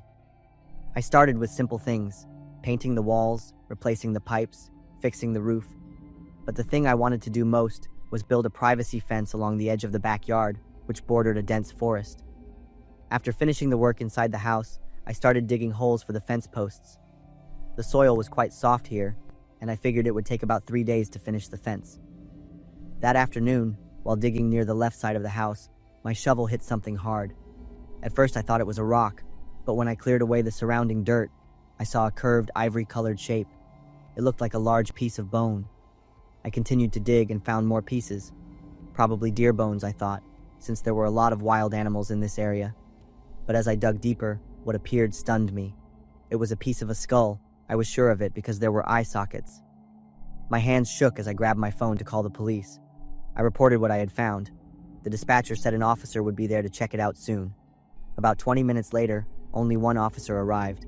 He introduced himself as Sheriff Dalton. I led him to the backyard and pointed to the hole. Dalton looked down, didn't seem to think it was a big deal, and nodded. Probably a cow or a hunting dog. I pointed to the skull piece. He leaned down for a closer look, then stood back up with an unchanged expression. Trust me, I've seen a lot of things like this. Dalton offered to help me clean up, but I refused. I said I could handle it myself. He looked at me for a long time, then nodded and left. I hammered the post into the ground as planned and didn't bother to dig up the bone pieces anymore. They were already there anyway, and moving them would just be a hassle. The next morning, I was making coffee in the kitchen when I heard a knock on the door. I was surprised to see Dalton standing on the porch. He was in plain clothes and holding 2 cups of coffee, smiling as if we were old friends. We sat on the front porch. Dalton talked about the weather and my house repairs. After a while of small talk, he asked, "Have you ever thought about selling the house?" The question was so unexpected that I stopped drinking my coffee. I just moved back here. I know, but this place is quite isolated. A single man like you might get lonely. Dalton paused and I said nothing, still surprised. I could buy this house with cash, no complicated paperwork. I refused without thinking. Dalton was silent for a long time, sipping his coffee and looking out at the forest behind the house. Okay, but just think about it. Maybe you'll change your mind. As Dalton left, I stood at the window watching his car drive away. When the car turned onto the main road, I noticed red mud stuck to the wheel wells. It was the same kind of mud from my backyard. A sense of unease crept in. I went to the backyard immediately to check. There were tire tracks in the dirt. They were definitely from a car. I stood there stunned for a while, filled with all kinds of suspicions and doubts. I spent the whole day thinking about the bones in the backyard and Sheriff Dalton's strange attitude. That night, I decided to call Jason, a college friend who was now a forensic technician in Columbus. I told him about what I had found. I just said I didn't trust the local police. Jason agreed to drive down on the weekend to check the bone samples. Jason arrived on Saturday morning. I led him to the backyard and pointed to the exact spot of the hole. The surface of the ground was perfectly flat. I was already a little bewildered at that point. We started digging. From the very first shovelful, I felt something was different. The dirt was much harder than I remembered, as if it had been compacted with a machine. It took us almost 2 hours to dig down to the same depth as before. But to our surprise, there was nothing there. Not a single piece of bone. I stood there, breathing heavily, with a shocked expression. Jason wiped the sweat from his forehead and looked at me. "Donnie, stress from a divorce can make people see things that aren't there." I didn't know what to say. The bones were gone, but I was sure they had been there. I clearly remembered the chilling feeling on my skin when I touched the skull. I decided not to look into it any further. There was no evidence to back up my story. No one but me and Sheriff Dalton had seen those bones, and based on his strange behavior, I was certain Dalton was involved. A month later, I put the house up for sale. I couldn't stay there anymore. Every night I felt like someone was watching me from the forest behind the house. An elderly couple from Cleveland bought the house. They were retired and wanted a quiet place to live. I felt guilty watching them excitedly talk about their plans to garden in the backyard, but I didn't say anything. I just wanted to get out of there. I never thought that a pair of underwear could be the scariest thing I'd ever see in my life. I'm Alex. At the time, I was 17 years old, a normal kid who liked playing basketball and spending time with my girlfriend. Her name was Sarah. She was my age and lived in a quiet suburban neighborhood in California. We had met at the beginning of our senior year of high school, and our relationship was only a few months old. That night, Sarah texted me and invited me over because her parents were away on a weekend trip. I was excited, and I drove my dad's car there without a second thought. I parked in front of Sarah's house and checked my phone for messages. I had texted Sarah that I was on my way, but she hadn't replied. Maybe she's getting ready inside, I thought. I straightened myself up a bit and walked toward the front door. The living room window was slightly ajar. I was about to knock on the door, but then I stopped when I saw a figure moving in the living room. It was a man, tall, wearing a dark jacket. Sarah had said it was just going to be the two of us. I didn't rush to knock on the door, and instead observed a little more. He was walking slowly, looking around as if he was searching for something. My heart beat a little faster. I squinted to get a better look through the glass. He was wearing a green hood, which covered most of his face. But then, when he turned around, the light shone on him more clearly, and I realized something terrifying. It wasn't a normal hood, but a pair of women's underwear he was wearing on his head like a mask, with two hastily cut eye holes. The bottom half of his face was still exposed. His mouth and chin were covered in stubble. Panic washed over me. I couldn't think anymore. My first instinct was to run. I turned and rushed toward my car, almost tripping on the stone walkway. Then I remembered my girlfriend. Where's Sarah? Is she okay? I jumped into my car, locked the doors, and reached for my phone to call 911. My voice was stammering as I told the operator. Someone broke into my girlfriend's house. He's wearing underwear on his head. Please come quickly. The operator said they would have police officers there right away and told me not to do anything dangerous. But my concern for Sarah grew stronger. My girlfriend was so beautiful.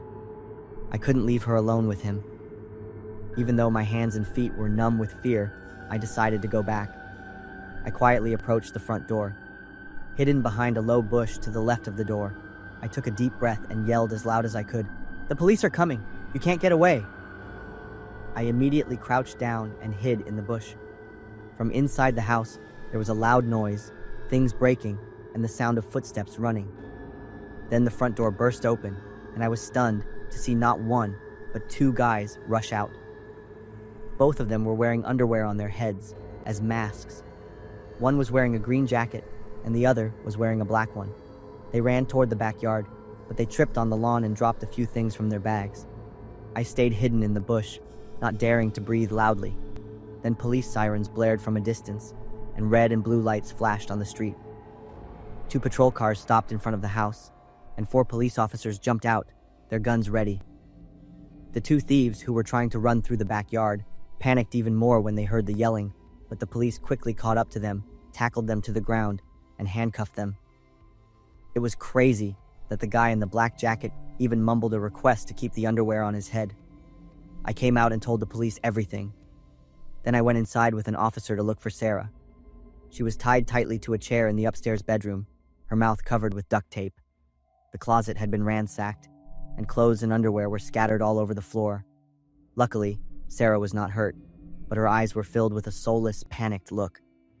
After a few days of investigation, the case was reported in the news and quickly spread because of the 2 robbers' bizarre behavior. The police said they were brothers and had committed several burglaries in the area. The underwear on their heads was how they covered their faces to avoid the cameras. A bizarre act that even the police found hard to understand. They were arrested and sentenced to prison, but for Sarah, the fear didn't just go away. In the days that followed, she started having nightmares, jumped at every small noise, and was afraid to be home alone. It's been almost 6 years since the incident. Sarah's mental health is better after going through therapy. We are now engaged and will be by each other's side for every moment of our lives together.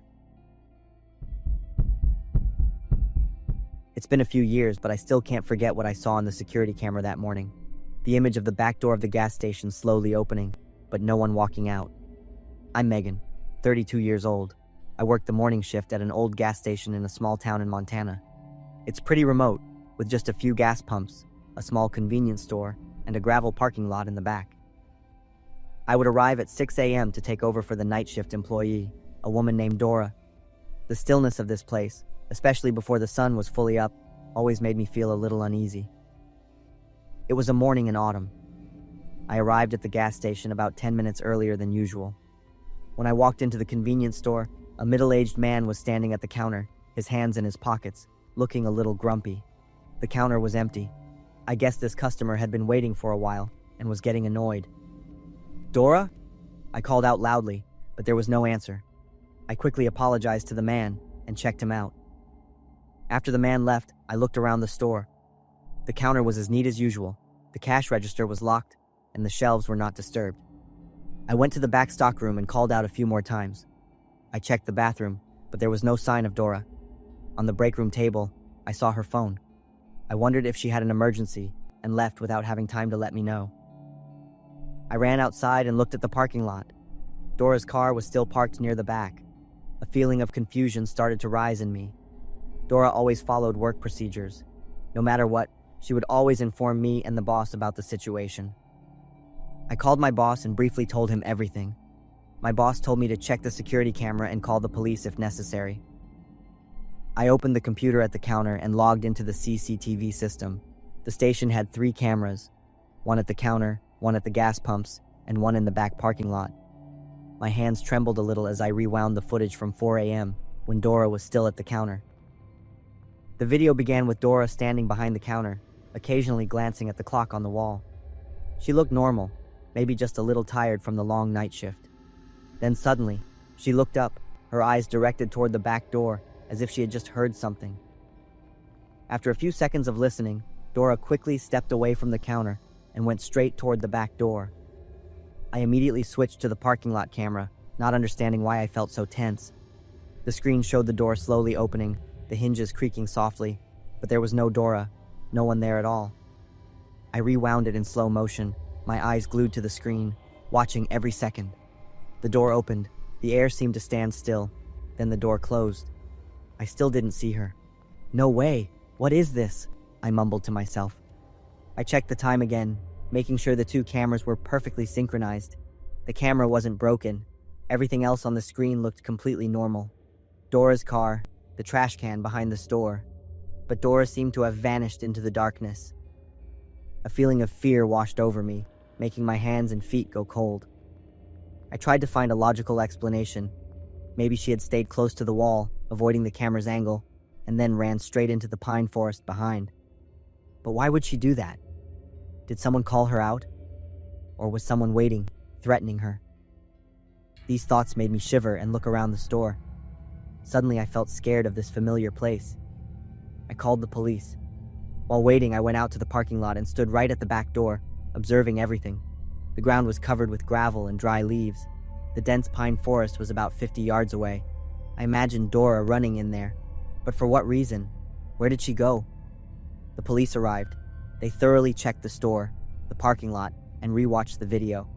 An officer took careful notes and asked me about Dora. I told him what I knew. Dora was 28, lived alone in a small apartment near downtown Livingston, and had been working the night shift for 2 years. The officer asked if Dora had any enemies, or if there was anyone suspicious in the area. I was stunned for a few seconds. I said I didn't know. Dora and I weren't close enough to know too much about each other. The police checked Dora's car.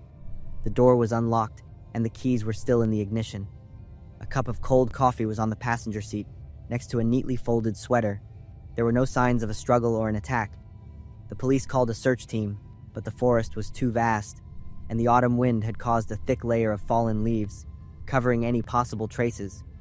Dora's apartment was also searched, but there was nothing unusual. No clues were found. In the following weeks, the story of Dora's disappearance spread throughout the town. The local newspaper published a short article asking for information from the public. A few people said they had seen Dora, but the information they provided was not helpful. 3 years have passed, and Dora is still missing without a trace. I still work at the gas station, but every time I open the back door to take out the trash, I always feel a strange cold draft. I don't believe in ghosts or the supernatural, but I can't understand how Dora disappeared. Was she afraid of something in the forest? Or was someone really waiting in the darkness where the camera couldn't record? I always want to believe that Dora simply quit her job and is living peacefully somewhere far away. But then, every time the back door creaks open in the wind, I find myself involuntarily turning my head, half hoping, half afraid, that Dora will walk in. There are moments in life when you realize that true evil doesn't have to be supernatural to be terrifying. I learned that on a late August night last year, while working the night shift at a Shell gas station in Greensboro, North Carolina. I'm Carlos, 32 years old. I'm divorced and work the night shift to earn extra money to support my son. This job is usually quiet. Only a few long-haul truckers stop by and some drunk teenagers buy beer late at night.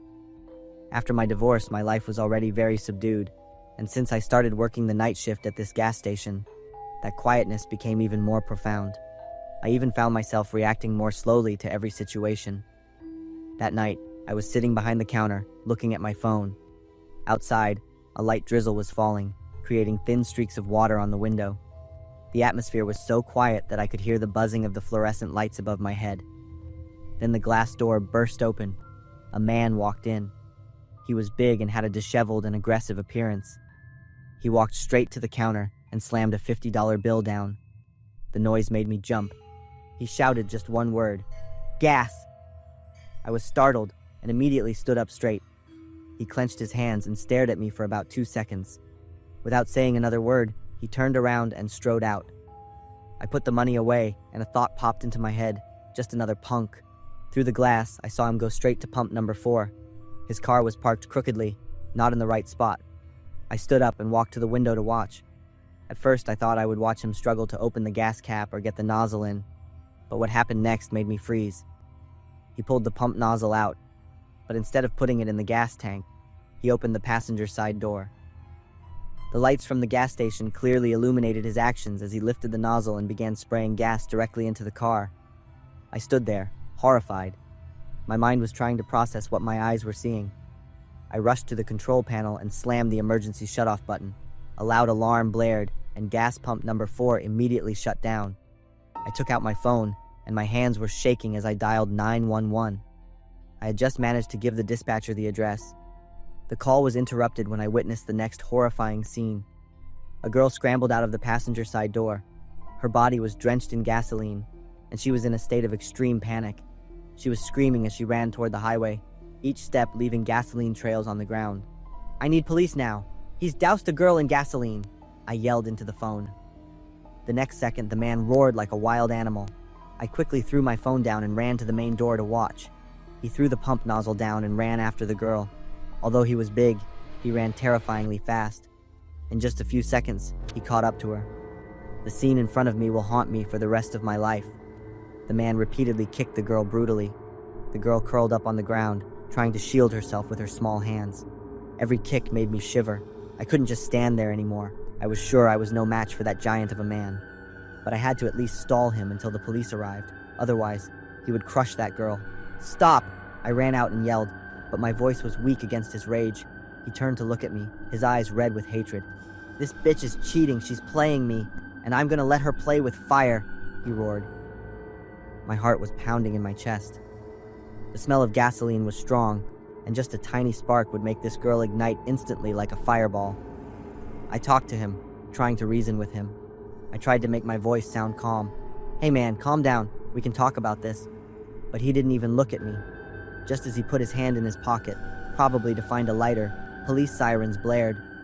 A few seconds later, 2 police officers jumped out of their patrol car, tasers ready in their hands. They yelled at the man to stop what he was doing. The man hesitated for a second. Then, like a cornered beast, he charged at the police. The sound of electricity buzzed. His body stiffened and he fell to the ground, convulsing for a few seconds before becoming still. I let out a gasp of relief, my entire body relaxing. Everything was okay now. An ambulance arrived a few minutes later. They quickly provided medical care to the girl. The police took my statement.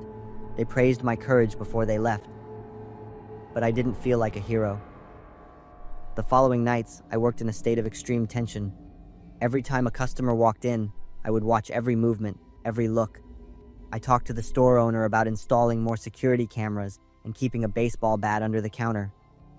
After the incident, I realized that a person's rage can be truly terrifying if it's not stopped in time. Real monsters don't need fangs and claws.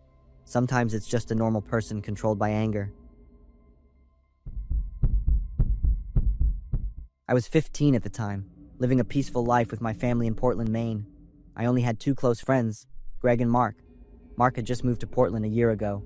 Despite his quiet and sometimes strange personality, We became an inseparable trio. That Labor Day, Greg excitedly announced a short trip to a small island in Casco Bay. Greg said his parents wanted to invite us along. We immediately agreed. But as much as I was looking forward to it, the trip didn't go so smoothly, at least for me. I had a cold from the night before, and I was sneezing and blowing my nose the entire long drive. Mark and I also argued about some trivial things, but we were used to it, as we often did that. The ferry ride to Long Island was the only enjoyable experience of the day. I stood at the railing, feeling the sea breeze, and watched the seagulls flying overhead. For the first time all day, I felt relaxed. Greg's family's house wasn't too big, but it was still comfortable and well-equipped. The first day passed normally.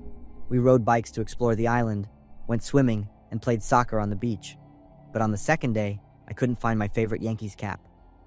To me, that item was more precious than anything. Greg said maybe I had left it on the beach, but I distinctly remembered putting it on the nightstand before I went to bed. In the afternoon, one of the pens from my collection also disappeared. It was a special pen with my name engraved on it. I started to feel uneasy. Personal belongings couldn't just vanish like that. That night was when things got weird. I woke up and saw that it was still dark, so I lay still, trying to go back to sleep. But then I heard a noise. Listening more closely, it was a whisper. I strained my ears to listen. It was coming from the bunk bed above me, where Mark was sleeping. But I couldn't make out what he was saying. I guessed he was talking in his sleep. We had a lot of activities during the day, and were pretty tired. After a while, the whispering stopped. I fell back asleep without even realizing it. The next day, we were playing volleyball on the court for a while when Mark said he needed to go to the bathroom. I continued playing with Greg. A few minutes later, I looked up at the house. In one of the second-story windows, I saw Mark's face staring down at the court. I blinked, and Mark was gone. I asked Greg if his house had a bathroom on the second floor. Greg looked at me strangely and said there was only one bathroom downstairs. That evening, as Greg's family was getting ready to go to a local restaurant for dinner, I pretended to be sick so I could stay at the house. When everyone had left, I lay on my bed and thought. The whispering last night, Mark's face in the window, the missing items. Then a terrible thought occurred to me. I decided to check Mark's bed. My jaw dropped when I found my Yankees cap in his bag. I rummaged through it and found a bunch of my personal items that I didn't even know were missing.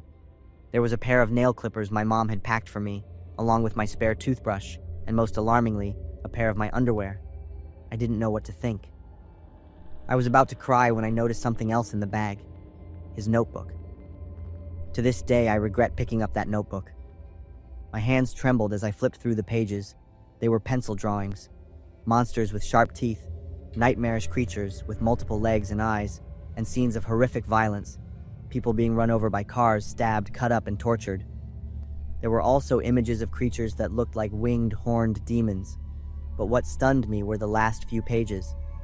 They were all drawings of me in different positions, but all of them were terrifying, including an image of me being nailed to a cross with my legs missing. Another page just had my name, David, scribbled over and over again, as if Mark had sat there for hours just writing my name. The last page was what was truly haunting. At the top of the page was my name, written in large capital letters, David. Below it was a smaller handwritten note, I will do it tomorrow. I dropped the notebook. My hands wouldn't stop shaking. When I heard the car returning, I quickly put everything back in the bag, except for the notebook. I needed the evidence. When everyone was asleep, I pulled Greg's dad out into the hallway and whispered everything to him. At first, he didn't believe me until I showed him Mark's notebook. Greg's dad also found it alarming. He told me to put everything back as it was. When I put the notebook back, I tore out one page. Greg's dad then told everyone that there was a family emergency and that we had to end the trip early. As we hurriedly packed our things, I could feel Mark's eyes staring at me. The ferry ride back to the mainland was the longest of my life. Mr. Tom dropped Mark off at his house first. On the way to my house, he told me that he had spoken with Mark's parents and that it would be best if I didn't tell my parents about this because the two families were very close, but I couldn't keep it a secret. As soon as I walked into the house, I burst into tears and told my parents everything. They were furious and called the police immediately. I had to tell the story to the police 3 times. The page I had torn from the notebook was used as evidence to get a search warrant. They found the notebook and all of my belongings, except for the pen, which was never found. My parents never mentioned it again after that. I never saw Mark again. His family moved away within a month. I also never spoke to Greg after that trip because my parents were so angry that Greg's dad wanted to keep everything a secret. Now, every time I think back, I still get shivers remembering Mark's eyes and the last pages of that notebook. I wonder if I hadn't pretended to be sick and stayed home that day, would I still be here to tell this story? I get why in every horror movie, the characters open the door to a stranger. It's not because they're dumb. It's because in that moment, the human brain still tries to find a logical reason for something out of the ordinary. This happened 4 years ago. I was 17, living with my family in Grand Rapids, Michigan. My parents usually went bowling on Friday nights, leaving me and my sister Kate, who was 13 at the time, at home. We usually ordered pizza and watched horror movies. Domino's was always our first choice. That night I dialed the number as usual. A man's voice answered, and it sounded strange and confused, like he had just woken up or wasn't expecting the call. I told him I wanted to order a pizza. After a few seconds of silence, he just responded awkwardly, "Okay." I wasn't happy with the customer service, but I figured he was a new employee and let it go. I ordered an extravaganza pizza and gave him our address. The call ended abruptly without him asking for my phone number or mentioning the price or delivery time. At the time, I didn't care much. We sat in the living room and waited. My stomach was rumbling, and Kate kept looking at the clock. I went to the living room window and pulled the curtain back to look outside. Just then, a car appeared and was driving pretty slowly. The car stopped in front of our house. The driver's door opened, and a tall, skinny man got out. I was excited because I thought we were getting pizza. But when he walked under the streetlights, I stopped when I saw he was wearing a black ski mask. He wasn't holding a pizza or anything else in his hand. I was still standing at the window. My heart started to beat faster as I realized something was wrong. There was no Domino's sign on top of the car. Every cell in my body screamed, "Danger." I told Kate to turn off the TV and get down. We lay face down on the carpet. Kate looked at me with wide eyes, not understanding what was happening. I put a finger to my lips to signal her to be quiet. A knock on the door sounded. We didn't dare to move. A few seconds passed, and the knocking sounded again, louder this time. Along with it was a voice saying, "Pizza delivery."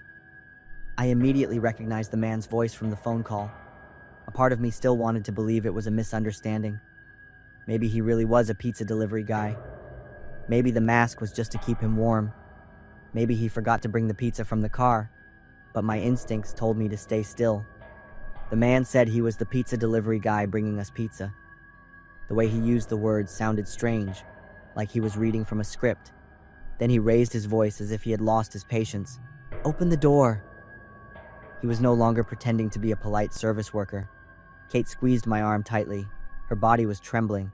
I could feel her fear transferring to me. The knocking stopped. A heavy silence hung in the air.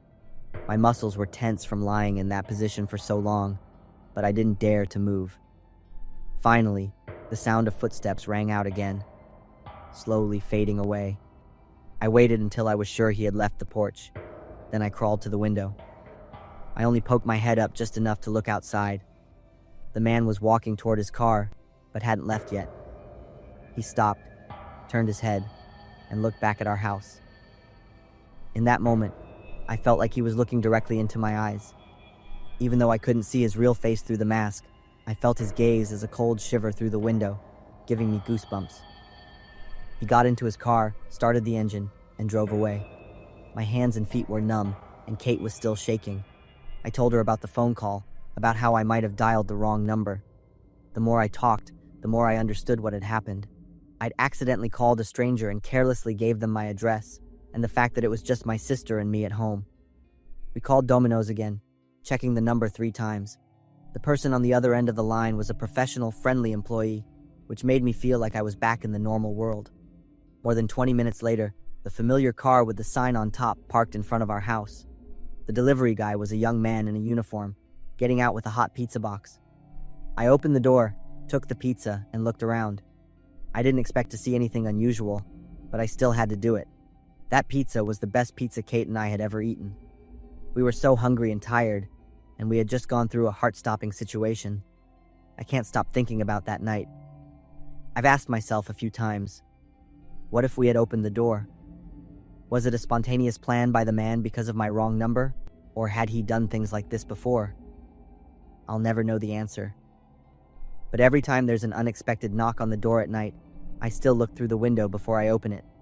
Because sometimes, doing nothing is the decision that keeps you alive.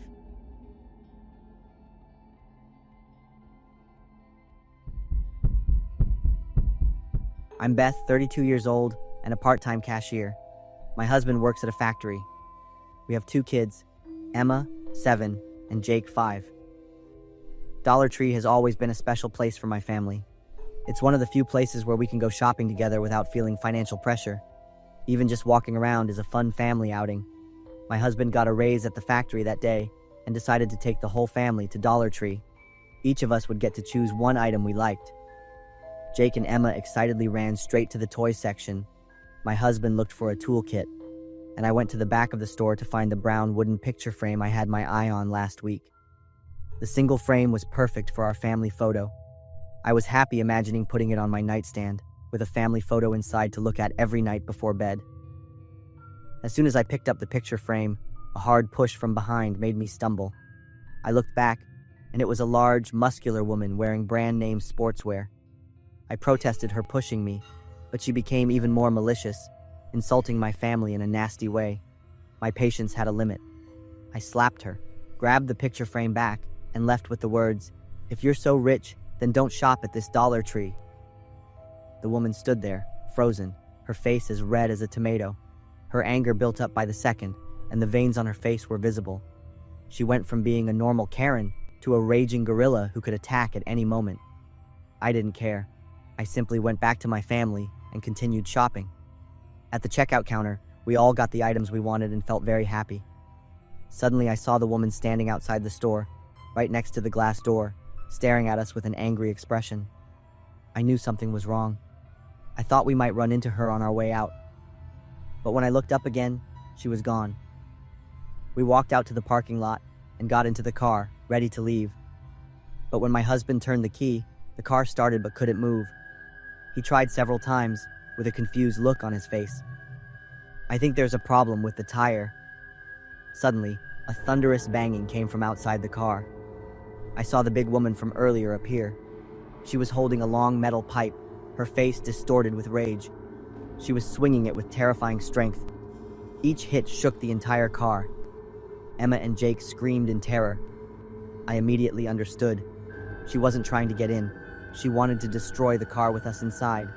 "How dare you put your filthy hands on me? I'm gonna kill you and your damn cockroach family." My husband got out of the car to stop her, even though I silently begged him not to. But as soon as he got close, the woman was ready like a predator. She pulled a taser out of her pocket and shot it at my husband. Then she continued to hit him in the knees with the metal pipe. He screamed in pain and fell to the ground, but the gorilla didn't stop. She stomped on his face and ground her shoes on him like she was killing a cockroach, a look of sick pleasure on her face. I quickly got out of the car, thinking of nothing but saving my husband.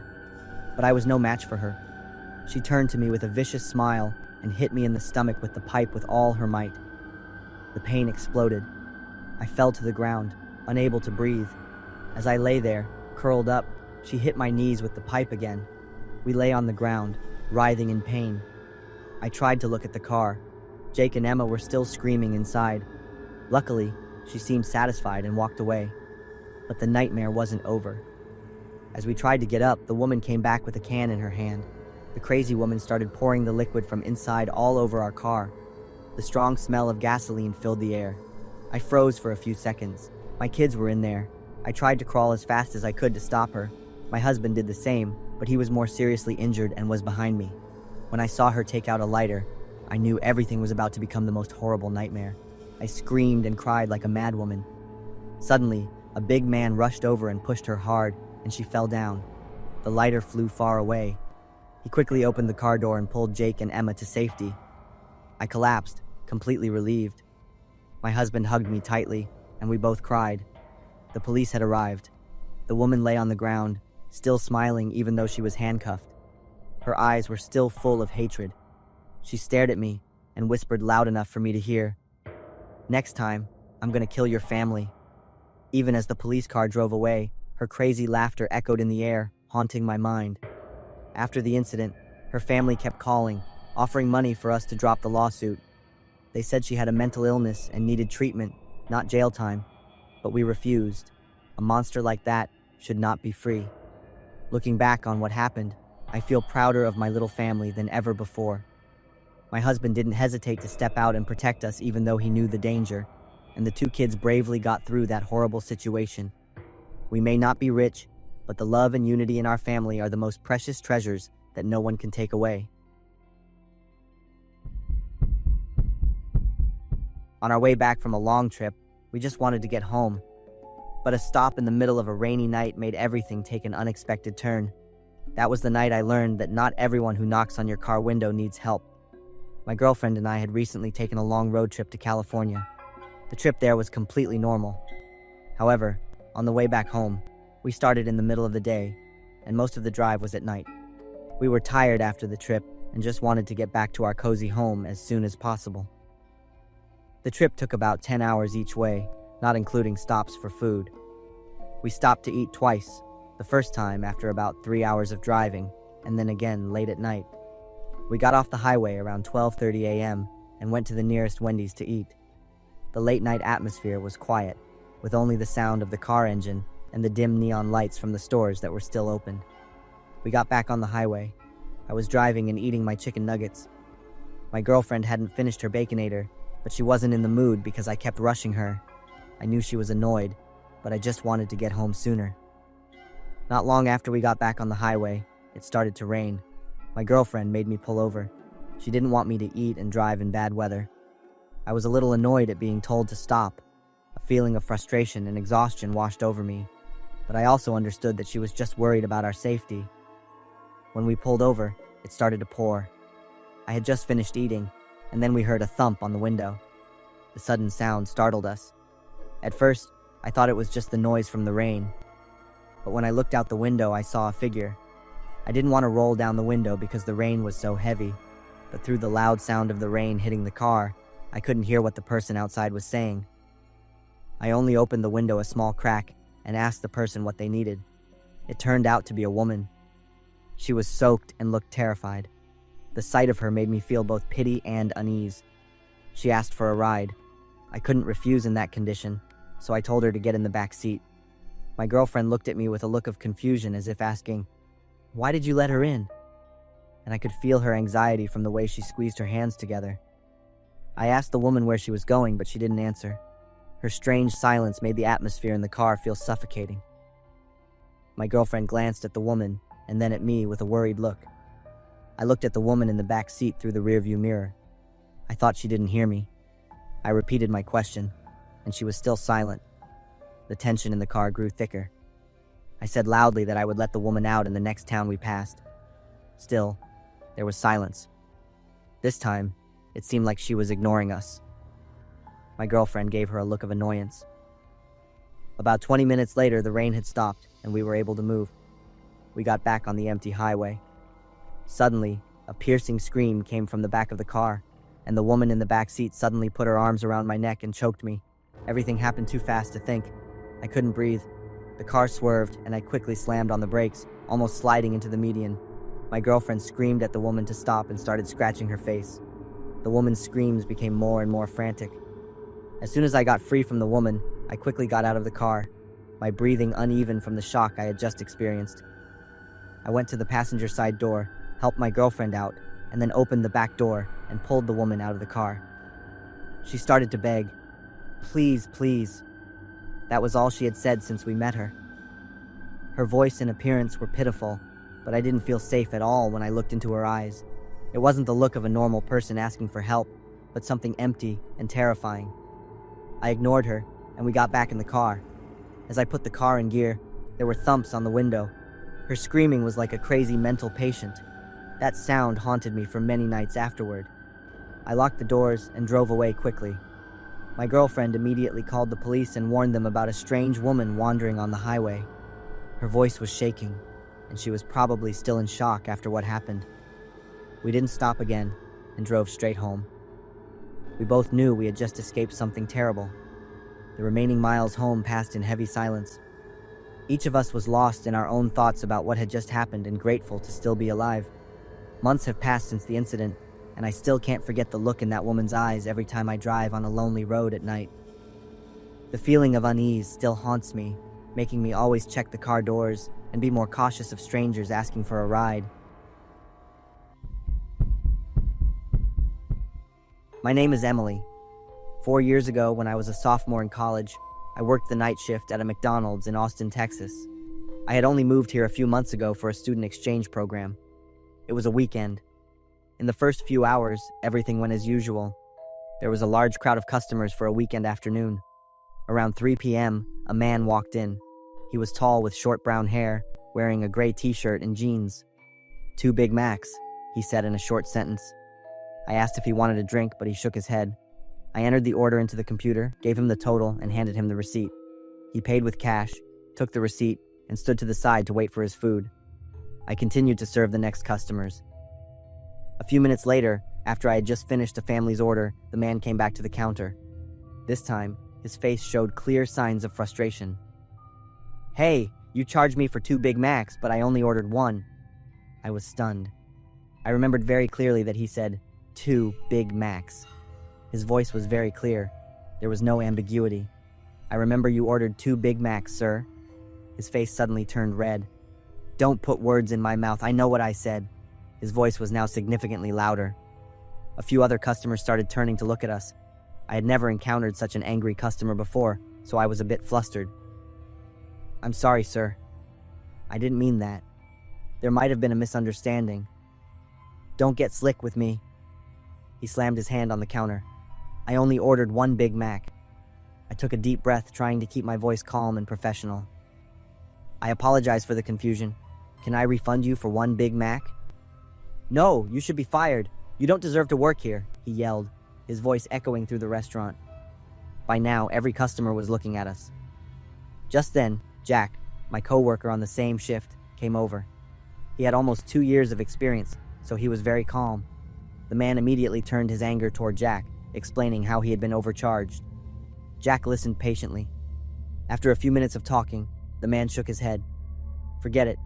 I just want my money back and to get out of here." Jack nodded and motioned for me. I refunded the money with shaking hands. He snatched the money and put it in his pocket. The man turned to leave, and Jack patted me on the shoulder, signaling that everything was okay. But then, the man suddenly turned back. He leaned over the counter, getting close to me. "When you get off work, I'll be waiting for you." His voice was now cold and calculated. He said the words very slowly, one by one, as if he wanted to make sure I understood their meaning. I froze, just looking at him with wide eyes. Jack also heard him. He moved closer, but the man had already turned around and walked out of the restaurant. I stood there for a few seconds, my heart pounding like a drum. Jack asked if I was okay, and I tried to act calm, but honestly, I didn't know how to interpret that comment. Was it a threat, or just a way to express his frustration? I wasn't too worried about the threat, as I had just started my 8-hour shift. I didn't think a man would wait that long, and I didn't think he would actually do it. I continued to work the rest of my shift. Everything went smoothly, and by the time I was off, I had completely forgotten about the incident. When my shift was over, I walked out the back door of the restaurant. The parking lot was quite dark. I walked quickly toward my car, constantly looking around. When I got close to my car, I saw a white pickup truck parked on the opposite side of the lot, about 30 yards from my car. Suddenly, the pickup truck door opened, and that man got out. Had he been waiting there for 7 hours? He started walking toward me. I ran toward my car, my hands shaking as I fumbled for my keys in my purse. "Emily!" He yelled my name. He ran over and managed to grab my arm. He pulled hard, trying to drag me away from the car. I was screaming and in complete panic. In the struggle, I remembered the pepper spray in my purse. I pulled it out and sprayed it wildly. He yelled, let go of my arm, and backed away. I quickly jumped into my car and locked the doors, out of breath from the struggle. He was still there, cursing and trying to wipe the pepper spray out of his eyes. Just then, Jack and the manager ran out. They must have heard my screams. When he saw the 2 men, The man quickly turned and ran toward his pickup truck. He started the engine and sped off. Jack ran to me, and I recounted what had just happened, my voice choked with tears. It was him. He really waited. The manager immediately called the police. Jack sat next to me, trying to comfort me while we waited. The police arrived 10 minutes later. They took my statement and a description of the man. The police said they would search for him and increase patrols in the area. They told me to report it immediately if I saw him again. 4 years have passed, and I've never seen him again. But I will never forget that terrifying night. He spent all day nurturing his anger, and the reason was all because of a Big Mac. 3 years have passed, but I still can't forget the face of the man in the black hoodie. Even though everyone says it was just a nightmare, I know what I saw on that security monitor that night was real. My name is Taylor. At the time, I was 16 years old and often took jobs house sitting and dog sitting for the Carson family. My dad was good friends with Mr. Carson, so I had been going to their house since I was a kid. The Carson family's mansion was in Jackson, Michigan. From the main gate to the house was a long driveway. The two-story house had a classic Victorian architectural style, with 3 bedrooms and a spacious guest room. It took me over an hour to drive from my house to theirs. Around 9 p.m., I made some popcorn and watched a movie on Netflix. The 2 dogs lay quietly next to me, but I noticed they kept perking up their ears as if they were listening to something. I muted the TV to hear better, but there was nothing. After a while, I decided to go to bed. The guest room was on the first floor. The 2 dogs slept with me. They lay on a furry rug next to the bed. Around midnight, I was woken up by a jingling sound. I realized it was the dogs' collars. They were both sitting straight up, ears perked, eyes staring at the door with a very cautious look. I lay motionless, straining to listen. The house was still silent, with only the tick-tock of the clock in the hallway. Then I heard a humming sound, like the static you hear when a radio loses its signal. I remembered the baby monitor that Mrs. Carson kept in the corner of the hallway, directly across from my room. This system not only showed images from the camera placed in the main living room on the first floor, but could also be controlled remotely to turn lights on and off in different rooms. I tiptoed out of the bedroom.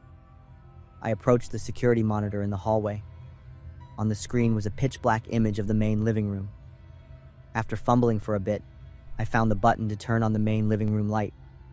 I hesitated for a moment, then pressed the button. A blinding light from the large chandelier lit up the entire living room on the monitor, and in that moment, I saw him. A young man, wearing a black hoodie, was hunched behind the sofa. He looked up at the ceiling where the camera was mounted, and I looked at him on the small screen. He jumped up and ran out of the camera's view. My body reacted before my mind could think.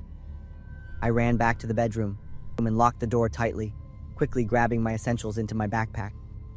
There was no time to think. I opened the bedroom window and climbed out. I could still hear the 2 dogs barking loudly inside the house. I ran as fast as I could toward my car, not daring to look back. As soon as I got into the driver's seat, I immediately locked all the doors, started the engine, and sped away. I tried to call the Carsons, but my call went straight to voicemail. When I got home, I sent a long text message explaining everything that had happened to both Mr. and Mrs. Carson. The next morning, Mr. Carson called back. His voice sounded worried but also skeptical. "Taylor, we're very worried about you. We drove home right after we got your message. We checked the whole house, from the basement to the attic, and there were no signs of a break-in. Nothing was missing either, except for the 2 dogs being locked in the living room." Mrs. Carson took the phone and said, "Our security system is very good. No one could have broken in." So, they didn't believe me. But I remembered every detail of what I had seen on that security monitor. From that day on, I refused all of the Carson family's offers for dog sitting. Even though many years have passed, I still can't forget the moment I saw his face on that security monitor. The Carson family's skepticism couldn't erase the image of the man in the black hoodie. What I went through that night still haunts me.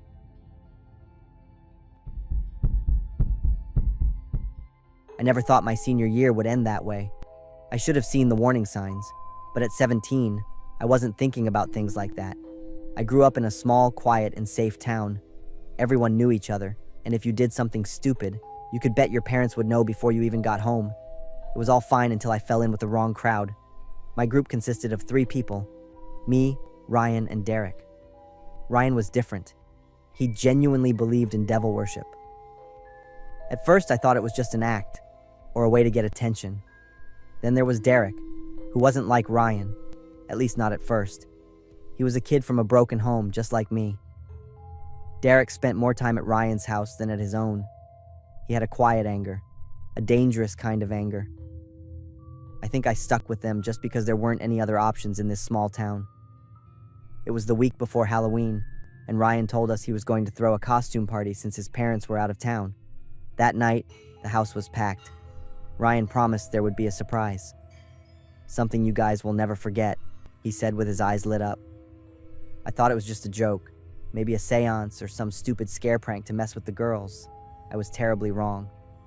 Around 11 p.m., Ryan called us down to the basement. His dad had turned it into a game room with couches, a pool table, and a big TV for video games. But when I walked into the room, the atmosphere was different. Everyone was sitting in a circle, muttering, their eyes fixed on a door in the corner. Ryan and Derek were standing next to the door, grinning as if they were about to perform a show. Ryan yanked the door open, and I felt a wave of panic. Inside was a woman, tied up and gagged. I knew her, and so did everyone else in town. She was a homeless person who always wandered the streets, collecting cans and muttering to herself. "What the hell is this?" I asked. Ryan just smiled and said, "Tonight, we're playing a game." Derek walked over, holding a set of darts, and announced, "A living dartboard." Laughter erupted throughout the room.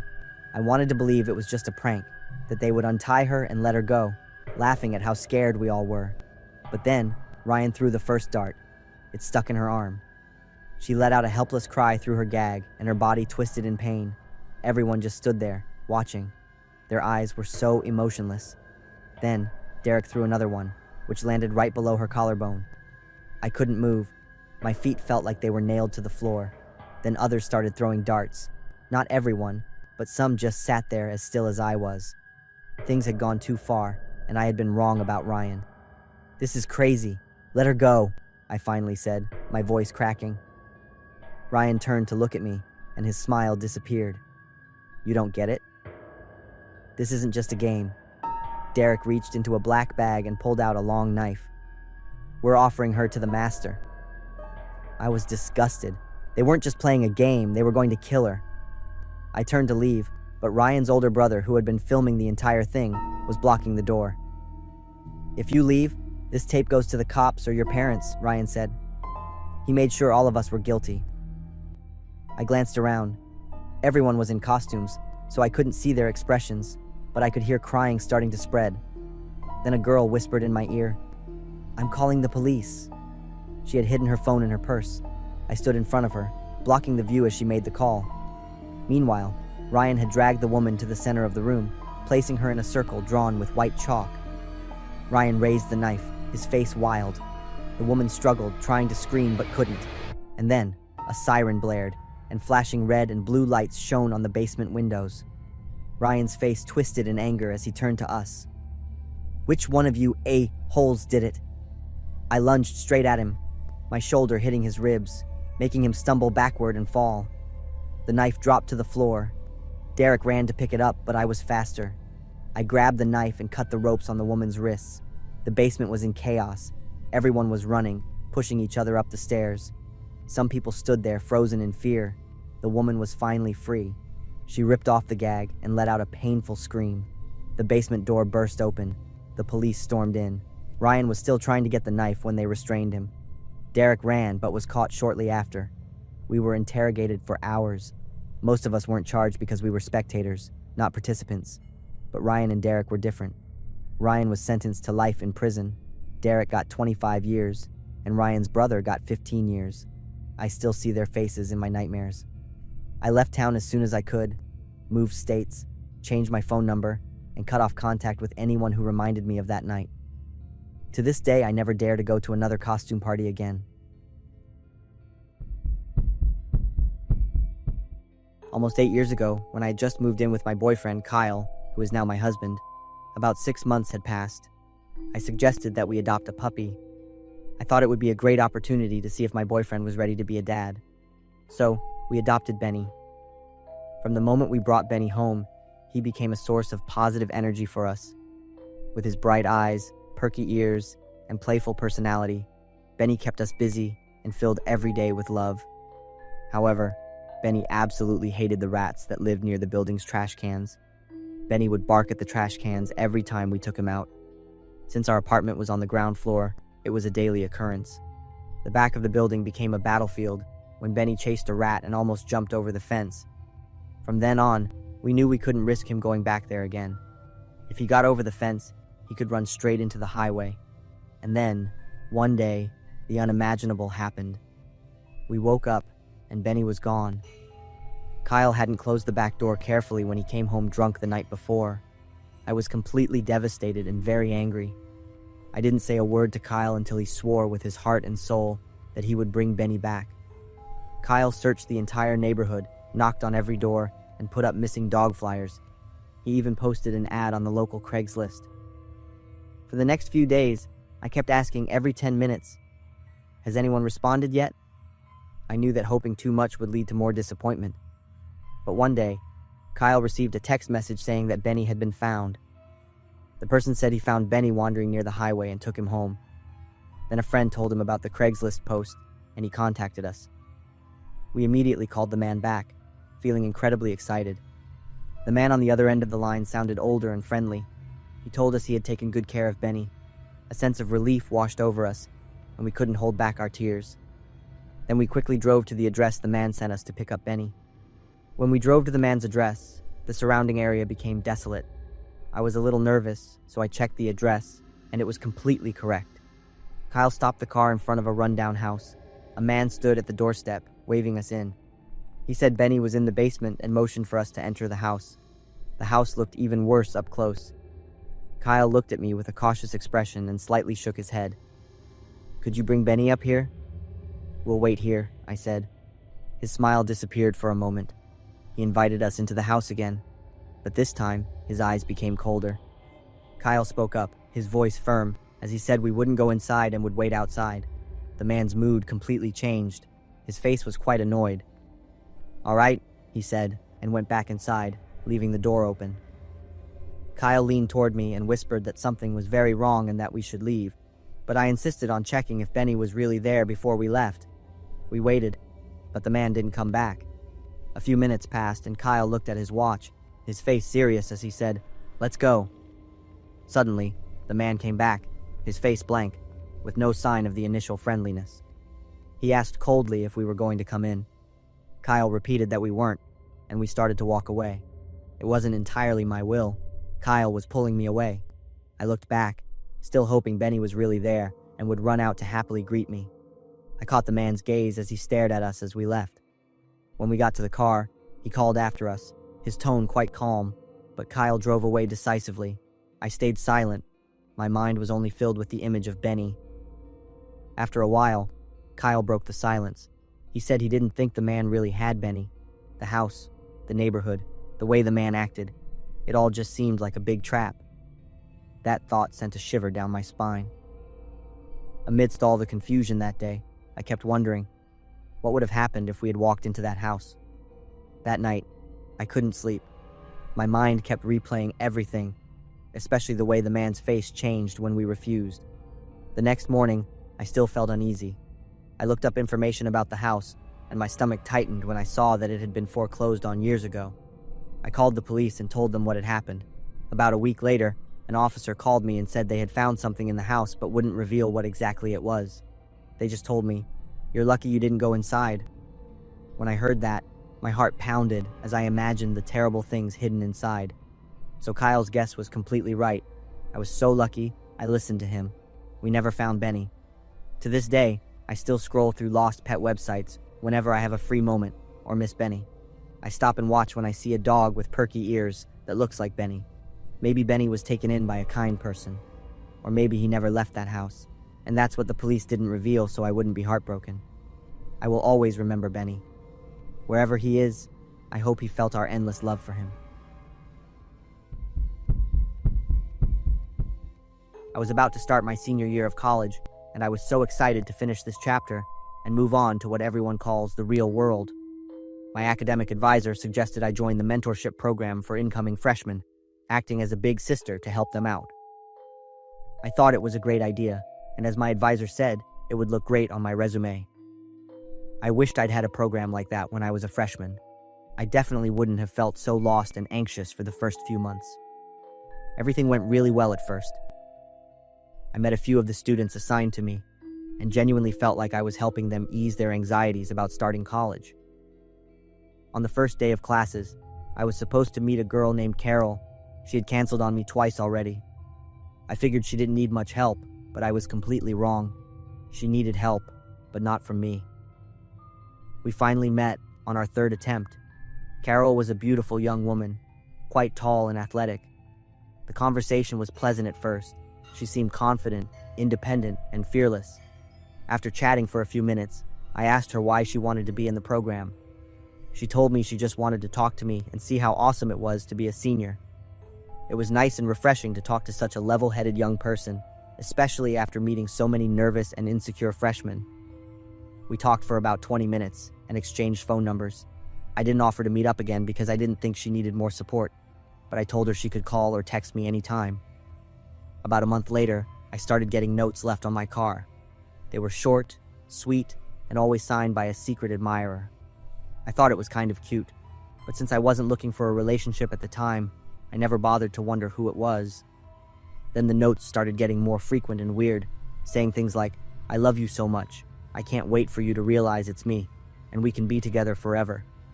At the time, I was working part-time at a 7-Eleven from 3 p.m. to 11 p.m. One night after my shift, I was walking around my car to get to the driver's side door when I saw someone kneeling by it. I took a step back in shock and started screaming. The person ran toward me, tackled me to the ground, but instead of punching or anything like that, they just kept saying in a quiet voice, "Shh, calm down, it's me, it's me." I recognized the voice, but in my panic, I couldn't remember who it belonged to. As I struggled to get free, their hoodie fell back, and I instantly recognized Carol. At first, I begged in confusion, then my begging turned into anger. She held me tighter and told me to calm down. Thankfully, the night manager happened to be outside smoking and heard the commotion. He started running toward my car. Carol jumped up and tried to tell the manager that I was her girlfriend and told him to back off, but I managed to scream for him to call the police. That's when Carol got angry and started punching me in the face. The manager quickly pushed Carol off of me so I could get up. I hid behind him, crying and gasping for air, while Carol just stood there. She stood there staring at me without blinking. To my surprise, she started crying. Her expression showed genuine agony, but her eyes never left mine. For a moment, I actually felt sorry for her. Then I remembered the punches, and I realized how insane she was. The police arrived and took Carol away. Her parents took care of the school paperwork to withdraw her, and I never heard from Carol again. The origin of the incident was a rumor I heard, so I'm still not entirely sure what happened. I was told that when I gave Carol my phone number at our first meeting, she thought it was a sign from me. She tried to woo me with her secret notes. When she finally worked up the courage to call me, my phone number didn't work. Either I gave her the wrong number, or she entered it incorrectly. Carol took that as an insult and something she had to correct by winning me over. Then she attacked me at my job when I didn't react the way she wanted me to. I've since graduated and gotten an office job. Regardless of whether the end of the story is true or not, that encounter was more than enough to haunt me to this day. I'll never forget the helpless feeling of her on top of me and the punches full of hatred. I'm Jake, a 26-year-old born and raised in Montana. From a young age, I've been fascinated with exploring the wilderness. Alaska was always a dream of mine, the last great frontier. Last October, I decided to take my dream trip to the Brooks Range near the town of Coldfoot, Alaska. That morning, I carefully drove my adventure bike on the slippery road. My breath formed white clouds in the cold air. I had checked the weather forecast. The snow was supposed to stop in the afternoon. Everything was going smoothly. I felt pretty confident in my skills. Around 10 a.m., I was driving at 30 miles an hour around a gentle curve on the side of a mountain. The snow was still falling steadily. Snowflakes stuck to my helmet visor. I was just thinking about stopping for a break when I suddenly saw something move.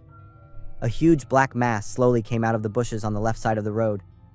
At first, I thought it was just a large log rolling down, but then I realized it was moving at a steady pace. It was a huge brown bear. The bear continued to walk into the middle of the road. I reacted immediately. I slammed on the brakes. The motorcycle started to slide uncontrollably on the ice. I completely lost control of the bike. I just closed my eyes and braced for impact. There was a loud crash. I felt myself fly off the seat. My head hit something very hard. Everything quickly went dark. I don't know how long I was out. Pain. That was the first feeling when I opened my eyes.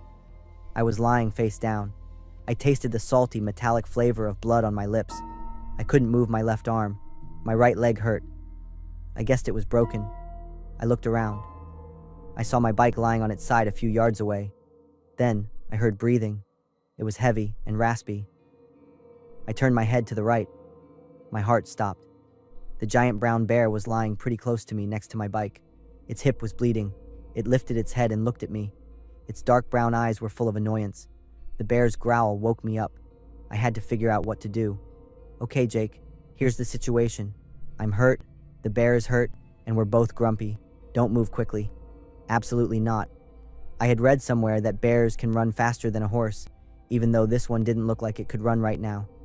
Slowly, very slowly, I tried to crawl backward toward a rock a few feet away. Every time I moved, the bear looked at me with a watchful eye. And then, I realized the bear was crawling after me. It tilted its head. It occasionally panted. My leg hurt. Its hip hurt. We were both crawling and staggering. Cold sweat started to pour down my face. Every time the bear growled, I stopped and imagined it getting up and pouncing on me. I thought, is this where I die? My family will probably write on my tombstone, Jake died from not paying attention while driving. Just as I reached the rock, a car horn sounded in the distance. Both the bear and I turned our heads. A pickup truck stopped. A big man jumped out and yelled, asking if I was okay. I tried to talk about the bear. My voice was hoarse. He helped me get into his truck and drove me to the nearest hospital. Once I was safe in the truck, I looked back and saw that the bear was no longer moving. I figured it must have broken its ribs. On the way to the hospital, I contacted the rescue service. I borrowed the owner's phone and called the local emergency number to report the location of my adventure bike. I also reported the injured brown bear so they could contact the wildlife agency. The doctor diagnosed me with a broken leg, a mild concussion, and a torn muscle in my right thigh. Luckily, there were no serious internal injuries. The next day, the rescue team called me to say they had retrieved my bike and gear, but there was no trace of the brown bear. I couldn't help but worry about the fate of the brown bear. After all, it was my fault. I'm Ewan, 48 years old. I've been a pastor at a Christian church in Illinois for 10 years. I love the outdoors and am very experienced. I'm especially good at navigating with a map and compass, and often choose to hike off the beaten path to challenge myself. For me, hiking is a way to deal with work stress, and I feel closer to God when I'm in nature. A few months ago, I planned a 5-day solo hike, about 30 miles in the Shawnee National Forest. This area is known for its majestic but also rugged beauty, suitable only for experienced people. I drew a detailed map of my planned route and gave it to my wife, Leora, telling her where to meet me at noon on the 5th day. On the first day, I set off with Buddy, my friendly black Labrador. Buddy had accompanied me on several previous trips. He's very smart and patient. We walked through shady trails, and the weather was cool and pleasant. I felt relaxed, close to nature, and full of energy. The first day's short trip was mainly to warm up, walking along small streams, lightly climbing rocky hills, and setting up camp near a lake in the forest. On the third day, as we were about to set off, Buddy unfortunately slipped and injured his front leg. I had to stop to give him first aid and let him rest. Looking at Buddy's injury, I understood that continuing on the old route would be a disadvantage for him. After hours of thinking and praying, I decided to change my route. It was a decision I would regret for the rest of my life. After changing direction, we walked for a few more hours and then stopped to rest. I don't know what Buddy heard, but he looked around and suddenly ran off. I quickly chased after him, and we came to a giant rock field. The rocks were covered in slippery moss and leaves and sloped down into a small lake. When I tried to jump across the rocks to get to Buddy, I unfortunately slipped, and my foot got stuck between two large rocks. I wasn't seriously injured, but my leg was trapped from the knee down, leaving my body stuck in a very uncomfortable position. Buddy stood a few yards away, barking continuously and jumping up and down, trying to get closer, but the slippery terrain prevented him from reaching me directly. I reassured him. "Buddy, calm down. It's okay, don't worry." I tried to use all the tools I had to pry my leg out, but all my efforts were in vain. Hours passed, and Buddy and I were both tired. With a sense of optimism, I relaxed and took a deep breath to calm my mind. I changed my position to conform to the rock structure so my body would be as comfortable as possible. I took out some food and water to recharge my energy, and I didn't forget to give Buddy some treats. My phone had no signal, so I turned on some music to soothe my mood. After a while, I tried the same process again, but my leg still wouldn't budge. I began to record my experience in my journal, expressing my faith that God would help me get through this. It got dark very quickly, so I used the tent tarp for shelter. The mountain air was quite cold at night, and the wind blew through the rock crevices. I was worried about losing circulation in my leg. Buddy stayed close by my side, which comforted me a lot. By the next day, my body began to ache. I ate to keep my strength up, then continued to struggle with my trapped leg. I repeated the same process over and over, but there was still no result. I talked to Buddy, sang a few songs to temporarily forget about the pain. The 5th day was the most terrible turning point. Around the middle of the day, I completely lost feeling in my left leg. The pain spread throughout my body, as I had been in this position for too long. My skin was bruised from sleeping on the rock. There were some cuts on my hands and calves from the friction. For the first time, I actually lost faith in God.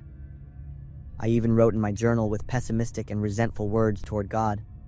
"Why have you abandoned me? I have served you for 10 years, and this is how you repay me." I regretted the decision to change my route. If I hadn't changed the plan, I might have been home safe by now. But every time I heard Buddy, I had a little motivation to keep fighting. The food and water were gradually running out. By the 6th day, I started to strictly ration every bite of food and every sip of water. I left the last of my food for Buddy. A rainstorm on the 6th day made everything come alive. I tried to collect rainwater with everything I could, from empty water bottles to the tarp. But then the scorching sun came out again after a few hours. My body began to seriously fail. My skin was dry and cracked, my lips were chapped, and I had symptoms of dehydration. I knew I was about to run out of strength. I whispered prayers. I wrote in my journal about my family. I accepted reality and felt a sense of joy that I would soon be with God. I wrote, "Lord, fill me with your peace.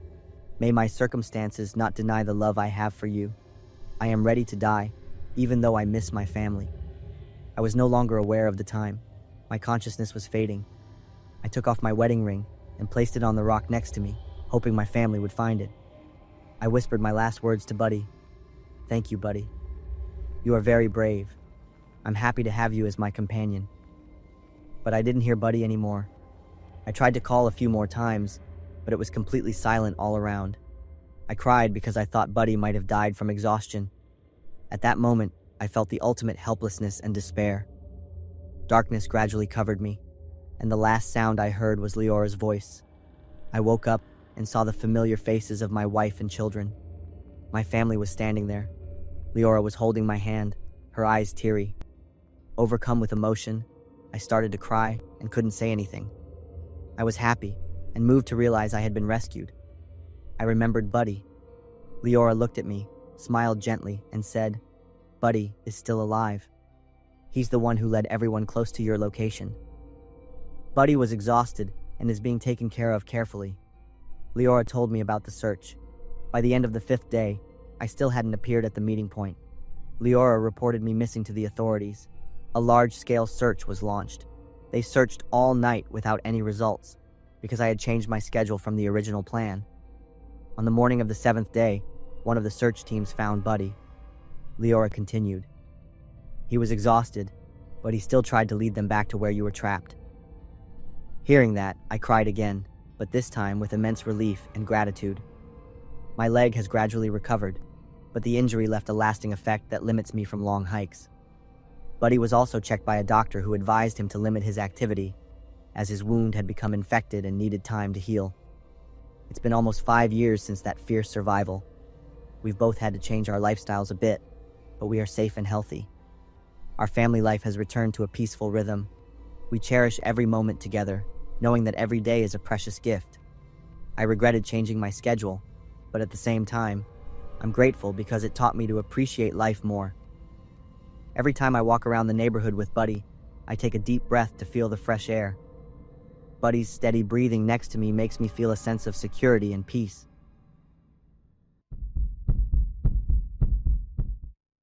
My name is Alex. I grew up in the quiet town of Ardmore, Pennsylvania. There wasn't much to do there, so finding something fun was always a challenge. When I was in high school, my 3 friends and I often snuck into old abandoned buildings to explore. It was something we loved to do. It wasn't until many years later that I realized that urban exploration is actually a pretty common thing. There was an abandoned church in town that we had visited a few times before. It was creepy, but it was our go-to spot whenever we were looking for a thrill late at night. One chilly fall evening, the air was cool and crisp. We decided to visit the church and have a few drinks inside. The church was behind an 8-foot-high chain-link fence, so we had to climb over it. All of the doors were boarded up, so we always had to enter through a side window. When we got inside, the first thing we noticed was that the floor was strange. The first floor was just dirt, like someone had removed all of the floorboards a long time ago. It left a deep hole in the middle with concrete steps leading down to the basement. We always hung out in that basement. The basement had 3 rooms, but only one had a door. The other 2 were just door frames. The first room we entered was the biggest. There wasn't much in it besides a few old pieces of furniture, broken chairs, and a tattered couch. I remember having to remind my friend Max to be quiet at least a dozen times because he was drunk and getting loud. Still, being in a group was an advantage, and I felt safer knowing there were a few of us together. We drank and laughed as usual. We may have even had music playing, but I don't remember clearly. Then suddenly a door slammed shut. The sound was so loud it startled me. We froze, looking at each other nervously. At first, I thought maybe one of us had accidentally closed the door, or that it was just the wind, but nobody was close to it. Immediately, my friends Luna and Allie panicked and took off. They flew up the stairs, leaving me and Max behind. I didn't want to leave right away. My heart was pounding, I admit, but I didn't want to let the sound scare me. Max looked at my friends leaving, then looked at me, and gave me a silly smile. I knew he was just drunk, not brave. After a few minutes of standing in silence, we decided to investigate. I tiptoed to the door that had just slammed shut and opened it. Behind it was a small room. Max walked past me and went into the room with a carefree look on his face, as if nothing was strange. He touched a dusty wooden table and shook his head, then even sat down in a chair next to it, relaxing as if he were in a familiar place. I walked in and looked around. Besides the table and chairs, there was a wooden shelf. On it was a mirror with some red stains on the surface. At first, I thought it was old paint or something similar, but when I got closer, I noticed something horrifying. They weren't completely dry. The stains were still sticky. I felt the hair on my arms stand up and started to regret not leaving sooner. Clearly, someone or something had been in this room recently. Then, I saw an old photo on the shelf. It was a black and white picture of a woman in a wedding dress. I backed away, and just as I turned, I heard another sound. This time it wasn't a door. It was coming from one of the other rooms, the big room in the basement that we had just left. At this point, I decided it was time to leave. I quickly grabbed our stuff and pulled Max out of there as fast as I could. He was just a body moving, but his mind was asleep, and it took a lot of effort to pull him. I took a deep breath and slapped Max hard to get him to wake up. Then I pushed him to go first. Luna and Allie were still outside waiting for us. When I climbed over the fence and put my feet on the sidewalk, none of us said a word. Before we left, I looked back, and I swear I saw a person's silhouette standing in the open window frame. I still pray that, by some small chance, my mind was playing tricks on me, but I'll never know for sure. I never went back to that church again. Many years later, I went back and found that the church had been completely demolished. I still can't find an explanation for what happened that night. I'm glad my friends were there to witness it with me. If I had been alone, I would have doubted the whole thing. My name is Carrie. When I was a kid, a babysitter would often watch me. She was the daughter of one of my dad's coworkers. At the time, I really disliked her. She was a terrible babysitter. I had other babysitters that I liked, so I knew how bad she was. She didn't seem to want to do the job at all. She was always overly strict with me, only caring about following my parents' rules. I was used to having to yell out and announce that I was coming downstairs whenever I wanted to get a glass of water after bedtime. I didn't even dare to turn on my nightlight because she required me to sleep with my door open so she could easily check on me at any time. However, one night when she came over, she seemed different. I remember my parents told her that it was okay to go home if she wasn't feeling well. She refused, just saying that she was a little tired and would take a nap after she got me to bed. And indeed, she looked very tired. She was dozing off while I was eating dinner. To be honest, her carelessness made me much more comfortable than usual. I thought that if she was like this every time she watched me in the future, I wouldn't have to be afraid every time she came over. She even forgot to get me to bed on time, so I had an extra 45 minutes of TV time while she dozed off on the sofa. Her hand was even in the position of scrolling on her phone. That made me laugh with delight. She finally woke up and told me to go to bed. It was strange that she didn't show any annoyance when she saw me bending the rules. A few hours later, I woke up and was very thirsty. I poked my head into the hallway and started to call for her. I asked for permission to go downstairs to get a glass of water, as we had agreed. But for the first time, I didn't hear an answer. There were no familiar lines like, "Oh my God, what do you want now?" or "Go back to sleep, kid." Nothing, except for the buzzing of the TV downstairs. I thought it was strange. I thought something was wrong. So, I decided to go downstairs to look for her without permission. I saw that the bathroom door was closed and the light was on. That told me she was in there. I stood in front of the bathroom door for a few seconds. I was really worried about getting in trouble for being downstairs after bedtime. But then, I suddenly remembered that she hadn't been feeling well since she arrived. I thought maybe something had happened to her. I knocked on the door and called her name again. To my surprise, the door was unlocked. It's very strange to go to the bathroom without locking the door, right? I knew something was wrong. So, I pushed the door open. She was sitting there near the toilet. The toilet lid was down.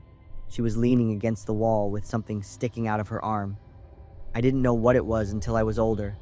At the time, I didn't know anything about drugs. And there was a syringe in her arm. So I thought she was sleeping and didn't want to wake her up. I just got my glass of water and went back to bed to continue sleeping. The next thing I knew, I was woken up by my mom's scream the next morning. The rest of the event is a blur to me. Flashing blue and red lights outside, phone calls and crying. My parents seemed to try to forget the whole thing. They never hired another babysitter. It wasn't until later that I learned they acted that way to hide something. So I wouldn't realize that my silence and lack of intervention had contributed to her death. It's been 10 years. Now that I look back, I can clearly see everything.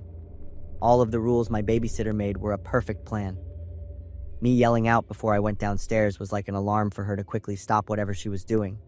But that night, if I had called my parents or done anything to get help, maybe she would still be alive. My name is Tyler. This story happened when I was 12 years old. At the time, I lived with my family in Dallas, Texas. At the end of that September, my class won the school-wide reading challenge. The prize was a field trip to Chuck E. Cheese. I'd only been to Chuck E. Cheese once before, and I hadn't gotten to try all the games. I was incredibly excited. That day, we gathered in the classroom and then went to the bus together. The feeling of leaving school on a school day to go to Chuck E. Cheese was amazing. Some kids brought disposable cameras to take pictures. Some even brought their Game Boys to play on the bus. We arrived in about 10 minutes. This Chuck E. Cheese was in a shopping mall in the city. Since it was a weekday, it wasn't too crowded. We were given some tokens to play games, along with some delicious pizzas. We started running around, full of excitement. It was the best day of my life. About 30 minutes after we arrived, I started to feel like exploring new areas. I wandered off alone to a quiet corner of the place to see if there was anything cool there. This area was much quieter than the others. There weren't many people around. I walked past a few racing games, occasionally stopping to watch. It was then, between the racing games and a claw machine, that I suddenly saw the shape of a grown man hunched over, as if he was trying to hide. I stopped and squinted to get a better look. The man was hiding very well. If you didn't look closely, it would have been difficult to spot him. I was curious, so I slowly moved closer to check if there was really a man there, or if it was just my imagination. As I got closer, the man suddenly turned and looked me straight in the eye. I'm sure I looked at him with a confused expression, my mouth agape, unable to say a word. Then, a smile appeared on the man's face. I remember that smile very clearly, and my own feelings at the time. It was not a friendly smile. Trust me, kids have their own way of sensing things, and it's incredibly accurate. He slowly raised his index finger to his mouth, signaling me to be quiet. I just nodded reluctantly and quickly left. After not finding any games in that corner, I started to go back to the central area. On my way out, I found a shooting game and decided to try it. While playing, for some reason, I kept glancing back at the corner where I had met the man. The man appeared again. This time he wasn't hiding. He was standing in the open, next to a little girl. She was about my age, but she wasn't in my class. I still remember she was wearing a Disney's Little Mermaid t-shirt and had her brown hair in a ponytail. At first I thought she might be the man's daughter. Maybe they were just playing hide and seek, but when I looked more closely, I noticed they were moving toward the emergency exit. The way the man kept looking around was very cautious. He was also squeezing the girl's arm and pulling her along. It didn't look like how my dad would hold my sister's hand. I thought it was strange, and I decided to intervene. I left the game and started walking straight toward them. My heart was pounding out of my chest. I didn't have a specific plan. I just knew I had to do something. When I was about 10 feet away from them, the man suddenly saw me. His eyes immediately changed. He looked at me, then at the girl, then back at me. What happened next was truly amazing and confirmed all my suspicions. The man suddenly let go of the girl's arm. Without saying a word, he turned around and rushed toward the emergency exit, disappearing in a flash. The girl was left standing there alone, looking confused and scared. I quickly went to the girl and asked if she knew the man. The girl looked at me and weakly shook her head without saying a word. I took her to my teacher and told her everything. The teacher immediately contacted the Chuck E. Cheese manager and called the police. However, the man had disappeared without a trace. I don't know what happened next because the teacher told me to go back and continue having fun with my friends. I offered to bring the girl to play with us, but the teacher said she needed to rest. That was the first and last time I saw that girl. To this day, when I think back, I can't forget the feeling of anxiety and luck from that day. I'm so glad I trusted my instincts and acted quickly. There was something about that man from the first time I saw him that made me feel suspicious, and in the end, that instinct was completely right. It's a valuable lesson about always trusting your gut, no matter how young you are.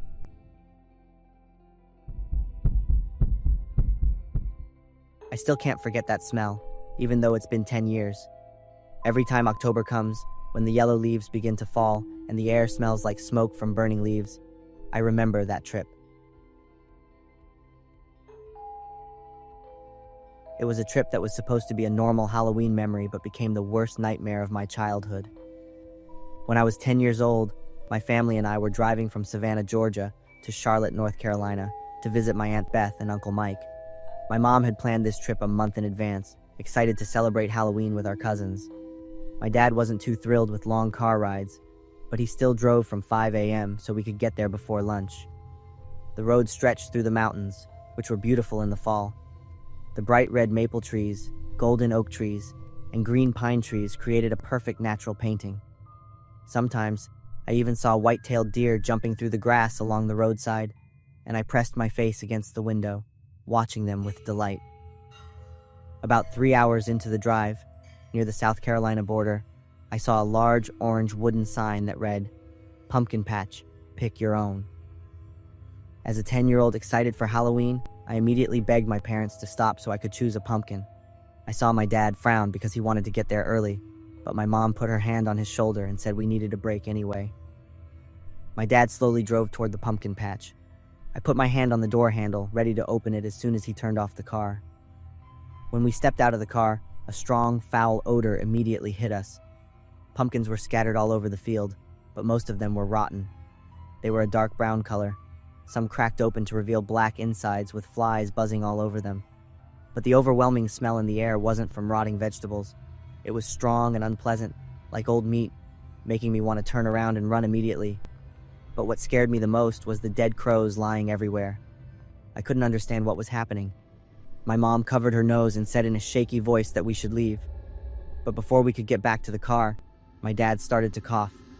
At first, it was just light coughing, but it quickly turned into uncontrollable choking coughs. He pressed his hand to his chest, his face red, and said with difficulty that his head felt numb. My mom and I quickly helped him sit down. Just a few minutes later, my mom started having similar symptoms. She coughed and said her throat felt like it was burning. I stood there, terrified, watching my parents' faces contort in front of me. Their eyes were wide, their faces bright red. Their fingers were shaking and curling up. Then they started throwing up a thick yellow liquid that smelled sour. The strange thing was that I didn't feel anything at all. I stood in the middle of that horrifying scene, surrounded by the foul smell, but my body felt completely normal. My dad struggled to stand up, his face pale, and stumbled toward the car. My mom held onto his shoulder to support him. I ran after them, not daring to look back at the pumpkin field filled with dead crows. When we got in the car, my dad had a hard time starting it. We slowly drove away from the field. Strangely, just about a mile after we left the farm, my parents' symptoms began to subside. Their skin color slowly returned to normal. My dad mumbled, "What the heck was that?" as he wiped sweat from his forehead. We didn't say anything for the rest of the trip. When we got to my Aunt Beth's house, we told them the story. They listened with serious faces. My Uncle Mike said slowly that he had lived there for 20 years, but had never heard of a pumpkin farm on that road. My cousin looked at us with a scared expression and said that maybe it was something not of this world. The next day, my dad decided to drive back to check it out. But when we got to the exact spot where we had stopped yesterday, there was only an empty field. There was no sign, no shack, no pumpkins, just green grass and a few wildflowers. Now that I'm 20, I still can't explain what happened that day. I've looked up everything about chemical poisoning on farms, poisonous mushrooms, and gas leaks. Nothing fits what we went through. The only thing I'm sure of is that something not of this world happened in that pumpkin field, and the reason why I wasn't affected while my parents were is still a mystery that keeps me up at night. Every Halloween, I remember that foul smell, the dead crows, and the feeling of panic as I watched my parents suffer without understanding why.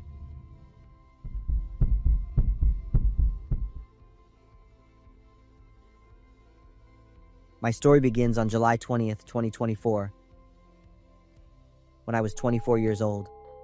After living with my parents for a long time, I decided to return to the city where I was born and raised to find the freedom I wanted. However, the start was not easy. I had only $0 in my hand and no car. The situation was so difficult that I had to use the last of my money, $80, to take an Uber back to the city. The first few days back in the city were a challenge. I had to live on the streets for a week with no stable place to stay. At night, I could barely sleep because any small noise would startle me awake, no matter where I tried to hide. Luckily, a close childhood friend agreed to let me stay with him. The others I tried to contact refused to help. Only he and his dad were willing. The neighborhood we grew up in was a complex place with a high crime rate, full of gangs, homeless people, and addicts. My friend convinced his dad to let me stay in their garage. It wasn't the best place to live because it lacked a lot of things, but to me, it was a godsend at the time. Both my friend and his dad were worried about me living in the garage because his mom didn't agree. To be honest, I was also worried because the area was quite dangerous, but I chose to live alone to have my freedom instead of living under my parents' control. The garage had no electricity. I had to buy many power banks to charge my phone and recharge them at work because my friend's dad couldn't afford to pay for electricity for the garage.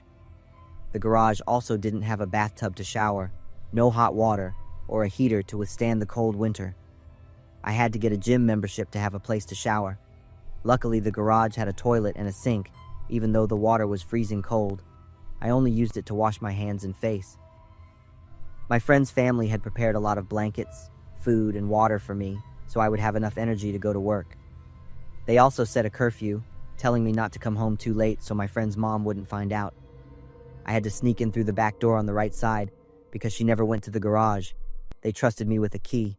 They were also worried about my safety and treated me like their own family. Just having a roof over my head and living independently made me happy.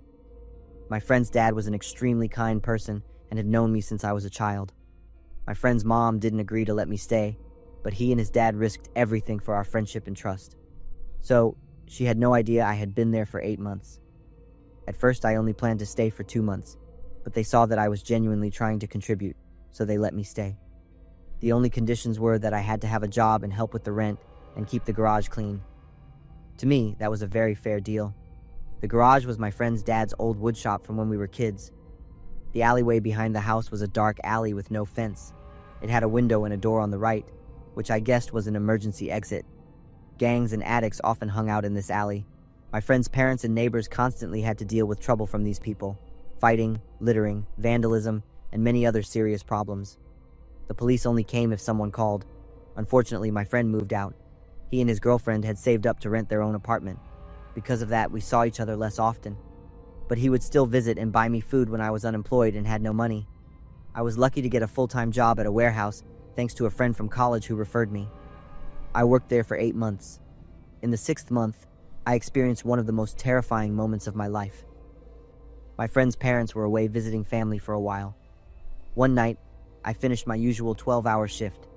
Exhausted, I collapsed onto the bed, dozed off, and woke up at 1 a.m.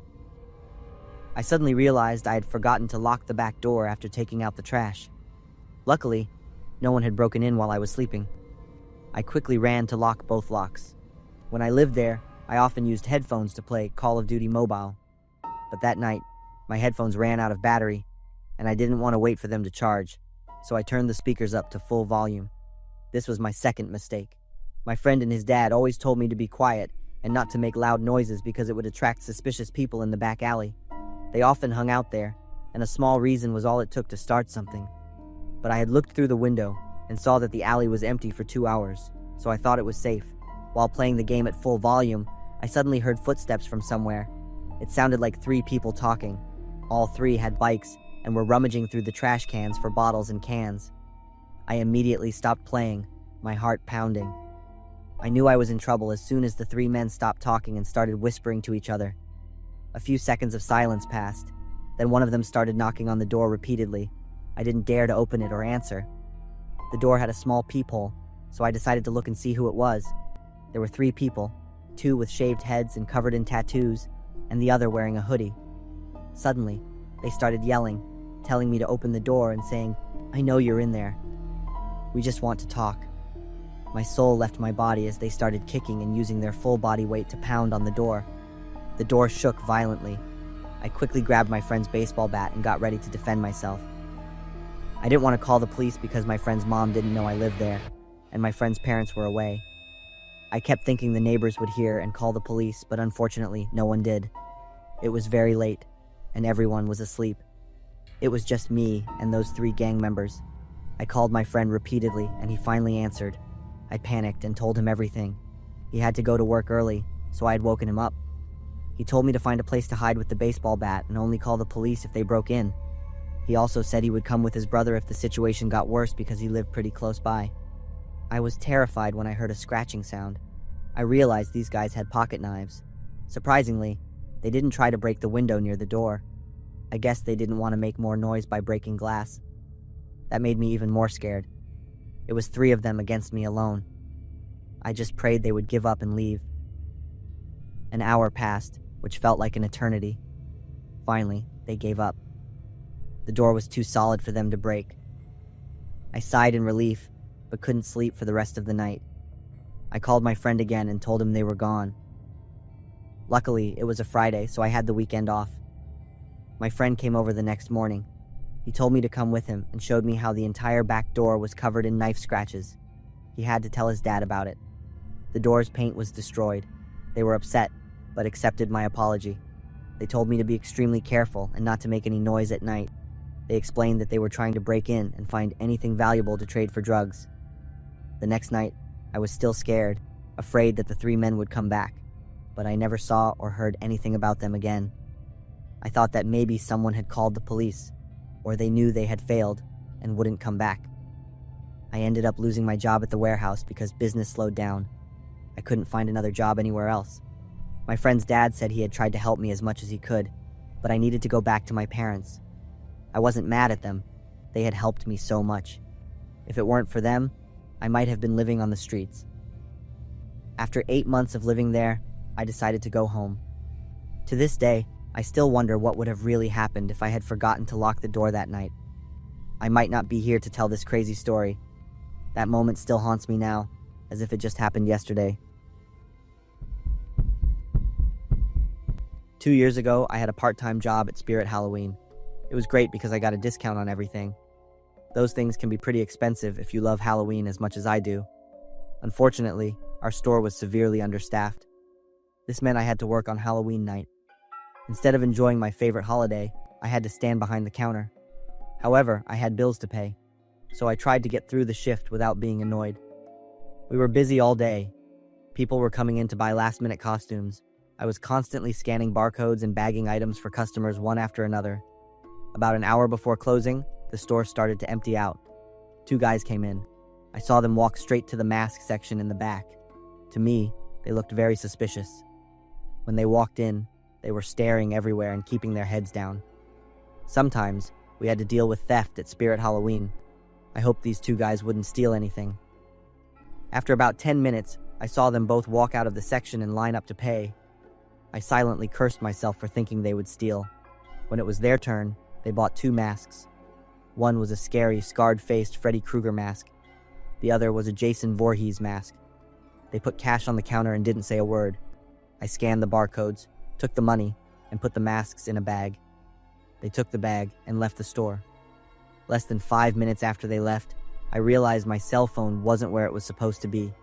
I always kept it right next to the cash register, where I could easily check my messages when there were no customers. I started searching everywhere. I checked under the counter, in the drawers, and even in the trash can. I asked my coworkers if they had seen anything. No one knew where my phone was. I was already miserable working on Halloween night. Now I had lost my phone. It was a really bad day. We cleaned up and closed as usual. I locked up the store and went out to the parking lot. I drove home in a bad mood. Losing my phone was really bothering me. I got home around 10:30 that night. Luckily, there were still kids trick-or-treating in my neighborhood. Some parents were still taking their kids out, even though it was pretty late. I sat on my porch with a big bowl of candy. Kids ran up in all kinds of costumes. There were princesses, superheroes, and little monsters. I handed out candy to them. After about half an hour, things completely died down. I went inside to rest. I put on a movie, grabbed a pumpkin beer, and sat down on the sofa. I could finally relax and enjoy Halloween in my own way. I was really enjoying the movie when there was a knock on the door. It was almost midnight, too late for trick-or-treaters. Maybe it was some late kid. I paused the movie and stood up. I grabbed some leftover candy and went to the front door. I turned on the porch light and opened the door. No one was there. I stepped outside and looked around. The neighborhood was completely quiet. I was about to go back inside when I saw something on the doorstep. 2 masks were placed neatly right in front of my door. One was the Freddy Krueger mask. The other was the Jason Voorhees mask. I bent down and picked up the Jason Voorhees mask. It was heavier than I thought. There was something inside. I turned the mask over and couldn't believe my eyes. It was my cell phone, the phone I'd been searching for all over the store. I looked around my neighborhood again, but I didn't see a single person. My phone was locked with a passcode, but when I pressed the power button to turn on the screen, I saw that my wallpaper had been changed. It was no longer a picture of my family. Instead, it was a picture of me. In the photo, I was leaving Spirit Halloween and walking to my car in the parking lot. The photo was taken from a distance, probably from another car or from some corner of the parking lot. I checked my entire phone with shaking hands. Luckily, nothing else had been changed. I tried to understand what was happening. Those 2 guys clearly had a plan. They had stolen my phone when they bought the masks and followed me home. I quickly grabbed the 2 masks and threw them in the trash can. I didn't want them anywhere near my house for another second. I went inside and carefully locked the door. I checked all the windows, making sure they were all locked tight. I went back to the living room and tried to watch the movie again, but I couldn't focus anymore. I didn't get a wink of sleep that night. I lay in bed, staring at the ceiling. Every time there was a sound outside, I sat up and looked out the window. I was afraid they would come back. 2 years have passed, and I still can't explain what happened. I've never seen those 2 people again. My life is fine. But every time Halloween season comes around, when I see those masks in stores or hear a knock on my door late at night, I remember what happened that day. My name is Daniel. I'm a health inspector in Chicago. Today, I received a file to inspect a fried chicken restaurant. This shop had a sudden increase in revenue over the past 6 months, but there were also many customer complaints about strange symptoms after eating: nausea, headaches, and an unusual craving. I pushed the door open and walked in. The space inside was crowded. The tables were all full. I walked to the counter, and a young female employee greeted me with a small smile. "Hi, can I help you?" she asked. "I'm a health inspector." "I need to see the manager," I said, showing my badge. She looked a little surprised, but then she cooperated. "Yes, sir." She went into the back. A moment later, a tall man came out. He was middle-aged, well-dressed, with a radiant smile like a professional salesman. The name tag on his shirt read, Maxwell-Manager. "Hello, Inspector. How can I help you?" he said. "Just a routine check." "I need to see the kitchen and the freezer." "Of course." "Follow me," he said. Maxwell led me past the counter and into the kitchen. The kitchen was spacious and clean, and there were only 2 employees working. They didn't look at me and just focused on their work in a robotic way. I did a quick check, and it was pretty clean. But when I looked closer, I noticed that the chicken in the deep fryer had a slightly different color. "Where do you get your chicken from?" "From a broiler farm." "We've had an exclusive contract for 2 years, Maxwell replied quickly. "Can I see the contract and the quality certificates?" I asked. "Of course. Let me get them for you," he said. Maxwell led me into a small office behind the kitchen. He opened every drawer but couldn't find anything. "I apologize. The documents are at the farm. We just had an audit last week, and we sent everything back," he said. I nodded, but I was a little suspicious. In my experience, stores always keep copies of important documents. "If you want, we can drive to the farm and take a look." "It's only about a 20-minute drive," he said. I hesitated for a moment, but my curiosity got the best of me, and I decided to go with him. "Okay, I'll go," I said. We drove to the outskirts of the city. Along the way, Maxwell told me about his family and his business.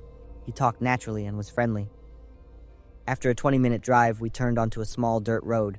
All around us were cornfields that had been harvested, and there were no other houses.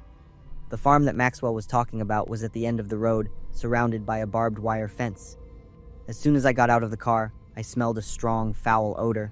I scrunched up my face a little, and Maxwell quickly explained. "That's probably the smell of poultry manure," he said. Maxwell led me through the iron gate. Inside were long rows of coops. Strange noises were coming from the coops. "These chickens are a special breed. They grow faster and have more meat," Maxwell said. We arrived at the first coop. Maxwell unlocked the iron door. The things I saw in the coop could not be called chickens. They were huge. They didn't have feathers, but had a wrinkled, pimply layer of skin. Their eyes were bloodshot. When they saw us, they became aggressive, screaming and rattling the bars, trying to bite through the gaps. I backed away. "What are you doing to them?" I asked. Maxwell closed the door and turned to me with a satisfied smile. "I created them. With growth hormones, genetic stimulants, and a little personal creativity. It took me 3 years to create the perfect product," he said. "You're feeding customers the meat of these things?" I asked. "And they love it," he said. Maxwell walked closer to me, his face full of pride. "Our store's revenue has tripled in 6 months. Do you know why?" "Because I've discovered the perfect business formula," he said. "You're insane," I said. Maxwell laughed. "I'm a genius. I'm going to expand this model nationwide," he said. I pulled out my phone, intending to call the police. Maxwell saw me and quickly grabbed my wrist. "Wait, Daniel. Are you sure you want to do that?" he said. He pulled out his own phone and turned on a live video. On the screen was my daughter, Maya, in her bedroom. My heart stopped. "How did you—" "I always plan ahead, Daniel. I told you everything because I believed you would understand. We are both smart people and know how to cooperate. All you have to do is submit a report saying the restaurant is completely normal." "That's it," he said. "And if I refuse?" I asked. Maxwell stared at me coldly. "Then Maya will disappear. Forever. Or worse, she might become part of the product," he said. I clenched my hands, shaking with anger. "I understand," I said. "Smart. Now let's go back to the city," he said. On the way back, I stayed silent. I couldn't let Maya be in danger. but I also couldn't let hundreds of people continue to eat the meat of those toxic monsters. I got home late. Maya was still awake, waiting for me. I hugged her tightly, trying to suppress my heavy breathing. The very next morning, I decided to act. I sent Maya to my in-laws in Wisconsin. I had detailed evidence that I had secretly videotaped and photographed when I was at the farm that day. I sent the article with the evidence to the Chicago Tribune, CNN, and the FDA at the same time. Within 48 hours, the scandal exploded. The stores involved were immediately shut down. Maxwell was arrested for mass food poisoning. I felt relieved that justice had been served. I'm Jackson. My family and I moved into a new house in Asheville, North Carolina, when I was 13. We hadn't had a chance to get to know our neighbors or our new neighborhood yet.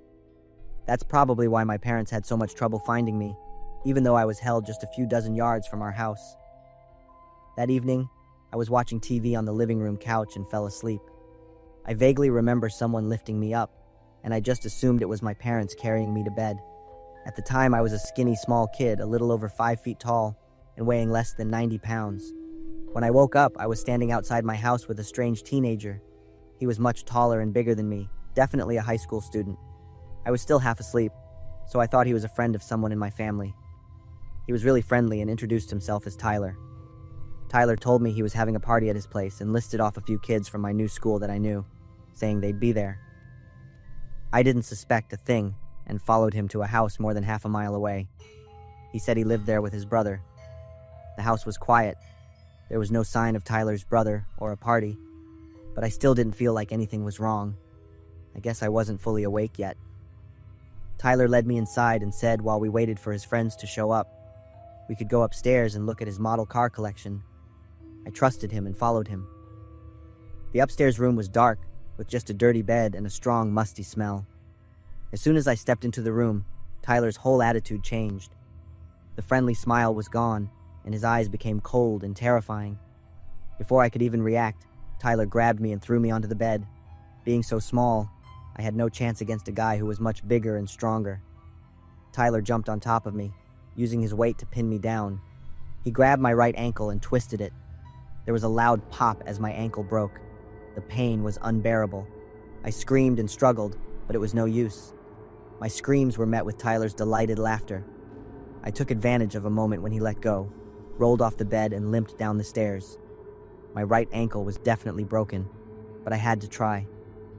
I was like a wounded deer running from a strong lion. Tyler caught me at the bottom of the stairs.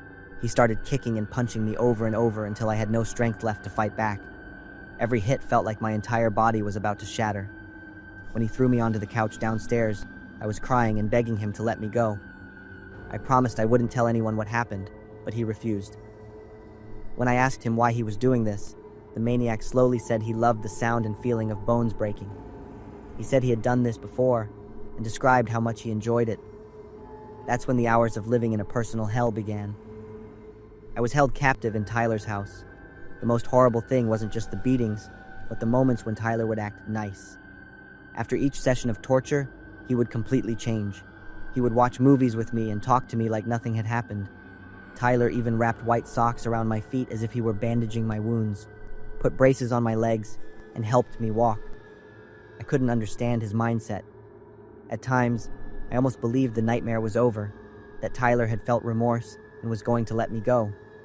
But then the cycle would start all over again. For 2 days, I was nothing more than a toy for Tyler to take out his frustrations on. If his car wouldn't start, he'd twist my foot. If he was in a bad mood, he'd break my kneecaps. Every time I tried to fight back or run, the torture got even worse. I was getting weaker and weaker because of my severe injuries and the fact that I wasn't given any food or water. But my will to survive pushed me to find a way to escape. The first time, I tried to crawl downstairs while Tyler was out. With my broken legs, I could only crawl using my hands and elbows. When I made it to the kitchen, I heard keys jingle. Tyler was back. He found me collapsed on the kitchen floor and yelled like an animal that had been cornered. The second and third attempts to escape failed in the same way. Each time I was caught, I had to endure even more intense pain. After those failed escape attempts, he locked me in an upstairs closet. The space was tiny and pitch black. There was no food or water. I sat huddled in the corner, my body in constant pain, my mind becoming fuzzy from exhaustion. I knew I was getting weaker, and if I didn't get out soon, I'd probably die. Tyler, meanwhile, was living like a normal teenager. No one suspected he was holding a child captive in his house. On the evening of the second day, Tyler went out again. I knew this might be my last chance. In the darkness of the closet, I felt around for anything that could help me get out. My hand touched something hard, a wooden guitar. I managed to lift it and used it as a tool to smash the closet door.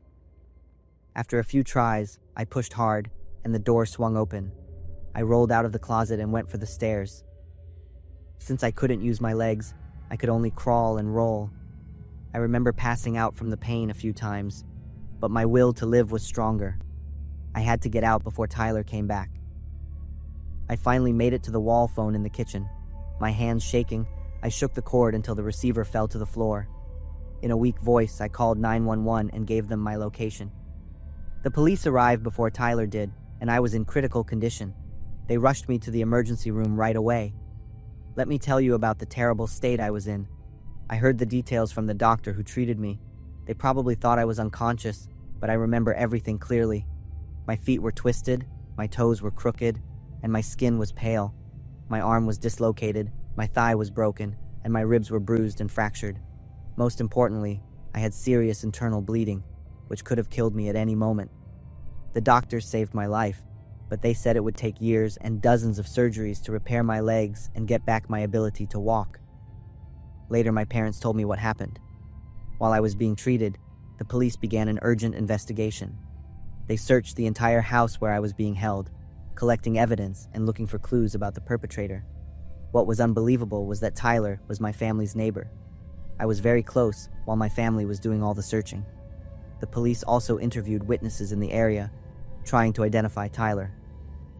The investigation lasted all night, with the participation of many different units. Tyler's real name was Gary. He was arrested at a party with his girlfriend. He acted totally normal, as if he had never done anything wrong. I later found out that I wasn't his only victim. Tyler had previously killed a 14-year-old boy in the same city, using the exact same methods he used on me. The police found a notebook in Tyler's room that listed the names of 18 other boys he planned to attack next. The list included details about the time, location, and methods he wanted to use to handle each victim. Gary was sentenced to 100 years in prison for the assault on me, and life in prison plus 50 years for murder. It's not an exaggeration to say that my childhood was destroyed by what happened. The physical pain and emotional trauma made it impossible for me to learn and grow normally like other kids. Luckily, I had my family by my side, and I never gave up. Now I'm 29. I've learned that survival isn't just about luck. It's about a will to never give up.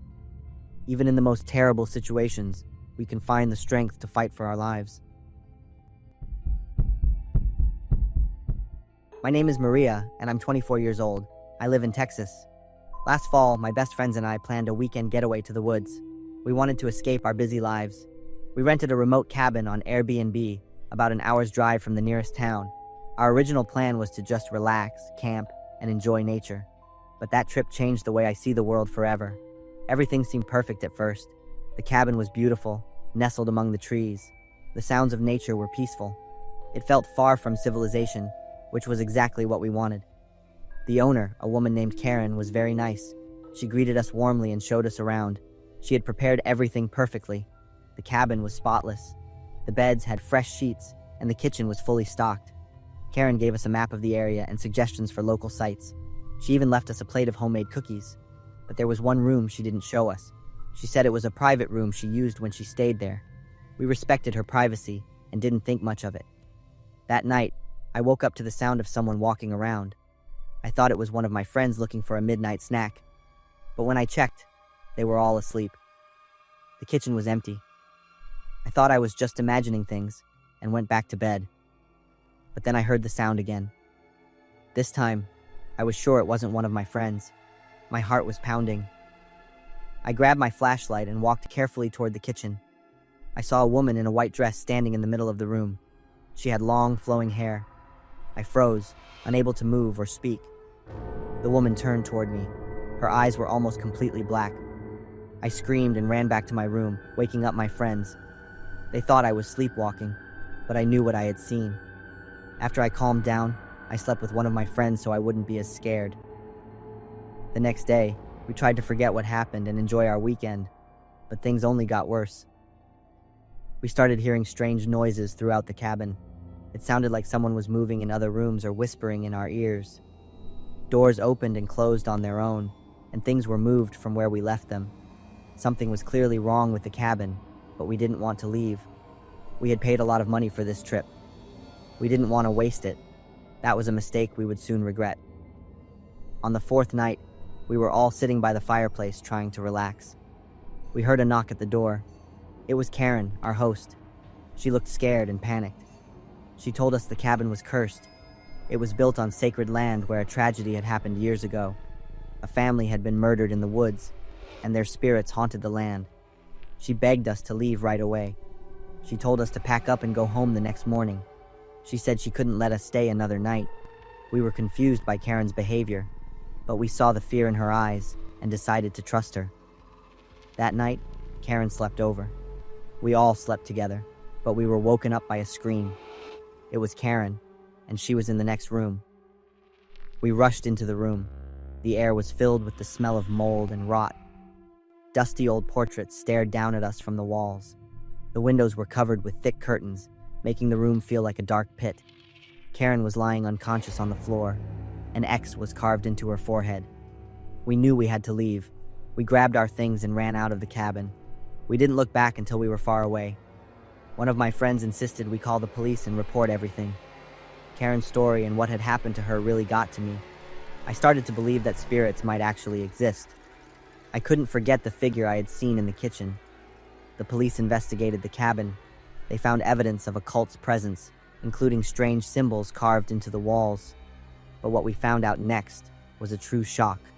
Karen had been a member of the cult. She had a change of heart and betrayed them, trying to escape the group. When the cult found out, they planned to come to the cabin the next night to punish her. Karen found out about their plan. That's why she was so panicked and begged us to leave. She didn't want us to get caught up in the danger, but they still found her. The cult punished Karen by carving the strange mark onto her forehead. It was a warning to others who might go against them. The information from the police made us all feel confused and guilty. Karen had tried to protect us, but we hadn't understood the danger she was facing. Now, whenever I see an Airbnb with impressive amenities, I remember that fateful trip. I know that some places are better left undiscovered, and some secrets are better left buried. My name is Jen, and I'm in my early 40s. My friend and I run an Airbnb business in Florida. We own a few different properties scattered across the state.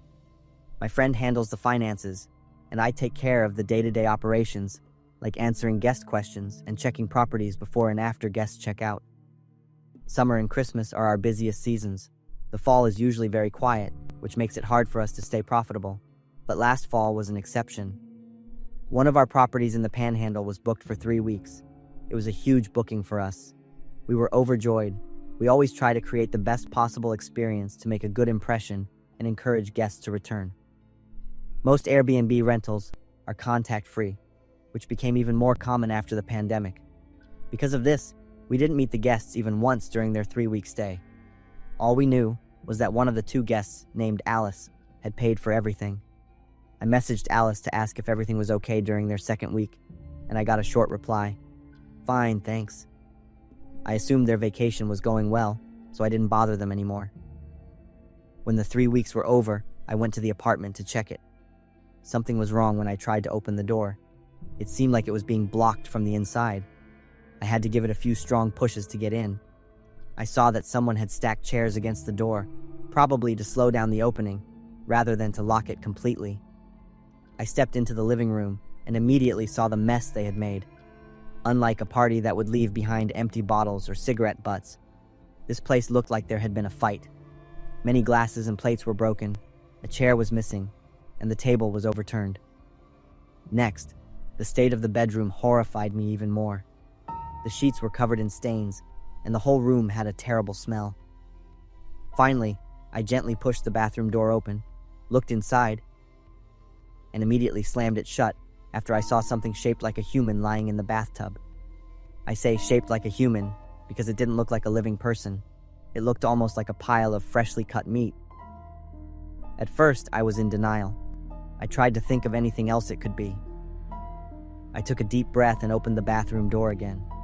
But the truth was, it was a body, lying in the bathtub, in probably the worst condition you could imagine. Part of the reason I didn't recognize her right away was that the girl's face was disfigured. But what was even more horrifying was that the blood still looked fresh. Shaking, I immediately pulled out my phone and dialed 911 to ask for the police to come as quickly as possible. The dispatcher even asked me to check the girl's pulse to make sure she was alive. I did as I was told, 100% sure that I wouldn't feel anything. In my mind, no one could survive with a face like that. At first, I didn't even touch the right spot on her neck because I didn't feel anything at all. I tried to remember and blurted out the name I had contacted earlier, Alice. And then, she opened her eyes as if she had really come back to life. It was the most terrifying moment of my life. Her eyes were bloodshot. One of them was just a mess of broken blood vessels. As soon as she saw me, she started screaming and thrashing. It scared me so much that I ran out of the apartment, screaming into the phone, "She's alive! She's alive!" The dispatcher told me to make sure the girl was calm and to stay on the scene. When I came back, the girl was half naked, slumped in the hallway outside the apartment, and she was sobbing. I told her to stay there and that the ambulance was on its way. All she did was cry. When the paramedics arrived, I learned the reason she didn't run away after she woke up and screamed. It was because she actually couldn't move anymore. The paramedics had to use a stretcher to get her into the ambulance. After she was taken to the hospital, the police asked me not to go into the apartment so the forensic team could do their work. Then, they asked me many questions about what I had seen and what I knew about the renters. I gave them all the information I had, but it wasn't much. About a week later, I received a call from an officer. He told me everything he was allowed to say. Basically, the two girls who rented the apartment were escorts. They used the apartment as a base of operations for 3 weeks. But then, the night before they were supposed to check out, a local gang found out about their operation. The gang was not happy with them working in their area. They made a plan to break into the girls' apartment. They were going to threaten them enough to make them leave the area and take all the money they had earned. The problem was that the girls didn't keep much cash in the apartment. They had taken the money to hide it at another friend's place. That's why only one of the girls was left in the bathtub. She was beaten and tortured to get the other girl to lead them to where the money was hidden. That's all I was told. Although the officer hinted that they had arrested a few people, they couldn't give me their identities or which gang they belonged to. I didn't get any more information from the police other than them saying we could use the apartment again. After that, I focused more on the insurance claim. It was the worst incident in our Airbnb business's history, and probably one of the worst things I have ever witnessed in my life. Last October, my husband Jace and I moved to Sacramento, California. My name is Lena, and we were excited to start a new life. Our neighbors to the right, Thorn and Mara, seemed to be around our age. We hoped we'd become good friends. The first week was peaceful.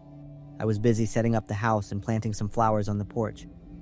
I loved the sense of calm after years of living in a tiny apartment in Los Angeles. It was the best time before everything went downhill.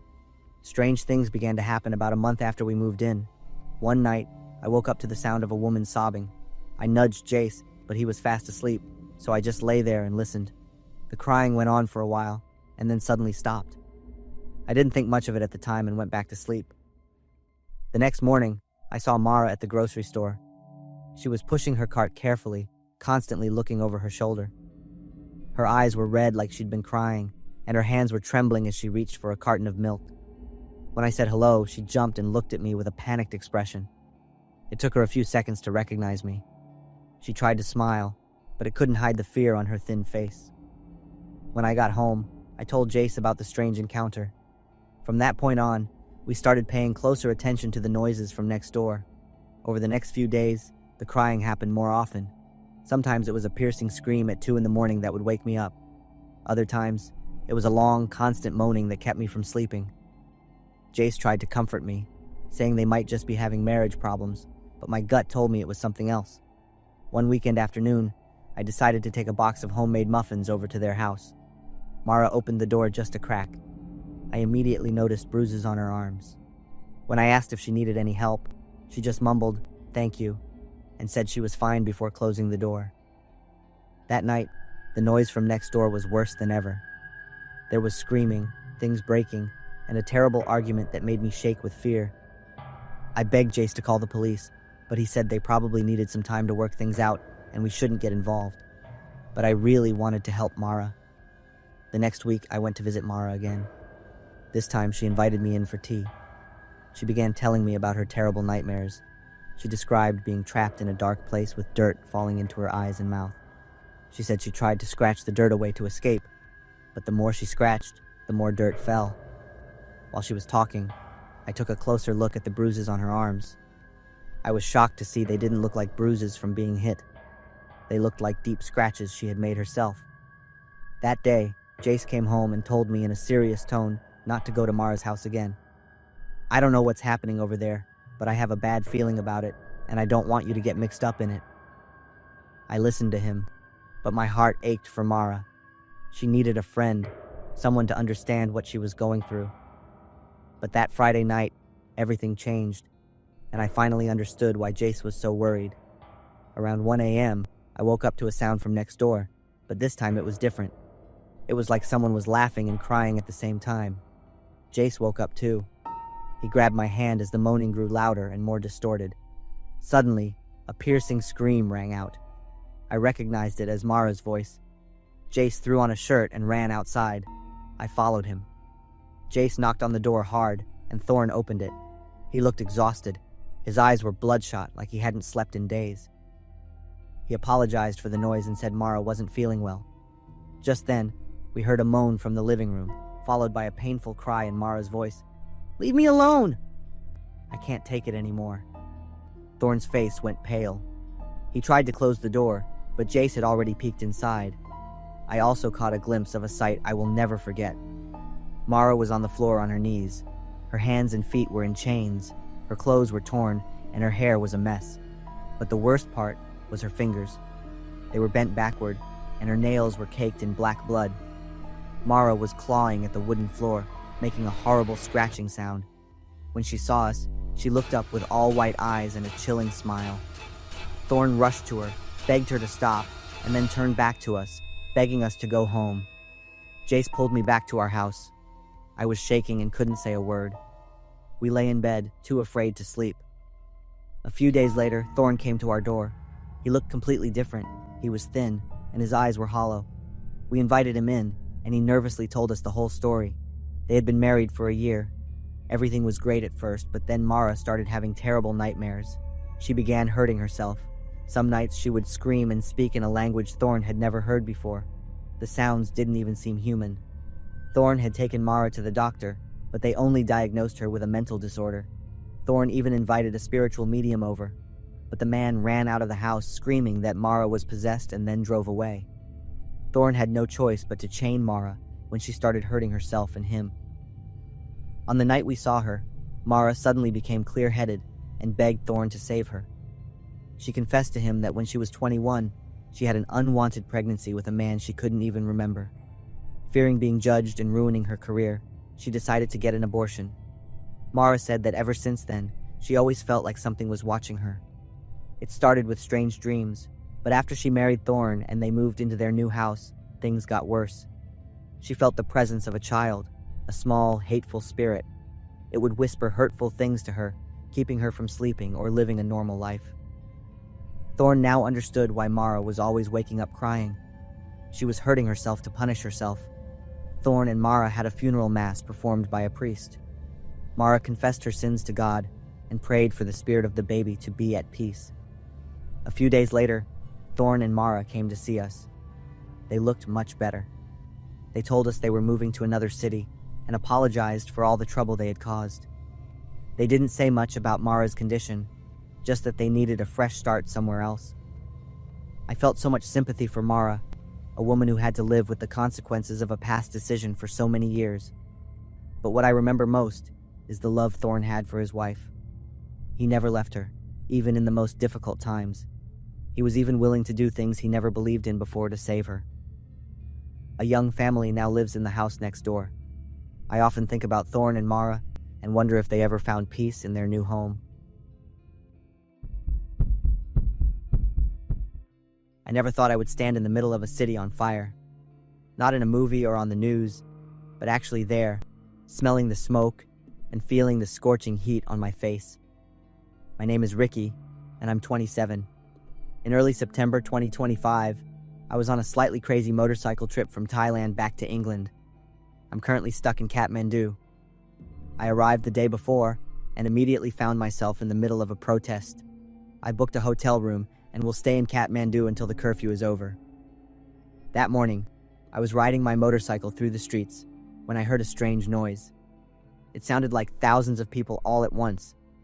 Curious, I parked my bike and walked toward the commotion to see what was happening. The crowd had gathered in Durbar Square. I felt the heat from all the bodies packed around me. People held signs in both Nepali and English, with words like corruption and justice. The air was tense. Protesters chanted slogans, and some speakers gave speeches. I stood at the edge of the crowd, just watching. A middle-aged man next to me spoke fluent English and explained that they were protesting government corruption. But then things started to change when the riot police showed up. They wore gas masks and carried shiny black batons. Their presence was like a tiny spark dropped into a barrel of gunpowder. The first scream came from the front of the crowd. I couldn't see what was happening, but I felt a wave of panic spread through the rows of people. Then the first bang went off. It wasn't a real gunshot, but the sound was still enough to make my heart race. Tear gas canisters were thrown into the crowd. White plumes of smoke billowed out, followed by the choking coughs of hundreds of people.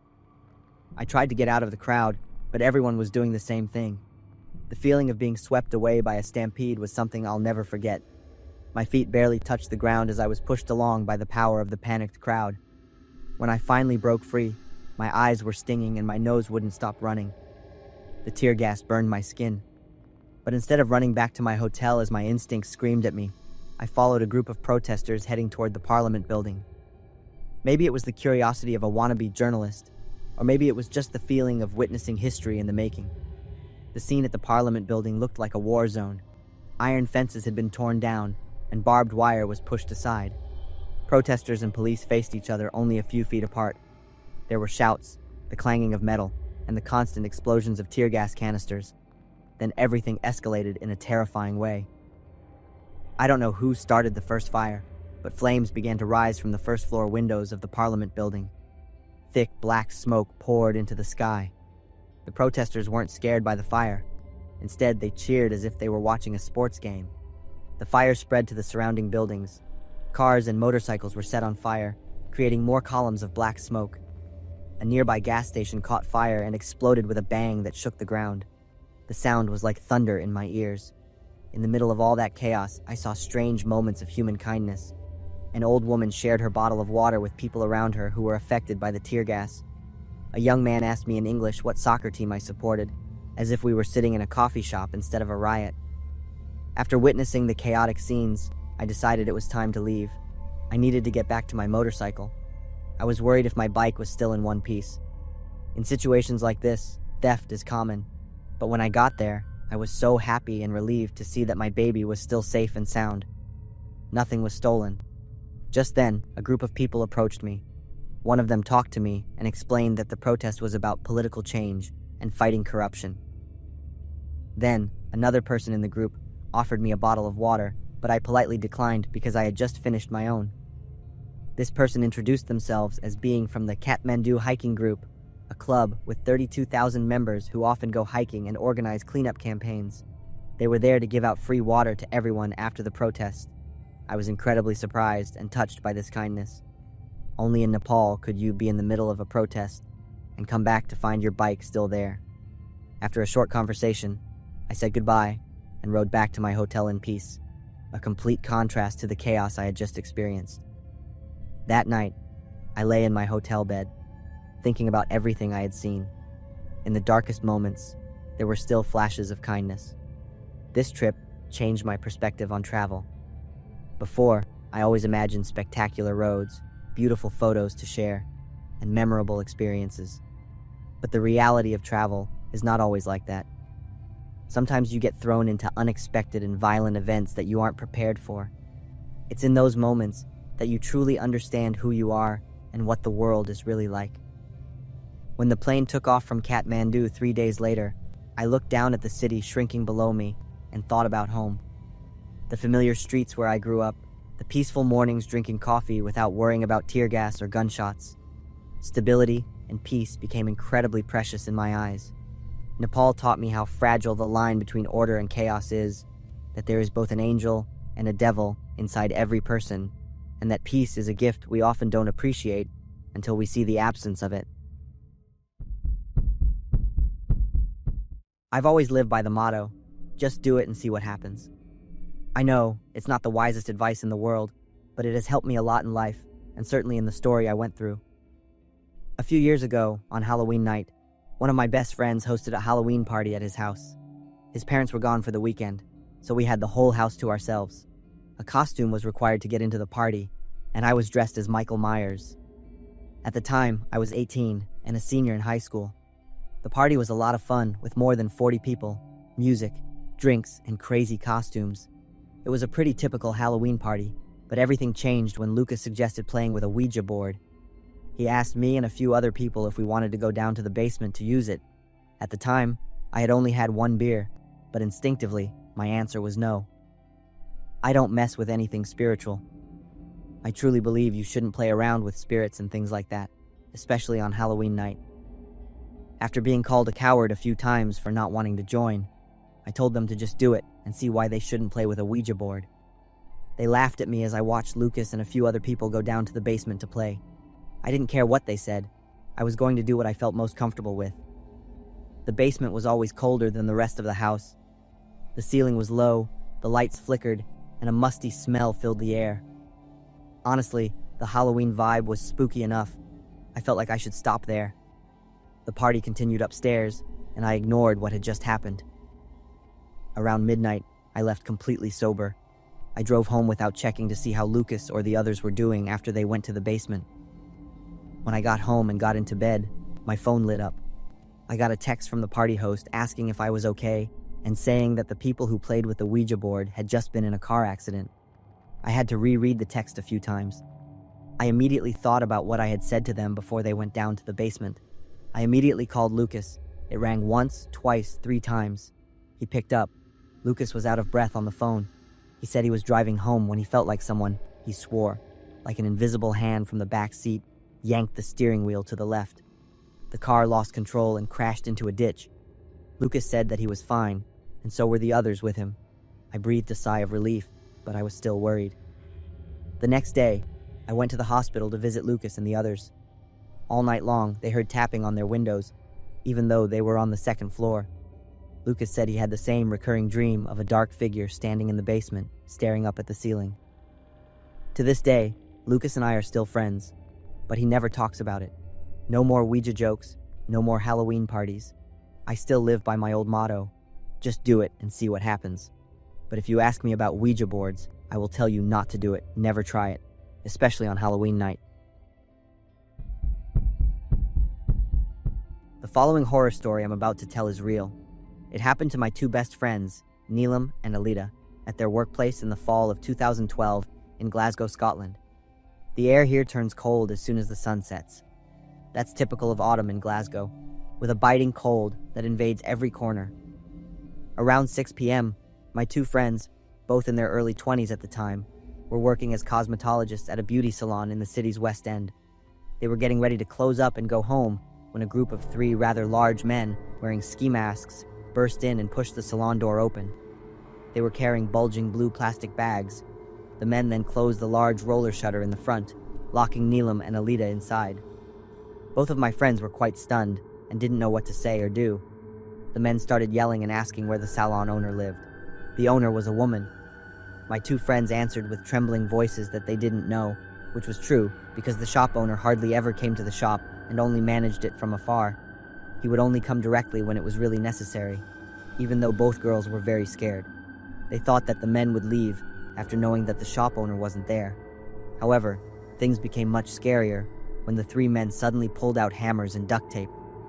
They took Neelam and Alita to the back of the salon, tied their hands and feet, and gagged them with duct tape.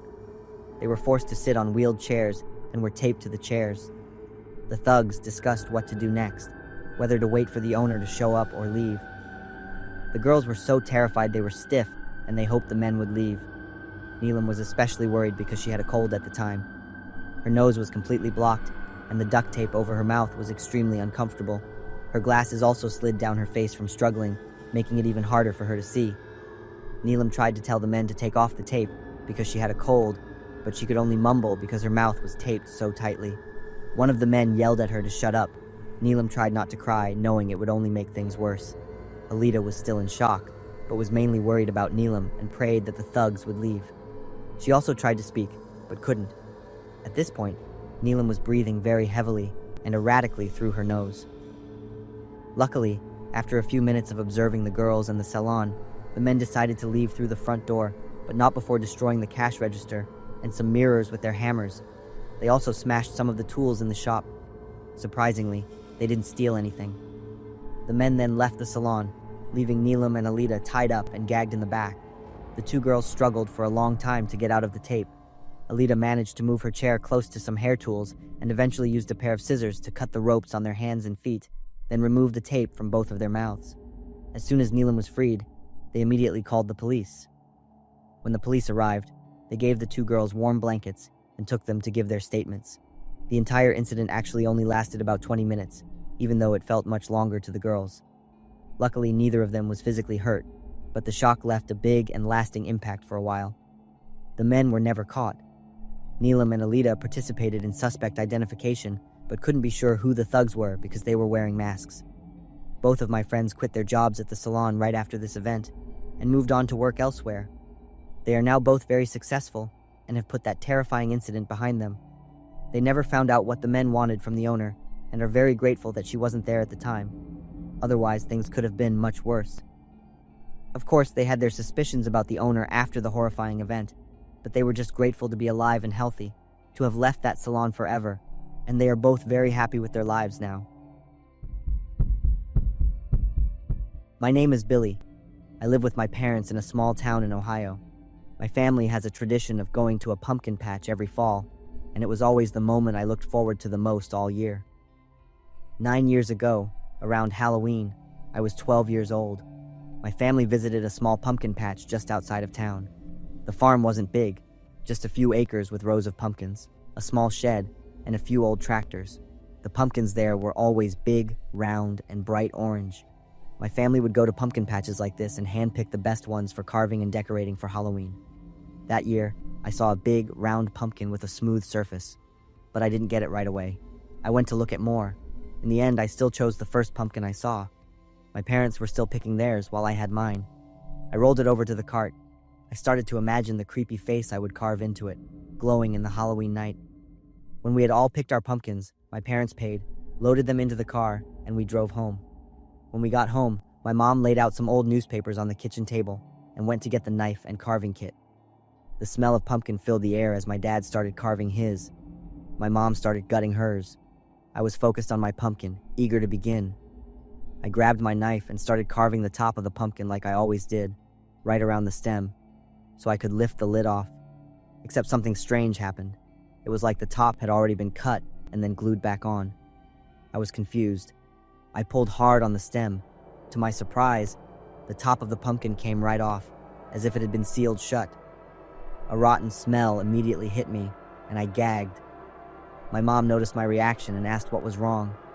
I looked inside the pumpkin, expecting to see some rotten seeds or maybe mold. But what I saw wasn't that simple. Inside the pumpkin, there was something that didn't belong there. It was a hand. At first, I thought it was a joke. Someone had put a fake hand inside for a Halloween scare. Also, the hand looked fake. It looked like a toy you would buy at a dollar store. I gently poked it with the knife. It was soft and felt pretty heavy. My mom came over to see what was going on. The moment she looked inside, she screamed. A real terrified scream. My dad ran over, grabbed the pumpkin, and looked inside. His face turned pale. "Get out of here!" "Go outside right now," he said. I didn't dare to argue. I went straight out the back door and sat on the porch. My mind was spinning. My dad called the police. Within half an hour, the house was full of detectives, police officers, and even a forensic team. They blocked off the kitchen and started taking pictures and fingerprints. I remember watching them from the window. Their faces were serious as they handled the pumpkin as if it were a crime scene. It turned out that the hand inside wasn't fake. It was a real human hand. It had been decomposed and was severed at the wrist. No one knew how long it had been there. The police asked us a million questions. Where did we get the pumpkin? Did we notice anything strange at the farm? Who else touched it? They went back to the pumpkin patch and talked to everyone who worked there. But the worst part was that no one could explain how the hand ended up in the pumpkin. They couldn't identify whose hand it was. No missing person matched it, and no fingerprints came up in their system. The police had a theory that it might be gang-related, maybe a sick message or some kind of ritual, but it was all just speculation. The case went cold and then slowly died down. But for me, that trip to the pumpkin patch ruined Halloween for a long time. Since then, just seeing a pumpkin makes me sick. We never went back to that farm. My parents tried to act like it was just an accident, but I know it left a deep mark on them, just like it haunts me. My mom couldn't stop thinking about how close that hand was to her and me. Sometimes I still think about it, especially when Halloween comes around. When I stand among the pumpkins at the store, I get a shiver. I can even still smell that rotten smell. Since that day, I haven't been able to carve a pumpkin. I just can't do it. I only paint them. I'm John, 22 years old.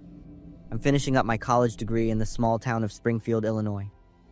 3 years ago, I needed money for tuition, so I decided to apply for a job at the Chuck E. Cheese family entertainment restaurant. I had so many great childhood memories there. When I came back as an employee, I thought the job would be easy and fun. I used to think the owner was a kind and compassionate person, but he was actually one of the most unpleasant and uncaring individuals I've ever met. He was always in tight control of every employee and constantly gave us new tasks. Most days, the store was understaffed. It seemed that working at Chuck E. Cheese was a job no one wanted.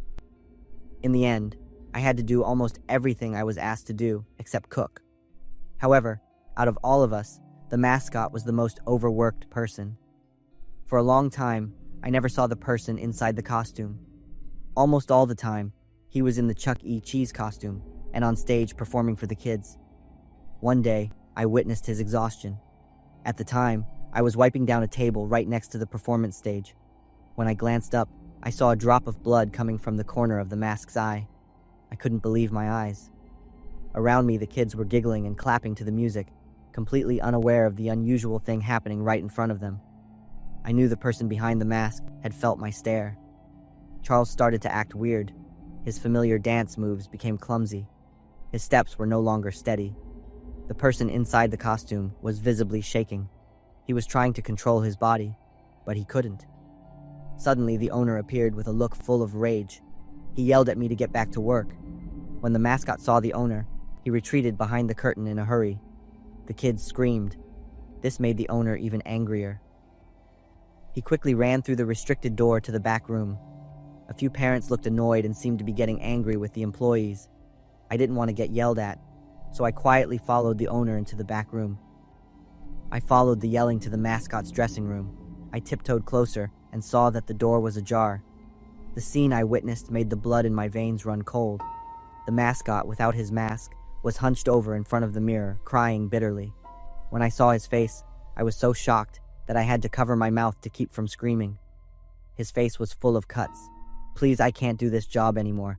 Please let me go," he pleaded in a desperate voice. I could hear the owner's footsteps walking around the room. He was yelling, "Shut up, you weakling. Why can't you do a simple job?" The owner stood behind the man in the costume and leaned close to his ear. His voice was full of threats. "Unless you want me to find a replacement for Charles, there's no one else to take your place. That means you're going to stay here and keep the business from going bankrupt, okay? You can't go home. You have to keep playing the role." My curiosity went too far. I sneakily moved closer, but I bumped into the door. It swung wide open. "Well, it looks like we found a new candidate for the role of Charles," he said with a cold smile as he kicked the mascot and stomped on his stomach. The owner looked at me with an evil stare and said, "Close the door, kid. We need to talk." The mascot groaned in pain under his foot, but the owner didn't care. Just as the owner was about to step toward me, the mascot suddenly got up. He pulled a small knife from inside the costume and lunged straight at the owner. He didn't have time to react, and with all the pent-up hatred, he stabbed him repeatedly. The owner's screams grew weaker and weaker. Then they stopped completely. The space was silent. There was only the sound of heavy breathing and the strong, metallic smell of blood. When his rage subsided, he turned to me. His voice was calm. "Call the police for me." My hands were shaking. I fumbled for my phone. The mascot didn't resist. It was as if all the pain and oppression he had endured for so long had been pushed to the limit. And this was the only way to be free. I was both scared and felt sorry for him. I think he had hidden the knife in there for a long time. The police came. He was taken away. He would have to face the law, but I think he accepted his choice. In his last fleeting glance, I felt his relief. I stood there, drenched in sweat. I quit my job right after that. Since that day, I have never gone back to Chuck E. Cheese. I also don't want to step into any kid's entertainment restaurant again. Even though 3 years have passed, the image of the man in that costume still haunts me every night. My name is Anna. This story happened 8 years ago when I was 15, living in Los Angeles, California. I often babysat to earn extra money. I lived near a pretty wealthy area where people were usually generous with their pay. There was never a shortage of babysitting jobs, so I made a decent amount of money. I've had to watch some pretty strange kids, but the case I'm about to tell you is truly the most special one. It was the Barnes family. They had a 9-year-old son named Michael. His parents were busy with work, so they didn't have much time for him. Instead, they gave the babysitter a long list of requirements and a very generous payment in return. They told me that Michael was a smart kid, but sometimes a little different, and needed a little more special attention. From the moment I met Michael, he seemed very quiet. The Barnes' house was spacious, with many bedrooms, a large living room, a kitchen, and a playroom specifically for Michael. The house was modern and neat, giving it both a cozy and comfortable feel. I was going to sleep there for one night. I was given a room near Michael's playroom. The playroom had a big toy closet. It was big enough for a Lego table with tons of pieces and other toys. Michael would spend most of his time in that area, building Legos and playing alone, but I would often hear him talking as if someone else was in there with him. I guess this might be the issue his parents mentioned. Michael would only leave the closet to eat and then go right back in. He didn't come out until I told him it was time for bed. In the middle of the night, I woke up to sounds coming from the closet, like Lego pieces clattering together. I sat up, turned on my nightlight, and called out to Michael. Immediately, the noise stopped. I got out of bed, deciding I would go to the playroom next door and see what was going on. When I turned on the playroom light, no one was there. The light inside the closet that Michael played in wasn't on, so I was confused. Michael couldn't possibly be playing in the dark. I went and opened the closet and turned on the light, but Michael wasn't in there. I didn't see anyone, so I went back to my room and went back to sleep. A while later, I woke up again. It was probably because I wasn't used to the place. There was light coming into my room from outside. I was sure Michael was in the playroom. I called out to Michael again. I was a little annoyed. I thought he was trying to get away with not sleeping and sneaking back into the playroom. I went into that room again and saw the shadow of a pair of feet at the bottom of the closet door. Then I heard a little giggle, as if Michael was teasing me. I knew for sure he was in there. I walked over and threw the door open, but it was truly terrifying when no one was in there. The spot where the shadow of the feet was now completely empty. I ran to Michael's room in a panic. I saw the boy was sound asleep in his bed. I locked the door, then lay down on the floor next to him. I just wanted to feel a sense of security with someone else there. The next day, when Michael's parents came home, I decided to keep quiet about what I had seen. I was sure about what I saw, but I was also sure that no one would believe what I had to say. I know there are a lot of strange and unexplainable stories. I've read them online and heard people tell them, but I would usually laugh at them. Until that day, I was the one who witnessed it. I took the payment, felt relieved, and left. I told myself I would never babysit for that family again. Even though I had left, whenever I think about it, the images, sounds, and chaotic feelings of that night still send shivers down my spine. I don't know what to believe, but I do know that the fear I felt has stayed with me longer than the money I received.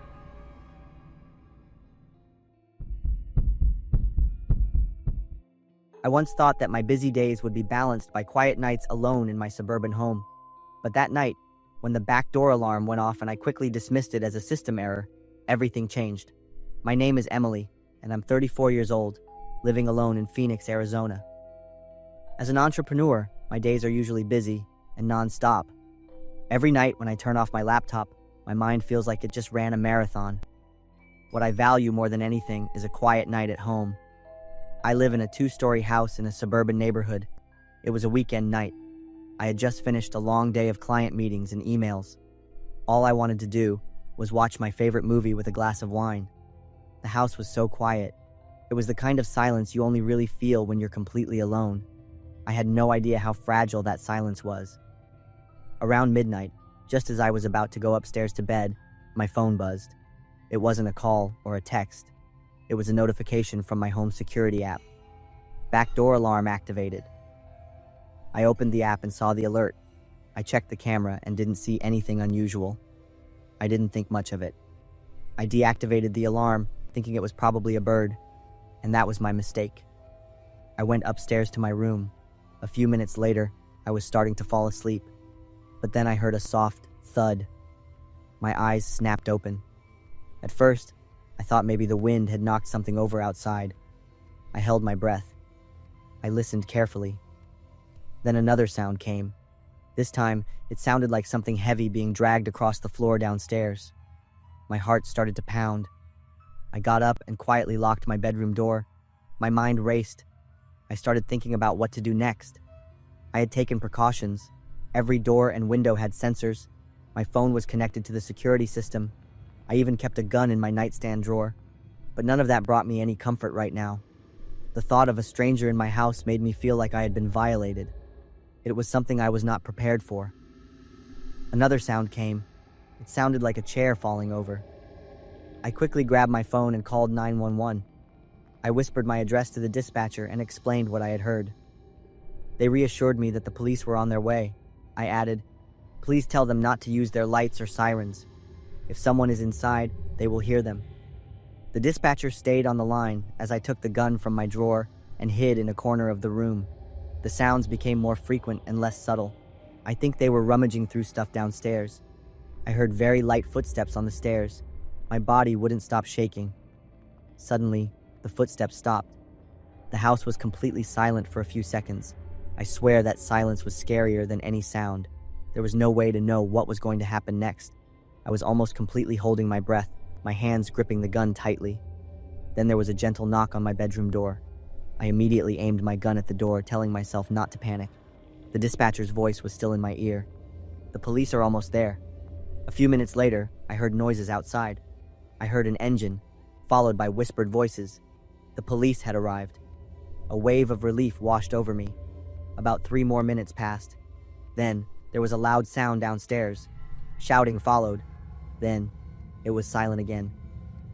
Finally, a voice announced that it was safe, and I could come out. I cautiously opened the door, with my gun still in my hand, and stepped into the hallway. An officer was waiting for me. His face was serious. "We got them." There were 2 men. They were downstairs when we came in. My knees almost buckled as I followed him down to the living room. The 2 handcuffed men were sitting on the floor. Another officer explained that they had entered the house through the back door. They had managed to unlock it somehow. They said they thought no one was home because there was no car in the driveway. I suddenly remembered that I had lent my car to my brother a few days earlier. The police searched the house and found a crowbar and a few zip ties in the intruders' bags. An officer pulled me aside and said softly, "You did the right thing. You stayed in your room and called us. That's why you're safe tonight." At the time, I just nodded. I didn't fully understand the meaning of his words. It wasn't until I was calm and thought about the whole thing that I truly understood. I made a mistake by deactivating the back door alarm. I thought it was just a system error or caused by a bird. We need to take all security alerts seriously. Ignoring them can lead to dangerous consequences. In the following weeks, I installed a reinforced security system along with motion-activated cameras. But even with those precautions, I sometimes lie awake at night, trying to listen to the silence. The feeling of being threatened that night still hasn't left me. Before, being alone at night, was a precious time to rest after a long day. Now, it just reminds me that peace can be very fragile and that a sense of security is never guaranteed. I still can't forget the way that man looked at me when his coworker was lying unconscious below the cliff. It wasn't the look of a grieving friend. It was the look of someone trying to hide something. Today, when the police called to say that the man below the cliff had finally woken up after 6 months in a coma, I knew the truth would be revealed. It all happened 5 years ago. It started on a September morning in Groveland, California. My name is Anna. At the time, I was a trail guide. That day, I was guiding a team-building trip for a company from San Francisco. There were 4 men and 3 women. The trip lasted for 2 days and 1 night. The group of visitors started the first day in a very excited mood. They brought expensive cameras with them. The morning went normally. We walked through the trails. I talked about the area's terrain and history. The group was quite friendly. The only thing I noticed was that 2 men, Brad and Mike, seemed to have some tension between them. Brad was tall, about 6'2", with short brown hair and cold blue eyes. Mike was smaller. He had black hair. He had a friendly personality. That night, when everyone had gone to their tents to rest, I was still up. I was looking over the next day's schedule and checking the equipment. That's when I heard an argument from Brad and Mike's tent. The voices sounded pretty intense, but I couldn't hear the content clearly. I only caught Mike's last sentence. "Oh, that's all? You want me to get out of your way?" His voice sounded sarcastic and angry. Then everything went silent. I thought they had resolved everything, so I didn't pay any attention to it. The next morning, they were both acting normally. At noon, we stopped to rest on a small clearing near a cliff. I was checking the map when Brad and Mike said they wanted to go take some pictures near the edge of the cliff. I reminded them to be careful. They nodded and took their cameras with them. I continued to chat with the rest of the group. I explained the area's geology. A few minutes later, a scream came from the direction of the cliff. I turned my head. Brad was running toward us. His face was pale. He was breathing heavily. He pointed toward the cliff and said Mike had fallen down. I immediately ran after Brad to the edge of the cliff and looked down. Mike was lying motionless on an inclined slope about 80 feet below us. It wasn't a vertical cliff, but the height and slope were enough to cause serious injury. Brad said he couldn't stop it. Mike just wanted to take pictures closer to the edge. Then, Mike slipped and fell. I told the rest of the group to stay in a safe place. Then, I ran along the edge of the cliff to find an easier way down. Brad insisted on coming with me to help. We found a steep trail that we could use to get down. We started to climb down carefully. On the way down, Brad kept asking if Mike was dead. When we got close to Mike, I saw that he was still breathing. Blood was flowing from his head. His leg was broken at a terrible angle. Brad knelt down next to Mike. He tried to call his name. Then, he started to mumble that Mike just slipped. He couldn't do anything, and it wasn't his fault. These words didn't sound like he was comforting an injured friend. They sounded like he was defending himself. I only later understood why he said those things. I grabbed my radio and contacted headquarters to request an emergency medical rescue. While waiting, I tried to give first aid to Mike. Brad sat next to me. He continued to repeat that he had tried to pull Mike back, but it was too late. This made me wonder. Before, he said Mike slipped on his own. Now he was saying he tried to pull him back. The rescue team arrived pretty quickly. The park rangers handled Mike's injuries professionally. They put him on a stretcher and took him up to the helicopter. Back at the camp, I paid more attention to Brad. While everyone else was shocked and worried about Mike, he was unusually calm. What was remarkable was that Brad didn't show any signs of grief or shock like the others. I started to have doubts about what really happened on that cliff. That night, I thought a lot about Brad's attitude, and especially about the argument he had with Mike the night before. I started to suspect that Mike didn't slip on his own. A few days later, the police contacted me. They wanted to interview me about the accident. He said Mike was still in a coma, and they needed to learn more about the circumstances of the incident. I told them everything in detail. The detective took careful notes. He asked if I had any suspicions about Brad. I hesitated for a moment. Then I said frankly that I didn't think Mike slipped on his own, and that Brad knew that. The detective nodded. He said they were investigating because there were some inconsistencies in Brad's testimony. A miracle finally happened. After 6 months, Mike woke up. Mike's mind was completely clear. When he was able to talk, Mike said that he didn't slip. Brad pushed him down after an argument. The police compared his testimony with the evidence and the inconsistencies in Brad's story. Immediately, Brad was arrested. The truth was also revealed. My suspicion for the past 6 months was not wrong.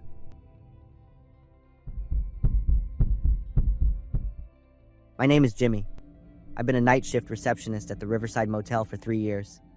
It's a small motel on the highway, located in the middle of a small town called Millbrook, Ohio. In Millbrook, everyone knows each other. Rumors spread faster than the wind. Our town is so small and peaceful that a stranger might think time moves slower here. Wooden houses line the quiet streets.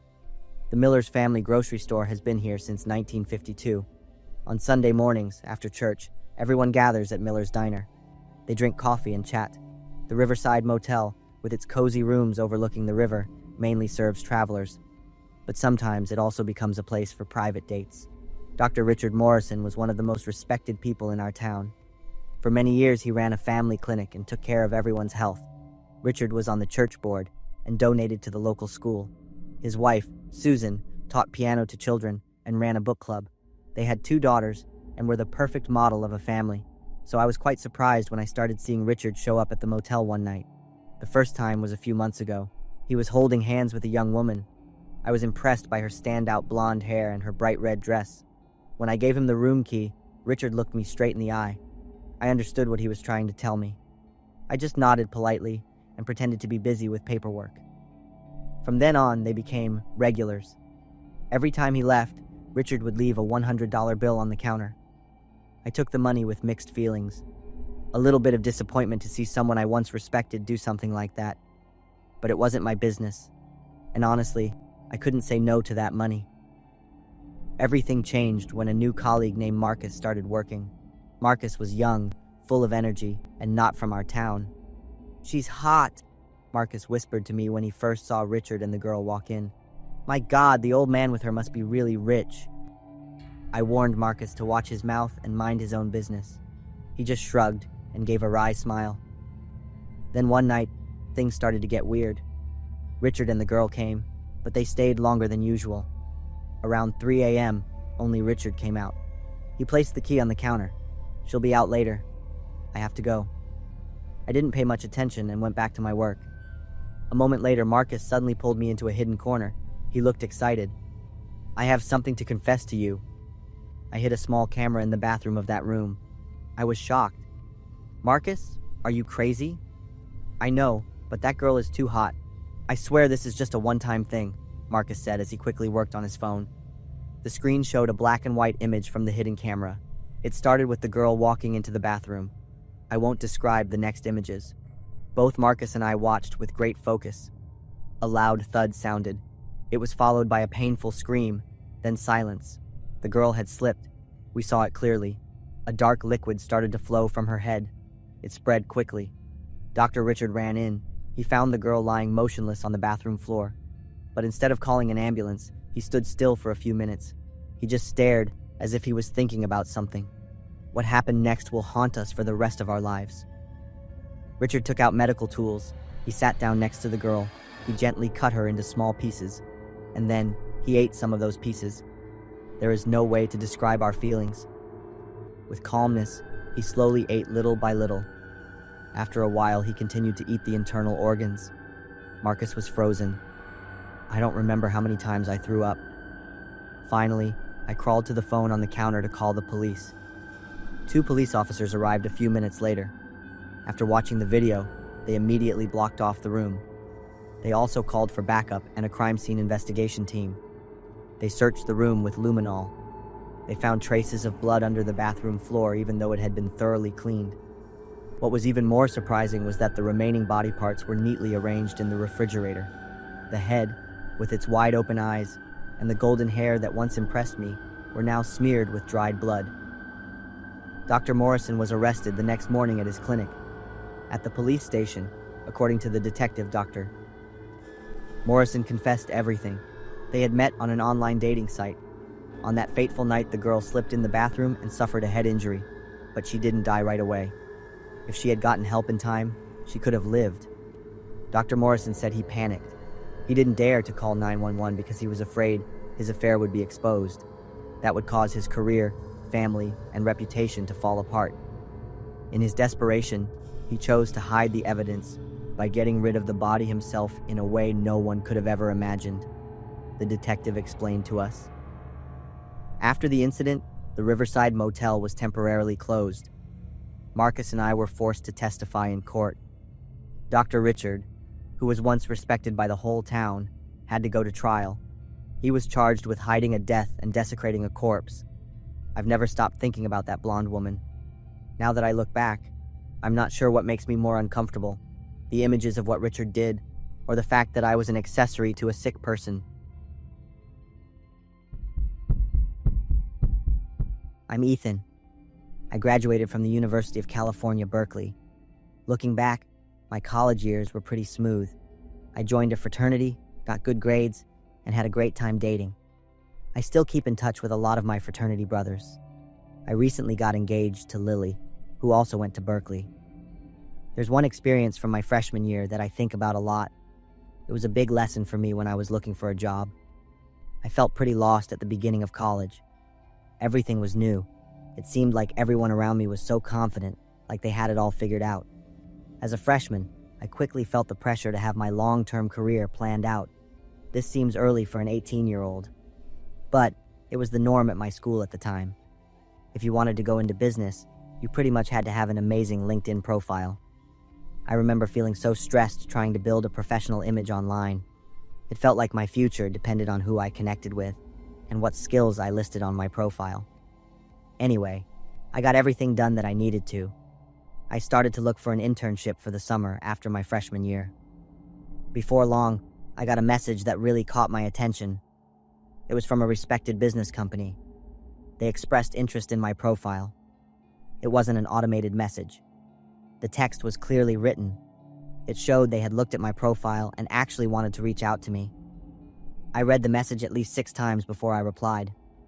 After a day and a few short emails, I was invited to a first-round interview.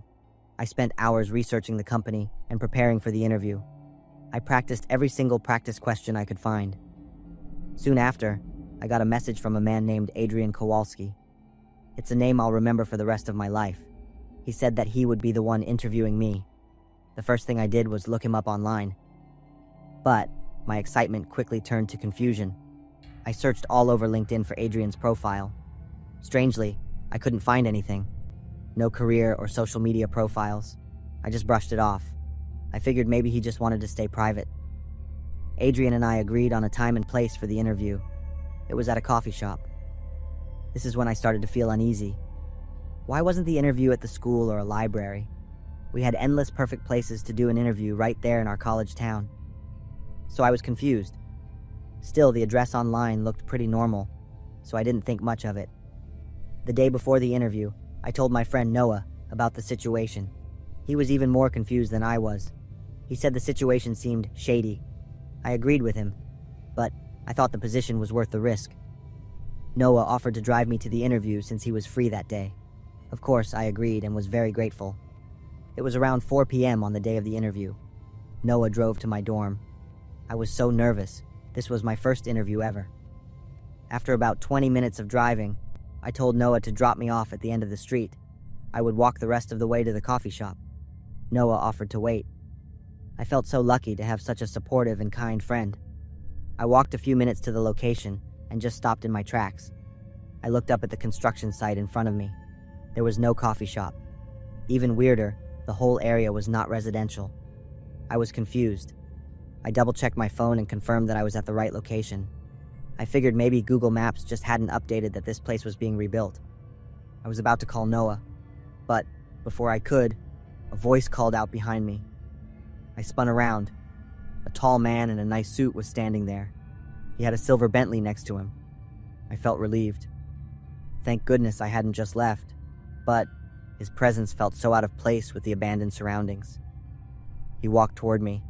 He looked confused, too. We shook hands. When I asked him about the construction site, he acted just as surprised as me. He frowned. He put a hand on his chin.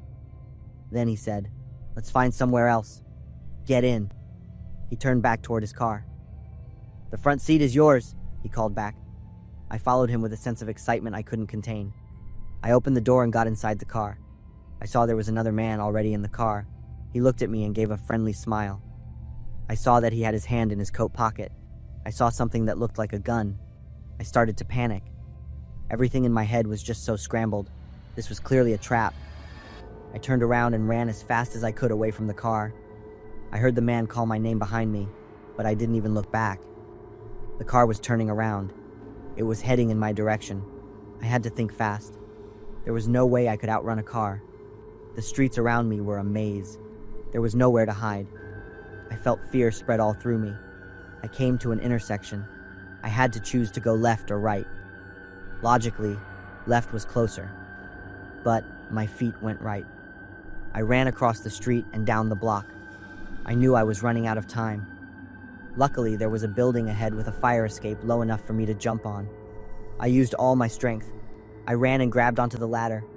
I had never done a pull-up in my life. I knew this was a matter of life or death. I started to climb, one rung at a time. I didn't stop. The Bentley whipped around the corner and came to a stop in front of the building. I couldn't see the driver, but I knew he was looking at me. There was nothing else I could do.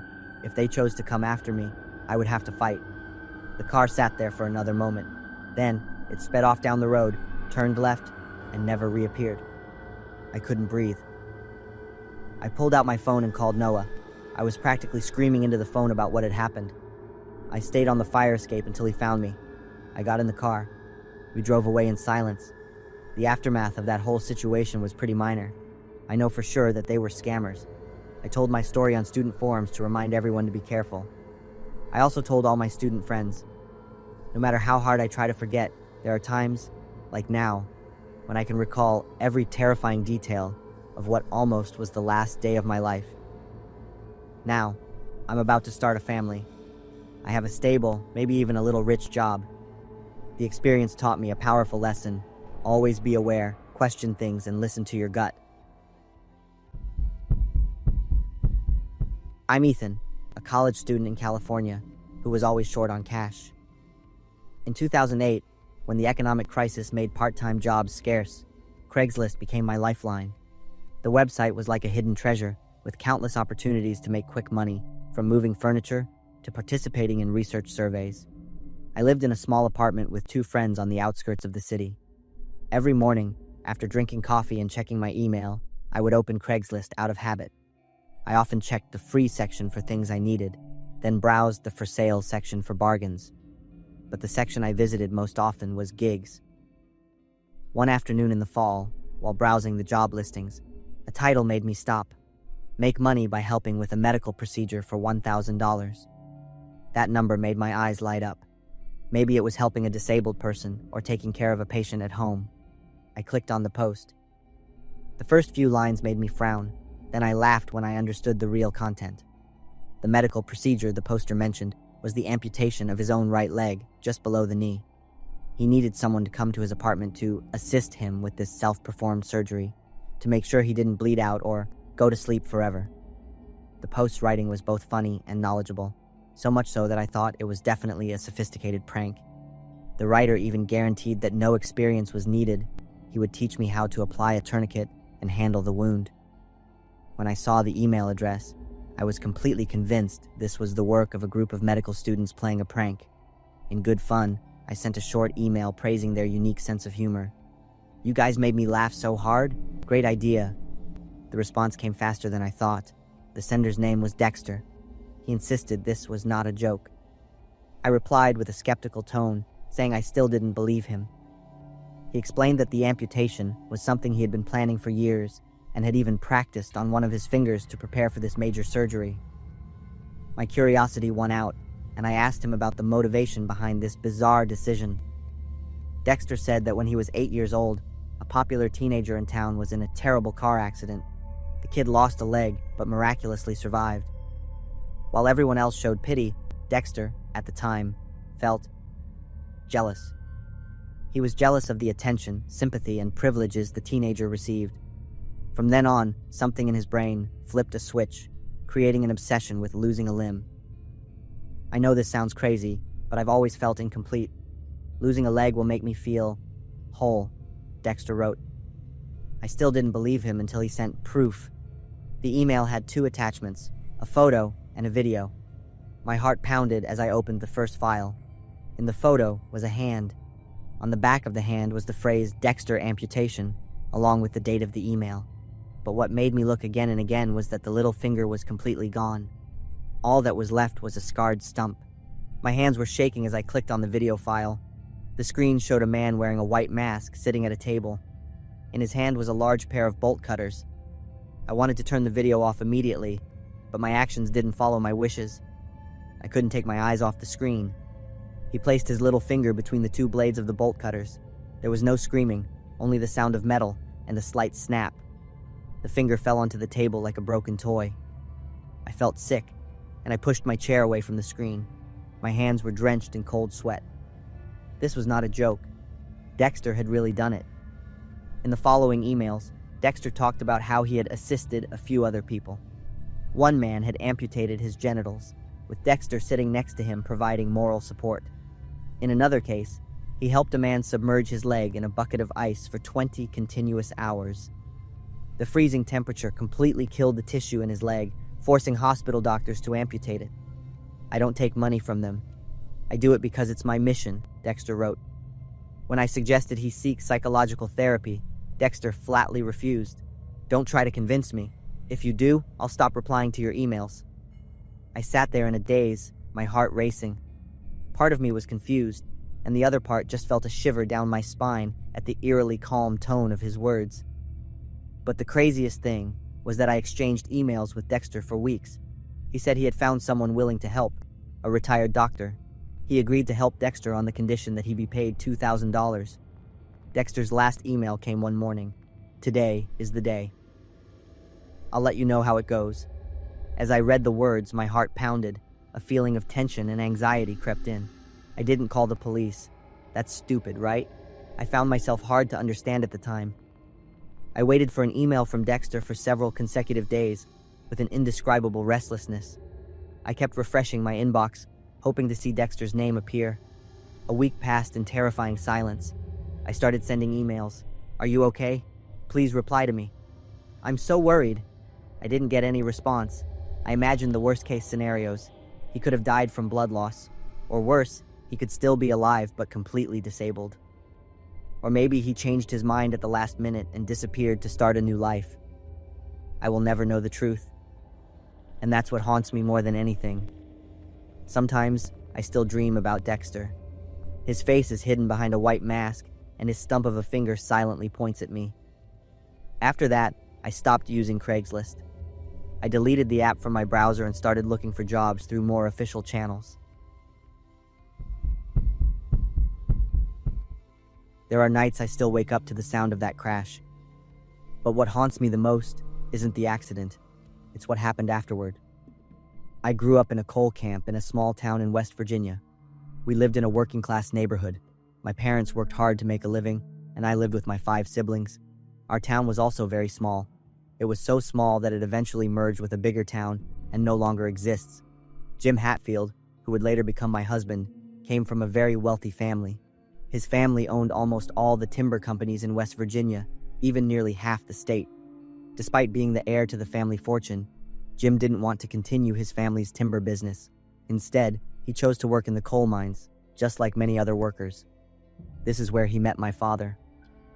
After a few weeks of working together, Jim asked my father if he could date me. Despite worrying about the wealth gap between our families, my father agreed. Over the next few months, Jim took me on several dates. Everything seemed to be going very well. One night, after getting drunk at a bar, Jim couldn't drive himself home. He was so drunk he couldn't stand up, slurring his words and asking me to drive him. That's when our story took a turn I never could have expected. As we were driving home, a man suddenly stepped out in front of the car. I didn't have time to brake, and in an instant, the car hit him. Despite being drunk, Jim seemed calm. Jim told me to switch to the passenger seat. Then he got up, dragged the man's body off the road, put it in the trunk, and continued to drive. He took me onto a dirt road where we arrived at a wooden house. I wondered how a person who was so drunk just moments ago could lift a heavy body and drive so carefully. I thought maybe the fear had made him sober up instantly. Jim told me I needed to go with him up the mountain and that he had a plan. When we got to the top of the mountain, there was a secluded cabin. Jim said it was his family's cabin and that he wanted me to stay there for a few weeks. He explained that he owned a 1955 Mercedes Gullwing and that he was one of only 5 people in the entire county who had one. Jim said that people would eventually notice the man was missing, and if there were any car parts on the road from the accident, all suspicion would fall on him. If the other owners had alibis, then I, as the driver when Jim was drunk, would be charged with murder. At that moment, I wasn't clear-headed enough to think or calculate anything. I agreed with everything Jim suggested and wrote a letter to my parents. The purpose was to make them think I was visiting a friend in Tennessee and would be back in a few weeks. During my time at the cabin, I had everything I needed. Jim brought me food and other supplies, but I wasn't comfortable at all. The first few days in the cabin, I could barely sleep. Every time I closed my eyes, I saw that man appearing in front of the car. The loud noise when the car hit him kept ringing in my head. The nights were the worst. Every sound made me jump. Sometimes I thought I heard the footsteps of that man, as if his soul was looking for me. Jim said everything would be okay, but I knew it would never be okay. I had caused a man's death. About 2 months passed. Jim said everything was fine, and that I could go home. My peaceful life from before had completely disappeared. Every time I left the house, I felt like hundreds of eyes were staring at me. I kept thinking everyone knew about that night. Maybe someone saw me and Jim driving away in the dark. I always kept my head down, avoiding eye contact with others. Every conversation made me nervous. When someone asked me where I had been for 2 months, my heart would pound. The sound of footsteps behind me always made me jump. I would turn my head to look back, trying to control my movements so no one would notice. At that moment, I thought, is the police following me? Did they suspect something? Then one day, Jim proposed to me. I wasn't completely comfortable with this marriage, but I also loved Jim and felt his sincerity. Jim also held that terrible secret, and I agreed. Life seemed to be stable and happy. I didn't have to worry about money anymore. I could even help my family. I found out I was pregnant shortly after. One day, I went to the local doctor for a checkup, and I happened to see the man who was the victim in the car accident. I couldn't believe my eyes. He was standing there, healthy, as if nothing had ever happened. I was so shocked that I couldn't stand up and told the receptionist to take me home. I was nauseous all day, waiting for Jim to come home to tell him what I had seen. To be honest, I had never asked Jim where he buried the man. This is where everything went crazy. Jim told me that it was all a test. Because he came from a wealthy family, he wanted to find a truly loyal woman, one who didn't love him for his money. I stood there, my mouth open, unable to believe what I had just heard. For months, I lived in a nightmare, tormenting myself, thinking I had taken a person's life. I had sleepless nights, staring into the darkness and seeing the man's face. I felt guilt eating away at my soul every day, every hour. I cried and screamed at Jim. The anger and pain mixed into an emotion I couldn't describe. I didn't know whether to feel relieved that I wasn't a murderer or angry that I had been so cruelly deceived. Despite feeling utterly betrayed, despite wanting to scream in anger and helplessness, I still stayed with him. Maybe it was because I was pregnant and what was called family kept me there. We had 3 children after that. I have to admit that to this day, we have a family that has everything. Jim truly loves me and our children, but those terrifying memories are something I can never forget. My name is Erica. I was born and raised in Texas with my parents in a quiet residential neighborhood on the outskirts of the city. We lived in a small house with a spacious backyard that my dog, Molly, loved. This happened when I was 18. One day, I was walking Molly. The familiar road passed 2 tall apartment buildings where I often saw my neighbors coming and going. That day, 3 men were smoking on the front porch. Their laughter echoed from a distance. 2 of them didn't notice me, but the other guy stared. He looked older than the other 2, probably in his late 30s, and was bald. His eyes made me a little scared. I quickly turned my face away, trying to walk faster. Suddenly, he called from behind, "Hey, little lady, your dog is so cute. Come here and let me pet it." While he was taunting me, the other 2 men burst out laughing. I immediately left and quickly ran home, not daring to look back. At first, I didn't tell my parents, thinking it was just a harmless joke, but I was completely wrong. The next day, I walked Molly again. Remembering the 3 men from yesterday, I brought pepper spray just in case. When I passed the same house, I silently prayed not to see that strange man, but he was already sitting on the rocking chair on the porch, his eyes staring at me. I quickly ran across the street as soon as I saw him. The sound of heavy footsteps behind me told me he was chasing me. In a panic, I tripped and fell. He was right behind me. I screamed for help, hoping someone would hear me. His dirty hand covered my mouth, followed by a laugh of amusement. Luckily, I remembered the pepper spray. I quickly took it out and sprayed it directly into his eyes. He yelled in pain and let go of me, cursing repeatedly. I quickly picked up Molly and ran home as fast as I could. As soon as I got home, I immediately told my parents what happened. My dad, a former Marine, was about to go handle the guy himself, but my mom advised me to go to the police station. There, I gave my statement to the officer and showed him the scratches on my knee, but he just took a few notes and told me they would patrol the area. A few months passed. I started working at a 7-Eleven to earn some extra money. One night after my shift, as I turned the corner near my house, I noticed an old truck driving very slowly behind me. At first, I didn't think anything of it, but when I got in front of my house, I looked back and saw 2 men in the truck staring at me. A familiar feeling of fear came over me. I knew for sure they were following me. I quickly went inside and told my parents. A few weeks later, my dad started watching the front of our house at night. He installed more motion sensor lights and security cameras. But those measures were not enough for what was about to happen. That terrifying night started around 2 a.m. Molly's fierce barking came from outside the window. I was in a deep sleep after a long, tiring shift. The barking became more and more urgent, as if it was signaling danger, but my exhaustion made me ignore Molly. I'm not sure how long after, Molly's voice woke me up again, but it took a few seconds for me to realize it was a weak whimper. I jumped up and ran to find Molly. I froze when I saw Molly lying motionless on the floor. A red liquid was spreading under her small body. Her eyes were wide open, looking at me with a look of painful despair. I started to cry and quickly picked Molly up. A dark shadow appeared from the corner of the room. The bald man walked out.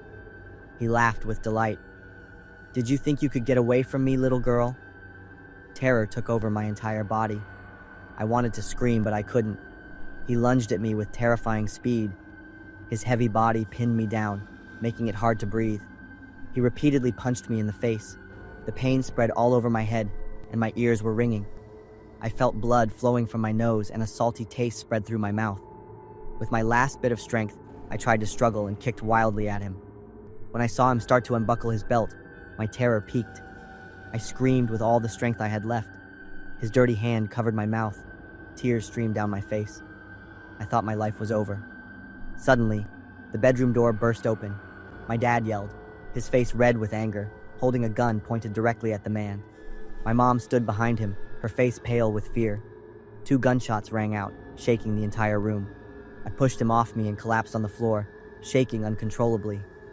My dad quickly rushed over and took the man down. My mom ran to me, hugged me tightly, and called the police. I looked at Molly.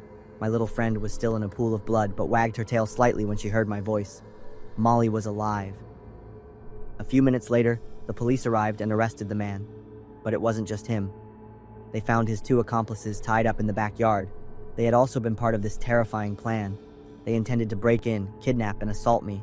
Luckily, they were all caught and later sentenced. Molly was taken to the vet in time and made a full recovery.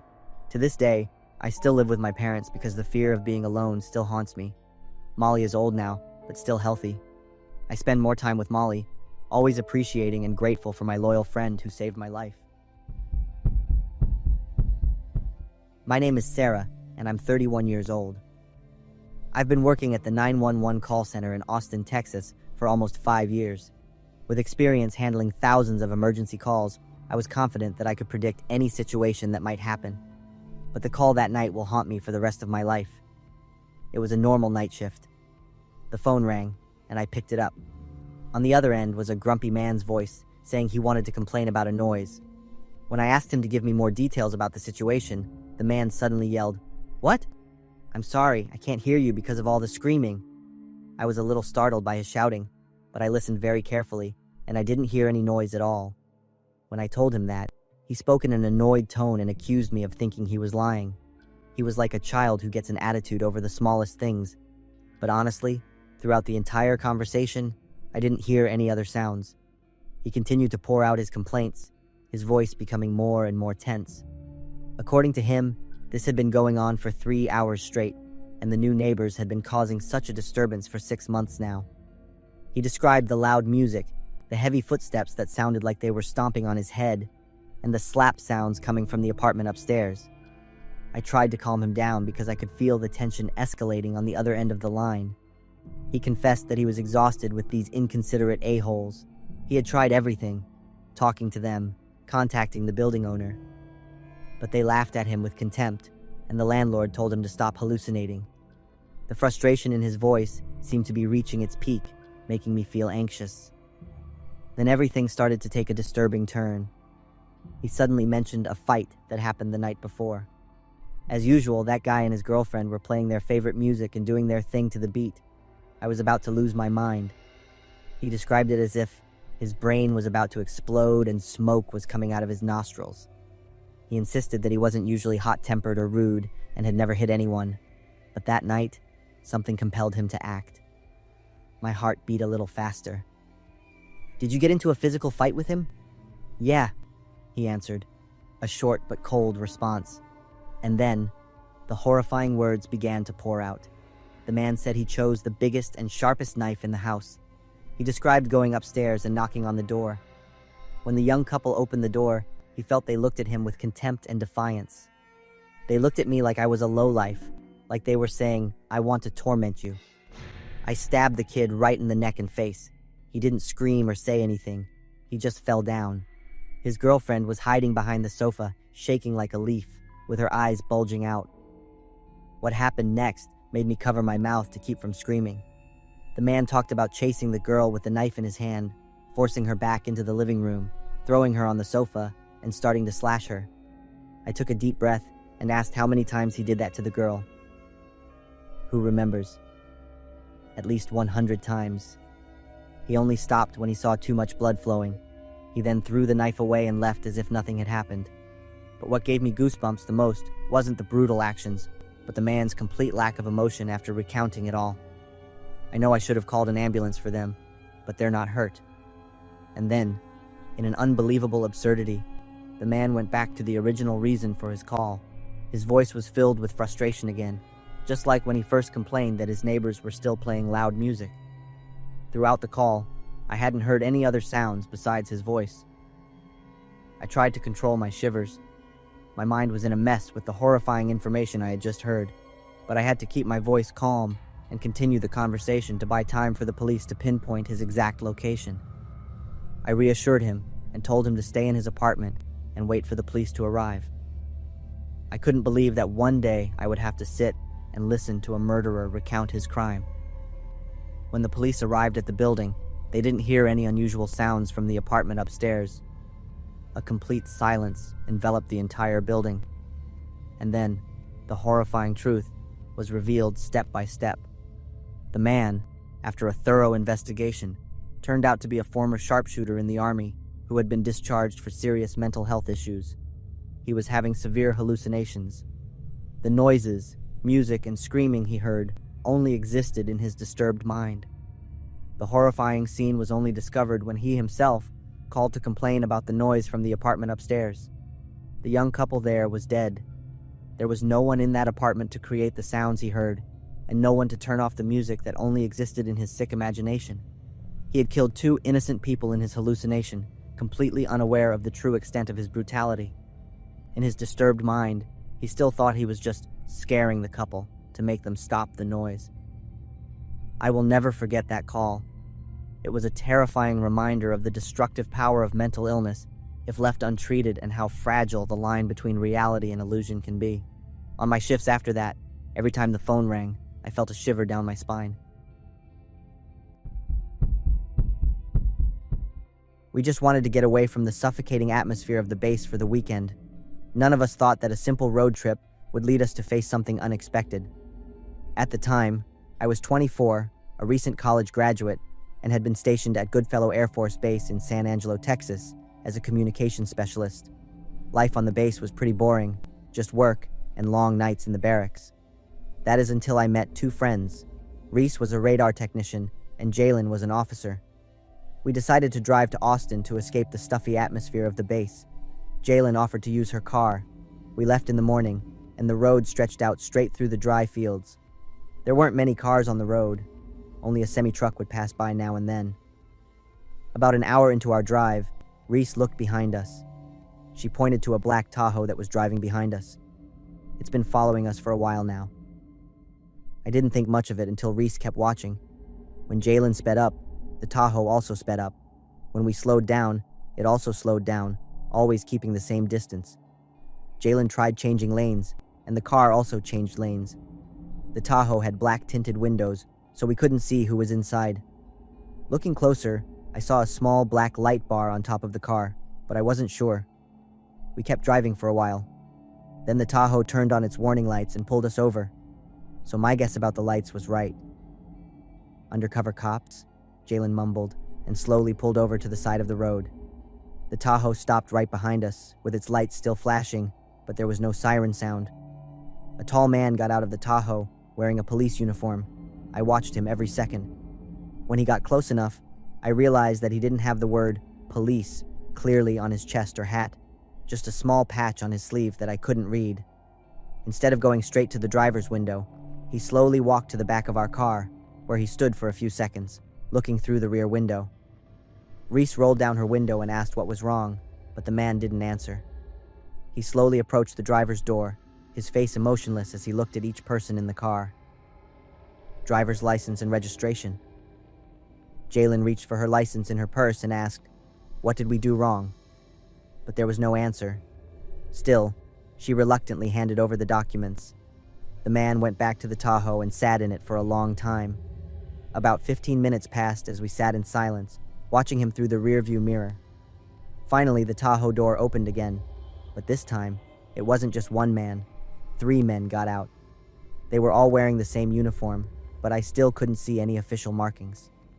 When they got closer, I could clearly see their harsh faces and cold eyes. The one in the lead had a small scar running from the corner of his eye down his cheek. "Is your father a service member?" The question was completely unexpected. He pointed to the U.S. military sticker on the back window of Jalen's car. "No, sir. I am a service member." "They are too," Jalen replied with confidence. At that moment, I saw a change on the man's face. His body seemed to freeze. His eyes quickly glanced at the 2 men standing behind him. A few seconds of tense silence passed. Then he turned back to Jalen. His face was suddenly more relaxed, but his voice was awkward. "Okay, all right. I'll let you off with a warning this time, but you should drive slower on this road." He gave her the documents back and wished us a good day. The 3 men went back to the Tahoe, got in, and sped away while telling us to drive slowly. We stayed in our car and didn't drive away yet. Reese argued that they were not real police officers, citing her reasons. No clear badge, and why would he ask about Jalen's father when it had nothing to do with a traffic violation? Jalen also wondered why there were 3 men when police usually only go in groups of 1 or 2. We decided to turn back to the base instead of continuing to Austin. The whole way back, Reese kept saying that those men were definitely up to no good. A week later, we were watching the local news. On the screen, a reporter was standing next to a ditch by the highway, only about 20 miles from where we were stopped. 2 bodies had been found there, a middle-aged couple. The reporter announced that the victims had been robbed and murdered. The car found near the scene was a black Tahoe, which had been reported stolen 3 months earlier in Arkansas. We were stunned after hearing the news. We immediately called the police to provide information about our encounter a week earlier. They took our statements and said they would investigate, but I knew it was too late. Those men had disappeared without a trace. To this day, I still wonder what would have happened if we didn't have that military sticker on the car. I'm certain that it saved our lives that day. 9 years ago, on a fall afternoon, I met Jack Sparrow at a Dollar Tree store. But that captain was not a famous hero. He was a living, breathing nightmare. I was 13 at the time, living in a small town in San Bernardino County, California. I remember it was close to Halloween. My family's atmosphere was as spooky as the holiday decorations. My parents were in the process of getting a divorce, and tense arguments happened every day. They didn't care if I was there to witness it. I became a quiet kid, retreating into my own world. I didn't have any friends because I was so introverted. So I spent most of my free time drawing. I would draw everything I could imagine in all my dreams. I saved every penny to buy drawing supplies. The Dollar Tree made me feel more comfortable than I did at home. It was 3 blocks away. I usually biked there 2 or 3 times a week, and each time I felt excited thinking about the new art supplies I would find. That day was after school. I was excited to go to Dollar Tree because I knew the store would be empty at that time. After I parked my bike, I walked into the store and went straight to the craft section, which was having a sale. I was holding a set of color pencils and a few bottles of paint. I was planning my next drawing when I suddenly heard a hiccup behind me. I turned around and saw a man standing very close behind me. He was dressed up as Jack Sparrow. His long brown hair was tied in messy dreadlocks. A red scarf was wrapped around his head, a dirty white shirt, and a brown leather jacket. One of his eyes had an eye patch on it, and the other was bloodshot. The strong smell of alcohol coming from his clothes made me take a few steps back. "Sorry, I didn't see you there." At first, I thought he was just role-playing, but his continuous hiccups and the way he was swaying made me realize he was drunk. He stared at me. "What do you think of this outfit?" he asked in a slurred voice. "It looks like Jack Sparrow," I replied shortly. I just wanted to end this conversation quickly. His mouth dropped open in astonishment, as if I had said something unbelievable. He continued to look at me with a crazy look in his eyes. "No, it's not. I'm the real Jack Sparrow. I'm the captain." I didn't know how to react. A small laugh escaped my mouth. I felt both amused and a little confused by his attitude. "Answer your captain," he yelled, his voice threatening.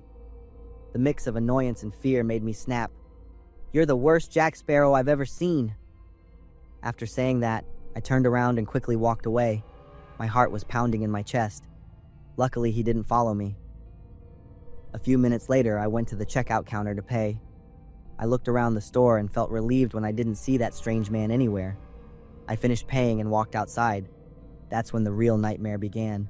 I remember exactly where I had parked my bike, next to the trash can. But now, my bike was no longer there. I looked around in confusion, and then a laugh suddenly rang out, followed by the sound of a bicycle bell. I was sure it was my bike. I was determined not to go home without it. With shaky steps, I walked into the parking lot. There were a few cars scattered around. At the end of the parking lot, a figure was sitting on a bicycle. It was that scary Jack Sparrow again. It wasn't hard for me to recognize that outfit. I tried to stay calm. "That's my bike. Give it back to me." When he heard my voice, he slowly turned his head and suddenly yelled, "You need to find yourself a girl." After he said that, he started pedaling, riding straight toward me. I screamed and turned around, running for my life. Behind me, his crazy laughter rang out like a demon's voice. All I felt was panic. "I'm gonna get you! I'm gonna get you!" He kept yelling behind me. I ran out of the parking lot and onto the highway. I ran in the opposite direction of the Dollar Tree, hoping to find someone who could help. His laughter got louder and louder. He was getting closer and closer, clearly enjoying this game of intimidation. I was getting tired, and my running speed slowed down. I was about to collapse in the middle of the road when I saw a large truck approaching me from a distance. I started waving my hands frantically. "Stop! Please stop!" I yelled toward the truck. The driver noticed me and honked his horn. I turned back and saw the man had stopped pedaling. He looked at me, then at the truck. When he realized the truck was going to stop, he looked angry. He slowly got off the bike and kicked it really hard. The bike fell to the ground and the bell shattered. Then he turned and ran to the other side of the road and disappeared. When the truck driver let me and my broken bike in, I was completely exhausted. My shirt was soaked with sweat, and I was out of breath as if I had just run a marathon. I mumbled a thank you and gave him my home address. The driver was an older man.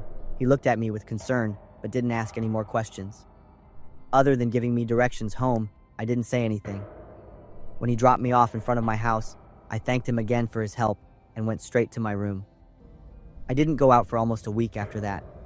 Every time I heard a bicycle bell on the street, my heart would pound, and I would get goosebumps all over my body.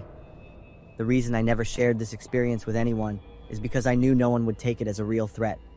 People would think that crazy guy was just joking, Or worse, they wouldn't believe me. A 13-year-old kid talking about being chased by a guy dressed as Jack Sparrow sounds ridiculous. But I know what I went through was real, and not a single night goes by that I don't have nightmares about that crazy captain. He's riding a bicycle, chasing me in the dark, with his crazy laughter echoing endlessly.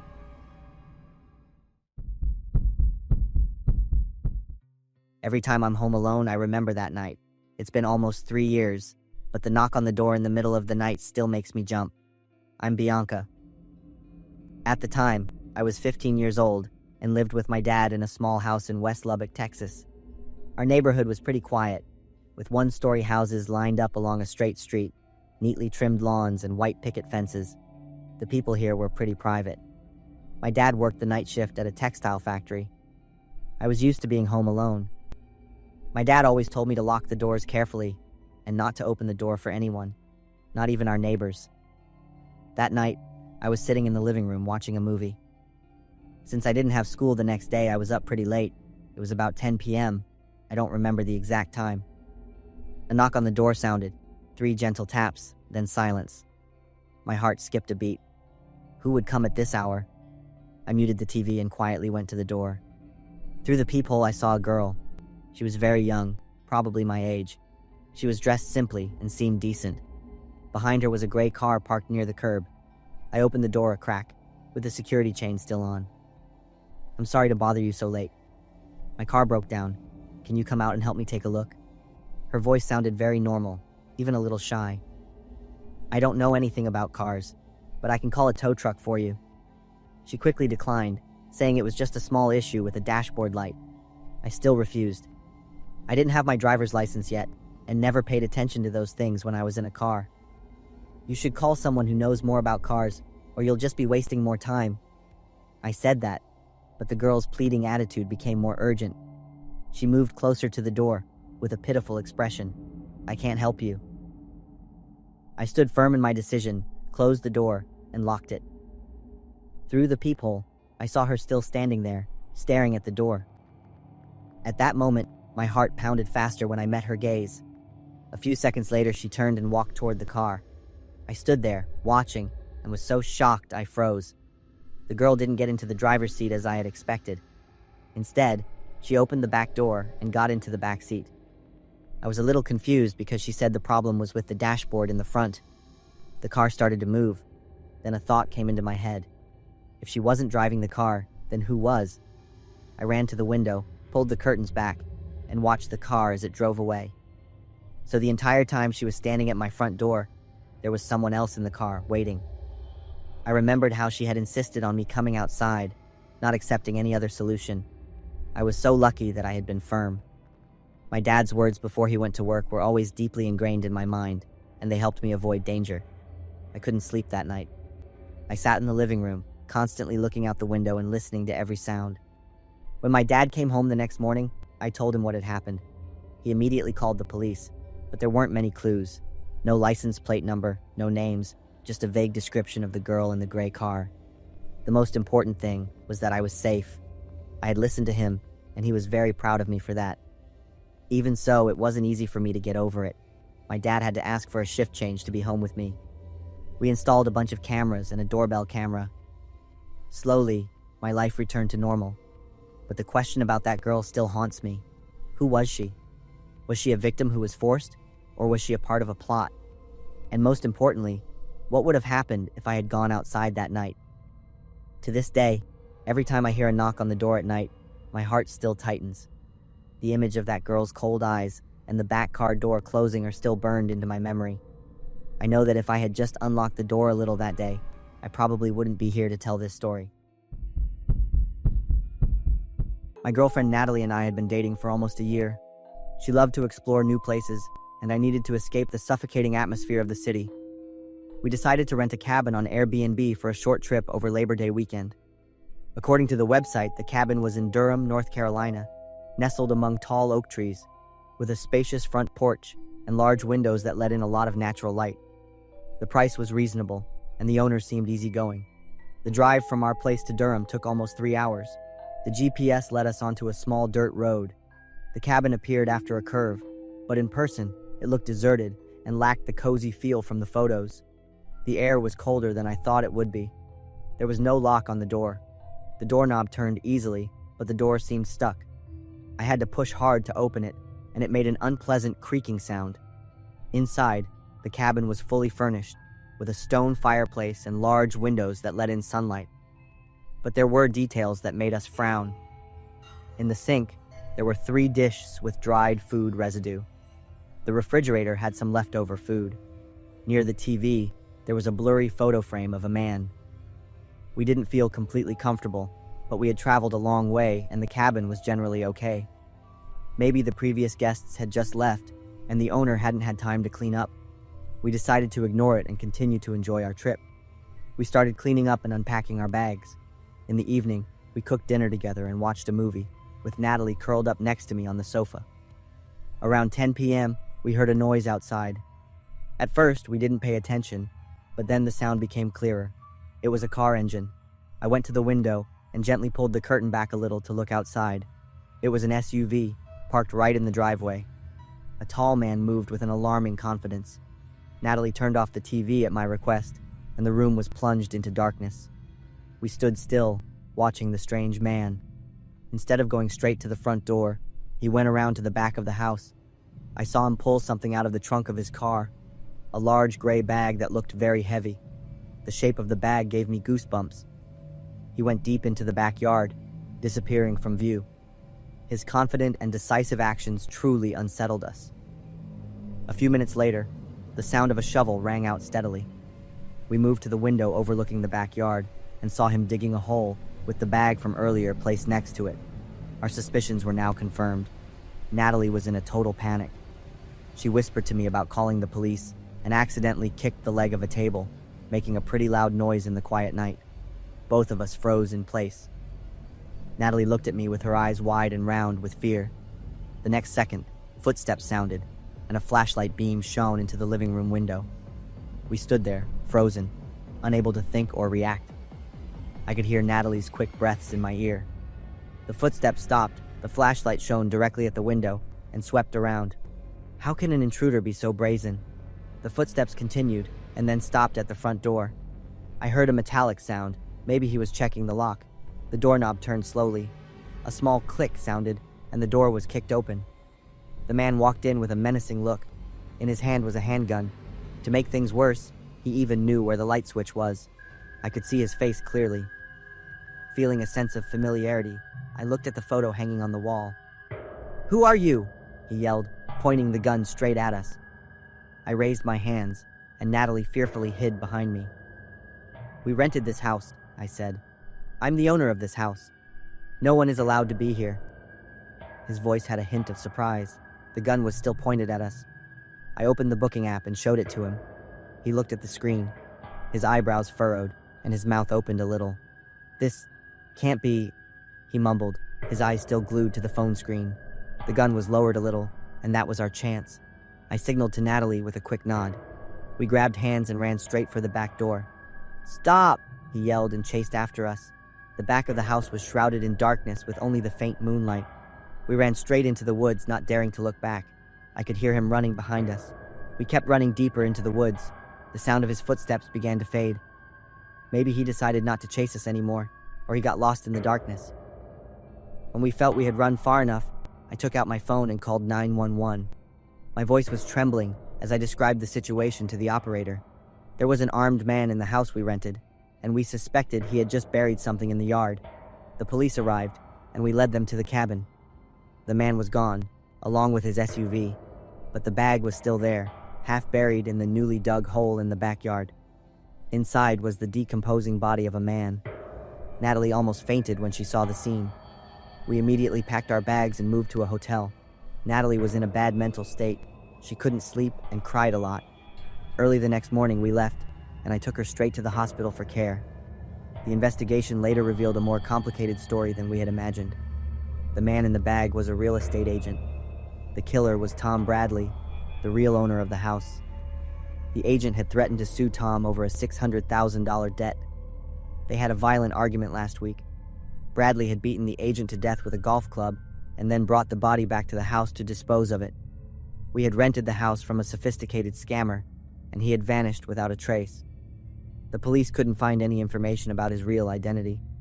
Bradley was arrested at a friend's house 3 days later while trying to wash the bloodstains off his SUV. He was charged with first-degree murder and faced life in prison without parole. Since then, we have never rented a place through online booking sites again. I'm Mia, 22, and a recent college graduate. I work at a coffee shop downtown, which is also where I met and started dating Matthew. Our first date was at a cozy Italian restaurant. After dinner, neither of us wanted the night to end, so Matthew suggested we go to a club a few blocks away. I was excited because I love to dance. The club was crowded, and we had a great time dancing for hours. While we were at the club, we met a man named Luke. He was confident and had a very charming demeanor. Luke introduced himself as Hot Tub Luke, a nickname I didn't think much of at the time, just found it a little odd. Luke invited us to a party at his house. A few other people around us also got invited and seemed excited. They all decided to share an Uber to Hot Tub Luke's place. I was thrilled, thinking it would be a great opportunity to make more friends and have new experiences. Matthew seemed a little hesitant, but I convinced him, and he went along with it. When we arrived, I was genuinely stunned by Luke's house. It was a large and modern 2-story home. Inside, everything was sleek and expensive. There was a huge living room, a full bar stocked with all kinds of liquor, and glass doors that led to the backyard with a hot tub. The party started quickly, the music was loud, and people started pouring drinks. I got swept up in the lively atmosphere. The hot tub was very popular, and people were readily taking off their outer clothes and jumping in.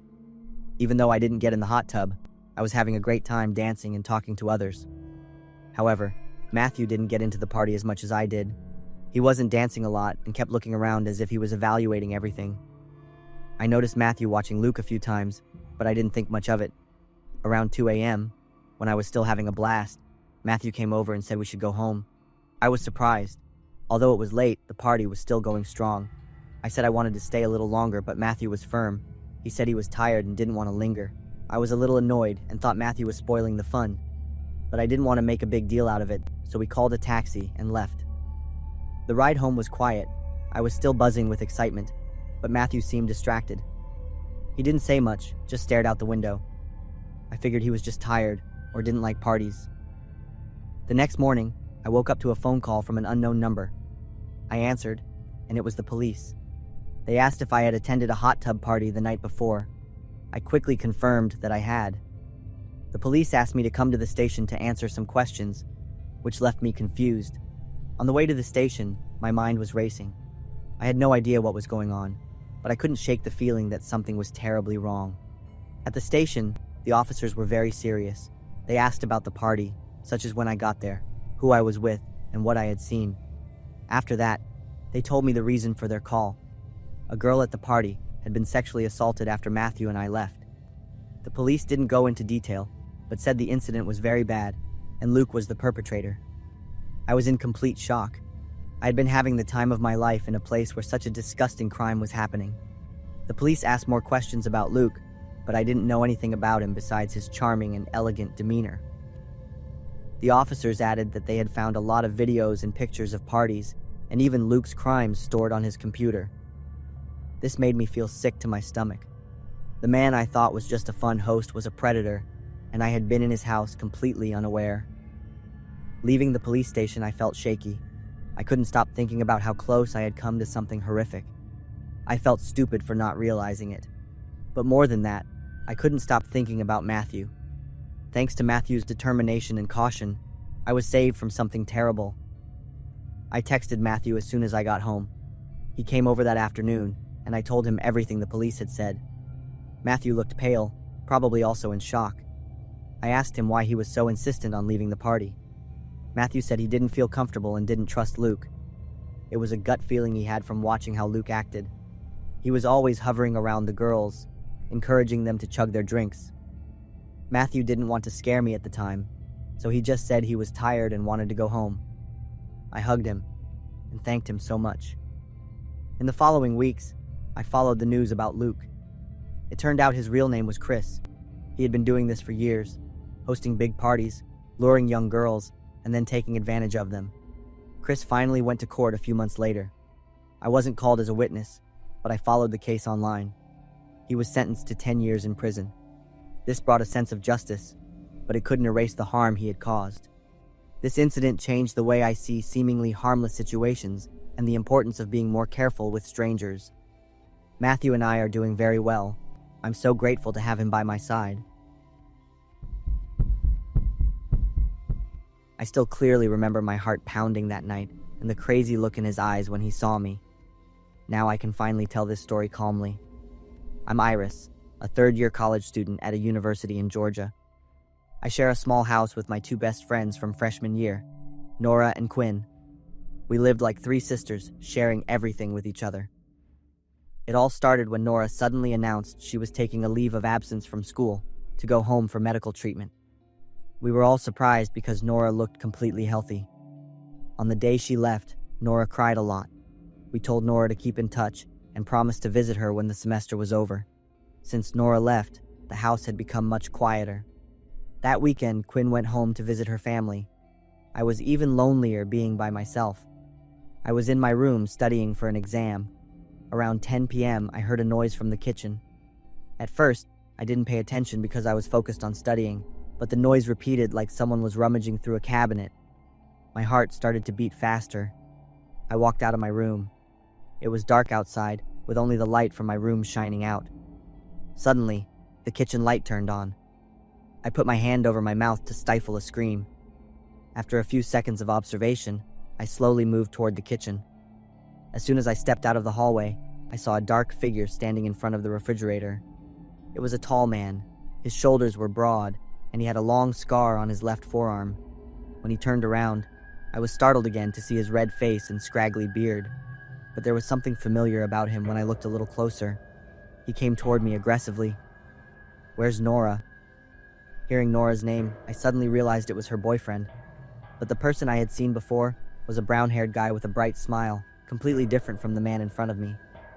I tried to stay calm and said Nora had taken a leave of absence and wasn't here. He frowned, looking surprised. He didn't believe me and demanded that I tell him the truth. I repeated everything again, and I told him to leave immediately. He sneered and started pacing in the kitchen. He talked about how Nora had said she needed time to think and then completely disappeared, forcing him to look everywhere for her. As he said that, he suddenly shoved a chair and yelled, "Where is Nora?" His eyes were wide, and spit flew from his mouth as he screamed. He ran into the living room looking around for her. Then he ran to the bathroom door and opened it. Seeing no one, he ran to my bedroom door yelling, "Nora! I know you're in there!" I just stood there, my hands and feet numb as stone, my mind blank, unable to think. The scene in front of me was too crazy, and I lost all ability to react. The crazy guy didn't stop. He started smashing things when he couldn't find Nora. The sounds of breaking things echoed through the house like a nightmare. I couldn't stand there anymore. While he was distracted, I ran back to my room. I locked the door and, with trembling hands, called 911. I whispered to the dispatcher that there was a violent intruder, that I was alone, and that I was very scared. Before I could finish my sentence, a very loud banging on the door rang out. "Open the door! Nora's in there, isn't she?" I was startled and dropped my phone. The next second, I quickly grabbed my phone and begged the police to come as fast as they could. In that moment, I burst into tears, feeling desperate because I was facing a crazy person all by myself. After a few seconds of banging on the door, the sounds got louder, and the door rattled violently. The crazy guy was using his shoulder to ram the door. He roared that he would find Nora no matter what. I huddled in the corner, covering my ears. After a few seconds, the door suddenly went silent. Then it turned to the next terrifying sound. He was repeatedly knocking on the lock. I panicked, realizing he was about to get in. My mind was blank, and I didn't know what to do except pray that the police would get there in time. The final clang rang out loudly, and the door flew open. He burst into the room, his red eyes scanning the place. "Where's Nora? Where are you hiding her?" He flipped the bed, pulled all the clothes out of the closet, and threw everything around the room. I huddled in the corner, not daring to move. "I'm asking you one more time, where's Nora?" he yelled in despair, continuing to smash things. My fear reached its peak. I was in a small room with a crazy person, and I felt like I was about to die from panic. I couldn't breathe and could only pray for it to end. Finally, police sirens blared loudly. He stopped smashing things. It took him a few seconds to process. Then he ran to the front door. The sounds of yelling and scuffling echoed in. A few minutes later, there was a soft knock on my door. "The intruder has been arrested. You can come out now," an officer announced. I shakily stepped out and saw the house was a war zone. He was taken away on charges of breaking and entering and making threats, and would be held for at least 48 hours. I couldn't sleep a single minute that night. The next day, I called Nora. When I told her what had happened, she was silent and then burst into tears. Nora apologized for putting me in danger. She never thought he would come all the way here. The truth was, Nora didn't actually take a leave of absence because of an illness. She left to get away from him. Nora told me about the terrifying months she had gone through. He had controlled her every move, manipulated her psychologically, and threatened violence every time Nora wanted to leave him. I thought leaving would end everything, but I never thought it would make him go crazy and act like that. I encouraged Nora a lot, telling her to come back to school because he had been arrested. He was sentenced to 1 year of probation and a 5-year restraining order against Nora. Nora agreed. Quinn also came back and was shocked to hear what had happened. We cleaned everything up together. In the following days, we replaced all the locks and installed a security camera system. 3 months later, sitting in the repaired house, I still jump every time I hear a strange noise. Nora is now back in school, stronger, and no longer having to face her dark past alone. We've grown closer after what happened, and realized that no matter how much darkness there is, as long as you have faith and support, you will always find the light to move forward. What would you do if you found out that the person who just saved your life was an accomplice to the person who tried to kill you? My story begins on a rainy night in Ohio, where I became an unintentional witness to a pre-planned robbery. I'm Aaron, 28 years old. That day I was driving to visit my parents. The familiar interstate became unfamiliar in the heavy rain. I decided to stop and rest for a bit. I remember it was after 10 p.m. I pulled into the parking lot of a Circle K convenience store near the highway exit. There was a truck and one other car in the lot. I ran inside the store. The cashier was a young man. He seemed surprised to see me. He kept staring at the door, his lips moving as if he was saying something. I nodded hello, and his smile was a bit forced. I thought it was strange, but I didn't pay much attention to it. I headed to the coffee machine. I filled a large cup with coffee and added cream and sugar. Suddenly, the cashier's voice blurted out, "Due to a technical issue, you have to leave now." I turned around, frowning. What kind of issue would he not announce when I walked in? I noticed his right hand was hidden under the counter. I was about to ask more questions when the door burst open. A tall man walked in.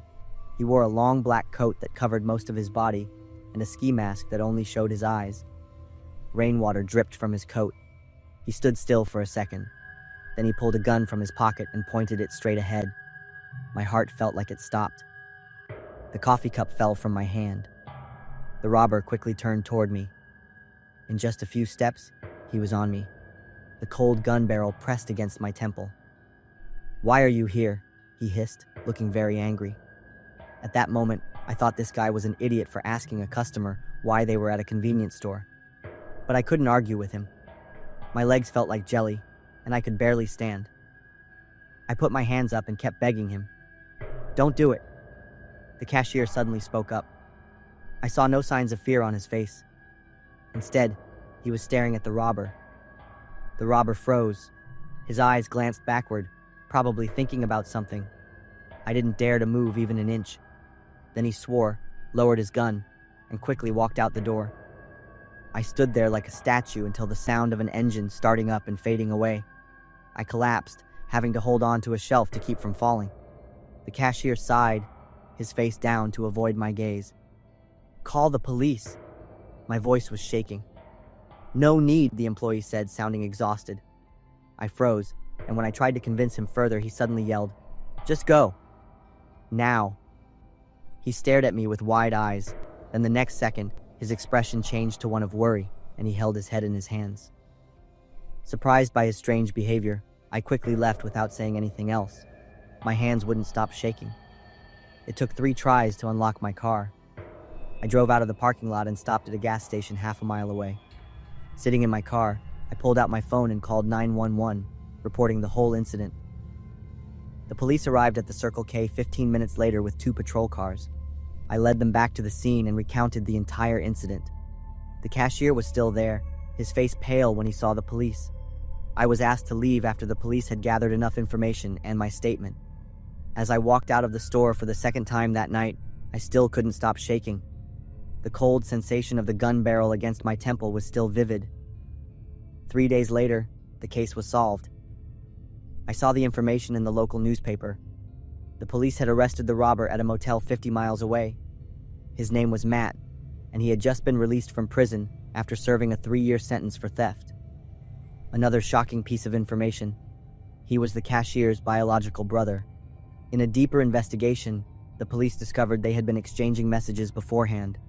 The cashier would work the night shift alone, turn off the security cameras under the pretense of regular maintenance, and Matt would come in, clear out the cash register, and disappear. The cashier would then report to the company that he had been robbed, and the insurance money would be split in half after Matt lay low for a few months. The article also mentioned a coincidental witness who made the plan go awry. That was me. Matt was sentenced to 5 years in prison for armed robbery and making a death threat. The cashier received 18 months for being an accomplice in insurance fraud. Matt could have shot me in those tense seconds. I'm still not sure why the cashier stopped his brother at that moment. Maybe things had gone further than he had imagined. But for whatever reason, his words, "Don't do it," kept me alive. Me.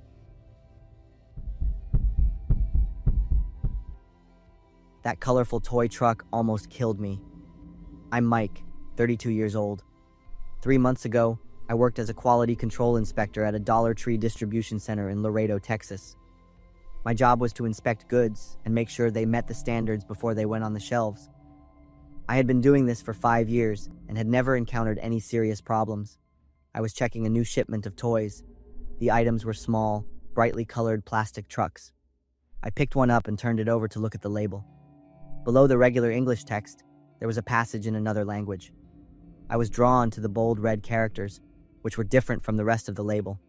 I looked around, making sure no one was watching, and secretly put the toy truck in my jacket pocket. When I got home, I quickly opened a translation app. The results shocked me. Warning: contains toxic substances dangerous to children. I read it 3 times. This toy was not supposed to be sold in Dollar Tree stores across the United States. I didn't know what was happening with this latest shipment. At work, I noticed Rick, my direct supervisor, talking to a man in a black suit in the parking lot. I saw the strange man hand Rick an envelope. The sense of unease inside me grew. That evening, I scraped off a little paint from the toy truck to send it for testing. I told them I suspected there was a problem with my child's toy. The results came back 3 days later.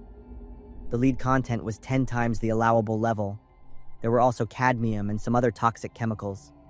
According to the report, long-term exposure could cause brain damage, affect a child's development, and even lead to cancer. That day, I decided to confront Rick. I put the toy truck on his desk, along with the test report. "You need to see this." Rick read the report with a cold expression, then stood up and walked closer to me. "Mike, you have a wife and a daughter, right? The little one is almost 8, isn't she?" The way he mentioned my daughter's name made me clench my fists to stay calm. That wasn't a normal question. I grabbed the toy truck and the report and took a step back. "I'm going to the police."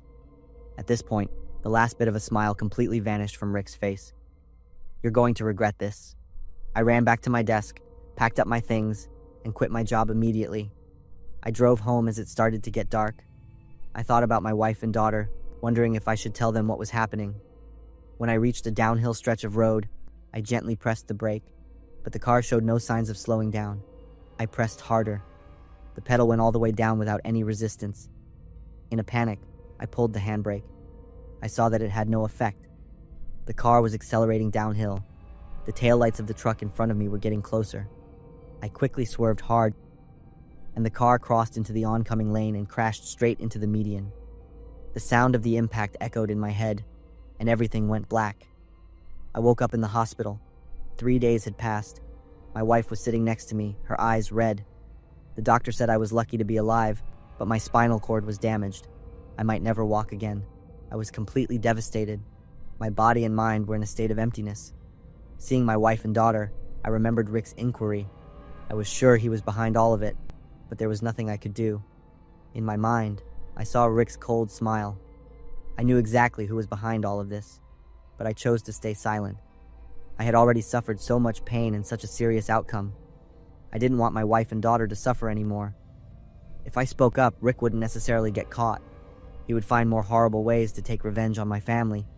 Thinking this, I just nodded and thanked the police officer, telling him I didn't know who did it. I had to stay silent to protect the people I loved. Not long after, I convinced my wife to move away. I told her I wanted to start a new life, away from the painful memories of the accident. My wife agreed, and we moved to a small town in the north, hundreds of miles from our old home. 6 months later, I happened to catch a news report on TV.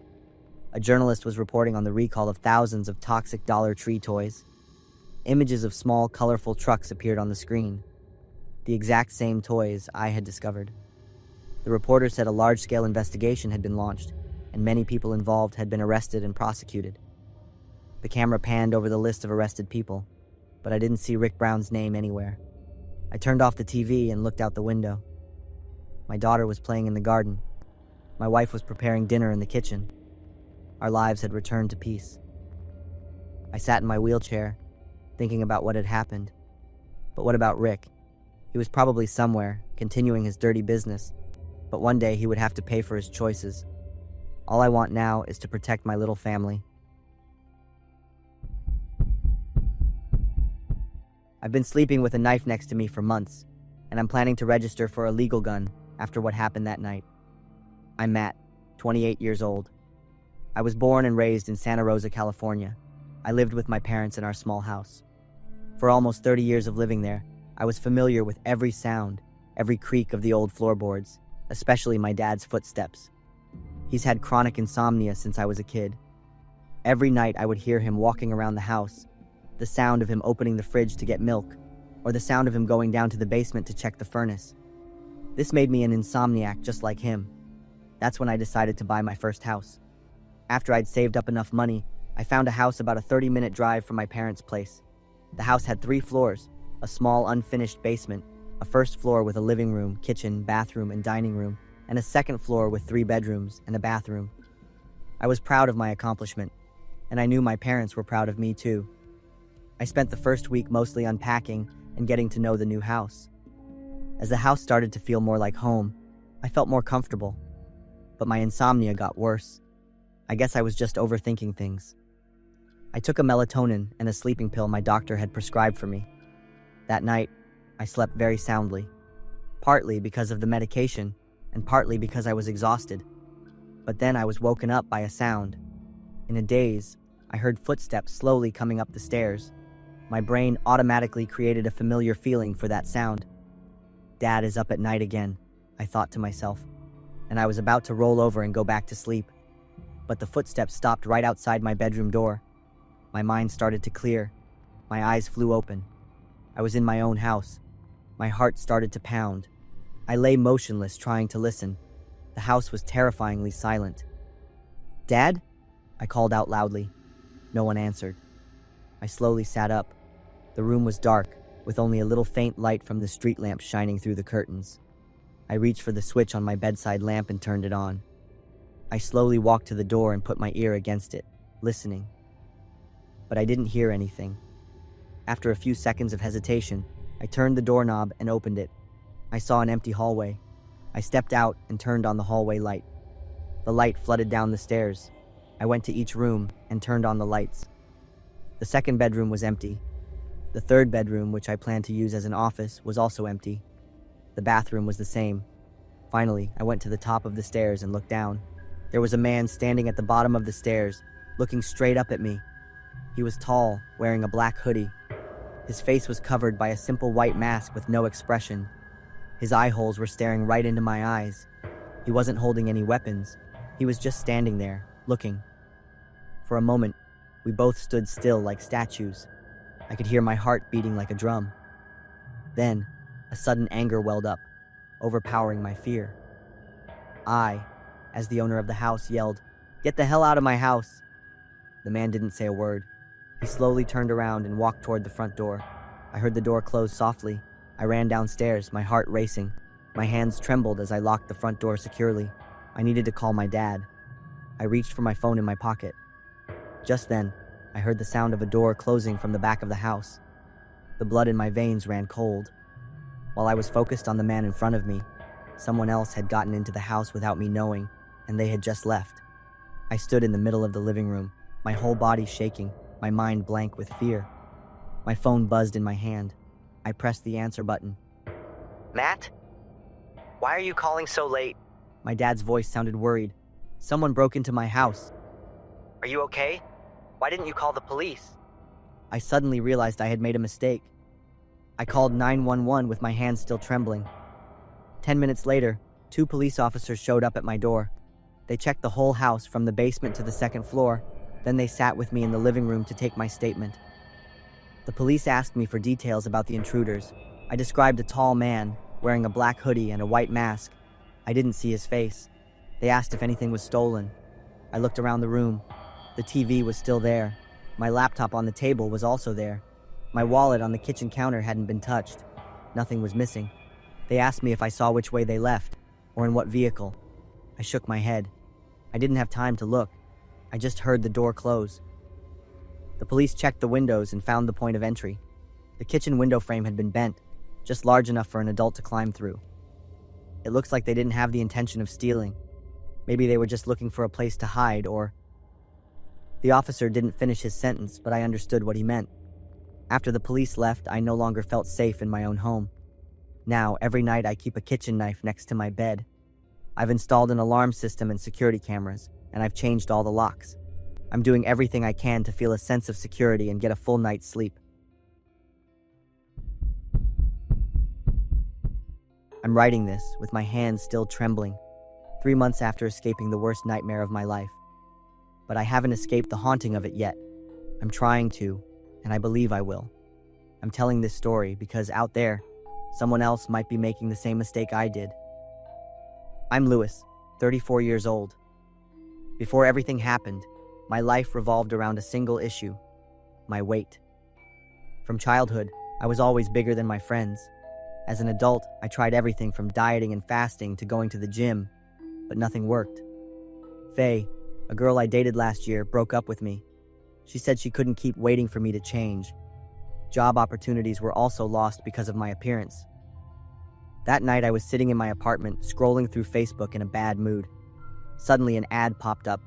It showed a pill called Slim Fast and promised, lose 20 pounds in just 2 weeks, no workout or dieting needed. This was obviously impossible, but I had lost all patience with my previous methods. I clicked on the link, read a bunch of testimonials from users, and looked at the before and after photos. The price wasn't too expensive. I ordered it right away.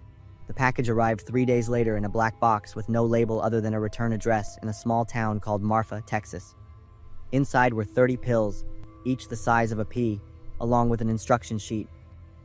Take 1 pill every night before bed. Do not stop taking them halfway through. The effects will appear after the first 3 days.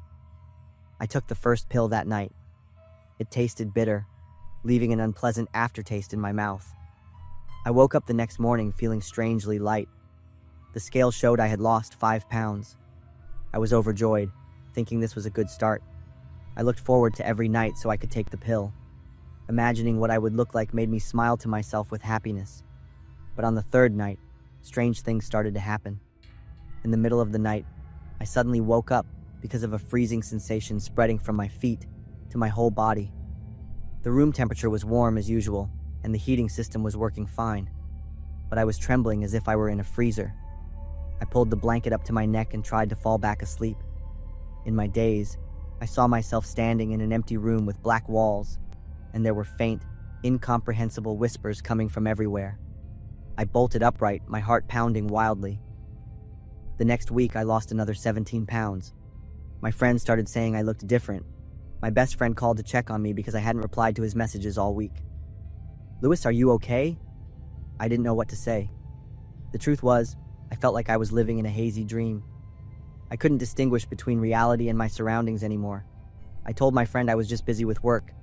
I don't remember what night it was. I woke up and saw a black figure standing at the foot of my bed. It stood still. I felt it was staring directly at me, even though I couldn't see its eyes. At first, I thought I was still dreaming. I closed my eyes tightly, counted to 5, and then opened them. The figure was gone. The next morning, I found scratches on my arm. I didn't remember how I got them. I Googled slim fast side effects and found a small forum where a few other users reported similar symptoms. They talked about nightmares, the feeling of being watched, and figures. One person named Jesse wrote, "I stopped taking them after 2 weeks, but I still see them. They won't leave me alone." I was scared, but also somewhat relieved to know I wasn't the only one. Plus, I had lost weight in 2 weeks, a result I had never achieved with any other method. I decided to continue, and that was the biggest mistake of my life. By the 3rd week, my health began to decline rapidly. I was constantly tired and had trouble breathing, even just walking from my bed to the kitchen. My skin was pale, and my eyes were deeply sunken. But the worst thing was the craving for the pills. Whenever I thought about stopping, my body reacted violently.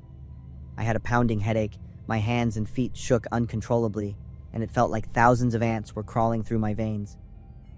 The figures now appeared not only at night. They followed me to the office, stood on the street corner while I waited for the bus, and even appeared in the mirror while I was in the bathroom. They started to whisper about death. One night, as I was lying in bed in a semi-conscious state, I heard a voice clearly. "Almost there, Louis. It's almost over." I sat up, turned on the light, but the room was empty. However, there were new scratch marks on the wall. The next morning, I decided to seek help.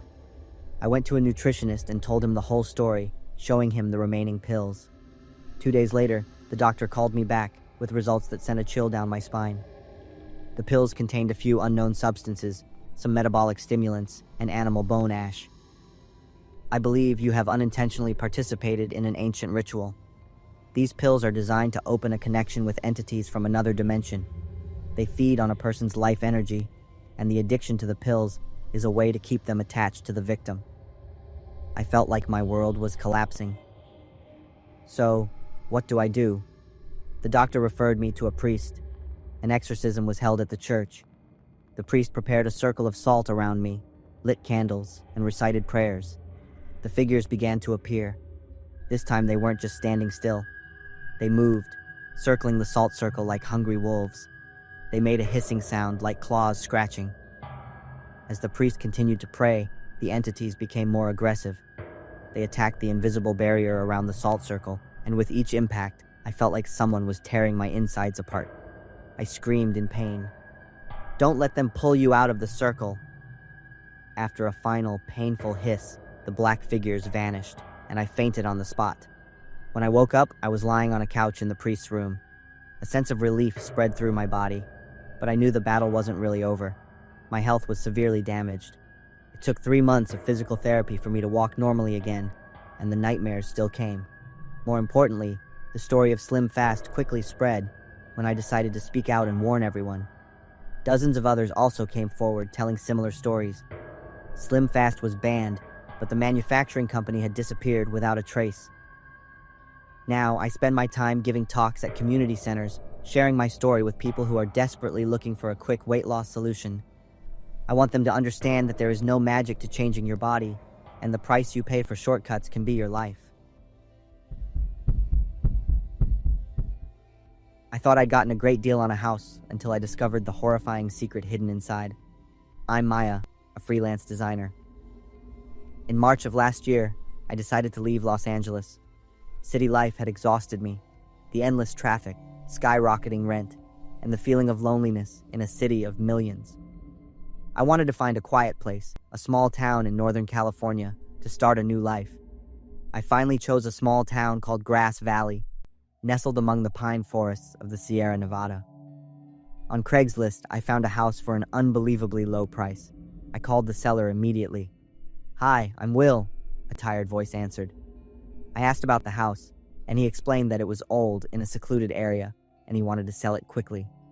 Will emphasized that he only accepted cash because he didn't trust banks or real estate agents. I scheduled a time to see the house before making a decision. A few days later, I drove 3 hours from Los Angeles to Grass Valley to see the house.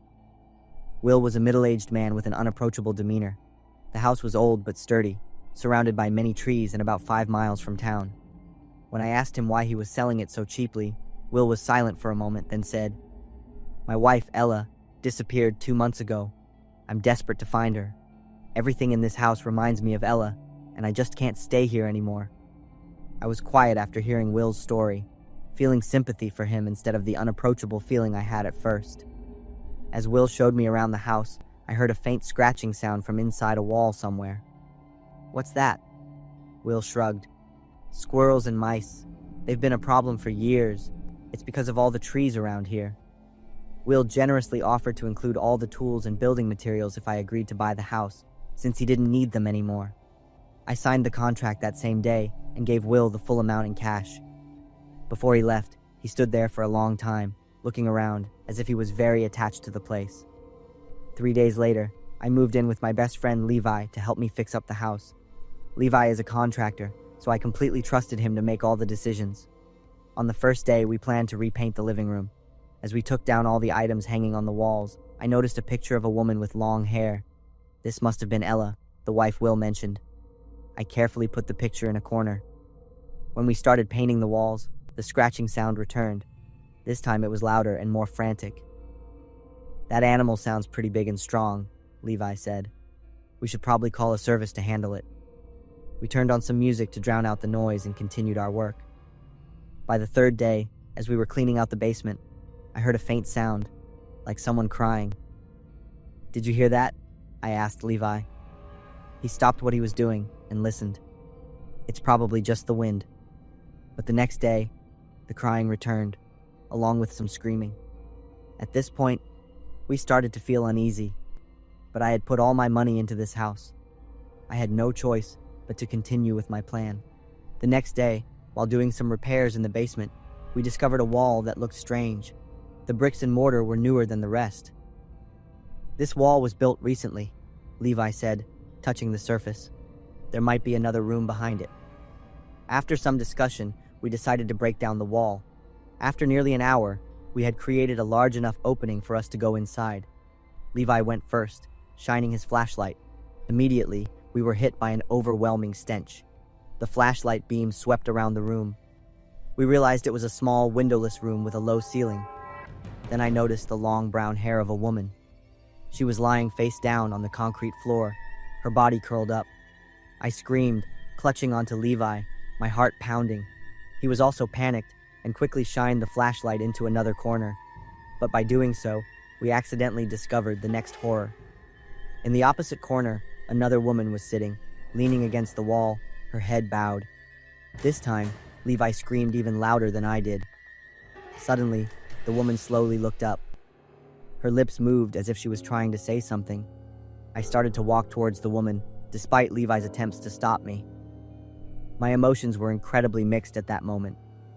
There was shock, disbelief, and a little anger. This was the house I had put all my money and effort into buying. I couldn't accept that it held such a horrifying secret. When I got closer, the woman looked at me with a look of great hope. On the wall near her, there were countless claw marks with dried blood on them. I realized this was the source of the scratching we had been hearing for the past few days. It was only then that I truly understood the horror of the situation. This woman had been locked in here for months, living in absolute darkness, with no food, only drops of water leaking from a pipe. She had been living next to a dead body. I pulled out my phone with a trembling hand and called 911. The police and an ambulance arrived within 10 minutes. They took the surviving woman to the hospital immediately and secured the scene. I sank into a chair and buried my face in my hands, crying. I knew I had been scammed, and all my plans and dreams were shattered. Levi sat down and comforted me for a long time. That day, the police arranged for us to stay somewhere else. 2 days later, the investigating officer called me. The woman who survived is Ella Thompson, the wife of Will Thompson, the man who sold me the house. The woman who died is Anna Kim, 24 years old. Ella had told us the whole truth. Anna Kim had come to the house to demand that Will leave his wife and marry her, threatening to tell Ella everything. Will killed Anna in a fit of rage, and when Ella threatened to call the police, he locked both of them in the room and sealed the wall.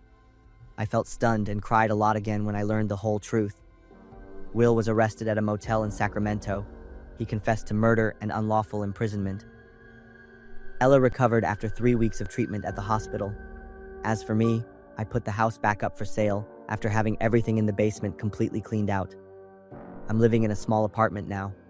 I learned an expensive lesson. Nothing is cheap and good in this world, and certainly nothing is free.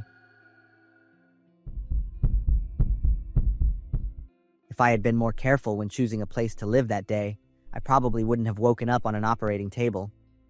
It started 3 months ago when I decided to leave Cleveland, Ohio. My job had fallen apart, and my rent was piling up. I needed a fresh start somewhere with a lower cost of living. Dayton seemed like a good fit. It was a quiet city, and still in the same state, so I could visit family. The first thing I needed to do was find a place to live. I scrolled through apartment and rental pages, and most of them were out of my reach. Then I saw a post looking for a roommate.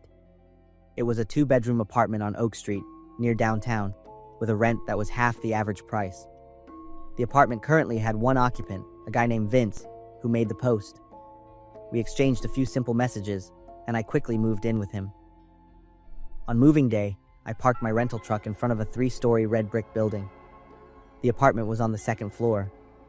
Vince opened the door after the first knock. He was tall and thin with long brown hair that almost covered his eyes. The first thing that struck me was Vince's unusually wide smile. His voice was a little high-pitched and slightly shaky.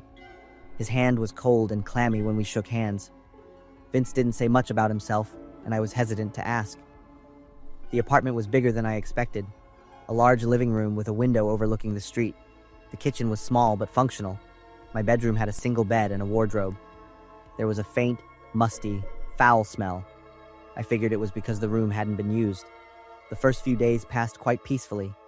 I worked the afternoon and evening shift at a restaurant near downtown, usually getting home around 11 p.m. Vince was usually in his room with the door closed.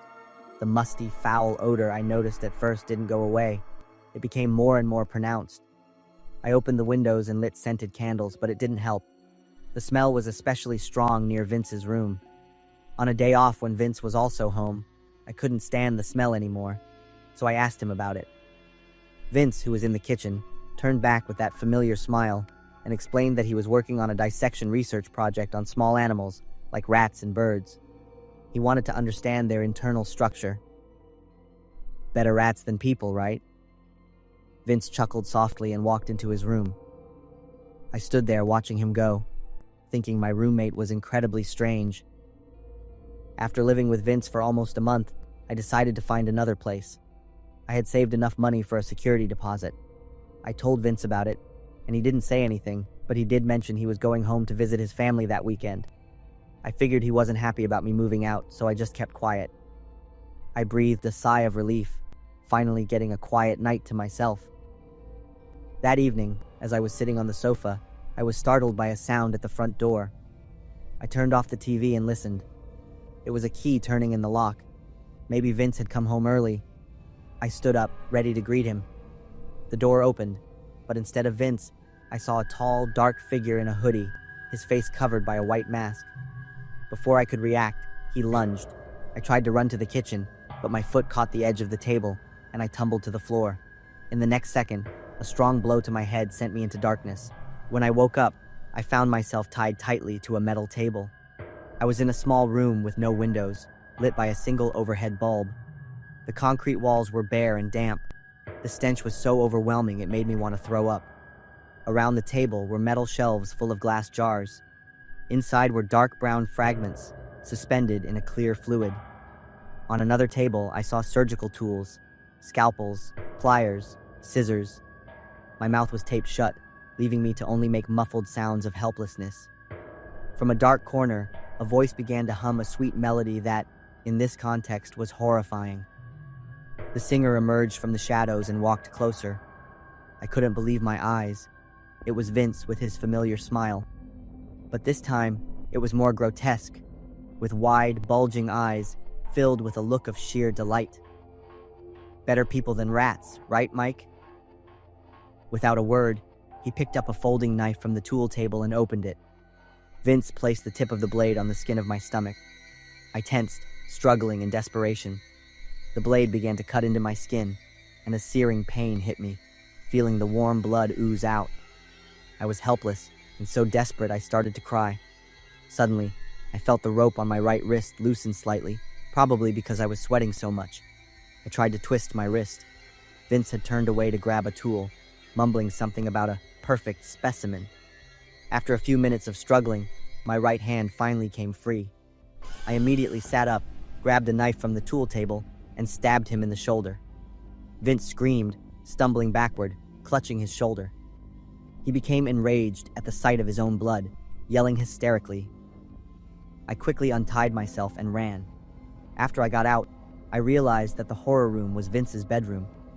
I pressed hard on the wound to stop the bleeding, staggering down the deserted street.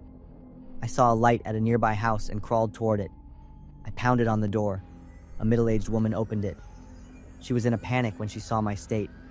"Please, call the police." I managed to give her my apartment address before collapsing.